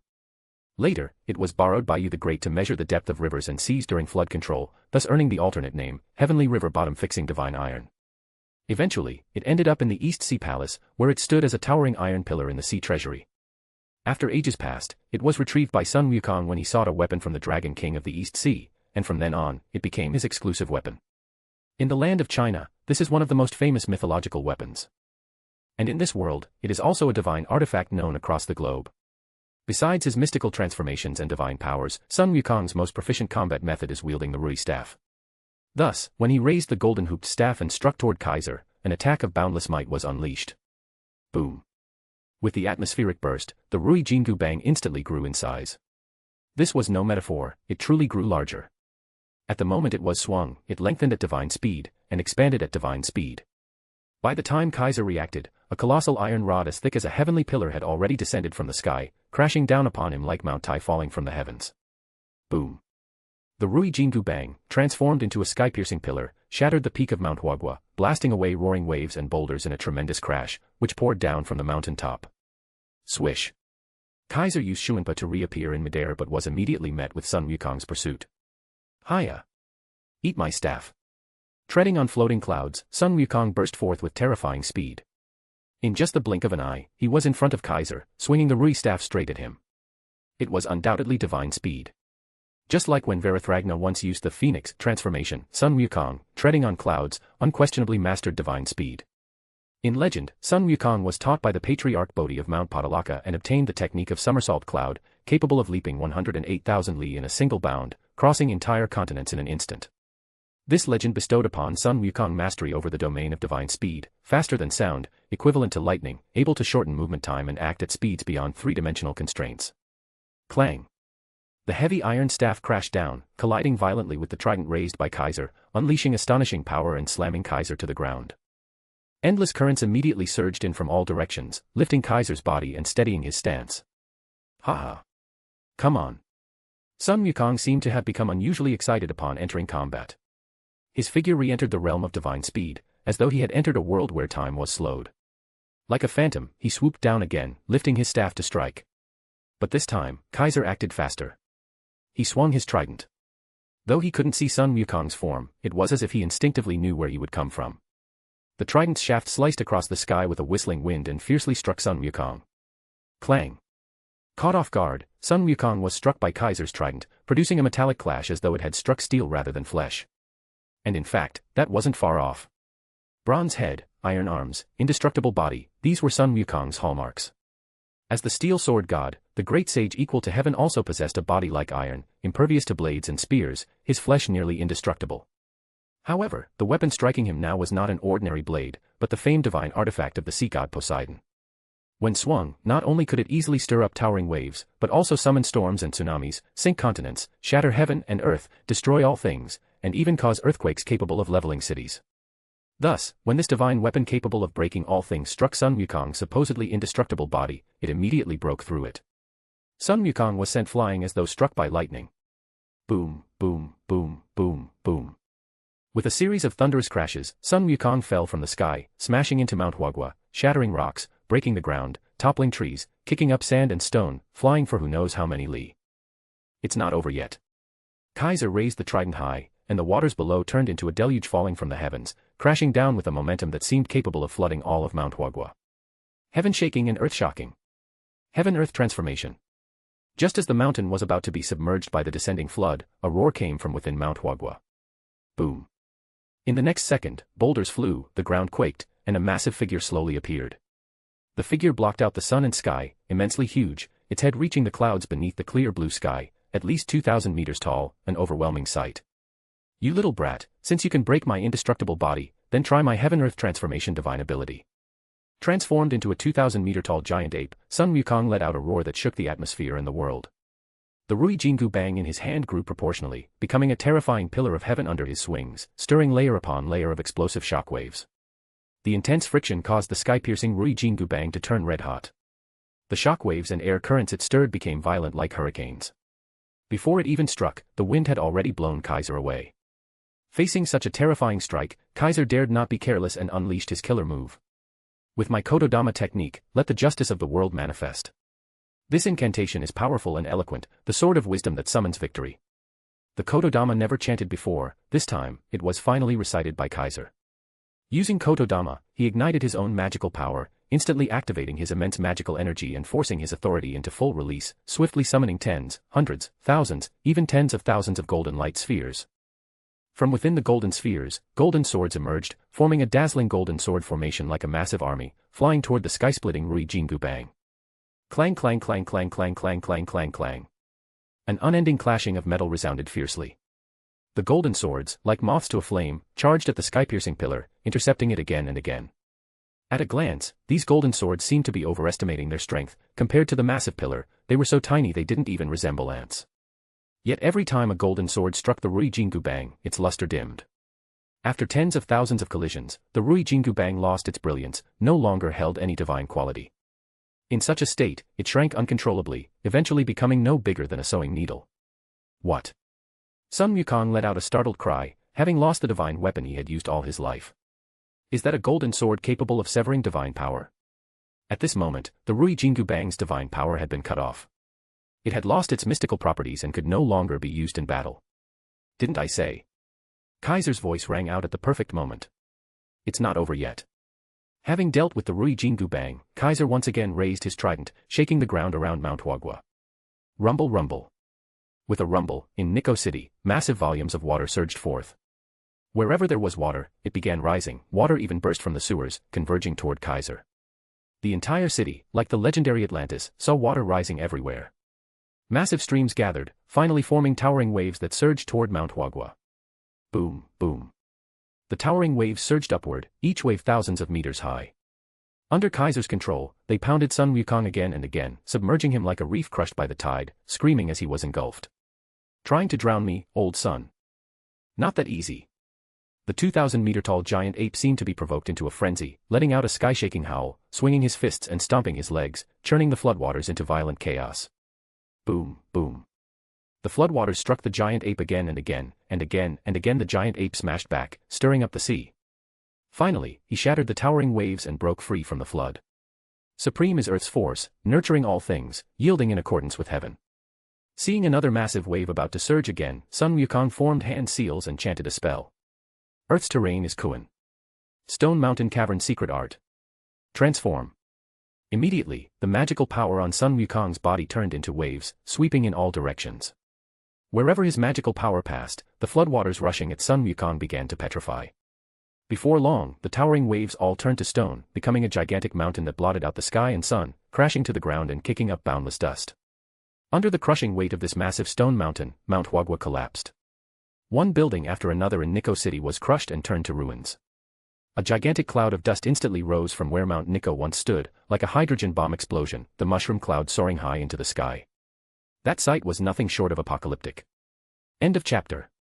Chapter 325, Chapter 376, The Ancient Covenant Ritual. At this moment, the entire city of Nikko suffered. When the massive sea of stone crushed Huagua Mountain, it also crushed one building after another, raising clouds of dust like mushroom clouds. The rolling waves of dust spread through Nikko like an avalanche, blowing street-side vehicles, lampposts, trash bins, and other objects high into the sky. Trash flew everywhere, and shards of glass shot out like bullets. Even the ever-present monkeys were affected, one after another. They were swallowed by the dust storm and blown away, their incessant screeching echoing through the air. If they were just ordinary monkeys, there would surely have been heavy casualties by now. But ever since Sun Wukong leapt out of the stone, bathed in the divine power of the great sage equal to heaven, these monkeys had entered a berserk state. Though they hadn't become divine beasts, they had transformed into beings similar to divine familiars, possessing a certain degree of magical power, no longer as fragile as humans or ordinary monkeys. So, although Nikko City was plunged into a disaster-like state, the monkeys active in the area were almost unharmed. At most, they were only injured. Naturally, Erica, Liliana, and Maria Yuri, who had been fighting at the foot of Huagua Mountain, had long since evacuated. Maria Yuri's spirit vision had already sensed the premonition of danger, so Liliana decisively activated a flying spell to escape with her. Erica covered the rear, also using a leaping magic technique to quickly withdraw, avoiding the most dangerous zone. Meanwhile, in the sky, the battlefield between Campione and Heretic God had resumed. Swish. Suddenly, without anyone noticing, Sun Wukong had returned to his normal size. Once more riding clouds and mist, he entered the Godspeed domain and launched a surprise attack on Kaiser. Golden Hooped Rui Staff, Wind Blade Xuanhua Axe, guard front and rear to strategize, transform and soar to claim victory. Chanting words like a poem, Sun Wukong extended his Rui Jingu Bang toward Kaiser in the state of Godspeed. The 4 seas and 8 rivers are witnesses, the ocean-calming divine treasure holds immense power, the Milky Way is anchored by the divine treasure staff, a staff named Rui stands supreme in the world. With the effect of the chant, the Rui Jingu Bang, which had been sealed by the power of the golden sword, once again radiated brilliance, breaking free from its dimmed state and glowing with dazzling golden light. Take a strike from your grandpa Sun. Sun Wukong swung the golden Rui Jingu Bang, unleashing a strike of Godspeed. Clang. Kaiser couldn't see Sun Wukong within the Godspeed domain, but his authority was still in effect. His body instinctively moved, raising the trident to block the heavy blow instantly. Language is light, Kotodama is the sword, strike hundreds to defeat thousands, strike thousands to annihilate tens of thousands. Kaiser also chanted a Kotodama, causing the golden sword circling around him to whirl into motion, transforming into a golden storm that surged towards Sun Wukong. That damnable sword again. Sun Wukong's voice seemed to come from the void, shifting left and right, fast then faster, clearly dashing around in the Godspeed state to dodge the deadly rain of golden swords. For Campiones and divine artifacts, the golden sword's role was to seal their power. But for gods, the golden sword was the ultimate spear and the ultimate blade. It didn't just cut divinity, it could cleave even a god's body. So, Sun Wukong dared not get struck by the golden sword, it was simply too fatal. As the god of the sword, how can you despise this most supreme sword of god-slaying? Kaiser stowed away the trident and summoned Yeagrush and Aimer instead, his voice echoing powerfully. Aren't you supposed to have a head of bronze and arms of iron, an indestructible diamond body? Let's see if the golden sword can cut through you. As he spoke, the golden sword storm expanded outward like beams of lasers, indiscriminately slashing across the entire sky, making it look as though countless golden lights were flickering above, a scene that was unexpectedly beautiful. Aya. That hurts like hell. Sun Wukong suddenly exited the Godspeed state, crying out in pain. One of his hands was already dripping with blood. There was no doubt that hand had been grazed by a golden sword. Kaiser didn't hesitate. He immediately commanded all the golden swords to converge into a single, sky-covering golden blade. PSSHH. The massive golden sword slashed down. The blood-drenched Sun Wukong was immediately cut in half, blood spraying on the spot.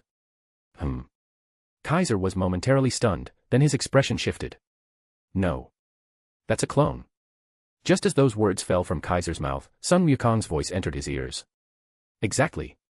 Another Sun Wukong appeared behind Kaiser and struck with his staff. Boom. With a thunderous explosion, Sun Wukong's Rui Jingu Bang didn't hit Kaiser but instead struck Yegrush, which had suddenly flashed to his side. Yegrush was wrapped in swirling winds, and the moment it clashed with the Rui Jingu Bang, it released a tremendous gust that blew Sun Wukong away. Shoo. At the same time, Aimer also shot out, its body wreathed in electricity, flying toward Sun Wukong. A mere staff forged by a foreign god, how can it match my ocean-calming divine iron? Unwilling to back down, Sun Wukong brandished his Rui Jingu Bang and engaged Aimer in a fierce melee. Bang. Bang. Bang. Bang. Bang. The two staffs continuously collided, generating shockwaves that stirred the very atmosphere. The electricity-wreathed Aimer burst with shocking speed, attacking Sun Wukong again and again, but each time it was blocked by his ferociously spinning Rui Jingu Bang. Even when Yegrush joined the fray, Sun Wukong handled it with ease. Kaiser mobilized the remaining golden swords to join the battle. Sun Wukong dared to confront Yegrush and Aimer head-on, but he didn't dare touch the golden swords. Relying on Godspeed, he kept his distance. Kaiser tried to surround him with a swarm of golden swords, encircling him, but Sun Wukong excelled at the 72 transformations.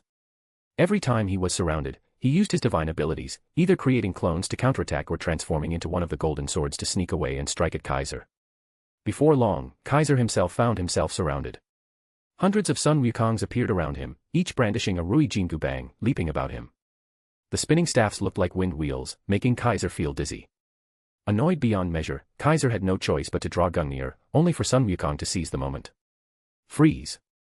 With a thunderous shout, Kaiser clearly felt an invisible force bind his body, rendering him immobile. Boom! In the next instant, Kaiser's abnormally high resistance to magical power activated, repelling Sun Wukong's immobilization technique.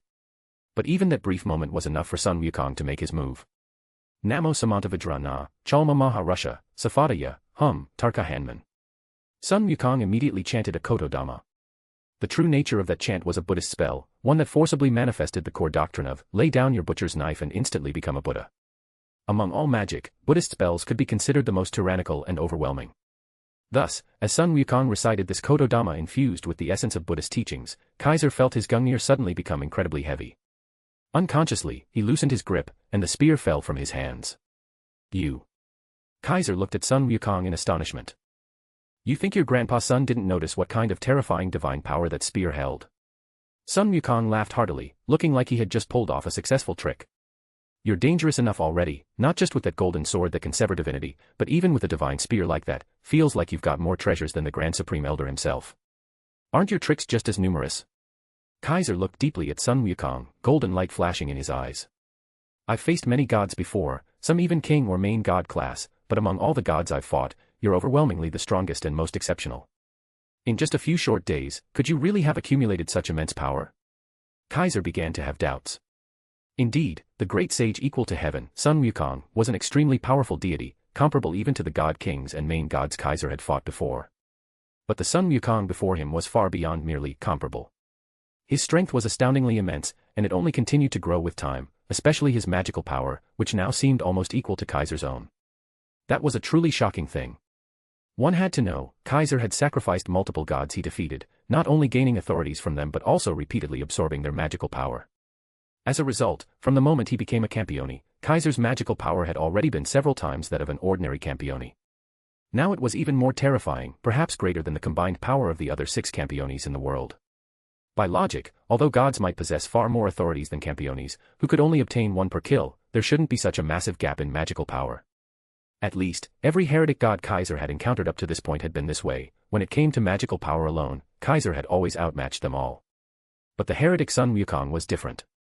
From the very beginning, his magical power had far surpassed that of any other heretic god Kaiser had fought. At the time, Kaiser had simply assumed it was the result of the vast power Wukong had accumulated over time. Yet as the battle continued, as time passed, Sun Wukong's magical power only increased, his strength continued to rise. Even the golden sword, one of Kaiser's trump cards, couldn't touch him. Gungnir had been knocked away by a single Kododama before it could even be thrown. This wasn't strength a normal heretic god could possibly possess. It wasn't a normal performance for a heretic god at all. Could it be? Thinking of certain things from the original lore, Kaiser vaguely guessed what had happened to Sun Wukong. This power is indeed not something I could have accumulated on my own. Sun Wukong didn't hide it. He openly revealed what had occurred to him. This is the power granted by the Ancient Covenant. Honestly, I didn't expect it to be triggered because of you. The Ancient Covenant Sun Wukong mentioned was a pact that existed only among gods. When beings like Campiones are born on Earth and come into the view of the gods, what we first feel is not fear, but anger. Humans should obey the gods, fear them, and worship them. That is the truth of the world. But the emergence of god-slaying beasts symbolizes mankind's rebellion against the gods, rebellion against the heavens, forgetting their place, rebelling against transcendent divine beings. Moreover, whenever a new Campione appears on Earth, the world descends into chaos. The balance and order between this world and the underworld are disrupted. Campiones, you monsters are true demon lords, irreligious, rebellious, disruptors of the world, and ought to be punished. As he spoke, Sun Wukong no longer looked like a mischievous monkey, but rather a true god, lofty and indifferent. To punish you demon lords, the gods established the Ancient Covenant. To vanquish the demon lords who slay gods and restore peace to the earth, that is the divine mission of the gods. Based on this covenant and divine mandate, certain sword gods with special traits, if they manifest on Earth and meet certain conditions, can draw destructive power from the heavens and stars to destroy you. Just as Campiones feel surging power within themselves when encountering gods, enabling them to perform all manner of impossible feats, these special sword gods, when facing overwhelming disadvantage against Campiones, can draw supreme power from the heavens and stars to overcome their foe. The heretic Sun Wukong was one of these special beings. If it were one of those legendary heroes born in accordance with divine fate, they could even activate the covenant ritual at will and gain power greater than all gods. For every Campione on Earth, the hero born of fate would gain power equal to them. The more Campiones there are, the stronger the hero. Unfortunately, while your grandpa Sun is indeed one of the rare sword gods under heaven, I'm not a hero born of divine fate, so I shouldn't have been able to use the covenant ritual in a one-on-one battle. Sun Wukong's gaze grew deep as he looked at Kaiser. But fellow Campione, you seem to be special, your magical power alone rivals that of all the Campiones in the world combined. That was precisely why Sun Wukong had barely met the conditions to activate the covenant ritual this time. After all, facing this one Campione was no different than facing all of them at once. Chapter 326, Chapter 377, Come taste it yourself. There was no doubt that, when facing Kaiser, Sun Wukong was at an absolute disadvantage right from the start. Even before becoming a Campione, Kaiser already possessed the power to slay gods purely by his own ability, not relying on coincidence, luck, or miracles like the other Campiones. This already set him apart. After becoming a Campione, Kaiser underwent a complete evolution and transformation, both inside and out. Furthermore, due to possessing the Circle of Usurpation and the Hogyoku, each time he successfully slew a god, aside from obtaining an authority, all of the remaining power of the sacrificed god would be transformed into magical power and absorbed, enhancing his own magical power and his uniqueness as a Campione. This made him ever more extraordinary, ever more transcendent. Therefore, his current power definitely did not fall short of the combined strength of all other Campiones in the world. He might even be stronger. As a result, even though Sun Wukong had accumulated formidable strength, he was still firmly suppressed by Kaiser, nearly getting slain directly. In such a situation, being at an overwhelming disadvantage, and facing an opponent whose magical power might surpass that of all the other Campiones combined, Sun Wukong's ancient covenant unconsciously fulfilled its activation conditions. Thus, Sun Wukong became stronger the more he fought, transforming more and more, all because he had activated the ancient covenant and drawn power from the heavens, earth, and myriad stars. I'm super strong now. Feels like even that old geezer Tathagata came, I could smash him to death with a single blow. Sun Wukong said such an outrageously boastful statement, yet the magical power surging from his body was, as he claimed, unbelievably strong. Fellow Campione, you no longer stand a chance. Sun Wukong confidently declared. However, saying you're fat, and now you're panting too, huh? Kaiser didn't become nervous due to Sun Wukong's unprecedented surge in power. On the contrary, he became extremely calm. Could it be that you think, this is the full extent of my power? As he spoke, Kaiser not only put away the golden sword that had been radiating across the entire sky, but also withdrew the magic clubs Yeagrush and Aimer. Whoosh! The next moment, a pair of pure white wings of light appeared behind Kaiser. Boom! As the pure white magical power transformed into flames, burning fiercely on Kaiser's body and soaring into the sky, his form began to change drastically. Spotless, immaculate armor emerged on his body, blue jewels adorned various parts, a steel-like dragon tail extended from his back, and his eyes flickered with a cold light, both fierce and holy. Divine dividing, balance break. A sacred form appeared in this heaven and earth. That dragon serpent form from back then. Sun Wukong immediately recalled the events in the netherworld corridor. Back then, it was in this form that Kaiser had shattered the spell that bound the keeper of the horses and freed him. Recalling the power of that moment, Sun Wukong's heart grew heavy, but his mouth still shouted provocatively. To use the power of the dragon serpent against the steel sword god, what foolish behavior. That did make some sense. As the steel sword god, Sun Wukong was undoubtedly the natural enemy of dragon serpents, the subjugator of dragons. Against a steel sword god like him, the power of dragon serpents was naturally at a disadvantage. It wouldn't be an exaggeration to say it was completely countered. With my current strength, a mere dragon serpent, I'll crush it with a flip of my hand. As the words fell, Sun Wukong raised his palm and, like chanting a sutra, began reciting a kotodama. I am a follower of steel, a god born beneath the stars to vanquish dragon serpents. O 7 stars of the northern sky, grant your divine manifestation. O serpent, O dragon, offer your flesh and bones to me. This was a kotodama to enhance Sun Wukong's divinity as a sword god. Under the effect of this kotodama, all of Sun Wukong's magical power transformed into a venom specifically lethal to dragon serpents. Just its emergence alone would cause excruciating pain in any being with the divinity or powers of dragon serpents. O flame, smelt iron into steel. O hammer, forge steel into blade. O pure water, cool the blade. Sun Wukong raised the Rui Jingu Bang high and loudly chanted. O treasured radiance encompassing heaven and earth, O divine sword harmonizing yin and yang, cut down all calamities, reveal righteousness through destruction.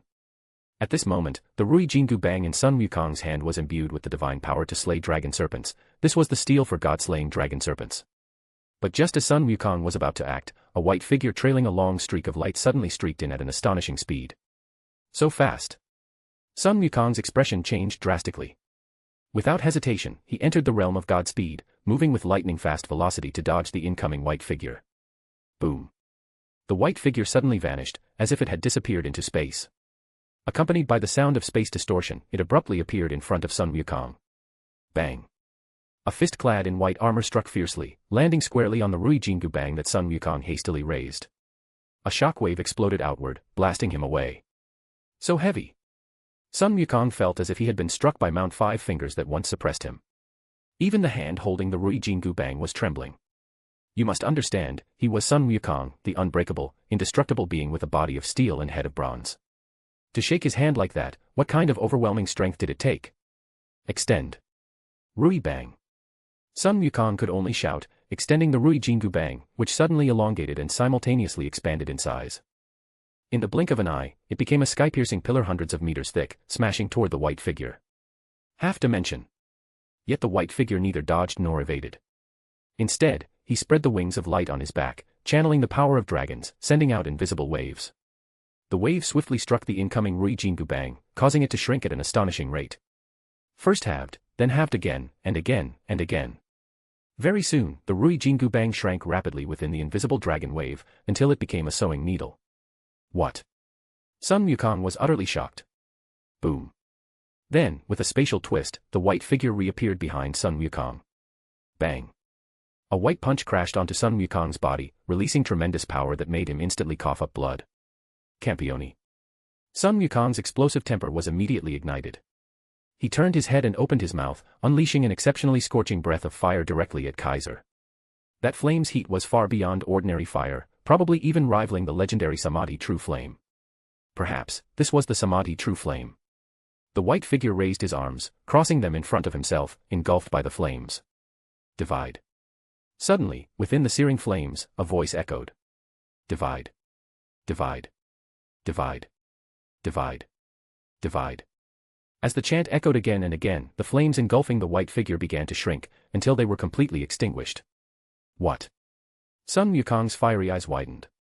As if seeing through something, he exclaimed in shock, "You absorbed my power."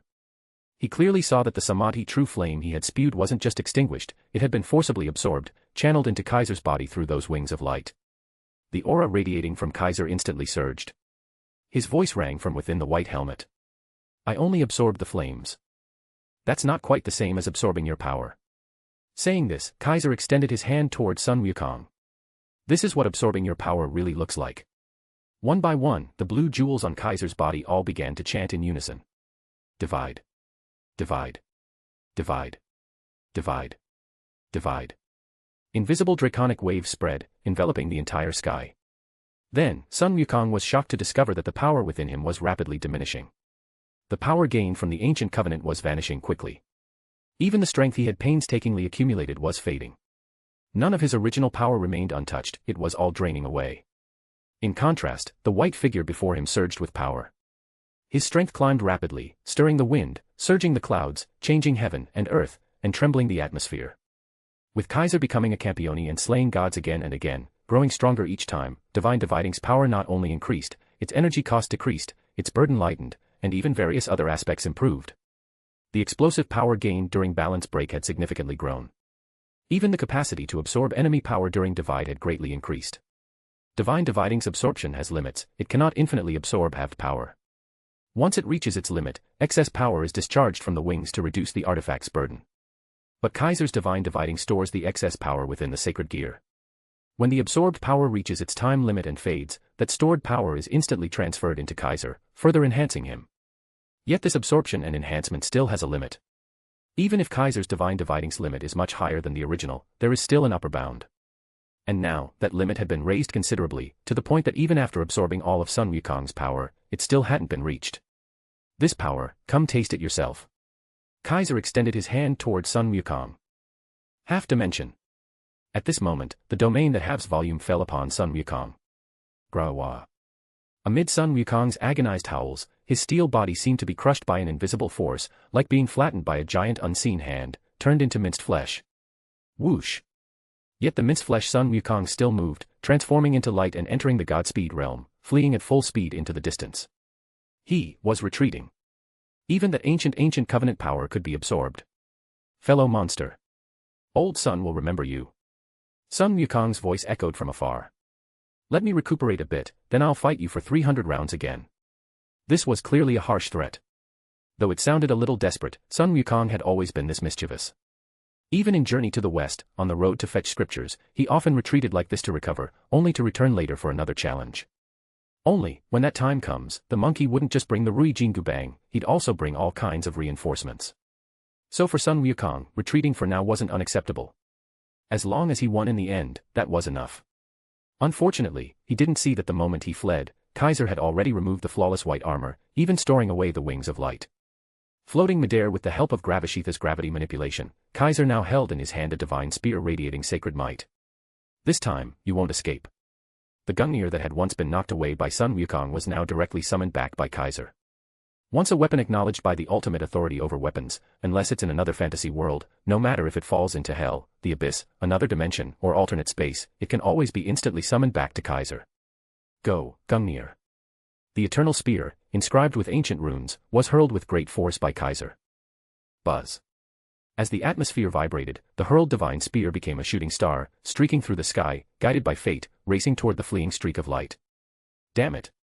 Sensing the danger closing in from behind, Sun Wukong shouted in alarm. But now, he no longer had the power to swat away Gungnir. Splurt. Soon after, the shooting star tore through the sky, piercing through the streak of light, also piercing through the half-crippled body of the great sage equal to heaven. Is this the end of me? Returning to his true form, Sun Wukong muttered in a daze, as the divine spear's power rapidly extinguished the life within him, obliterating it completely. Whoosh. Kaiser stepped forward with Shuanpa, instantly appearing behind Sun Wukong. He grabbed the Gungnir impaled in his body and mercilessly drew it out. Then, with a wave of his hand, the circle of usurpation flew out, hovering above Sun Wukong's head, spinning rapidly. The dark grand sorcery activated. The Black Christmas rite commenced. The ritual to birth a Campione, to usurp divine might from a god, immediately began to operate. For Kaiser, this was already the 6th time, not worth being surprised. Yet this time, something seemed different. What is this? Just as he was quietly waiting for the circle of usurpation to take effect and preparing to receive Sun Wukong's power, Kaiser suddenly sensed something amiss. To his astonishment, a foreign force was entangling with the circle of usurpation, restraining its activation. That power was trying to seize Sun Wukong's divinity. Chapter 327, Chapter 378, The Last King. Nikko City, Mount Nantai. This was the divine body of the Fudorazen Shrine, a symbolic mountain of Nikko with an elevation of 2,484 meters, and a revered object of worship for many people. Legend has it that Mount Nantai was opened by the monk Shoto in the year 782. Since then, Nikko developed around this mountain and became a sacred site for mountain worship, and even now, it continues to be a place of strong faith. On this mountain, not only can one see the beautiful scenery of Lake Chizenji and the surrounding mountains, but also enjoy views of Mount Hyuchi and Oz, the Daishokuzen mountain range, and even the majestic Mount Fuji. In summer, the local flora blooms with beautiful flowers, allowing climbers to enjoy the sights as they ascend. And at the summit of this mountain, there were the inner shrine and the Torii Gate, enshrining the great deity of Fudorazen. At this moment, a beautiful young girl stood here, right at the edge of the summit. She was a blonde beauty with the appearance of a classical doll, looking about 12 or 13 years old. Though young, the girl possessed an indescribable mature charm and an enchanting beauty. If a High Miko with extremely powerful spiritual inspiration were present, they would surely feel as though they were seeing their ancestor, witnessing the source of an ancient bloodline, sensing the mystery hidden beneath her youthful appearance. This girl stood proudly against the wind, holding a heavy circular medallion in her hand. It was a disc forged from gold and iron, about the size of her fist, with inscriptions and reliefs reminiscent of swords carved upon it. Holding this fist-sized disc, the girl felt the power being activated from it and spoke with a voice steeped in disappointment. The great saint has fallen, and his steel is about to be absorbed by the disc of arrowheads. It seems he is not the king we've been desperately seeking after all. The disappointment in the girl's voice was so thick it bordered on pitiable. Clearly, confirming this fact was a severe blow to her. A voice then rang out in the girl's mind, engaging her in conversation. An unsurprising result. The voice, as if transmitted from water, a mirror, or mist, echoed within the girl's mind without any sense of reality. My lord is the strongest steel in this world, the last steel, the steel of steels, the king of kings. As a god of the sword, his nature is more prominent than any other deity. That monkey king was indeed a mighty hero of heaven and earth, a steel god of the Chinese land, but his divinity was too complex. That divinity was fundamentally far removed from my lord's. An outcome like this is no surprise. Though the distorted voice rang out like a still well, it still caused the girl's expression to show her unwillingness. That may be so, but my uncle and I have searched all over the world, and still have found nothing. This land of the Far East is our last hope. Uncle must have seen it too, right? The ancient covenant that can defeat the demon lord and save the world, that is my lord's, the greatest privilege of the hero born in accord with fate, the last king, the strongest steel. No one knew just how excited the girl had been when she witnessed Sun Wukong using that privilege. She had searched for the king to whom she would pledge loyalty for a very, very long time, so long that she sometimes could not even remember how many years she had wandered the earth. When she saw Sun Wukong use the ancient covenant, she thought she had finally achieved her wish and found the king she would serve. But to think he was slain so easily by a new king. That could never be the king she had sought so desperately. The Monkey King did his best. It's just that the God-Slayer was far too powerful. The voice in the girl's mind began to stir with emotion. To be able to use that /ancient covenant without being a hero born of fate, though incomplete, it still proves that one's strength and valor are extraordinary. Any ordinary Campione facing a sword god of steel who had invoked the ancient covenant would have no choice but to be vanquished. But that man was clearly special. To be able to trigger the ancient covenant even in solo combat, that in itself is abnormal. At these words, the girl sighed faintly. But he is not the king we've been desperately seeking. This journey has been in vain. However, the voice in the girl's mind rebutted. Though the Monkey King was not the king we sought, obtaining his steel here as a reserve is already a worthwhile gain. Moreover, just because the Monkey King wasn't our goal doesn't mean we came to the wrong place. Led by the hero god Susanoo, the ability users who migrated to the netherworld were the culprits who turned the disobedient steel into a national guardian sword. Is that not so? Hearing this, the girl was first stunned, then her eyes lit up. Yes. Those ancient ones used a Chinese spell called Keeper of the Horses to bind the great sage equal to heaven in the western heavenly palace, using that ape god to slay the dragons and serpents manifesting in this land, thereby solidifying this country. Even the great sage equal to heaven was utilized in the dragon-serpent sealing grand curse. Why go to such lengths? Does the appearance of dragons and serpents on this land pose such an unacceptable threat? Using the power of gods to deal with gods in order to protect the nation and this land, that's understandable. But why only target the dragons and serpents? Wouldn't the manifestation of other gods also bring serious consequences to this land? Of course it would. So there must be a deeper meaning behind this grand curse targeting only the dragons and serpents.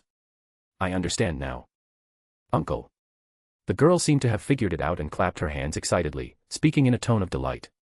Those ancient ones feared that the appearance of the dragon and serpent would stimulate the steel divinity, would awaken the slumbering strongest steel.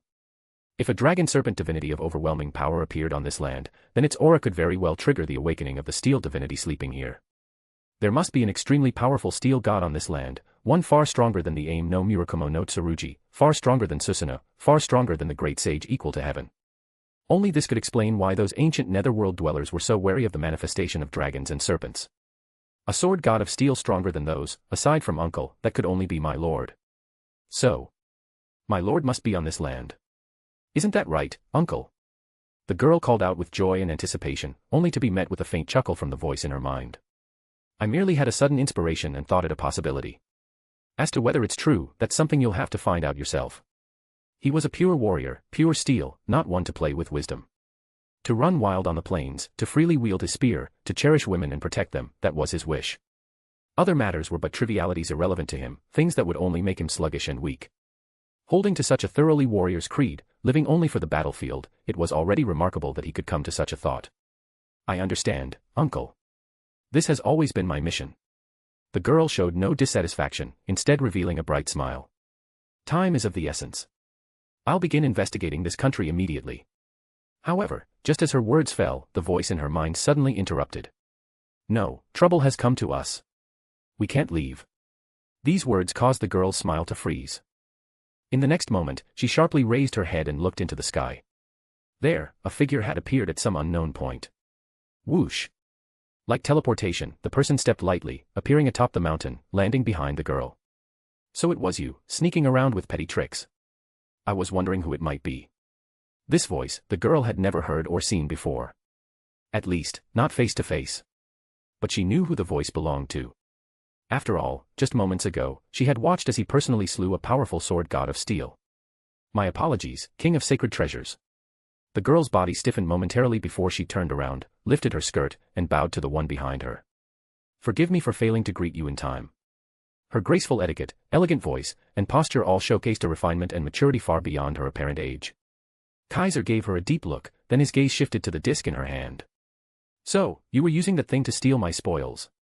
A golden gleam flashed in Kaiser's eyes, piercing through the disc's nature. That is the disc of arrowheads, also called the King's Arrowhead. A treasured artifact passed down in secret by successive witch queens. It stores the authority summoned by sword gods and serves as a vessel to retain them as combat power after death. The girl showed no guilt for stealing someone else's spoils. She smiled openly and explained generously. Witch queen. Kaiser no longer pursued the issue and said blandly, in other words, you're a witch. Indeed. The girl bowed once more and said, my name is Guinevere, Witch Queen, the present-day Divine Ancestor. Divine Ancestor.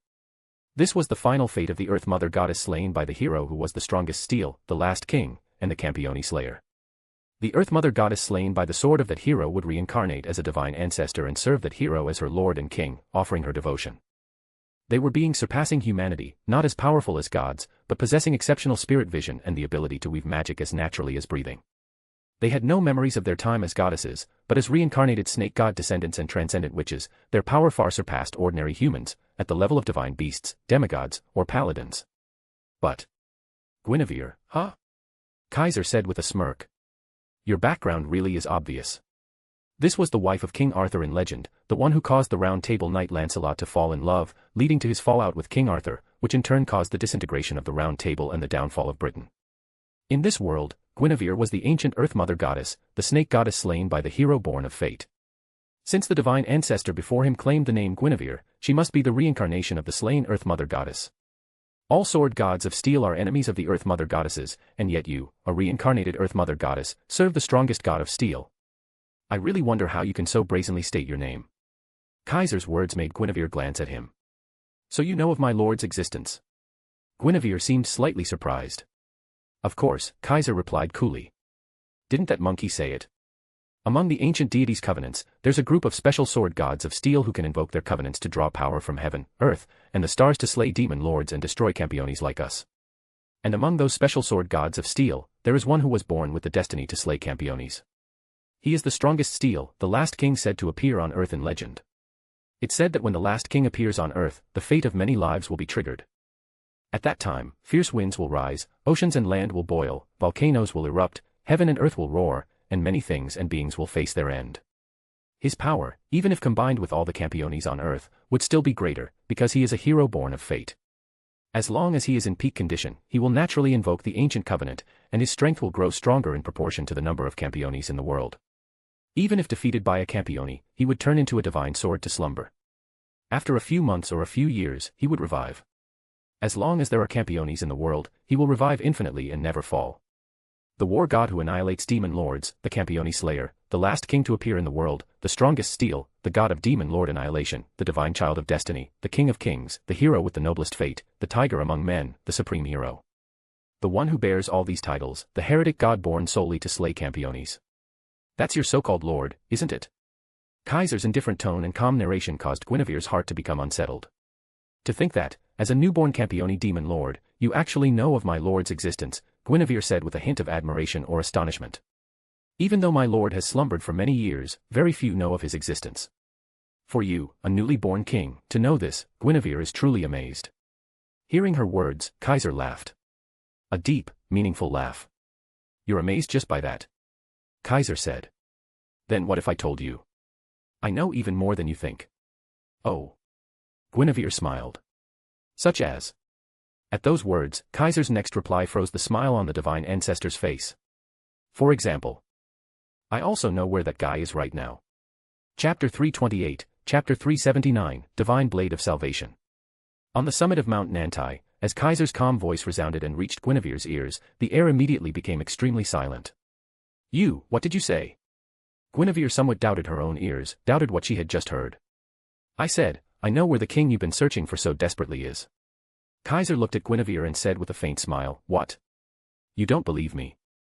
No, since it's the words of the god-slaying king, it surely can't be some deceitful nonsense meant to mislead others, right? Guinevere took a deep breath, suppressed the excitement in her heart, and stared intently at Kaiser. May I ask you to tell me, where is my liege? Though she said that, Guinevere didn't actually think Kaiser would tell her the whereabouts of the last king. The reason was simple, he had no reason to do so. To reveal the location of the one destined to carry the fate of slaying the Campiones, the strongest steel fated to defeat the God-Slayer, would be no different from actively awakening the last king. Did he have any reason to do that? Clearly, he did not. But Guinevere still wanted to gamble. What if? What if the other party truly wished to awaken the legendary hero and fight the last king in a decisive battle? If it were one of those God-Slayers who treated gods as prey and battles as entertainment, they just might do such a thing. Guinevere also had some understanding of the new king before her. After becoming a Campione, he had slain several gods in less than a month. Ever since becoming king, he had actively sought out gods, opponents, and powerful enemies. Such a person might just reveal the location of the last king out of a desire to fight him. With that idea in mind, Guinevere had made her inquiry. To that, Kaiser actually began to explain. Approximately 1500 years ago, the last king was resurrected to eliminate the god-slayers of that time and very smoothly accomplished that mission. Historically, the last king had been revived many times, engaging in deadly battles with the Campiones of those times. With the might of the strongest steel and the assistance of the Grand Covenant, he had exterminated the god-slayers time and time again. Otherwise, why would Vauban be the oldest Campione? Could it be that in the era before Vauban, across thousands or even tens of thousands of years, no Campiones had ever been born? Of course not. In almost every era, someone succeeded in slaying a god and becoming a Campione. The only difference was whether there were more or fewer of them. In this current era, there were as many as 7 Campiones, which was actually a lot. In past eras, there were some with only 4 or 5, or even just 2 or 3. For 7 Campiones to appear in the same era could already be considered an overpopulation phenomenon. So where did the past Campiones go? Did they die of old age? That wasn't the case either.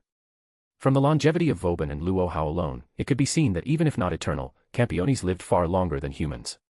Witches could maintain their appearance through consummate magical power, and Campiones, too, could extend their lives with immense magical power and special physiques. Living for several hundred years was no problem at all. If they had special methods or authorities, Campiones could even live for thousands of years and achieve a kind of alternative immortality. Such Campiones were basically unlikely to die of natural causes. So when a Campione died, it was usually due to dying in battle. And among those who died in battle, only a small number were killed by other heretic gods. Most were slain by the awakened last king. Whenever multiple Campiones appeared on the earth and caused a certain degree of chaos, the last king would awaken from slumber, follow the destiny set for him, and slay them. After completing his task, he would fall asleep again, waiting for the next awakening. At that time, he completed his mission as usual, and then fell into slumber as a divine blade on an island nearby. Kaiser had just said this when Guinevere immediately asked eagerly, "Where is that island?" Hearing this, Kaiser straightforwardly gave the answer. In this country, on the Boso Peninsula in Tokyo Bay. Before Guinevere could react, Kaiser added blandly. Unfortunately, his appearance posed a significant problem for some of this country's ancient sages. Led by the heroic god Susanoo, those old ones who quietly protect this nation in the netherworld viewed the last king as a dangerous existence. So they joined forces and hid the whereabouts of this foreign wandering god, whose awakening would bring devastating destruction to this country. If the last king awakened, not only would the world fall into an apocalyptic state, but the very life force of the earth would be continuously absorbed and transformed into his power. If the last king awoke in this country, it would be nearly destroyed, if not outright annihilated. Therefore, those netherworld dwellers separated the island where the last king slept and hid it in a place where no one could find it. Then, to prevent the dragon snake divinity from agitating the strongest steel hero, they also schemed to turn the steel of rebellion into the sword of national protection, binding Sun Wukong the great sage equal to heaven to this land, making him suppress the dragon snake. This was the reason the cursed binding of the keeper of the horses appeared, and also the greatest secret this country was hiding. So that's how it is. Guinevere was slightly emotional, her voice trembling. No wonder. No wonder my liege has remained asleep for over 1,000 years and has yet to appear, allowing the Campiones of the world to proliferate to this extent. Guinevere had long suspected that something had happened to her liege, that he was being hidden by someone, that something had gone wrong, resulting in such prolonged slumber. If the hero who slays Campiones had no issues, how could such a ridiculous situation arise where 7 Campiones coexisted in the world? With so many Campiones born in the same era, the conditions to awaken the hero had long since been met. Yet the last king still hadn't awakened, still hadn't appeared, not even a hint. Guinevere couldn't help but suspect something had happened to her liege. And so, she had searched for her king, tirelessly, up to this moment. Now, she had finally reached the truth. As expected, my liege is in this country. Guinevere smiled, and her gaze toward Kaiser became even more intense. Please, tell me, how can I find my liege? Faced with Guinevere's question, Kaiser also smiled. Find him. Kaiser said, forget it. You won't be able to. Can't find him. Guinevere asked anxiously, why? Because there's no need to, Kaiser replied with a smile. That hero is no longer here. No longer here? What did that mean? This question had just formed in Guinevere's heart when the scene that followed left her completely frozen. Zheng. It was a platinum radiance. A divine brilliance of salvation. As Kaiser stretched out his hand and grasped a weapon that appeared in midair, this brilliance began to radiate from him. The weapon was a sword. A heavy double-edged blade about 100 centimeters long, structured like a machete, gleaming with platinum light, this was the divine blade. Staring at this sword, Guinevere trembled all over. There was no way she wouldn't recognize this sword. There was no way she could fail to recognize it. That sword. That sword was Divine Blade of Salvation. Guinevere cried out in shock. Why? Hearing Guinevere's cry filled with disbelief, Kaiser suddenly smiled. Because this divine blade was my target from the start. Kaiser said such words.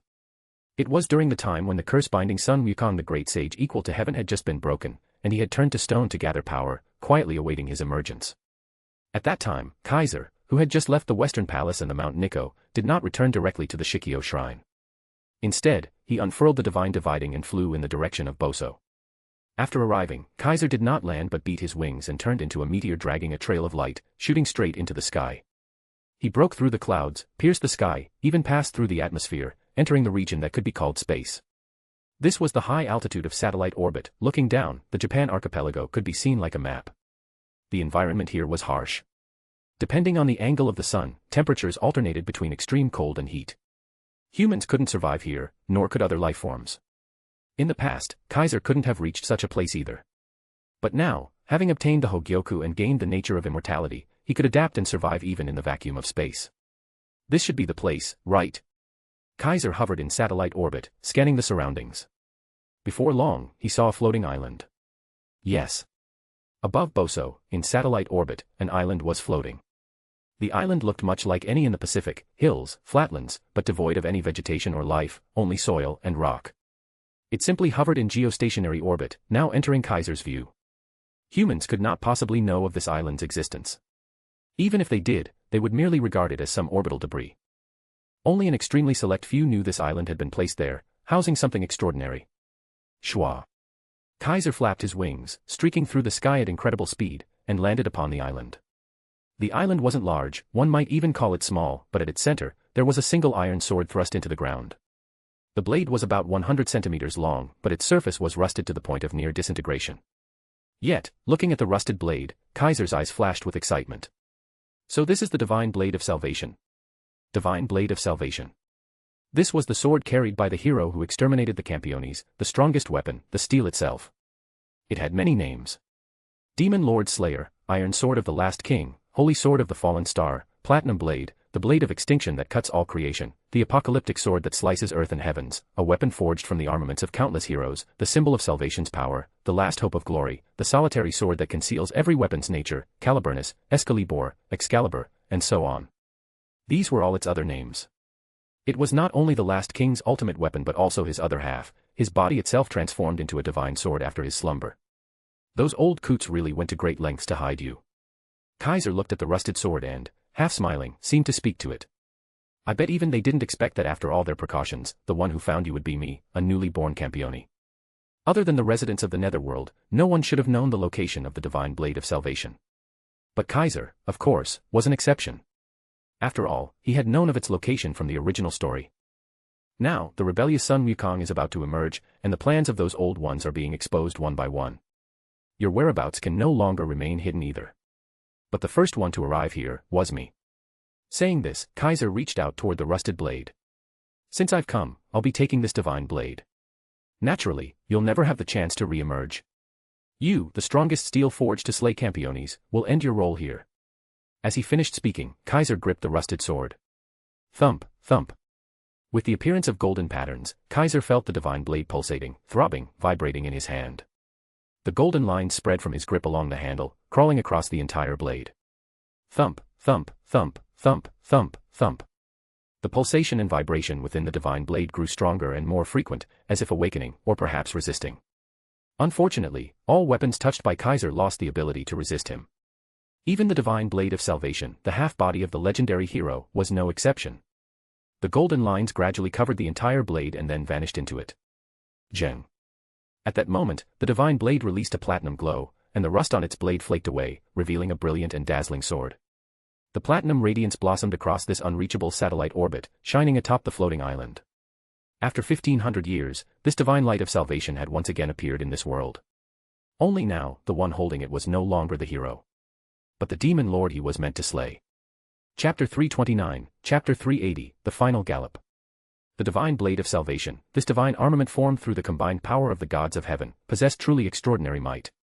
It was the sword of the strongest steel that inherited the destiny to slay the demon lord, a terrifying divine weapon capable of slaughtering a Campione in a single strike. Knowing that such a powerful divine weapon existed in the world, and that it was intrinsically linked to the natural enemy of Campiones, and furthermore, knowing its exact location, how could Kaiser possibly have no interest in this divine blade? It was one thing before, but now that the heretic Sun Wukong was about to appear, and those undead ancients residing in the Netherworld were about to unveil their schemes bit by bit, Kaiser understood clearly that if he didn't act now, he might lose the initiative. Therefore, after resolving the binding curse of Keeper of the Horses, Kaiser immediately headed for the satellite orbit and retrieved this divine blade of salvation. However, this scene seemed a bit too shocking for Guinevere. Where is my king? Where is my king? Guinevere completely lost her composure and shouted loudly. The divine blade of salvation is clearly right before me, so why can I not sense my king's presence? Guinevere already had a terrifying suspicion. This was a premonition born of her supernatural insight as a divine ancestor. The moment she saw the divine blade of salvation, the spirit vision of this witch queen was triggered, causing her to witness numerous scenes. There were scenes of it slumbering on the floating island in the satellite orbit. There were scenes of Kaiser arriving at that island and grasping it. Naturally, there were also scenes of Kaiser drawing it forth, causing platinum light to illuminate the entirety of outer space. These scenes all conveyed one message to Guinevere. That was, your king, whom you serve, has already been dealt with by me. Kaiser's blunt statement made Guinevere scream out in loss of control. Impossible. That is absolutely impossible. My king is the hero born in accordance with destiny, the strongest steel chosen by fate to slay the demon lord. Even if slain, he would never vanish. So long as Campione still exist on Earth, no matter how many times, my king will always revive. This was the truly terrifying aspect of the last king. Unlike other heretic gods, even if the last king fell in battle, his soul would not return to the divine realm, nor to the realm of immortality. Whether fallen into slumber or slain on the spot, this hero would transform into the form of a divine blade and remain on Earth until the time came to awaken and revive once again. This was a characteristic bestowed upon him by the fate of the hero who slays the demon lord, and also a form of binding. Since fate determined that he must be the steel that slays the demon lord, he must continue to fulfill that mission until his own existence is completely worn away into nothingness. Therefore, the last king could not truly die. For Kaiser to say he had dealt with him was, to Guinevere who knew the nature of this karma, nothing short of nonsense. But it was the truth. Any weapon that falls into my hands, even a divine blade forged from the combined weapons of the gods of heaven, will be completely under my control. The divine blade of salvation in Kaiser's hand radiated an even more dazzling platinum light, illuminating Mount Nantai. In such a situation, to erase the existence of the last king within this divine blade is as easy as lifting a finger. The divine blade of salvation was also a part of the last king. In other words, the existence of the last king actually resided within this divine blade. And once Kaiser recognized the divine blade of salvation as his own and made it his personal weapon, the existence of the last king within the blade was directly erased by Kaiser. For someone like Kaiser, who could completely control any weapon he came into contact with, erasing a will, an existence, was simply too easy. To prevent the last king from being revived under the influence of fate, Kaiser had even prepared two contingency plans. The first was the aim no Murakumo no Tsurugi. In the original story, Kusanagi Gata had once fused his warrior incarnation with the aim no Murakumo no Tsurugi, giving it the power to sever the threads of fate. Though it was only temporary, and the threads of fate would soon once again entangle the last king, causing him to reawaken and fight Campiones, if Kaiser were to fuse the power of Gungnir with the aim no Murakumo no Tsurugi, he would then possess the ability to alter fate. Gungnir itself was a spear that governed destiny, and at the moment it was thrown, it possessed the fate of certain hit and certain victory. By using the power of the aim no Murakumo no Tsurugi to fuse with Gungnir, Kaiser would gain a degree of fate-altering power. Even the fate of the last king as the hero who slays the demon lord could likely be altered successfully. This was Kaiser's first contingency. The second was the balance breaker of the True Longinus, Spear of Divine and Demonic Judgment. The annihilating power of Spear of Divine and Demonic Judgment was extremely overbearing. Its ability was to unconditionally kill any being pierced by the holy spear and prevent them from resurrecting. This was the ultimate expression of destructive power, a force akin to a rule, one that ethereal fate could never overturn. With this, Kaiser had no fear of being unable to kill the last king. However, these two preparations were ultimately unused. As it turned out, Kaiser's own authority was the most powerful and terrifying force, an ultimate authority that transcended even the authorities of the gods. When Kaiser grasped the divine blade of salvation and fully controlled it, the last king within the blade became nothing more than a toy in his hand. Once he chose to erase the existence of the last king, it vanished instantly, with not even the power of fate able to retrieve it. Clearly, whether it was the last king or the power of fate, neither could resist the authority of Kaiser himself. Thus, once the divine blade fell into Kaiser's hand, the existence of the last king was completely erased. The final boss of the Campione world met his end in such a swift and simple manner. Because it wasn't a fair duel that led to his death, I wasn't able to trigger the Dark Christmas ritual and usurp the authority of the last king. Kaiser smiled at Guinevere and said, but having this divine blade as a trophy is enough to make up for that loss, isn't it? Impossible. Impossible. Guinevere seemed unwilling to accept this reality, shaking her head repeatedly like a stubborn child. Perhaps due to the immense shock, the disc of arrowheads that she had been holding fell to the ground. Buzz. In the distance, the circle of usurpation, which had been entangled in a struggle with the disc of arrowheads and refused to yield the divinity of the heretic Sun Wukong, immediately activated its power. It scattered the power of the disc of arrowheads and completely devoured the power of the heretic Sun Wukong. The dark ritual was instantly activated, initiating the Dark Christmas, holding a ceremony to feed the power of the heretic Sun Wukong back to Kaiser. Far away atop Mount Nantai, Kaiser felt a heavy sensation on his back, his magical power rapidly increased, and he gained a new authority. If the divinity of the heretic Sun Wukong had been taken by the disc of arrowheads, this trophy might have been lost to Kaiser. Fortunately, the circle of usurpation, as Kaiser's personal weapon, grew stronger alongside him, its power far surpassing that of Pandora's version, preventing the divinity of Sun Wukong from being taken. Otherwise, the authority gained from this god-slaying would have forever been beyond Kaiser's reach. However, now was not the time to examine the nature of this new authority. At the very least, the moment Guinevere came to her senses, she immediately shouted out loud. My king's divine blade still remains in this world. Since that is the case, then there must be a way to call him back again. Indeed, although the last king had been erased, like the other heretic gods who had been slain, he had merely returned to mythology, returned to the realm of immortality. If that was so, then there must be a way to summon him again and cause him to manifest once more on earth. Although summoning a specific heretic god was extremely difficult, Guinevere was a divine ancestor, the Witch Queen. As long as she had the divine blade of salvation as a medium, it wasn't impossible to conceive a method. Uncle. Please help Guinevere. The young woman began to cry out. Retrieve my king's divine blade. As those words came from Guinevere's mouth, a thick mist suddenly sprayed out from behind her. From the mist, a divine and noble white horse slowly emerged, and seated on its back was a knight. A knight clad in white armor, wearing a helmet that just covered the face, preventing anyone from seeing the visage, and holding a reverse-barbed cavalry lance. The moment this knight appeared, Kaiser's body was instantly filled with strength, and his fighting spirit surged without him even realizing it. There was no doubt that was a god. Only, it did not seem to be a heretic god. My beloved child, my chances of victory are not high. As soon as the other party appeared, he spoke such calm words. Though I hate to admit it, the demon lord before us is special. In my current state, it will be very difficult to fulfill your request. Such calm remarks were completely unlike those of a heretic god driven by madness. Kaiser, however, was clear on the other party's identity. Lancelot, former comrade and subordinate of the last king, the witch's guardian, the god of war who protects the divine ancestor. Indeed, this one was not a heretic god, but a shadow of a god that had briefly manifested on earth. He once fought alongside the last king and, like Guinevere, chose to serve him. For so many years, Lancelot had always been Guinevere's protector, the god supporting her actions from behind. Uncle. Guinevere sat in front of Lancelot, leaning against him, as if grasping her last straw. This is our only hope of bringing my king back. Guinevere's voice was filled with anxiety and longing. Then let us fight. Lancelot did not hesitate and said decisively, even if this is the final gallop, my spear shall never lose its brilliance. Saying this, Lancelot rode his white horse and soared into the air. Rumble. Lightning appeared in the sky. Above Mount Nantai, a thunderstorm arose without warning, its might utterly terrifying. End of chapter. Note, sorry for the delay. I'll update regularly again. Chapter 330, Chapter 381, Inexhaustible, Limitless. Rumble. Thunder rumbled like firecrackers, constantly roaring across the sky, causing electric flashes and lightning to flicker endlessly, dangerous and manic. As the thunder and lightning gathered, Lancelot seemed to have transformed into a power generator, with violent lightning flickering all over his body. To answer the prayer of my beloved daughter, to crush a worthy foe, I now become lightning and entrust my life to you.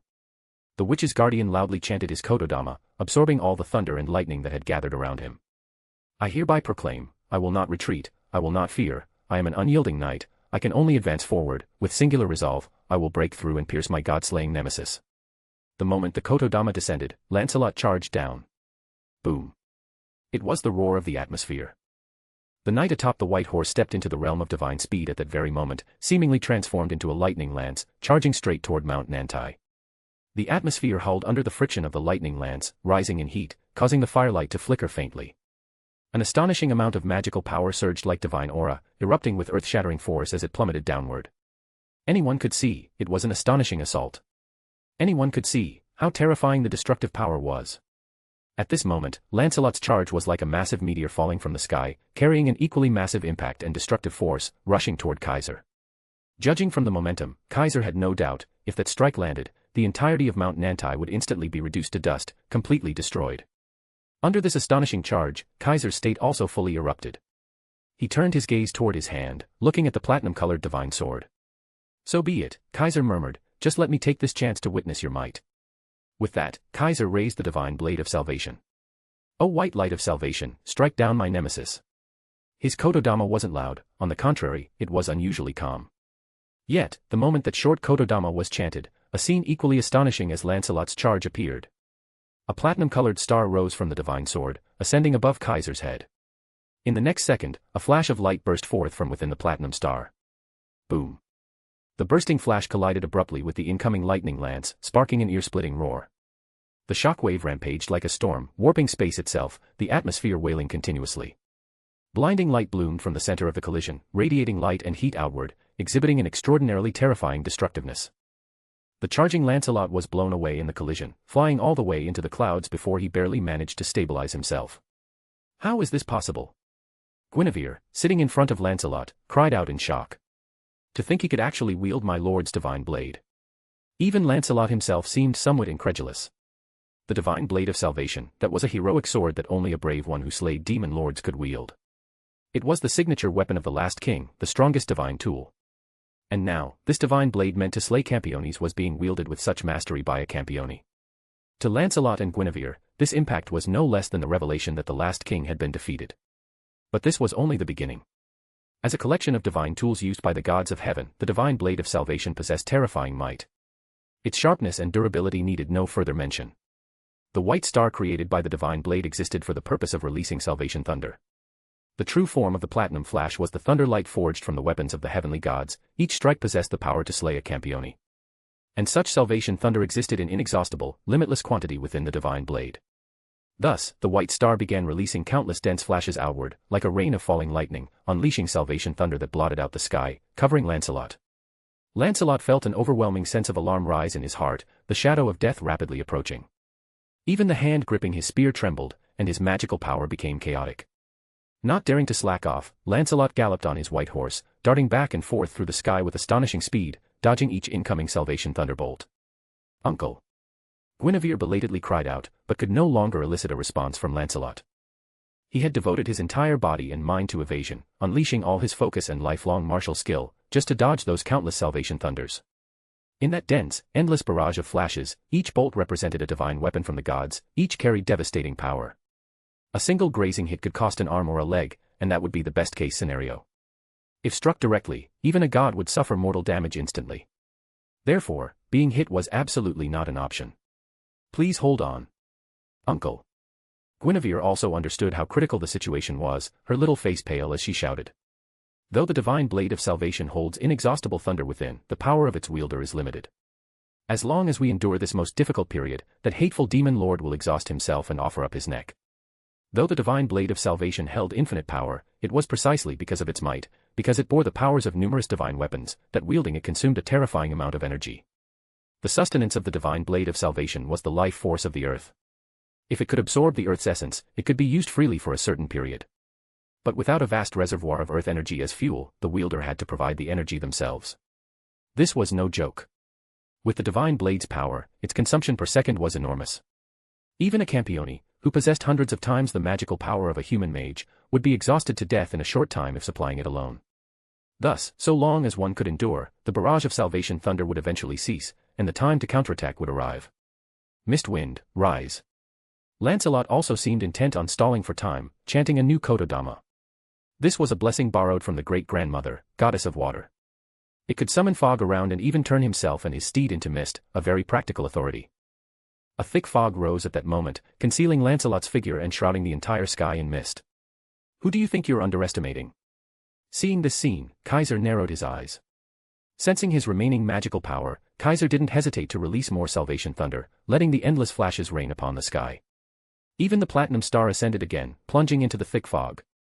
Indeed, the divine blade of salvation's consumption was terrifying, but after recognizing Kaiser as its master, the blade's consumption had been reduced.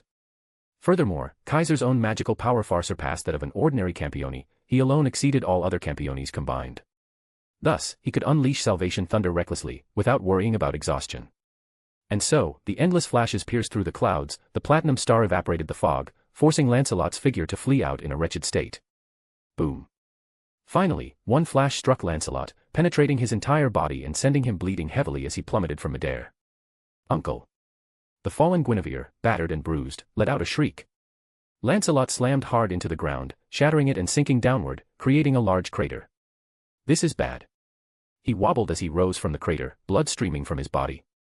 Being struck directly by a salvation thunderbolt capable of killing a Campione, that damage was immense, so immense that he instantly approached the verge of death. Swish. Kaiser's figure appeared as if through teleportation, landing before Lancelot. Though you are a god, being only a divine shadow created to protect others is ultimately lacking. Kaiser slowly walked toward Lancelot, holding the divine blade of salvation radiating platinum light. As one qualified to stand beside the last king and fight alongside him, even if you are not the strongest steel, you should be a steel hero second only to the last king, no. This point had already been confirmed by the aim no Murakumo within Kaiser. It told Kaiser that the Lancelot before him was, like itself, a pure-blooded steel, a most pure steel god. Compared to the heretic Sun Wukong, the god before him was even purer, lacking the complicated divinity and godly nature, and thus even more threatening. If he had manifested as a heretic god on earth, he likely would have been able to exhibit power on par with Sun Wukong. Unfortunately, Lancelot, as merely a divine shadow, had limited threat. It's a pity, but this is the end, Lancelot do lack. Saying so, Kaiser raised the divine blade of salvation, letting the platinum star rise once more. Boom. A platinum flash burst from it, instantly striking Lancelot and fully penetrating his body. Ugh, Lancelot let out a cry of anguish. His entire form began to dissipate like mist, slowly disintegrating. "Uncle!" Guinevere's despairing and grief-filled scream followed, echoing through heaven and earth. "Damnable demon lord! Damnable godslayer!" Guinevere glared hatefully at Kaiser, then immediately activated a flight spell, swiftly flying off toward the horizon. Boom! A platinum flash streaked across space, striking the fleeing Guinevere and engulfing her petite figure. Chapter 331, Chapter 382, The Heretic Athena. The platinum radiance only began to dim after Guinevere's figure vanished into thin air. At the foot of Mount Nantai, having personally disposed of the unexpected enemy assault, Kaiser finally lowered the divine blade of salvation in his hand. Not bad, it lived up to my earlier expectations. Kaiser was quite satisfied with the performance of the divine blade of salvation. There was no need to mention Guinevere, but even Lancelot, an actual god, was unable to withstand 2 bolts of salvation lightning. The destructive power was undoubtedly maxed out. It should be known that the divine blade of salvation housed an inexhaustible number of such salvation lightning bolts. As long as Kaiser could withstand the consumption, he could continue to scour the land with them. At that point, not to mention destroying a city, even annihilating an entire country would be possible in a short amount of time. And this was not even the true power of the divine blade of salvation. This divine blade, formed from the weapons of the gods of heaven, had yet to reveal its true form. If it did, the blade would immediately transform into a square-shaped mandala-style magic cube, becoming the divine blade mandala, unleashing the weapons of the gods and firing them as lightning. It could also absorb the earth's essence, converting that energy into its own power, turning the land into a barren wasteland. As the strongest steel, it was furthermore the bane of dragons and serpents, the nemesis of earth goddesses. Even the aim no Murakumo no Tsurugi, being pure-blooded steel, could not compare to it in restraining dragon-serpent attributes. In this world, there existed no divine instrument stronger than this, nor a weapon more terrifying. As long as Kaiser willed it, the weapons of the gods used to forge this divine blade could be freely accessed, testament to its value. One could only say that its earlier display was merely a minor test of the blade's edge. If Kaiser were to go all out with it, whether the city of Nikko would still exist would be a matter of uncertainty. Too bad Lancelot was merely a divine shadow protecting Guinevere, not a heretic god who had truly descended upon earth. Even if defeated, no authority could be usurped from him. Though it was a shame, Kaiser felt no regret. At this point, gaining one more authority or one less no longer made much of a difference to him. Moreover, while he hadn't acquired Lancelot's authority, he had definitely obtained Sun Wukong's. At this thought, Kaiser put away the divine blade of salvation and summoned another weapon. Golden bands on either end, black iron in the middle, and inscribed near the golden bands were the engraved words, Rui Jingu Bang, weight, 13,500 jin. Yes, it was Sun Wukong's signature weapon, the Rui Jingu Bang. Rise. Kaiser hurled the rod into the sky. Immediately, under his control, the divine staff began to dance in midair. Its ability could be gleaned from the word Rui, meaning, as desired. To summarize its power in one phrase, size at will, transformation at will. It could freely change its size, length, and shape. With the wind it expanded, in water it enlarged. At its smallest, it could become a sewing needle, light and convenient. At its largest, it could reach the 33 heavens above and the 18 hells below, transforming into a pillar that pierced the heavens, as heavy as Mount Tai, utterly unmovable. It could also turn into a rain of thousands of weapons, or morph into various other forms. In the story of Journey to the West, Sun Wukong once turned the rod into a solid steel file, a 3-pronged drill, a barber's razor, even a hooked blade, and once into 71 twin-pronged forks to stir silk. Besides that, the rod itself was a pure yang item, containing intense yang energy, which had a strong restraining effect against sinister forces, including dragons and serpents, which symbolized life and death and were deeply connected to the underworld and the night. The divine staff could suppress them. Hence, it was also known as the Ling-Yang rod, for being a pure yang object. It's worth noting that many believe the rod was called the sea-calming divine needle because it had the power to pacify the sea, but that is a misconception. During flood control, Yu did indeed borrow the rod from the Grand Supreme Elder Lord, but it was used to measure the depth of rivers and seas, not to suppress them. Because the rod was extremely heavy and could change its size at will, it was convenient for measuring depth at the bottom of lakes, seas, and rivers. That was why Yu borrowed it and used it extensively across various waters. As a result, the rod came to be known as the Celestial River Bottom Setting Divine Treasure Iron. The term divine needle was a mistaken transmission. The original text only used divine treasure, meaning a miraculous treasure. After that, the divine staff was left in the human realm. During the peaceful era that followed flood control and mountain cutting, it drifted to the depths of the eastern seas, ending up in the Dragon Palace. To the Eastern Sea Dragon King's family, it was nothing more than a measuring staff, and so the sea tribes paid it little heed, making the rod an unregarded object, until Sun Wukong came and it returned to the world. If it truly had sea pacifying powers, it never would have been ignored, nor would Sun Wukong have taken it so easily. Thus, the rod in fact has no such powers related to calming the sea. It has no connection to sea or water concepts. Its special abilities are summed up in that one phrase: size at will, transformation at will, pure yang energy, banishing evil. Though its powers aren't especially exotic, it's precisely the simple and unadorned nature that highlights its strength. If nothing else, Kaiser could simply toss the divine staff into the air, enlarge it to mountain size, and slam it down. The destruction caused would definitely rival a falling asteroid. And if Kaiser were to go all out, disregarding the cost, enlarging it to pierce the sky and tossing it from space, then the mass extinction event of the dinosaurs might very well play out again on Earth. From this, it was clear the divine staff was also an extremely powerful divine instrument. It all depended on how it was used. Watching the rod dance freely in the air, growing and shrinking, multiplying and diminishing, shifting into all kinds of forms, Kaiser was quite satisfied as he stowed it away. With that, the Heretic God Descent event in Nico City came to an end. However, Kaiser did not leave immediately. "You've been watching for a while now. Isn't it about time you came out?" Kaiser suddenly spoke toward a corner. The air abruptly fell silent, a hushed atmosphere spreading. "Do you want me to invite you out?" Kaiser said lazily. "I don't mind doing so. After all, I'm far from unable to fight again." At these words, a cool, clear voice rang out. "That's quite unfair." As the voice echoed, an owl flew in from afar. The owl landed before Kaiser and gradually transformed into the form of a girl. It was a silver-haired girl dressed in modern attire, yet the aura around her clashed clearly with modernity, an ancient and dark presence. "O Slayer of Gods, do you think I intended to strike you from the shadows while you were exhausted from battle with a foreign steel?" The girl stared at Kaiser with bright eyes, a clear displeasure in them. "That is a disrespectful notion, a grave slander upon me. Though I govern wisdom, force, and victory are likewise my servants. Therefore, I would never commit such an act." The girl spoke as though declaring some heavenly principle, proclaiming her will. Under her displeased gaze, Kaiser first raised an eyebrow, then smiled. "You're Athena." Kaiser didn't pursue the previous topic, but directly revealed her identity. "Oh." Athena narrowed her eyes, as if trying to see through him. "So, you knew I would come." "Of course," Kaiser said with a smile. "After all, your serpent is in my hands. If you wish to return to your Trinity Queen form, you would definitely come seek me out. I just didn't expect you to come so soon." Kaiser's frank words made Athena's eyes narrow further. "It's just a matter of crossing the sea. For one such as I who can freely traverse the underworld, so long as the destination is known, arriving is as easy as spreading my wings." As she spoke, Athena's voice grew more elevated.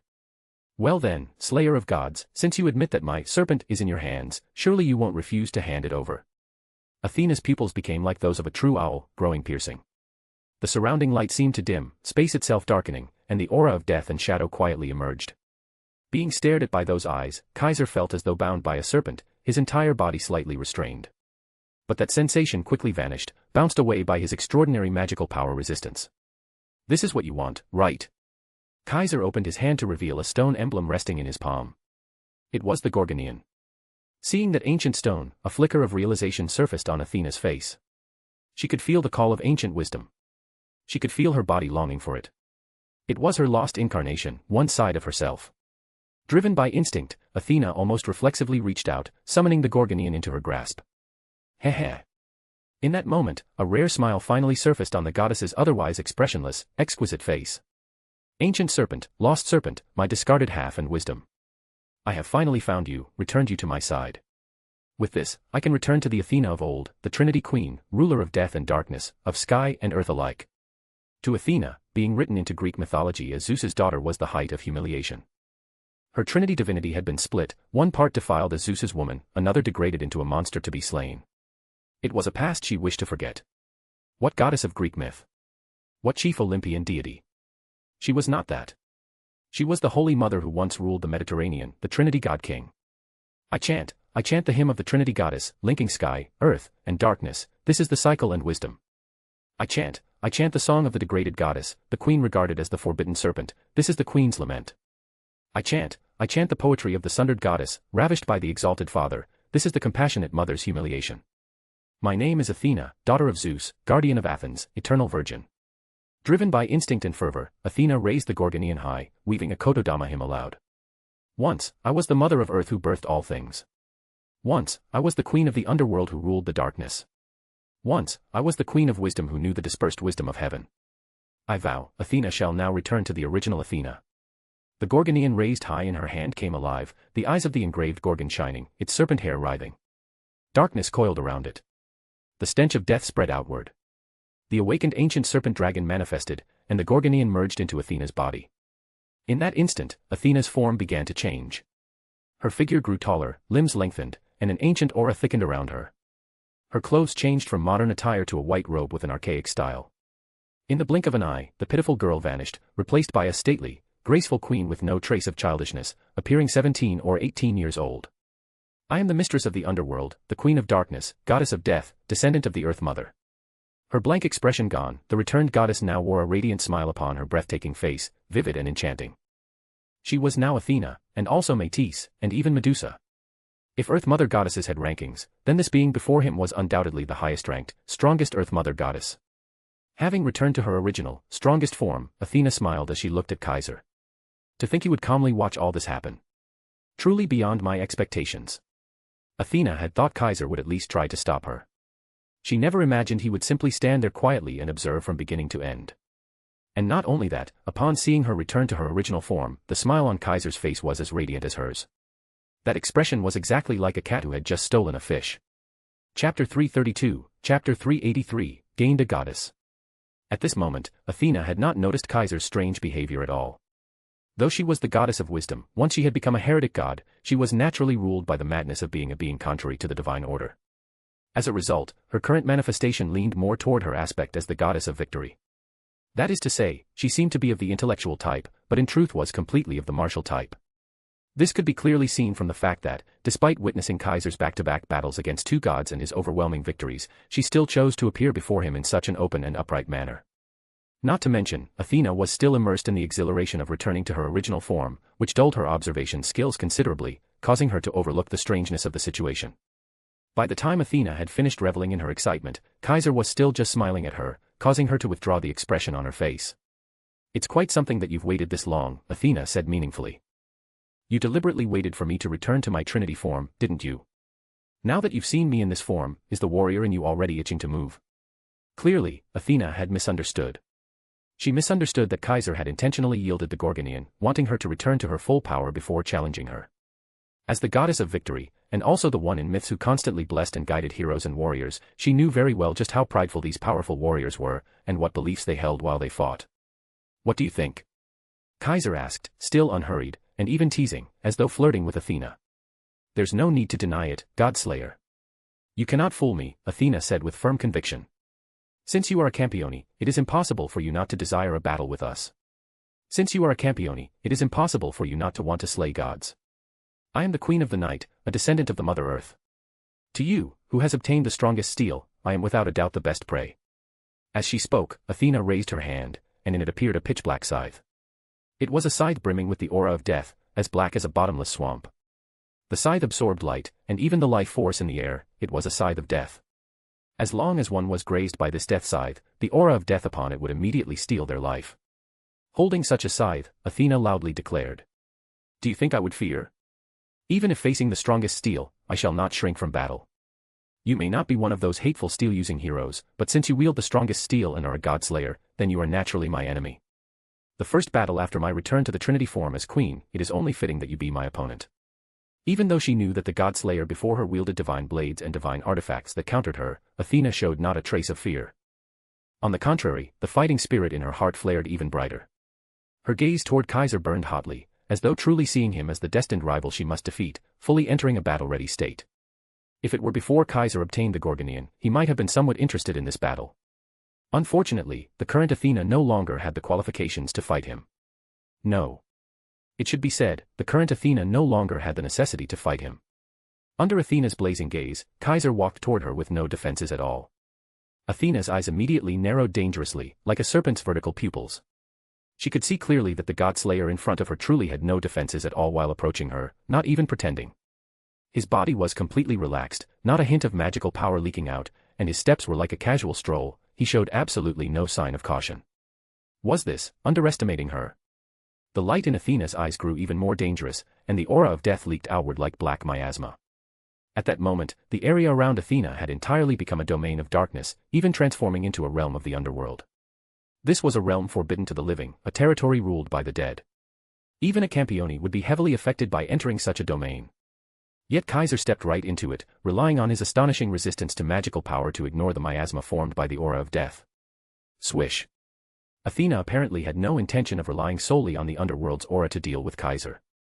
Seeing him step into her territory, she immediately raised the scythe of death, slicing through the miasma, and swung it fiercely at Kaiser's head. However, just as the blade of the death scythe was about to touch Kaiser's head, Athena's entire body froze in place, unable to move. Athena's pupils shrank abruptly to pinpoints, and she instinctively began to struggle desperately. But her struggling was utterly meaningless. Even when she mobilized all of her magical power, she still could not move at all. Under such conditions, Kaiser stepped right up to Athena. Then, he reached out his hand and caressed Athena's exquisite and beautiful face. "What did you do to me?" Athena, unable to control her body, had her face gently cupped by Kaiser. She immediately glared at him in anger. "What do you think?" Kaiser responded in that same flirtatious tone, lightly stroking the immobile Athena's cheek, speaking with a faint smile, "Still calling yourself the goddess of wisdom? Didn't you ever consider why I would so easily hand over the Gorgonian?" That one sentence made Athena realize everything. "You tampered with my serpent." Athena's expression became very ugly. It wasn't that she hadn't thought of it, but her long-cherished wish had been right in front of her. She instinctively wanted to return to her Trinity form, and thus subconsciously summoned the serpent that had been so close at hand. Now it seemed, that move had been used by the God-Slayer before her. "Who told you that the Gorgonian, while being your lost aspect, was also an ancient divine artifact?" Kaiser said with a smile. "If you had witnessed my conversation with Guinevere, then you would have heard this line too, right? Any weapon that falls into my hands, even divine blades forged from the god's own armories, will be completely under my control. Naturally, that includes the Gorgonian." The weapons targeted by Kaiser's authority did not just refer to arms, but also included armor and items. As it happened, the Gorgonian, being a divine artifact, was precisely an object affected by Kaiser's authority. Thus, when Erika handed him the Gorgonian, Kaiser had already used his authority upon it, claiming ownership. In other words, "That is no longer your serpent, but my serpent. But this ancient serpent is indeed one of your aspects, one of your lost divinities, one of your incarnations. So, you could still absorb the existence of the serpent and return to your Trinity form." At this point, the smile on Kaiser's face grew somewhat intriguing. "But once you absorbed the serpent and completely fused with it, you also replaced it, and thus became something under my control." If someone could see inside Athena at that moment, they would find that as the Gorgonian fused with her, golden patterns radiated from the point where it had merged, spreading throughout her entire body. When Athena returned to her Trinity form, those golden patterns completely fused with her body. Through the already claimed Gorgonian, Kaiser had indirectly claimed Athena, who had absorbed and become one with it. This was a special case, an extremely difficult to replicate special case. If the Gorgonian had not symbolized Medusa, Athena would never have fused with it. If Athena had not been a trinity, with Medusa as one of her aspects, she would not have been able to fuse with the Gorgonian so completely. One could say, the Gorgonian was a part of Athena, and Athena was the prototype of the Gorgonian. Only such a connection, such a relationship, could allow the two to completely merge and result in Athena being indirectly claimed by Kaiser. So, the moment you returned to your Trinity form, you effectively became my Gorgonian, my divine artifact, my personal weapon. And Kaiser's control over his personal weapons was absolute, even the gods could not defy it. Despicable tactics. Realizing what had happened to her, Athena clenched her teeth and uttered those words. Kaiser simply replied, "Isn't it bad to snatch something that belonged to someone else and swallow it without asking?" As he spoke, Kaiser continued to toy with Athena's flawless face, and added, "From now on, you are one of my exclusive weapons. You're my possession, goddess." Looking at Athena gritting her teeth and glaring at him, Kaiser seemed to recall Rias in the past when he had subdued her. The smile on his face grew larger. The next second, he lowered his head, leaned forward, and stole the lips of the most beautiful goddess in Greek mythology. Athena's body tensed up entirely, and her pupils trembled violently. Her reaction seemed somewhat different from Rias back then. By the time Kaiser had fully savored the taste of this goddess, the once sovereign queen was still glaring at him. Kaiser smiled, released her lips, and also let go of her cheek. Buzz. The death aura swirling around Athena quickly retracted, enveloping her completely. Moments later, Athena transformed into an ancient stone emblem and flew into Kaiser's hand. Looking closely, the front of the stone emblem had already become the profile of a goddess holding the scythe of death, while the back bore the image of a snake-haired Gorgon. "Should I keep calling you the Gorgonian? Or Athena's stone?" Kaiser thought for a moment, then chuckled. Either way, it's still you, doesn't matter. Kaiser then stored away the Gorgonian, turned around in high spirits, and left. No one knew that, in the very end, Kaiser had actually gained a goddess. Chapter 333, Chapter 384, nothing more terrifying to the gods than this. The next day, the lockdown on Nikko City was lifted by the History Compilation Committee. However, due to the immense impact caused by the battle between Kaiser and Sun Wukong, Nikko City was now essentially uninhabitable. Mount Nikko, which had transformed into Mount Wagwa, directly collapsed. A large number of buildings in Nikko City also crumbled. Even Mount Nantai suffered some damage, turning the city full of historic sites into a near-complete ruin, narrowly escaping total destruction. The official report later released stated that Nikko City had experienced a major earthquake, necessitating large-scale reconstruction efforts. The scale of reconstruction rivaled that of Sardinia when it had nearly sunk into the sea, making it clear that no tourists would be visiting here for quite some time. The Toshogu Shrine where the Western Heaven Palace was located was also completely destroyed, utterly wiped out.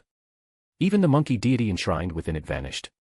As a result, the Kohautsuka family, one of the four great families, suffered a disastrous blow and was likely to see their status plummet, possibly even being squeezed out of the four families and becoming a fallen noble house. Fortunately, when disaster struck Nikko City, all its citizens had turned into rampaging monkey-like divine servants due to Sun Wukong's arrival. Because of this, they inadvertently avoided much of the catastrophe. After Sun Wukong was vanquished, the citizens of Nikko City were also rescued. Some, due to being farther from Mount Nikko and less affected by Sun Wukong's magical power, returned to normal immediately. Others, having been too close and too deeply influenced by Sun Wukong's magical power, remained in their monkey forms even now.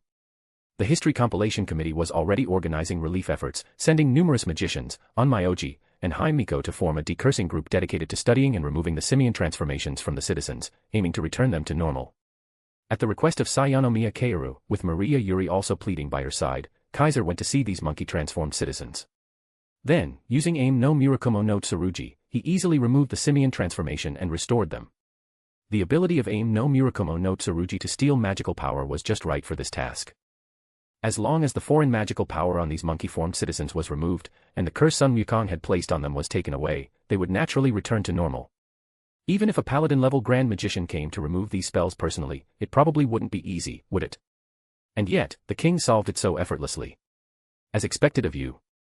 Erika and Liliana, who were watching nearby, couldn't stop praising Kaiser's performance.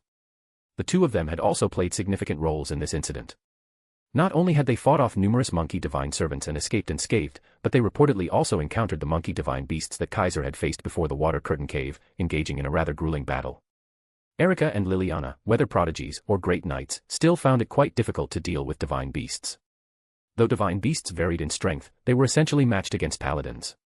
For great knights to handle them was no easy task. However, Liliana had mastery over the Kotodama of David, a battle magic secret art effective against gods. Once unleashed, and especially in a surprise scenario, it could turn the tide and allow her to defeat those monkey divine beasts with low intelligence. Erika also possessed a combat magic of similar rank, known as the Kotodama of Golgotha. It was the hymn called the Song of Calamity, chanted by Jesus Christ with his dying breath on the execution ground of Golgotha. It was a Kotodama imbued with hatred and despair, enchanted onto weapons.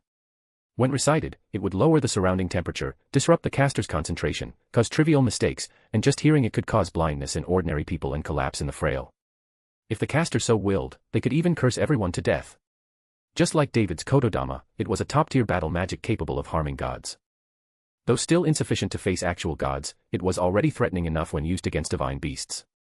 Thus, when Liliana used the Kotodama of David to defeat one monkey divine beast, Erika likewise used the Kotodama of Golgotha to overcome another. As for Maria Yuri, she had remained beside Erika and Liliana the entire time. Though she did not participate in combat, her exceptional spirit vision ability had been repeatedly triggered throughout the otherworldly Nikko City, providing well-timed warnings and instructions that helped Erika and Liliana evade numerous dangers. This included when the flood Kaiser had summoned was petrified by Sun Wukong's secret stone formation technique and came crashing down from midair, crushing a vast area centered around Mount Wagwa. If Maria Yuri hadn't foreseen this through spirit vision and issued a warning, those at the mountain's base might not have escaped in time. This performance left even Erika, who was seeing Maria Yuri's capabilities for the first time, half surprised, half contemplative as she observed her for a long while. Later, she said to Kaiser, "To have recruited such a capable close aide, Your Majesty's eye for talent surpasses even Lord Salvatore's." Clearly, Maria Yuri's abilities had earned Erika's recognition. But when another close aide that Kaiser had taken in from this country appeared, Erika was no longer so agreeable. There was no helping it. These two didn't seem to get along. Within the Shikio Shrine grounds. When Kaiser and his group returned here by stretch limousine from Nikko City, it was already after the city's lockdown had been lifted. The four of them got out of the car together, with one additional companion joining them this time. Once again, thank you for your assistance. Dressed in men's attire, Sayanomiya Keiru had accompanied Kaiser this time, seeing him back and offering her gratitude before departure. Her thanks weren't just for Kaiser resolving the issue with the heretic god Sun Wukong, but also for returning the simian citizens back to normal. It was a small effort, no need to thank me over and over. Kaiser glanced at Sayanomiya Keiru and said, if anyone should be thanking me, it's those old geezers in the netherworld, right? Those old men wouldn't dare meet you. Sayanomiya Keiru smiled wryly. It's not like we didn't report this incident to them, but who knows what they saw, each of them now seems extremely reluctant to meet you. These words gave Kaiser reason to believe that those elders hiding in the netherworld might have seen, by some means, his performance in Nikko City. His battle with Sun Wukong was one thing, but if they had also witnessed his fight with Lancelot, then of course they wouldn't dare face Kaiser. No joke, those elders had been on guard against the hidden last king all this time, only to have him quietly eliminated by Kaiser, and even the divine blade ended up in Kaiser's hands. Isn't that terrifying? And the heretic god Athena, the Trinity Queen, ruler of the underworld and the earth, the supreme Mother Earth goddess, was also easily subdued by Kaiser.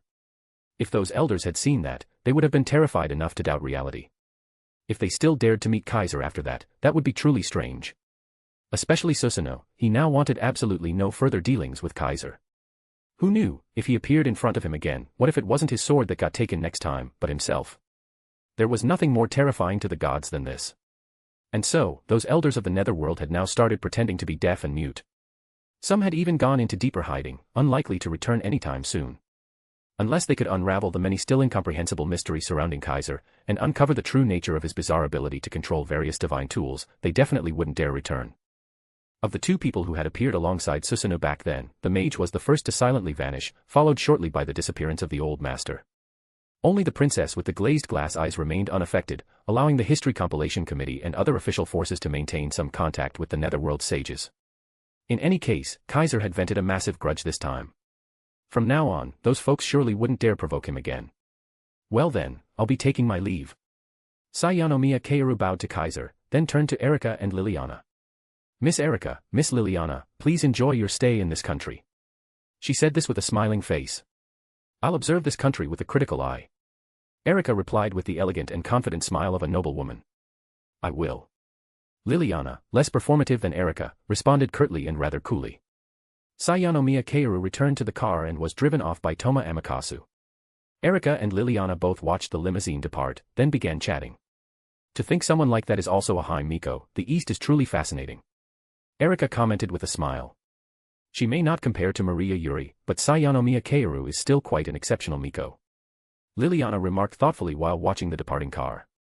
Don't be fooled by how Keiru, Sayanomiya, acts. She was also top of the class when serving as a High Miko. Maria Yuri tried to defend her cross-dressing friend's dignity. All right, let's head back. I'm getting a bit hungry. Kaiser yawned lazily and headed toward the shrine office. The three girls immediately followed, returning together to the office. However, when they entered and opened the living room door, they saw a figure had arrived ahead of them, already sitting there drinking tea. Aina. Seeing the person, Maria Yuri was the first to cry out in surprise. Your Majesty, Yuri, you've finally returned. Sitting with an especially dignified posture, Saishuan Aina turned her head and greeted them with a smile. After several days, Saishuan Aina had finally returned.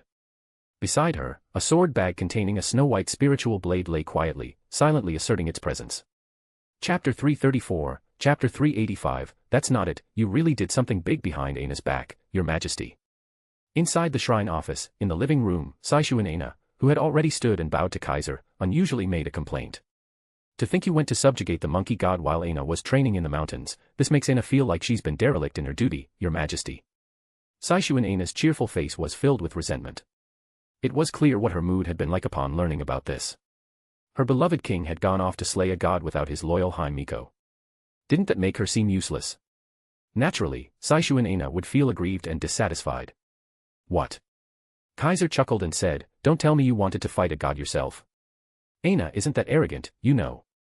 Saishuan Aina shook her head and said, if the opponent is a god, even with aim no Murakumo no Tsurugi in hand, Aina wouldn't dare say she has a chance of victory, let alone when it's a divinity as powerful as the great sage equal to heaven.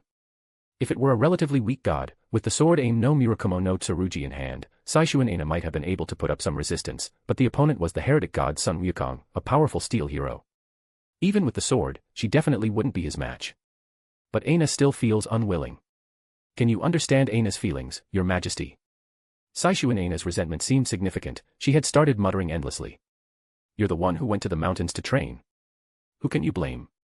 Kaiser shrugged. Seeing that Saishu Aina still looked unable to let go, he finally said, all right, next time a god shows up, I'll definitely bring you along. Satisfied. Upon hearing this, Saishu Aina smiled. Then it's a promise, your majesty. It seemed that was her true goal. Welcome back, Aina. Maria Yuri softly greeted Aina upon seeing this. I'm back, Yuri. Saishu Aina first responded naturally, then turned to Erika and Liliana, saying, it's been a while, Miss Liliana. And this is Erika Blandelli. Erika, who had been observing Saishu Aina, smiled as she met her gaze and said, I'm the first knight under His Majesty's banner. As soon as those words were said, Saishu Aina's gaze shifted subtly. I can't just pretend I didn't hear that, Erika. Liliana, who originally hadn't intended to speak, couldn't hold back now. Even if you were indeed the first to pledge loyalty to His Majesty, being the first doesn't mean you can call yourself the first knight. Liliana clearly did not agree with this claim. But it's the truth, Liliana. Erika said unhurriedly, since I, Erika Blandelli, swore fealty to the king, I will be the first knight no matter what. It truly isn't about order, but that doesn't change the end result. You're still as confident as ever. Liliana narrowed her eyes and glared at Erika with a displeased expression. If you dare make such bold claims, then you must have the guts to accept my challenge, right? As she spoke, Liliana seemed ready to draw Il Maestro. In response, Erika merely looked at her with a mocking and slightly strange expression. You want to fight me for the title of first knight, Liliana? Erika said with a sweet smile. I don't mind, since I'm not afraid of any challenge, but before that, shouldn't you be a knight first? What do you mean by that? Liliana furrowed her brows and glared at Erika. Are you saying I'm not a knight? Are you insulting me? You forgot, Liliana. Erika was unfazed by Liliana's glare and said casually, right now, you're not a knight under our king, you're a maid who was taken captive, remember? Liliana was instantly petrified. A mere maid has no right to vie for the title of first knight, Liliana. Erika smiled with a look that could kill. If you want to challenge me, you'll first need to persuade His Majesty to revoke your maid status and reinstate you as a knight. Liliana opened her mouth, unable to say a word. At that moment, Saishu Aina spoke. To be able to render Miss Liliana speechless like that, it seems Miss Erika is quite formidable. Saishu Aina, with her usual bright expression and tone, said to Erika, though I don't know when His Majesty accepted a European knight into his service, Aina doesn't dislike the idea of settling positions through strength. Even if Aina is not a knight but a concubine, Aina still wants to try challenging Miss Erika. Hey, do I have that chance? Saishu Aina unexpectedly showed a competitive side. It wasn't that Saishu Aina couldn't stand Erika's confidence, nor that she felt threatened by Erika. Rather, it was the education she had received over many years, what one desires must be fought for. When a contest appears, as the daughter of the Saishuan family, Saishu Aina must never retreat. The Italian beauty before her, claiming to be the king's first knight, was clearly not someone to be taken lightly, perhaps even a favored concubine seeking to rise in position. In that case, Saishu Aina had to confront her. First knight. More like trying to be the first wife, right? That won't do.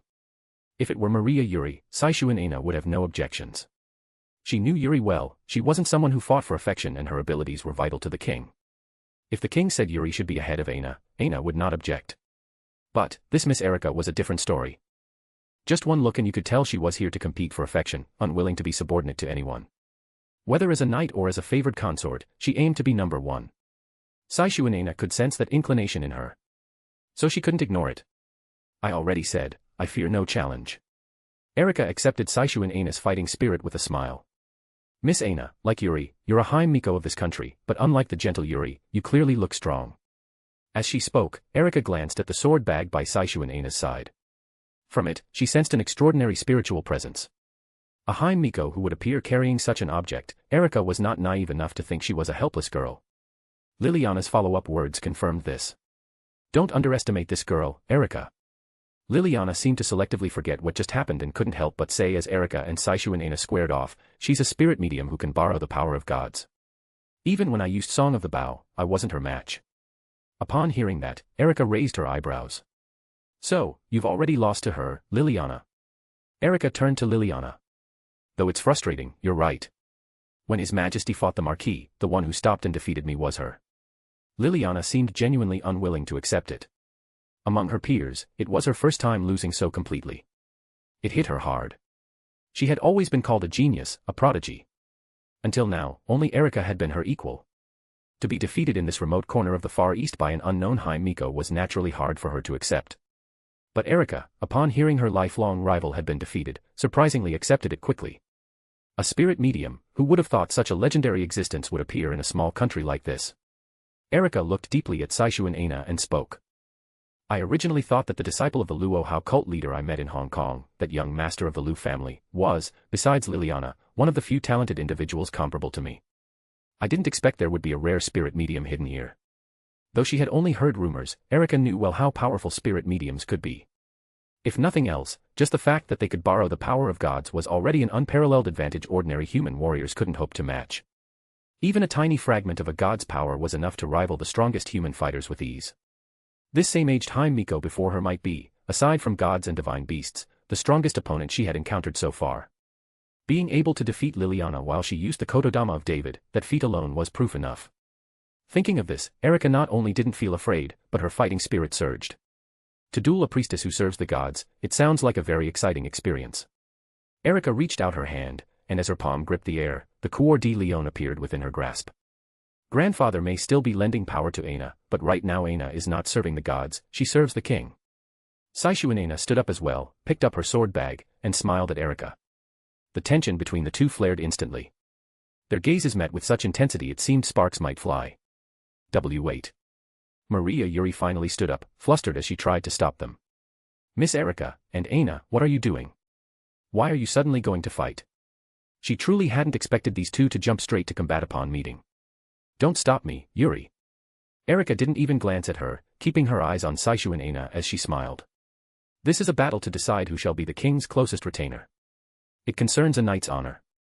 Anyone who tries to stop us will be cursed by heaven. Don't worry, Yuri. Saishu and Aina did turn to Maria Yuri and said considerately, the number one position is definitely yours. Aina will defend it for you. Oh. Only then did Erika look at Maria Yuri, smiling faintly. So Yuri also wants to vie for the top position. This was always Yuri's position. It's Miss Erika who's trying to take it, you know. Saishu and Aina spoke on her own before Maria Yuri could respond. His Majesty even said it himself, Yuri ranks above Aina. So Aina will definitely help Yuri secure the top consort spot. That way, Aina can be the second to marry in. I see. Erika nodded, then looked at Maria Yuri with a half-smile. I underestimated you, Yuri. So this is the kind of thinking you had when you came to His Majesty's side. That's not it at all. Maria Yuri hurriedly denied, blushing deeply. I didn't want to become a consort. That's not why I pledged loyalty to His Majesty. At this point, Liliana spoke. Stop denying it, Maria Yuri, she said. His Majesty fought the Marquis for your sake. This has already spread across nations. Now, any well-informed magical society already knows that you, Maria Yuri, are the woman beside the new king. Even your country's official organization, the History Compilation Committee, right? They've publicly acknowledged it, even pushing the Maria family to the forefront. Surely your family is already calculating how much dowry to prepare for you. Those words froze Maria Yuri in place. Only now did she recall that her parents had recently stopped asking whether she would come home at night. In fact, when she did return home, they cautiously asked why she didn't stay over there instead. It's okay, Yuri. Dad and Mom are open-minded people. You're of age now. If you want to stay over there, go ahead. That's right, Yuri. We have no objections, just. Please be safe, okay? Thinking back on the way her parents had said those things, full of hidden meaning, Maria Yuri turned beet red. She even remembered her younger sister had said something similar. Is Big Sis going to become an adult now? Recalling her sister's curious and surprised words, Maria Yuri covered her face and crouched down. That's not it at all. The girl's tearful cry was no longer noticed by anyone. This place isn't suitable. Let's go outside. Aina doesn't mind. Then, Your Majesty, Aina will be back shortly. Erika and Saishu and Aina left together and headed outside. I'll go watch. Naturally, Liliana wouldn't miss this fight. After receiving Kaiser's approval, she immediately followed. As for Kaiser, he had been observing the whole time, detached and unconcerned, as if it didn't matter whether Erika and Saishu and Aina fought. So full of energy. Like watching two kids about to brawl, Kaiser leisurely sipped his tea, completely at ease. End of chapter. Chapter 335, Chapter 386, so I was making a fuss over nothing. Kaiser didn't actually know who the final victor was between Erika and Saishuanena. Logically speaking, based on their respective strengths, Saishuanena, who could borrow the power of Susanoo, should have had the upper hand and should have been able to secure victory. However, Erika Blandelli differed from Liliana in that she would also use scheming and strategy during battle. Why did Liliana always call Erika a vixen? Because she was sly. Even though the two were evenly matched in terms of strength, whenever they fought, it was always Erika who gained the upper hand, while Liliana was repeatedly toyed within the palm of Erika's hand. What's more, Erika changed her methods each time, driving Liliana mad with frustration. While Saishuanena was stronger than Liliana, she was also even more straightforward, her style more inclined toward physical combat. In such circumstances, if Erika employed some tricks during the fight, there was certainly a possibility of turning the tide and seizing victory. Unfortunately, the two of them were still ordinary humans. Though certainly exceptional among normal fighters, in the eyes of gods or Campiones, they were far too insignificant. Even if they fought inside the Shikyo shrine, the disturbance they could cause was still limited. It was absolutely impossible to compare to Kaiser's battles against gods, which always shook the heavens and the earth. As a result, all Kaiser heard were some clashing swords and minor explosions. Beyond that, he had no idea what had happened. When the two returned to the living room, their demeanor was perfectly normal, as if the previous duel had never occurred. It was impossible to tell who had won or lost. The only exception was Liliana, who had witnessed everything and now wore a complicated expression, leaving others to smile knowingly. Seeing that none of the three had any intention of offering an explanation, Kaiser was happy to relax and didn't bother asking. After all, no matter what, for his sake, those two were never going to go all out with intent to kill. Since that was the case, he might as well let them do as they pleased. It's worth mentioning that Liliana had approached Kaiser privately afterward with a request. Your Majesty, may I serve you in the capacity of a knight? She was clearly provoked by Erika's earlier comment, you are not a knight under our king's banner, but a captured maid. Her rival was competing for the position of first knight, yet she herself was merely a maid. How could Liliana possibly accept that? And so, for once, she thickened her face and made her request to Kaiser, hoping he would show leniency. Kaiser didn't particularly mind, but he still insisted that Liliana continue handling the household chores. Joking aside, it was precisely because of her domestic goddess nature that he'd punished her by assigning her the role of a maid in the first place. How could he let that value go to waste? Liliana didn't reject doing chores either. She simply insisted on doing them in the capacity of a knight, not a maid. And so, a strange existence was born, read as knight, written as maid. As for the matter of Liliana being detained for punishment rather than being officially taken under Kaiser's command, that had long since been forgotten by everyone. Even the Bronze Black Cross hadn't dared to utter a single complaint, never once asking about it, as if they'd already tacitly acknowledged that Liliana now belonged to him. In any case, after Kaiser agreed to Liliana's request, she departed happily. As for Maria Yuri, she returned home once, seemingly to confirm something. That same night, she vanished and didn't come back to stay at the office, as if she were making a very clumsy attempt at keeping her distance. Coupled with the fact that Erika and Saishuanena had also disappeared without explanation, who knew what disputes might have occurred, Kaiser found himself in rare peace that evening. Having things quiet like this once in a while isn't bad either. In the office's bathroom, Kaiser lay soaking comfortably in the bathtub. He rarely took baths, but in this island nation, bathing was a deeply respected practice. The bathtub here was also quite large, which, for once, gave Kaiser the urge to enjoy a soak. But as he bathed, he heard a voice that absolutely should not have appeared here. Everyone needs to relax now and then. You just finished a divine battle, I can understand. But for me to get this close to you without you noticing anything strange, dear brother, this kind of carelessness is unacceptable. A voice so melodious it sounded like heavenly music suddenly reached his ears, causing Kaiser's body to stiffen.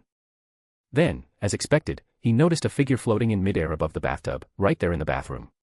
That goddess-like beauty, that voluptuous figure with skin like jade, and that heavenly voice, who else could it be but Luo Hao? She floated weightlessly in midair, looking down at the bathing Kaiser like a sovereign surveying her domain, noble and proud. Sister Tsuelian. Kaiser's mouth twitched as he tentatively spoke. It's me. Luo Hao still looked down on Kaiser, snorted softly upon seeing his reaction, and said, you can't even recognize your own countrywoman. There is no one in this world who could mistake the figure of Luo Tsuelian, dear brother. It's precisely because I recognized you that I couldn't believe it, Kaiser muttered after a moment of silence. After all, who would have thought that the elder sister I just acknowledged not long ago would suddenly appear in my bathroom? And while he was bathing, no less. However, Luo Hao completely misunderstood his meaning. There is no place in this world I cannot go, Luo Hao said proudly, raising her head. All under heaven belongs to the king, dear brother. Do you not understand such a simple truth? This wasn't a matter of whether one could go somewhere. This was a bathroom. And there was already someone bathing here. A man. And you, my dear sister Tsuilian, you're a woman. What's more? What's with your outfit? Kaiser looked at the floating Luo Hao and twitched the corner of his mouth again. At this moment, Luo Hao was no longer wearing the traditional hanfu she'd worn last time. Instead, she had on a bathrobe that was absurdly loose. Not only was the robe loose, but its material was also extremely thin. Pretty much everything that should and shouldn't be exposed was on display, barely covering the essentials just enough to maintain its status as clothing. That made Luo Hao's overly voluptuous and seductive figure basically visible in its entirety. Even Kaiser was beginning to feel flustered. And yet Luo Hao remained entirely unaware. One must dress appropriately for the occasion, this is proper etiquette, no. Luo Hao looked at Kaiser with the eyes of a mentor scolding a wayward junior, and said in a lecturing tone, our great land of China is known as the land of propriety. Dear brother, even if you've spent years wandering abroad, you should still have some understanding of this. Otherwise, you'll only become a laughingstock and bring disgrace to your title as a king. Why is it that even though she's clearly spouting nonsense, I still feel like she's making sense? Is it me that has a problem? Or is it her? Kaiser started questioning life itself. So what you're saying is, I'm the one making a fuss over nothing. Kaiser muttered to himself. No need to be disheartened. You're still young, after all, there's much to learn. Luo Hao, seeing this, actually offered some kind words. Since I've acknowledged you as my dear brother, and you call me sister, then as the elder, I'll properly educate you and help mold you into a proper king. If Lu Yinghua saw this side of Luo Hao, he would probably wonder if he'd gone mad. That arrogant, self-absorbed, tyrannical cult leader who always acted as if no one else in the world mattered, now speaking so kindly and warmly to a man. That had to mean the sun was rising from the west. Luo Hao herself seemed to find this amusing, and chuckled lightly. To think it's truly strange, after more than 200 years of life, all my old acquaintances have passed away one after another, and yet here I am, in a foreign land, gaining a younger brother. Truly, the world is full of surprises. Perhaps even she didn't realize that her current expression and tone were incredibly gentle, utterly different from the infamous fierce demoness of the past. Normally, she was extremely narcissistic, anyone who merely saw her body would have to gouge out their eyes, anyone who heard her voice would have to cut off their ears. That was how cruel she was. But for some reason, in front of Kaiser, her fellow countrymen and fellow Campione, Luo Hao always seemed to show unexpected tolerance. Even more so, upon seeing Kaiser lying in the bath with a content expression, Luo Hao suddenly had a thought, and reached for a sash to undo her robe. In the next second, the thin bathrobe slipped off her smooth skin, causing Kaiser's eyes to widen. That exquisite sight abruptly entered his field of vision, stunning him into silence. Luo Hao remained entirely unfazed as her slender and curvy body, now completely exposed, descended with gravity, and in full view of Kaiser, slipped into the bathwater. I have no siblings. My memories from before I became king are long since blurred and discarded like worn shoes. But I have heard that siblings who are very close will bathe together like this. Luo Hao proudly shared this unknown source of information. Now, with nothing hidden between us, and me showing my sincerity, our relationship can be considered very close, no. This goes way beyond just clothes. Siblings. Is this how sisters test their brothers in this world? Who the hell could pass this kind of test? Kaiser was utterly speechless. Still, looking at the smug Luo Hao, Kaiser thought it over, hesitated for a while, and finally decided not to argue over her ridiculous words and behavior. After all, he wasn't losing anything, so why get worked up? Such a massive benefit was laid bare before him. If he didn't take a good look, wouldn't that be a waste of the blessing? Thinking that, Kaiser accepted it, and subtly concealed his, shall we say, compromised state. Chapter 336, Chapter 387, Don't forget, I'm waiting for you. In the bathroom filled with the faint sound of flowing water, the atmosphere suddenly became a little strange. There was no helping it. This was just a bathtub inside the shrine office building of a shrine, not a bathhouse that could accommodate multiple people. After Kaiser and Luo Hao got into the water together, even though they were sitting face to face, it was inevitable that their legs would overlap, their feet would touch, and there would even be some rubbing against each other. Moreover, Kaiser had filled the tub with plain water, not a milk bath, nor a pedal bath, not even any bath additives or foam. This led to a situation where, even though they were soaking in the water, one glance could still clearly see everything. As a result, Kaiser's distortion worsened, and even Luo Hao's face inevitably showed a blush. Just when Kaiser's gaze began to carry a hint of aggression, Luo Hao finally couldn't endure it and was the first to speak. Your battle with the great sage, I watched it in its entirety. Luo Hao made an effort to adopt the demeanor of a senior, and said, I must admit, your strength is far greater than I had imagined. Though you're still a bit immature in how you handle affairs and not yet fully mature on the path of kingship, when it comes to battle, even I, as the king of martial arts, cannot find any significant flaws. Your authorities are powerful, your magical power is, for reasons unknown, far stronger than even mine, who is without equal under heaven, and combined with your unique body and all kinds of divine weapons. Your victory over Marquis Vauban was clearly not by chance, but earned through sheer strength. Luo Hao looked at Kaiser with eyes full of admiration and gratification. This is excellent. As a king of the land of China, you should win in an upright and honorable manner, defeating foreign enemies head-on, and demonstrating your greatness and strength. Luo Zuelian did not mistake her younger brother. You've slain the great sage equal to heaven, and also defeated a suddenly appearing god's shadow and witch queen. This has already proven your ability. You did not disappoint me, you've made me proud. For Luo Hao to offer praise to this extent was truly a rare event, enough to show how satisfied she was with Kaiser's performance. It's enough that I didn't fail my duty. Kaiser wasn't overly flattered, instead he replied rather indifferently, now that the curse of the keeper of the horses has been broken, and the homegrown hero raised by the Yamato nation has also been vanquished, we've more or less recovered the face our country had lost, right? Of course. Luo Hao nodded and smiled. I've already ordered Inger to proclaim your illustrious achievements far and wide, so that all of the martial world, and even the entire world, may come to revere your glory. Now, all of the land of China knows that following me, our country has produced yet another unmatched king. Dear brother, if you are willing, why not return? I'll make you the vice-hierarch of the 5 prisons holy sect. If you wish to found your own sect, I will have the entire martial world support you with everything they have, and help you ascend to the throne. Upon hearing this, Kaiser actually did hesitate a bit. Whether or not he sat on a throne, he didn't really care, but he did want to return to that homeland, to that land, and take a look. Ever since becoming the librarian of the fantasy library, he had almost never returned to that homeland. Only once, during his time in the High School DxD world, when he traveled all over the world with Kuroka and Asia, had he gone back to that world's homeland, but not for long. After that, Kaiser spent several decades in the world of Bleach, which meant he hadn't returned to his homeland for what was equivalent to decades. To be honest, he really did want to go back and take a look. But after thinking it over carefully, Kaiser still shook his head. My homeland, I'll definitely go back and visit if I have the chance, but not now. Kaiser's words caused Luo Hao to furrow her brows. Why? Could it be you're attached to this land? Luo Hao spoke somewhat discontentedly, it's just a tiny speck of land. How could it compare to our vast and rich central plains? If you return, you and I, brother and sister, could rule the entire martial world together. You could also come to Mount Lu and accompany me. Then, you and I could spar together, chat and laugh about the world, live like carefree hermits beyond the mundane world. Wouldn't that be delightful? Are you sure that's how siblings are supposed to live? Why does it sound like a couple's life together? Kaiser rolled his eyes at Luo Hao, then voiced his own plan. Sister Zuelian has already roamed the world, set foot in every land, and seen through the mortal world, so naturally you see reclusion in the mountains as a form of enjoyment. But I haven't traveled this world yet, haven't seen the various countries, and there are many things I still want to experience. I still want to seek out the heretic gods sealed or descended across the world. I want to battle gods from various mythologies. I also want to see what's special about the mystical factions in different countries. I'm interested in the divine artifacts left behind in this world.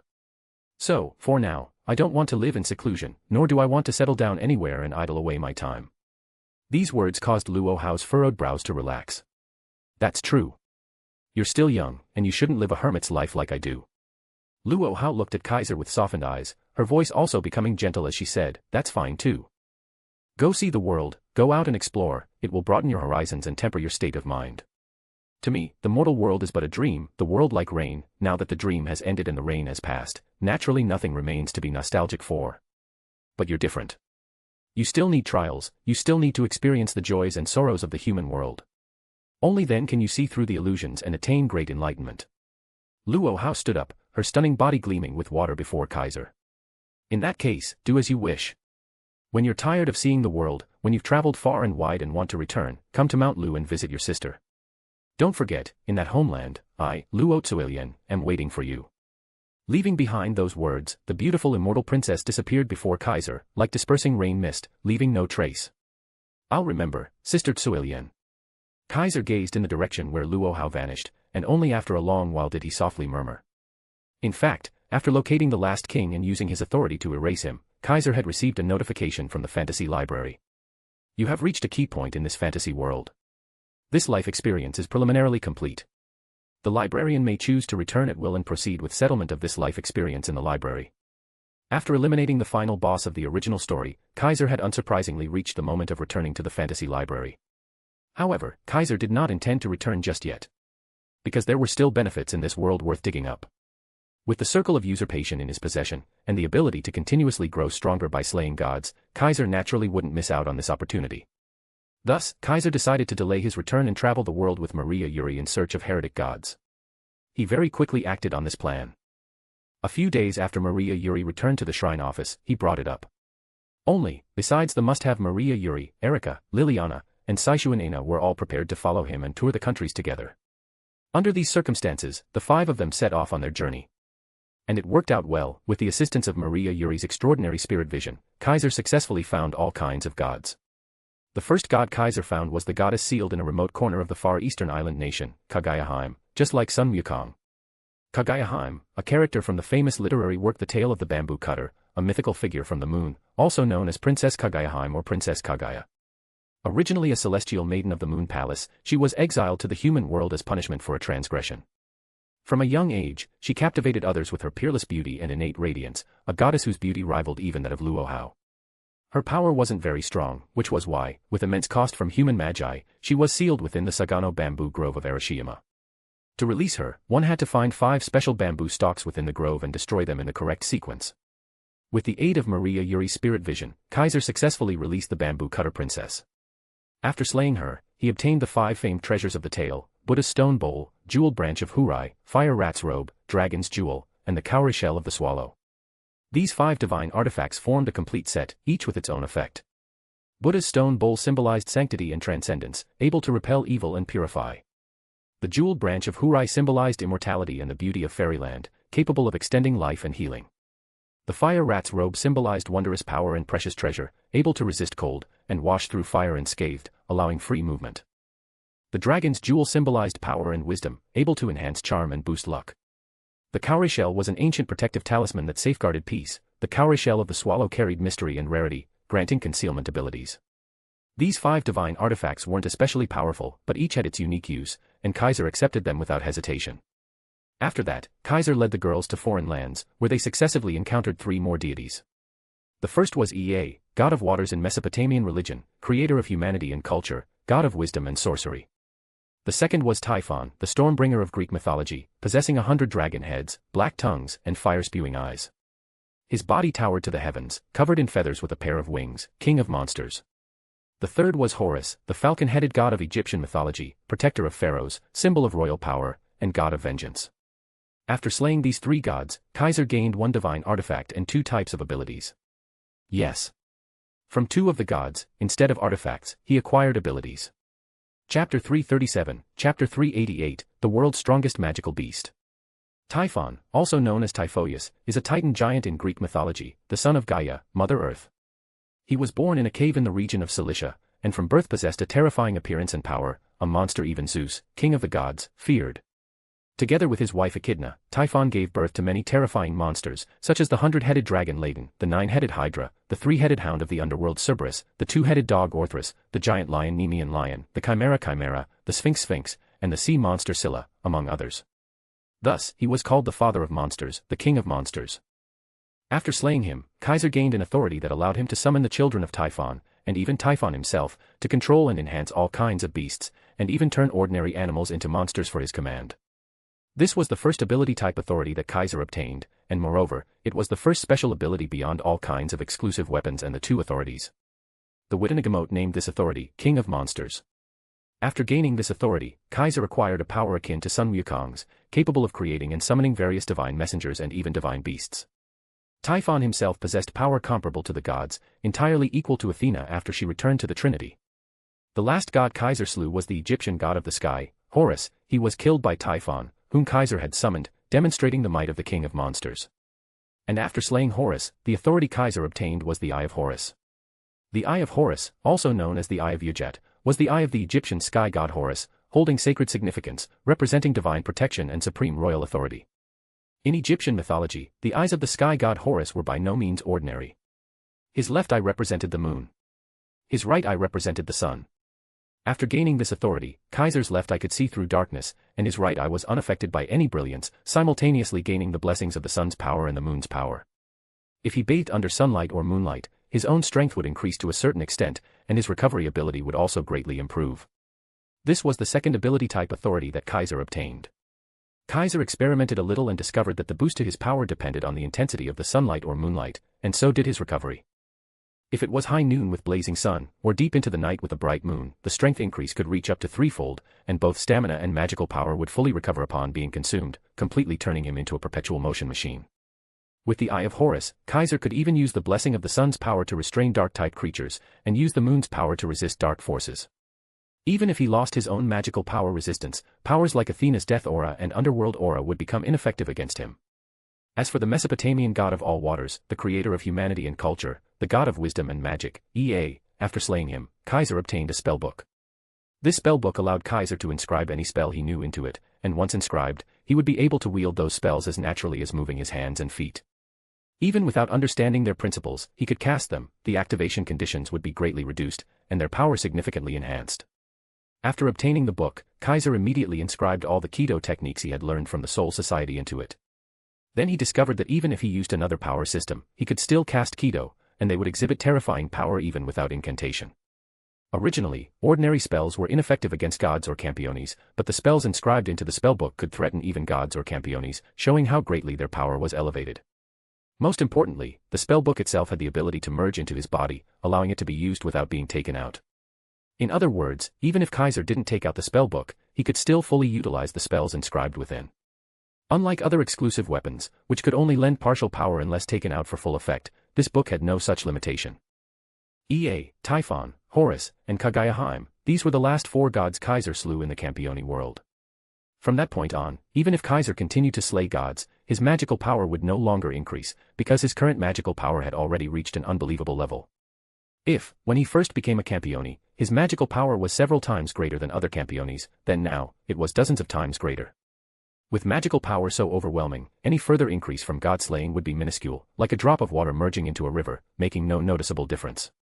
In such a situation, Kaiser also decided that his journey of god-slaying should end here. With his current strength, gaining one or two more authorities wouldn't result in a significant boost, so there was no need to deliberately pursue it. Thus, Kaiser finally brought Maria Yuri and the others back to China, returning to this former homeland. After that, Kaiser spent a year on Mount Lu with Luo Hao, and at her enthusiastic invitation, joined the Five Prisons Holy Sect, becoming its vice-hierarch, the second king of the land of China, worshipped by the masses. At this point, all that Kaiser needed to do in this world had truly come to an end. 1 year later, without anyone knowing, Kaiser chose to return to the fantasy library. And the time of the Campione world was thus frozen, waiting for his next arrival. Buzz. As an intangible will descended, Kaiser, who had returned to the fantasy library, unconsciously closed his eyes. In his mind, a series of messages surfaced. Librarian's return detected. Beginning settlement of this life experience. Based on the excitement level of this life experience and the realism of the world, the library will, according to the librarian's own permissions, grant additional rewards. Settlement in progress. Settlement complete. Commencing reward distribution.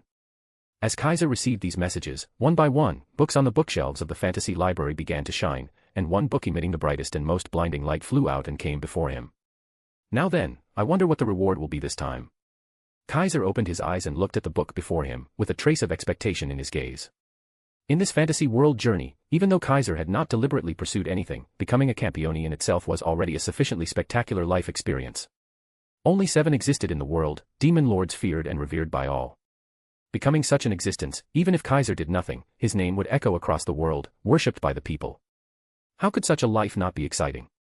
Not to mention, Kaiser had, under the title of New King, slain so many gods, defeated several fellow Campiones, and even resolved the threat of the last king, fully showcasing his uniqueness.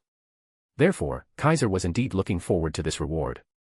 Even if, for him now, ordinary weapons could no longer enhance his strength. In Kaiser's anticipation, what flew out from the dazzling book in the next moment greatly exceeded his expectations. Boom. It was a thunderous roar that shook the heavens and the earth. This explosion occurred because a creature had landed. Buzz. When the creature appeared, the entire fantasy library trembled violently, then suddenly began to expand, rapidly growing in size until the place where Kaiser stood became extremely spacious, just enough to accommodate the massive creature that had descended from the sky. What? Kaiser, his expression stunned, stabilized himself and looked at the creature before him. The creature possessed a massive navy blue body. Its size was so enormous that Kaiser couldn't even grasp its full form, only vaguely perceiving its silhouette, resembling a serpent, perhaps some kind of ichthyosaur. However, its gigantic shell exuded an inorganic feeling, like steel, like a weapon. Its streamlined fuselage was as smooth as the latest nuclear submarine. Its semi-transparent scales were no different from armor, both terrifying and majestic. On the surface of its flesh fins, each as large as an oil tanker, were many deep holes resembling whale blowholes. All over its body, the navy blue scales emitted a glow akin to electronic circuits. Dazzling brilliance gradually bloomed within the circuits and holes. Combined with its massive form, the sheer sense of presence was overwhelming, making one feel as though facing an unstoppable force of nature, like a volcanic eruption or a tornado. A storm-like roar burst forth from the mouth of this colossal creature, unleashing waves of terrifying sound. A creature. Kaiser, resisting the storm-like shockwave, still bore a look of astonishment on his face. This time's reward is a creature. No. How could it be a creature? Wasn't it said that the rewards the fantasy library grants the librarian are issued based on the librarian's permissions? Then the reward given should be a weapon, right? At least, all the previous rewards were like that. So why would a creature appear this time? Could this even be considered a reward? With that thought, Kaiser activated the authority of the King of Monsters. In the next instant, the massive creature that had been roaring suddenly stopped.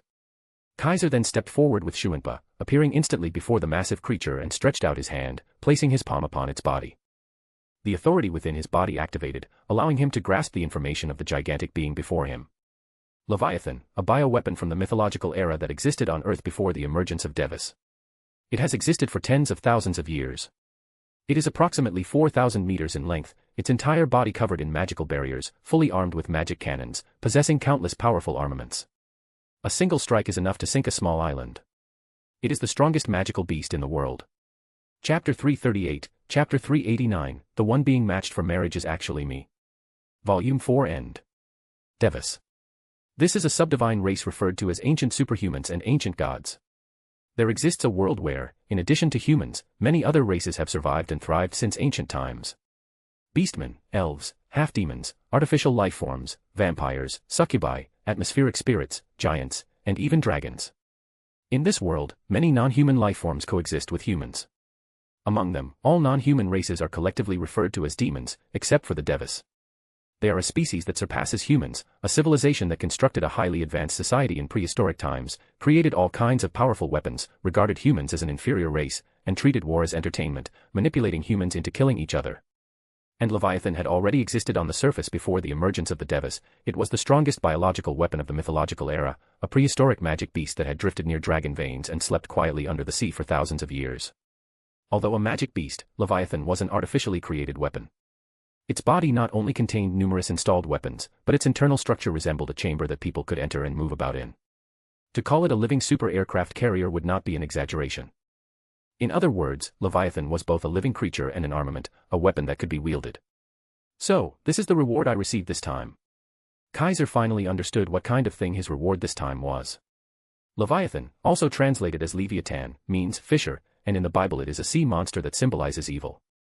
In Christianity, Leviathan once became synonymous with the devil and was associated with one of the 7 deadly sins, envy. That's why, in the High School DxD world, one of the 4 great Satans bears the name Leviathan. Devils who inherit this name are either Satans or direct descendants of Satans.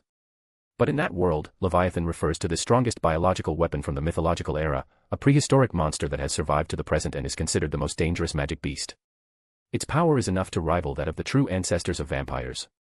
Its history surpasses even that of the Devis. I didn't expect that the reward this time would actually be it. This was undoubtedly a weapon of war more terrifying than nuclear weapons, perhaps not even inferior to Typhon, the strongest monster Kaiser had summoned using his authority. In other words, if this were placed in the world of the Campione, it would absolutely be a weapon capable of god-slaying. If it recognizes me as its master under the effect of my authority, it can become even stronger. At that thought, the surprise on Kaiser's face finally turned into a smile. As long as he used his authority to forge a master-servant bond with Leviathan, making it his exclusive weapon, it would be enhanced. Moreover, since Leviathan was both a weapon and a living creature, if he used the authority of the King of Monsters, he could perform a secondary enhancement. This much could already be seen from how Kaiser had just used the authority of the King of Monsters to successfully control Leviathan. By that time, this mighty prehistoric weapon could very well become one of his trump cards. Buzz. Kaiser immediately activated his authority, causing golden embossing-like patterns to appear and spread toward the gigantic beast before him. Under the inscription of the golden patterns, the ultramarine circuits on Leviathan's body were instantly replaced by dazzling gold, becoming noble golden circuits. When Leviathan once again let out a storm-like terrifying roar, the circuits on its body had already turned completely gold, and the aura and pressure it emitted had increased several-fold, far more terrifying than when it first appeared. With Kaiser's current strength, the degree of enhancement brought about by his authority upon bonding with an exclusive weapon was far greater than before. Clang. At the same time, the book that had flown to Kaiser's side resonated with Leviathan, causing fluctuating light to appear on both of them. Open the book to enter the fantasy world recorded within, and perform a randomized extraction of a life experience. Note, the Librarian holds a key component of the fantasy world recorded in the book. If the book is opened while holding this element, the range of the extracted life experience will be narrowed, yielding a background more closely related to that element. The Librarian may also store away the key component of the fantasy world recorded in the book. If done so before opening, the extraction will proceed randomly without narrowing. The will of the fantasy library descended, causing Kaiser to shift his gaze from Leviathan to the book glowing flickeringly before him. Looks like the world I'm descending into this time is that one. Kaiser, already aware in his heart, pondered for a moment. Then he reached out and opened the book before him, causing its pages to automatically flip, separating one by one and fluttering around him. Leviathan let out another roar, and the flickering light on its body began to resonate with the pages floating around Kaiser. This time, Kaiser did not put away Leviathan. In the past few experiences, the starting backgrounds were all apocalyptic. This time I want to see what kind of background I'll get if I don't store away Leviathan. With that thought, Kaiser allowed the pages fluttering around him to be gradually reduced under Leviathan's fluctuating glow. Eventually, only one page remained around Kaiser, and the cover of the book before him displayed a title, Strike the Blood. Whoosh! The last remaining life experience page flew into Kaiser's mind, causing him to close his eyes and merge with that blank book, and together with Leviathan at his side, disappear from where he stood. Rumble rumble.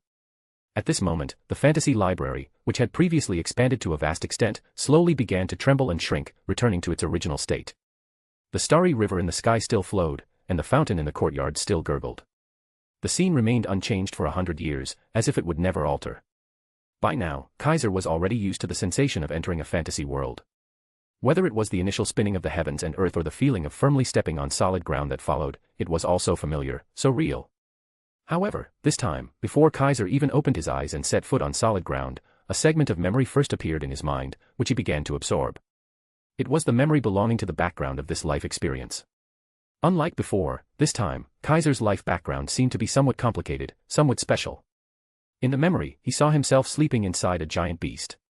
The beast looked like a draconic fish, its fins shimmered with iridescence, its scales were ultramarine, and its size was as vast as an island. Even slight movements in the sea caused surging currents and powerful turbulence. It slept year after year, day after day, paying no attention to aircraft carriers or nuclear submarines, slumbering for millennia beneath the sea. As long as nothing approached it near the dragon vein, it would not respond. As long as no one tried to attack it, it would remain indifferent. Hundreds, thousands, tens of thousands of years, it had always been like this. And the boy sleeping within it, who appeared to be only 12 or 13 years old, slept just as it did, day after day, year after year, never waking. Until one day, an immense surge of magical power suddenly appeared in a corner of the Far East Seas, interfering with the flow of the dragon vein and awakening the beast. Drawn unconsciously by this magic, the beast swam toward it and appeared in that part of the Far Eastern Sea. The source of the immense magic seemed to come from an island, an artificial island. The appearance of this magical power seemed to be due to an accident that was never meant to happen. Because of it, the beast appeared, startling the entire world.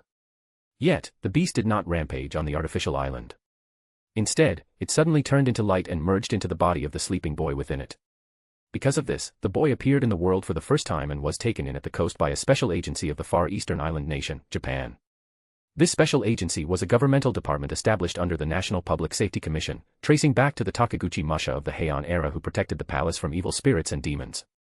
It handled large-scale man-made magical disasters and intelligence work. It also hosted and protected important international figures while monitoring them. Its name was the Lion King Organization, headquartered on the Japan's mainland, with sub-agencies including the Bureau of Magic Disaster Management and the training institution High God's Forest. The boy taken in by this organization was given the codename, Chaos Dragon. That is the essence of Leviathan in the Old Testament.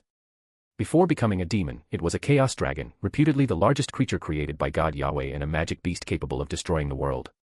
Upon evaluation, the boy was determined to be the control terminal created in the mythological era to command Leviathan, its core, as well as the sacrificial vessel used to seal it. Ultimately, by the unanimous decision of the three leaders of the Lion King organization, the boy was placed in High God's Forest to be monitored and educated by the organization. This was the memory of the life background that Kaiser received. A control terminal and sacrificial vessel for sealing. Kaiser's lips twitched slightly as he opened his eyes, unable to speak for a long time. This beginning, is it good or bad? Even Kaiser didn't know how to evaluate it. Call it good. It sounded kind of miserable. Call it bad. Compared to the previous ones, it seemed rather unique. What left Kaiser speechless the most was that he had become someone nurtured, educated, and monitored by the Lion King organization. And what was the Lion King organization? That was a matchmaking agency nicknamed the Red Thread Organization. So in other words, good grief, the one being matched for marriage is actually me. Moreover, what kind of operation was it to throw him into High God's Forest? Isn't that an all-girls boarding school? End of chapter. Chapter 339, Chapter 390, Took the Heroine Script, Volume 5, Strike the Blood. High God's Forest, an affiliate organization of the Lion King Agency, located on Mount Oi in Kyoto Prefecture, is an institution that gathers orphans with spiritual power potential from all over the world and trains them to become attack mage. So-called attack mage refer collectively to magi, spiritualists, and others possessing methods to combat demonic beings. Military and police special forces personnel, employees of private security firms, individuals hired by other organizations. Attack mage have all sorts of identities. The skills and systems they use vary widely, but no matter how they're categorized, they are all experts in dealing with demons. To demons, attack mage are natural enemies, because many of them live solely by hunting demons, like assassins.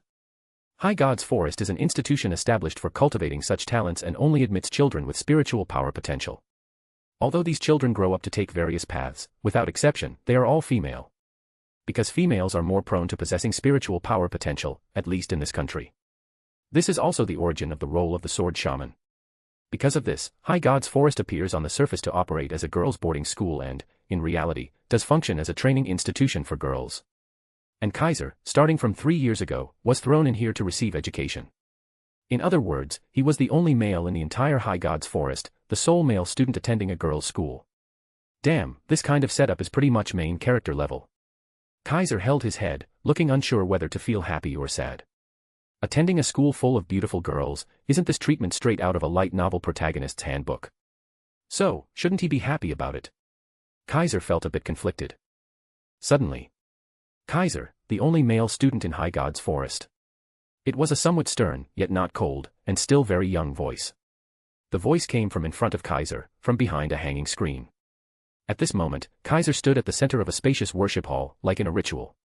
In front of him were 3 figures concealed behind a curtain, their true appearances entirely obscured, only vague outlines and shadows visible. Do you know who we are? That deliberately authoritative young voice made Kaiser sigh. I do. Kaiser mustered some energy and said, the elders of the Lion King Agency, leaders of the organization, known as the 3 Saints, humanity's strongest attack mage. The 3 people before Kaiser were indeed, both in name and in practice, the leaders of the Lion King Agency, the highest-level spiritualists and magi. Kaiser could clearly feel that although the 3 hid behind a curtain, the aura around them was terrifyingly still. With such an aura, it was no wonder they were called the strongest attack mage, even more mysterious than Saishuinena in her possessed by God state. Of course, to Kaiser, these 3 could be summed up with one word, weak. As a result, Kaiser's tone was very casual, prompting the 3 behind the curtain to exchange glances.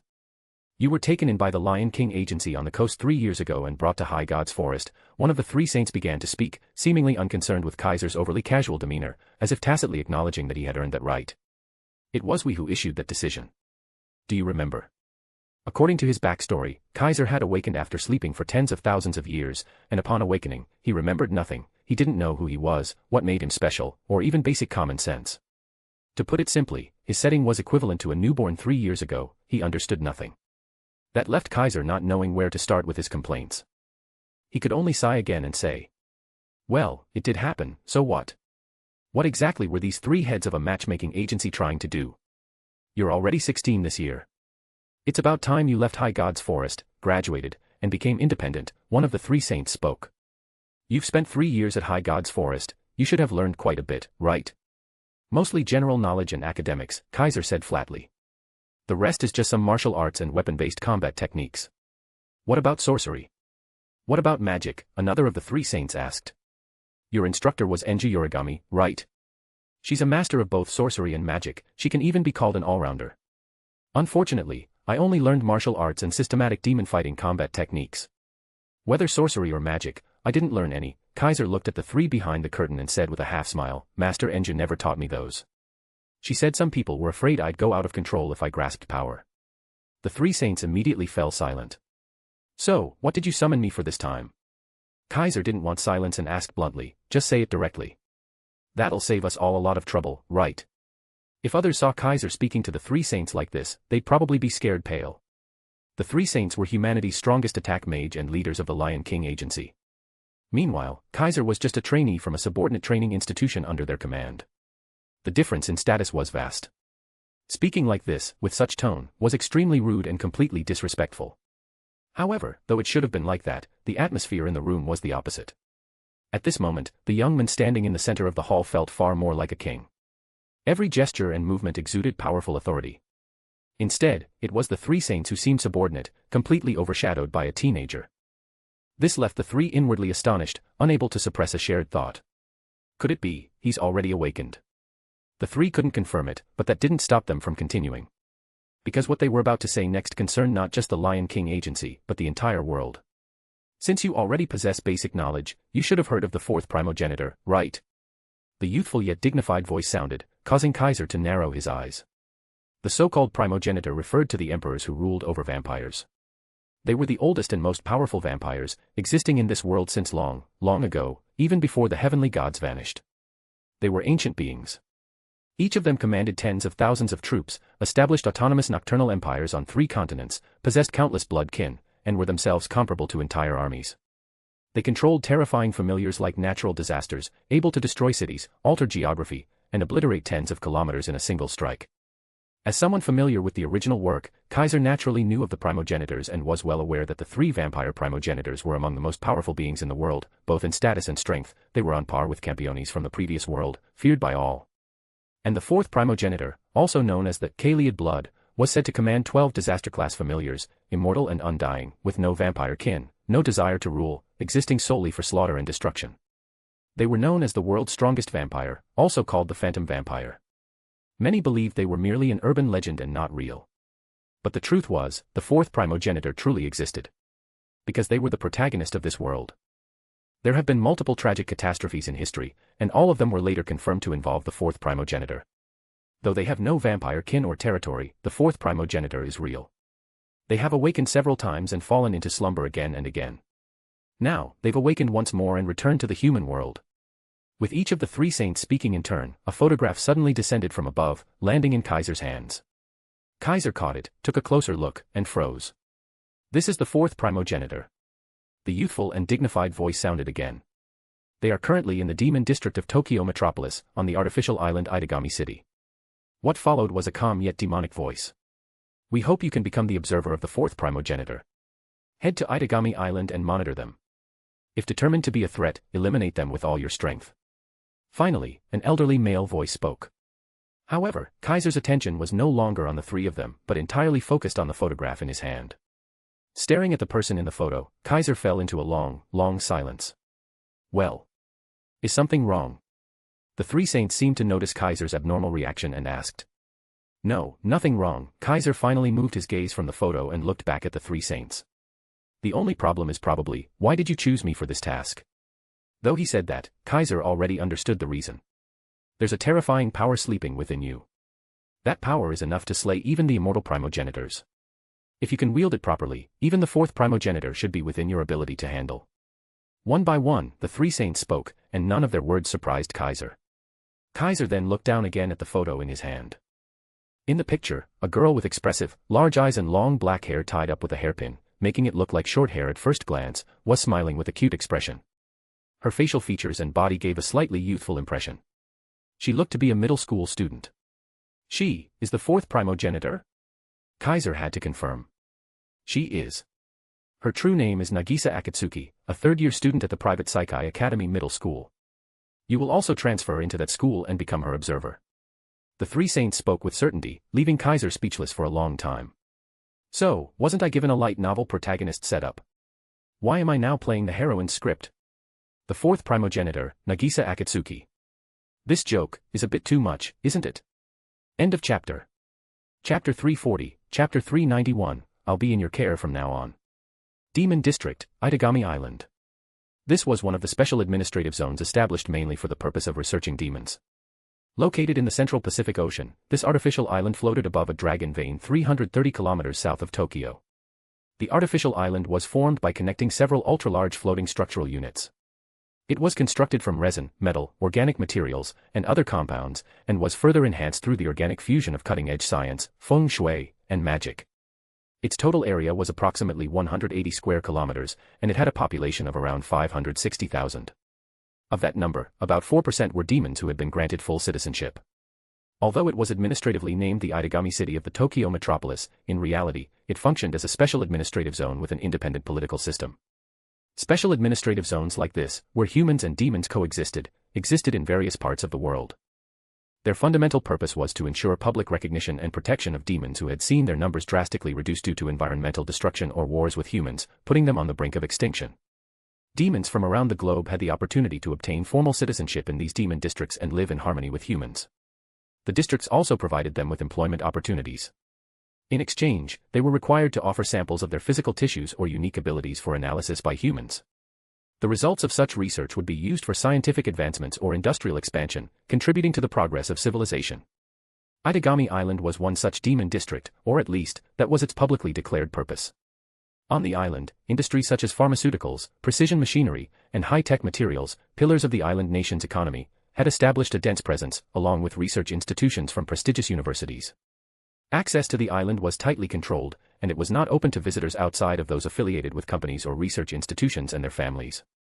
Most of the residents were researchers and their families, officially recognized individuals with special abilities, and of course, the demons serving as research subjects. Under such circumstances, Kaiser, arriving for the first time, effortlessly passed through immigration inspection. Even the procedures for information registration had already been handled in advance by the Lion King agency.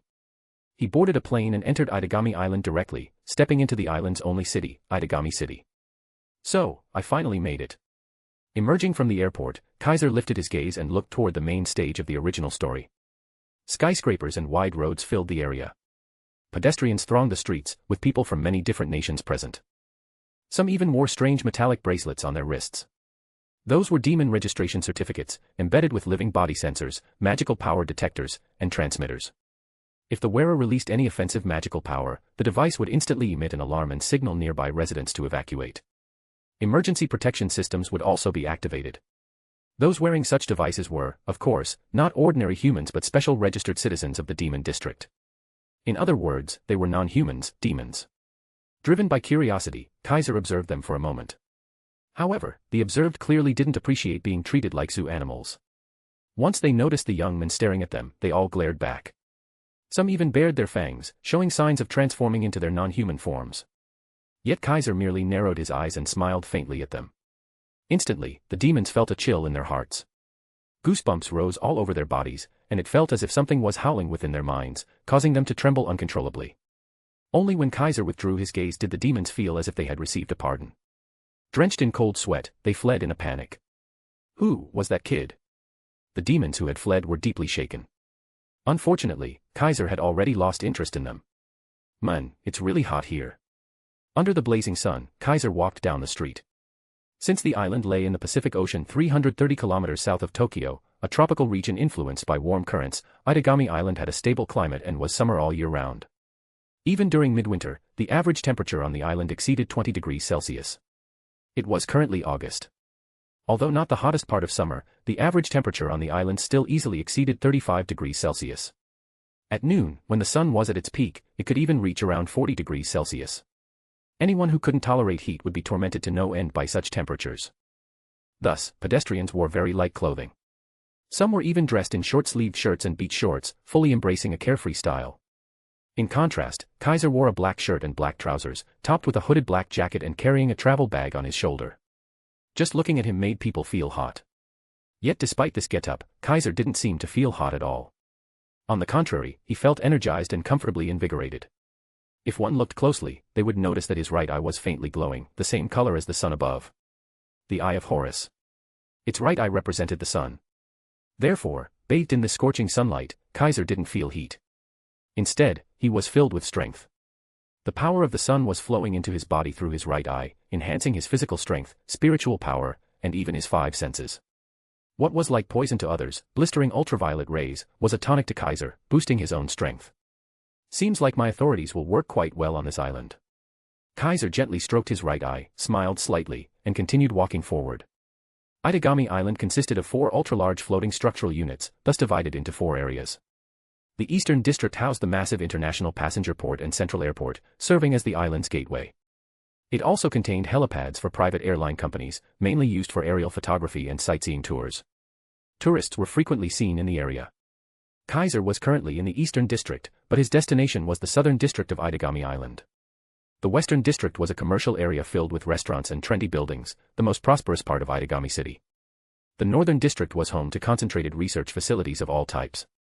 The Southern District, meanwhile, was a cultural and educational zone filled with residences and educational institutions. The Saikai Academy, which Kaiser was about to enroll in, was located there, and the Lion King Agency had also arranged his residence in that area. Thus, Kaiser took out the newly issued phone to check the map and tourist guide while following the enrollment manual. He boarded the light rail tram and finally reached the Southern District before sunset. Although this area also had tall buildings, they were fewer than in the Eastern District.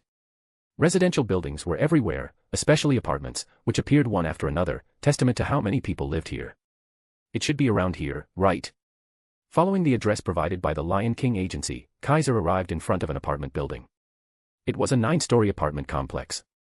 Considering the strict building height regulations on the artificial island, it was relatively large and tall, a residence with an expansive view. So, she's living here too. Kaiser stood beneath the apartment, gazing upward for a moment before entering and walking to the elevator. He pressed the button for the 7th floor. Just as the elevator doors were about to close, a slightly rushed voice rang out. Wait a sec. Hearing that voice, Kaiser raised an eyebrow and quickly pressed the door open button. A moment later, a figure jogged into the elevator and stopped before him. Phew, made it. The girl patted her chest, looked up, and smiled at Kaiser. Thank you, you really helped me out. The speaker was a girl wearing a school uniform, a white top and blue skirt. She was around 160 centimeters tall, appearing about 14 or 15 years old. The girl was cute, with expressive features and sparkling eyes that seemed to speak. She instantly gave off an impression of liveliness and youthful beauty. Kaiser gazed steadily at her for a moment, then smiled. It was just holding the elevator, hardly a big help. Hearing this, the girl shook her head. You don't understand. Lately, one of the tenants has been constantly moving stuff, hogging the elevator for ages every day. A lot of residents are upset about it. She seemed very talkative and outgoing, definitely a social butterfly. If I missed this elevator, I'd probably have had to wait 15 minutes. Sometimes it's been as long as 35. That would have made me miss dinner time. Kojo-kun never helps me. If he comes back and there's no dinner, he'll probably just order takeout again. Seriously, I've told him so many times that eating takeout all the time is bad for his health, but he never listens. Oh, right. Kojo-kun is actually my brother, not that he's very reliable. She chattered nonstop, her words spilling out like rapid-fire bullets. She wasn't just a social butterfly, her family probably found her chatter quite annoying. Still, her voice was pleasant, and her appearance was adorable. Many would find her talkative manner charming rather than irritating. Kaiser just quietly listened. After a while, he heard the girl ask. I don't think I've seen you before. Are you new here? The girl looked at Kaiser curiously. Yeah. Kaiser smiled calmly. I'm the new resident of Unit 705. 705. The girl blinked in surprise. That's right next to my place. She lived in Unit 704. Come to think of it, Yamada from 705 did move out recently. So you're the new tenant, she said in realization. What a coincidence. Yeah, Kaiser said mildly. Quite a coincidence. After all, I came here for you. I'm Nagisa Akatsuki. What's your name? The girl introduced herself in a lively voice. Kaiser's smile deepened slightly. I'm Kaiser. I'll be in your care from now on. End of chapter.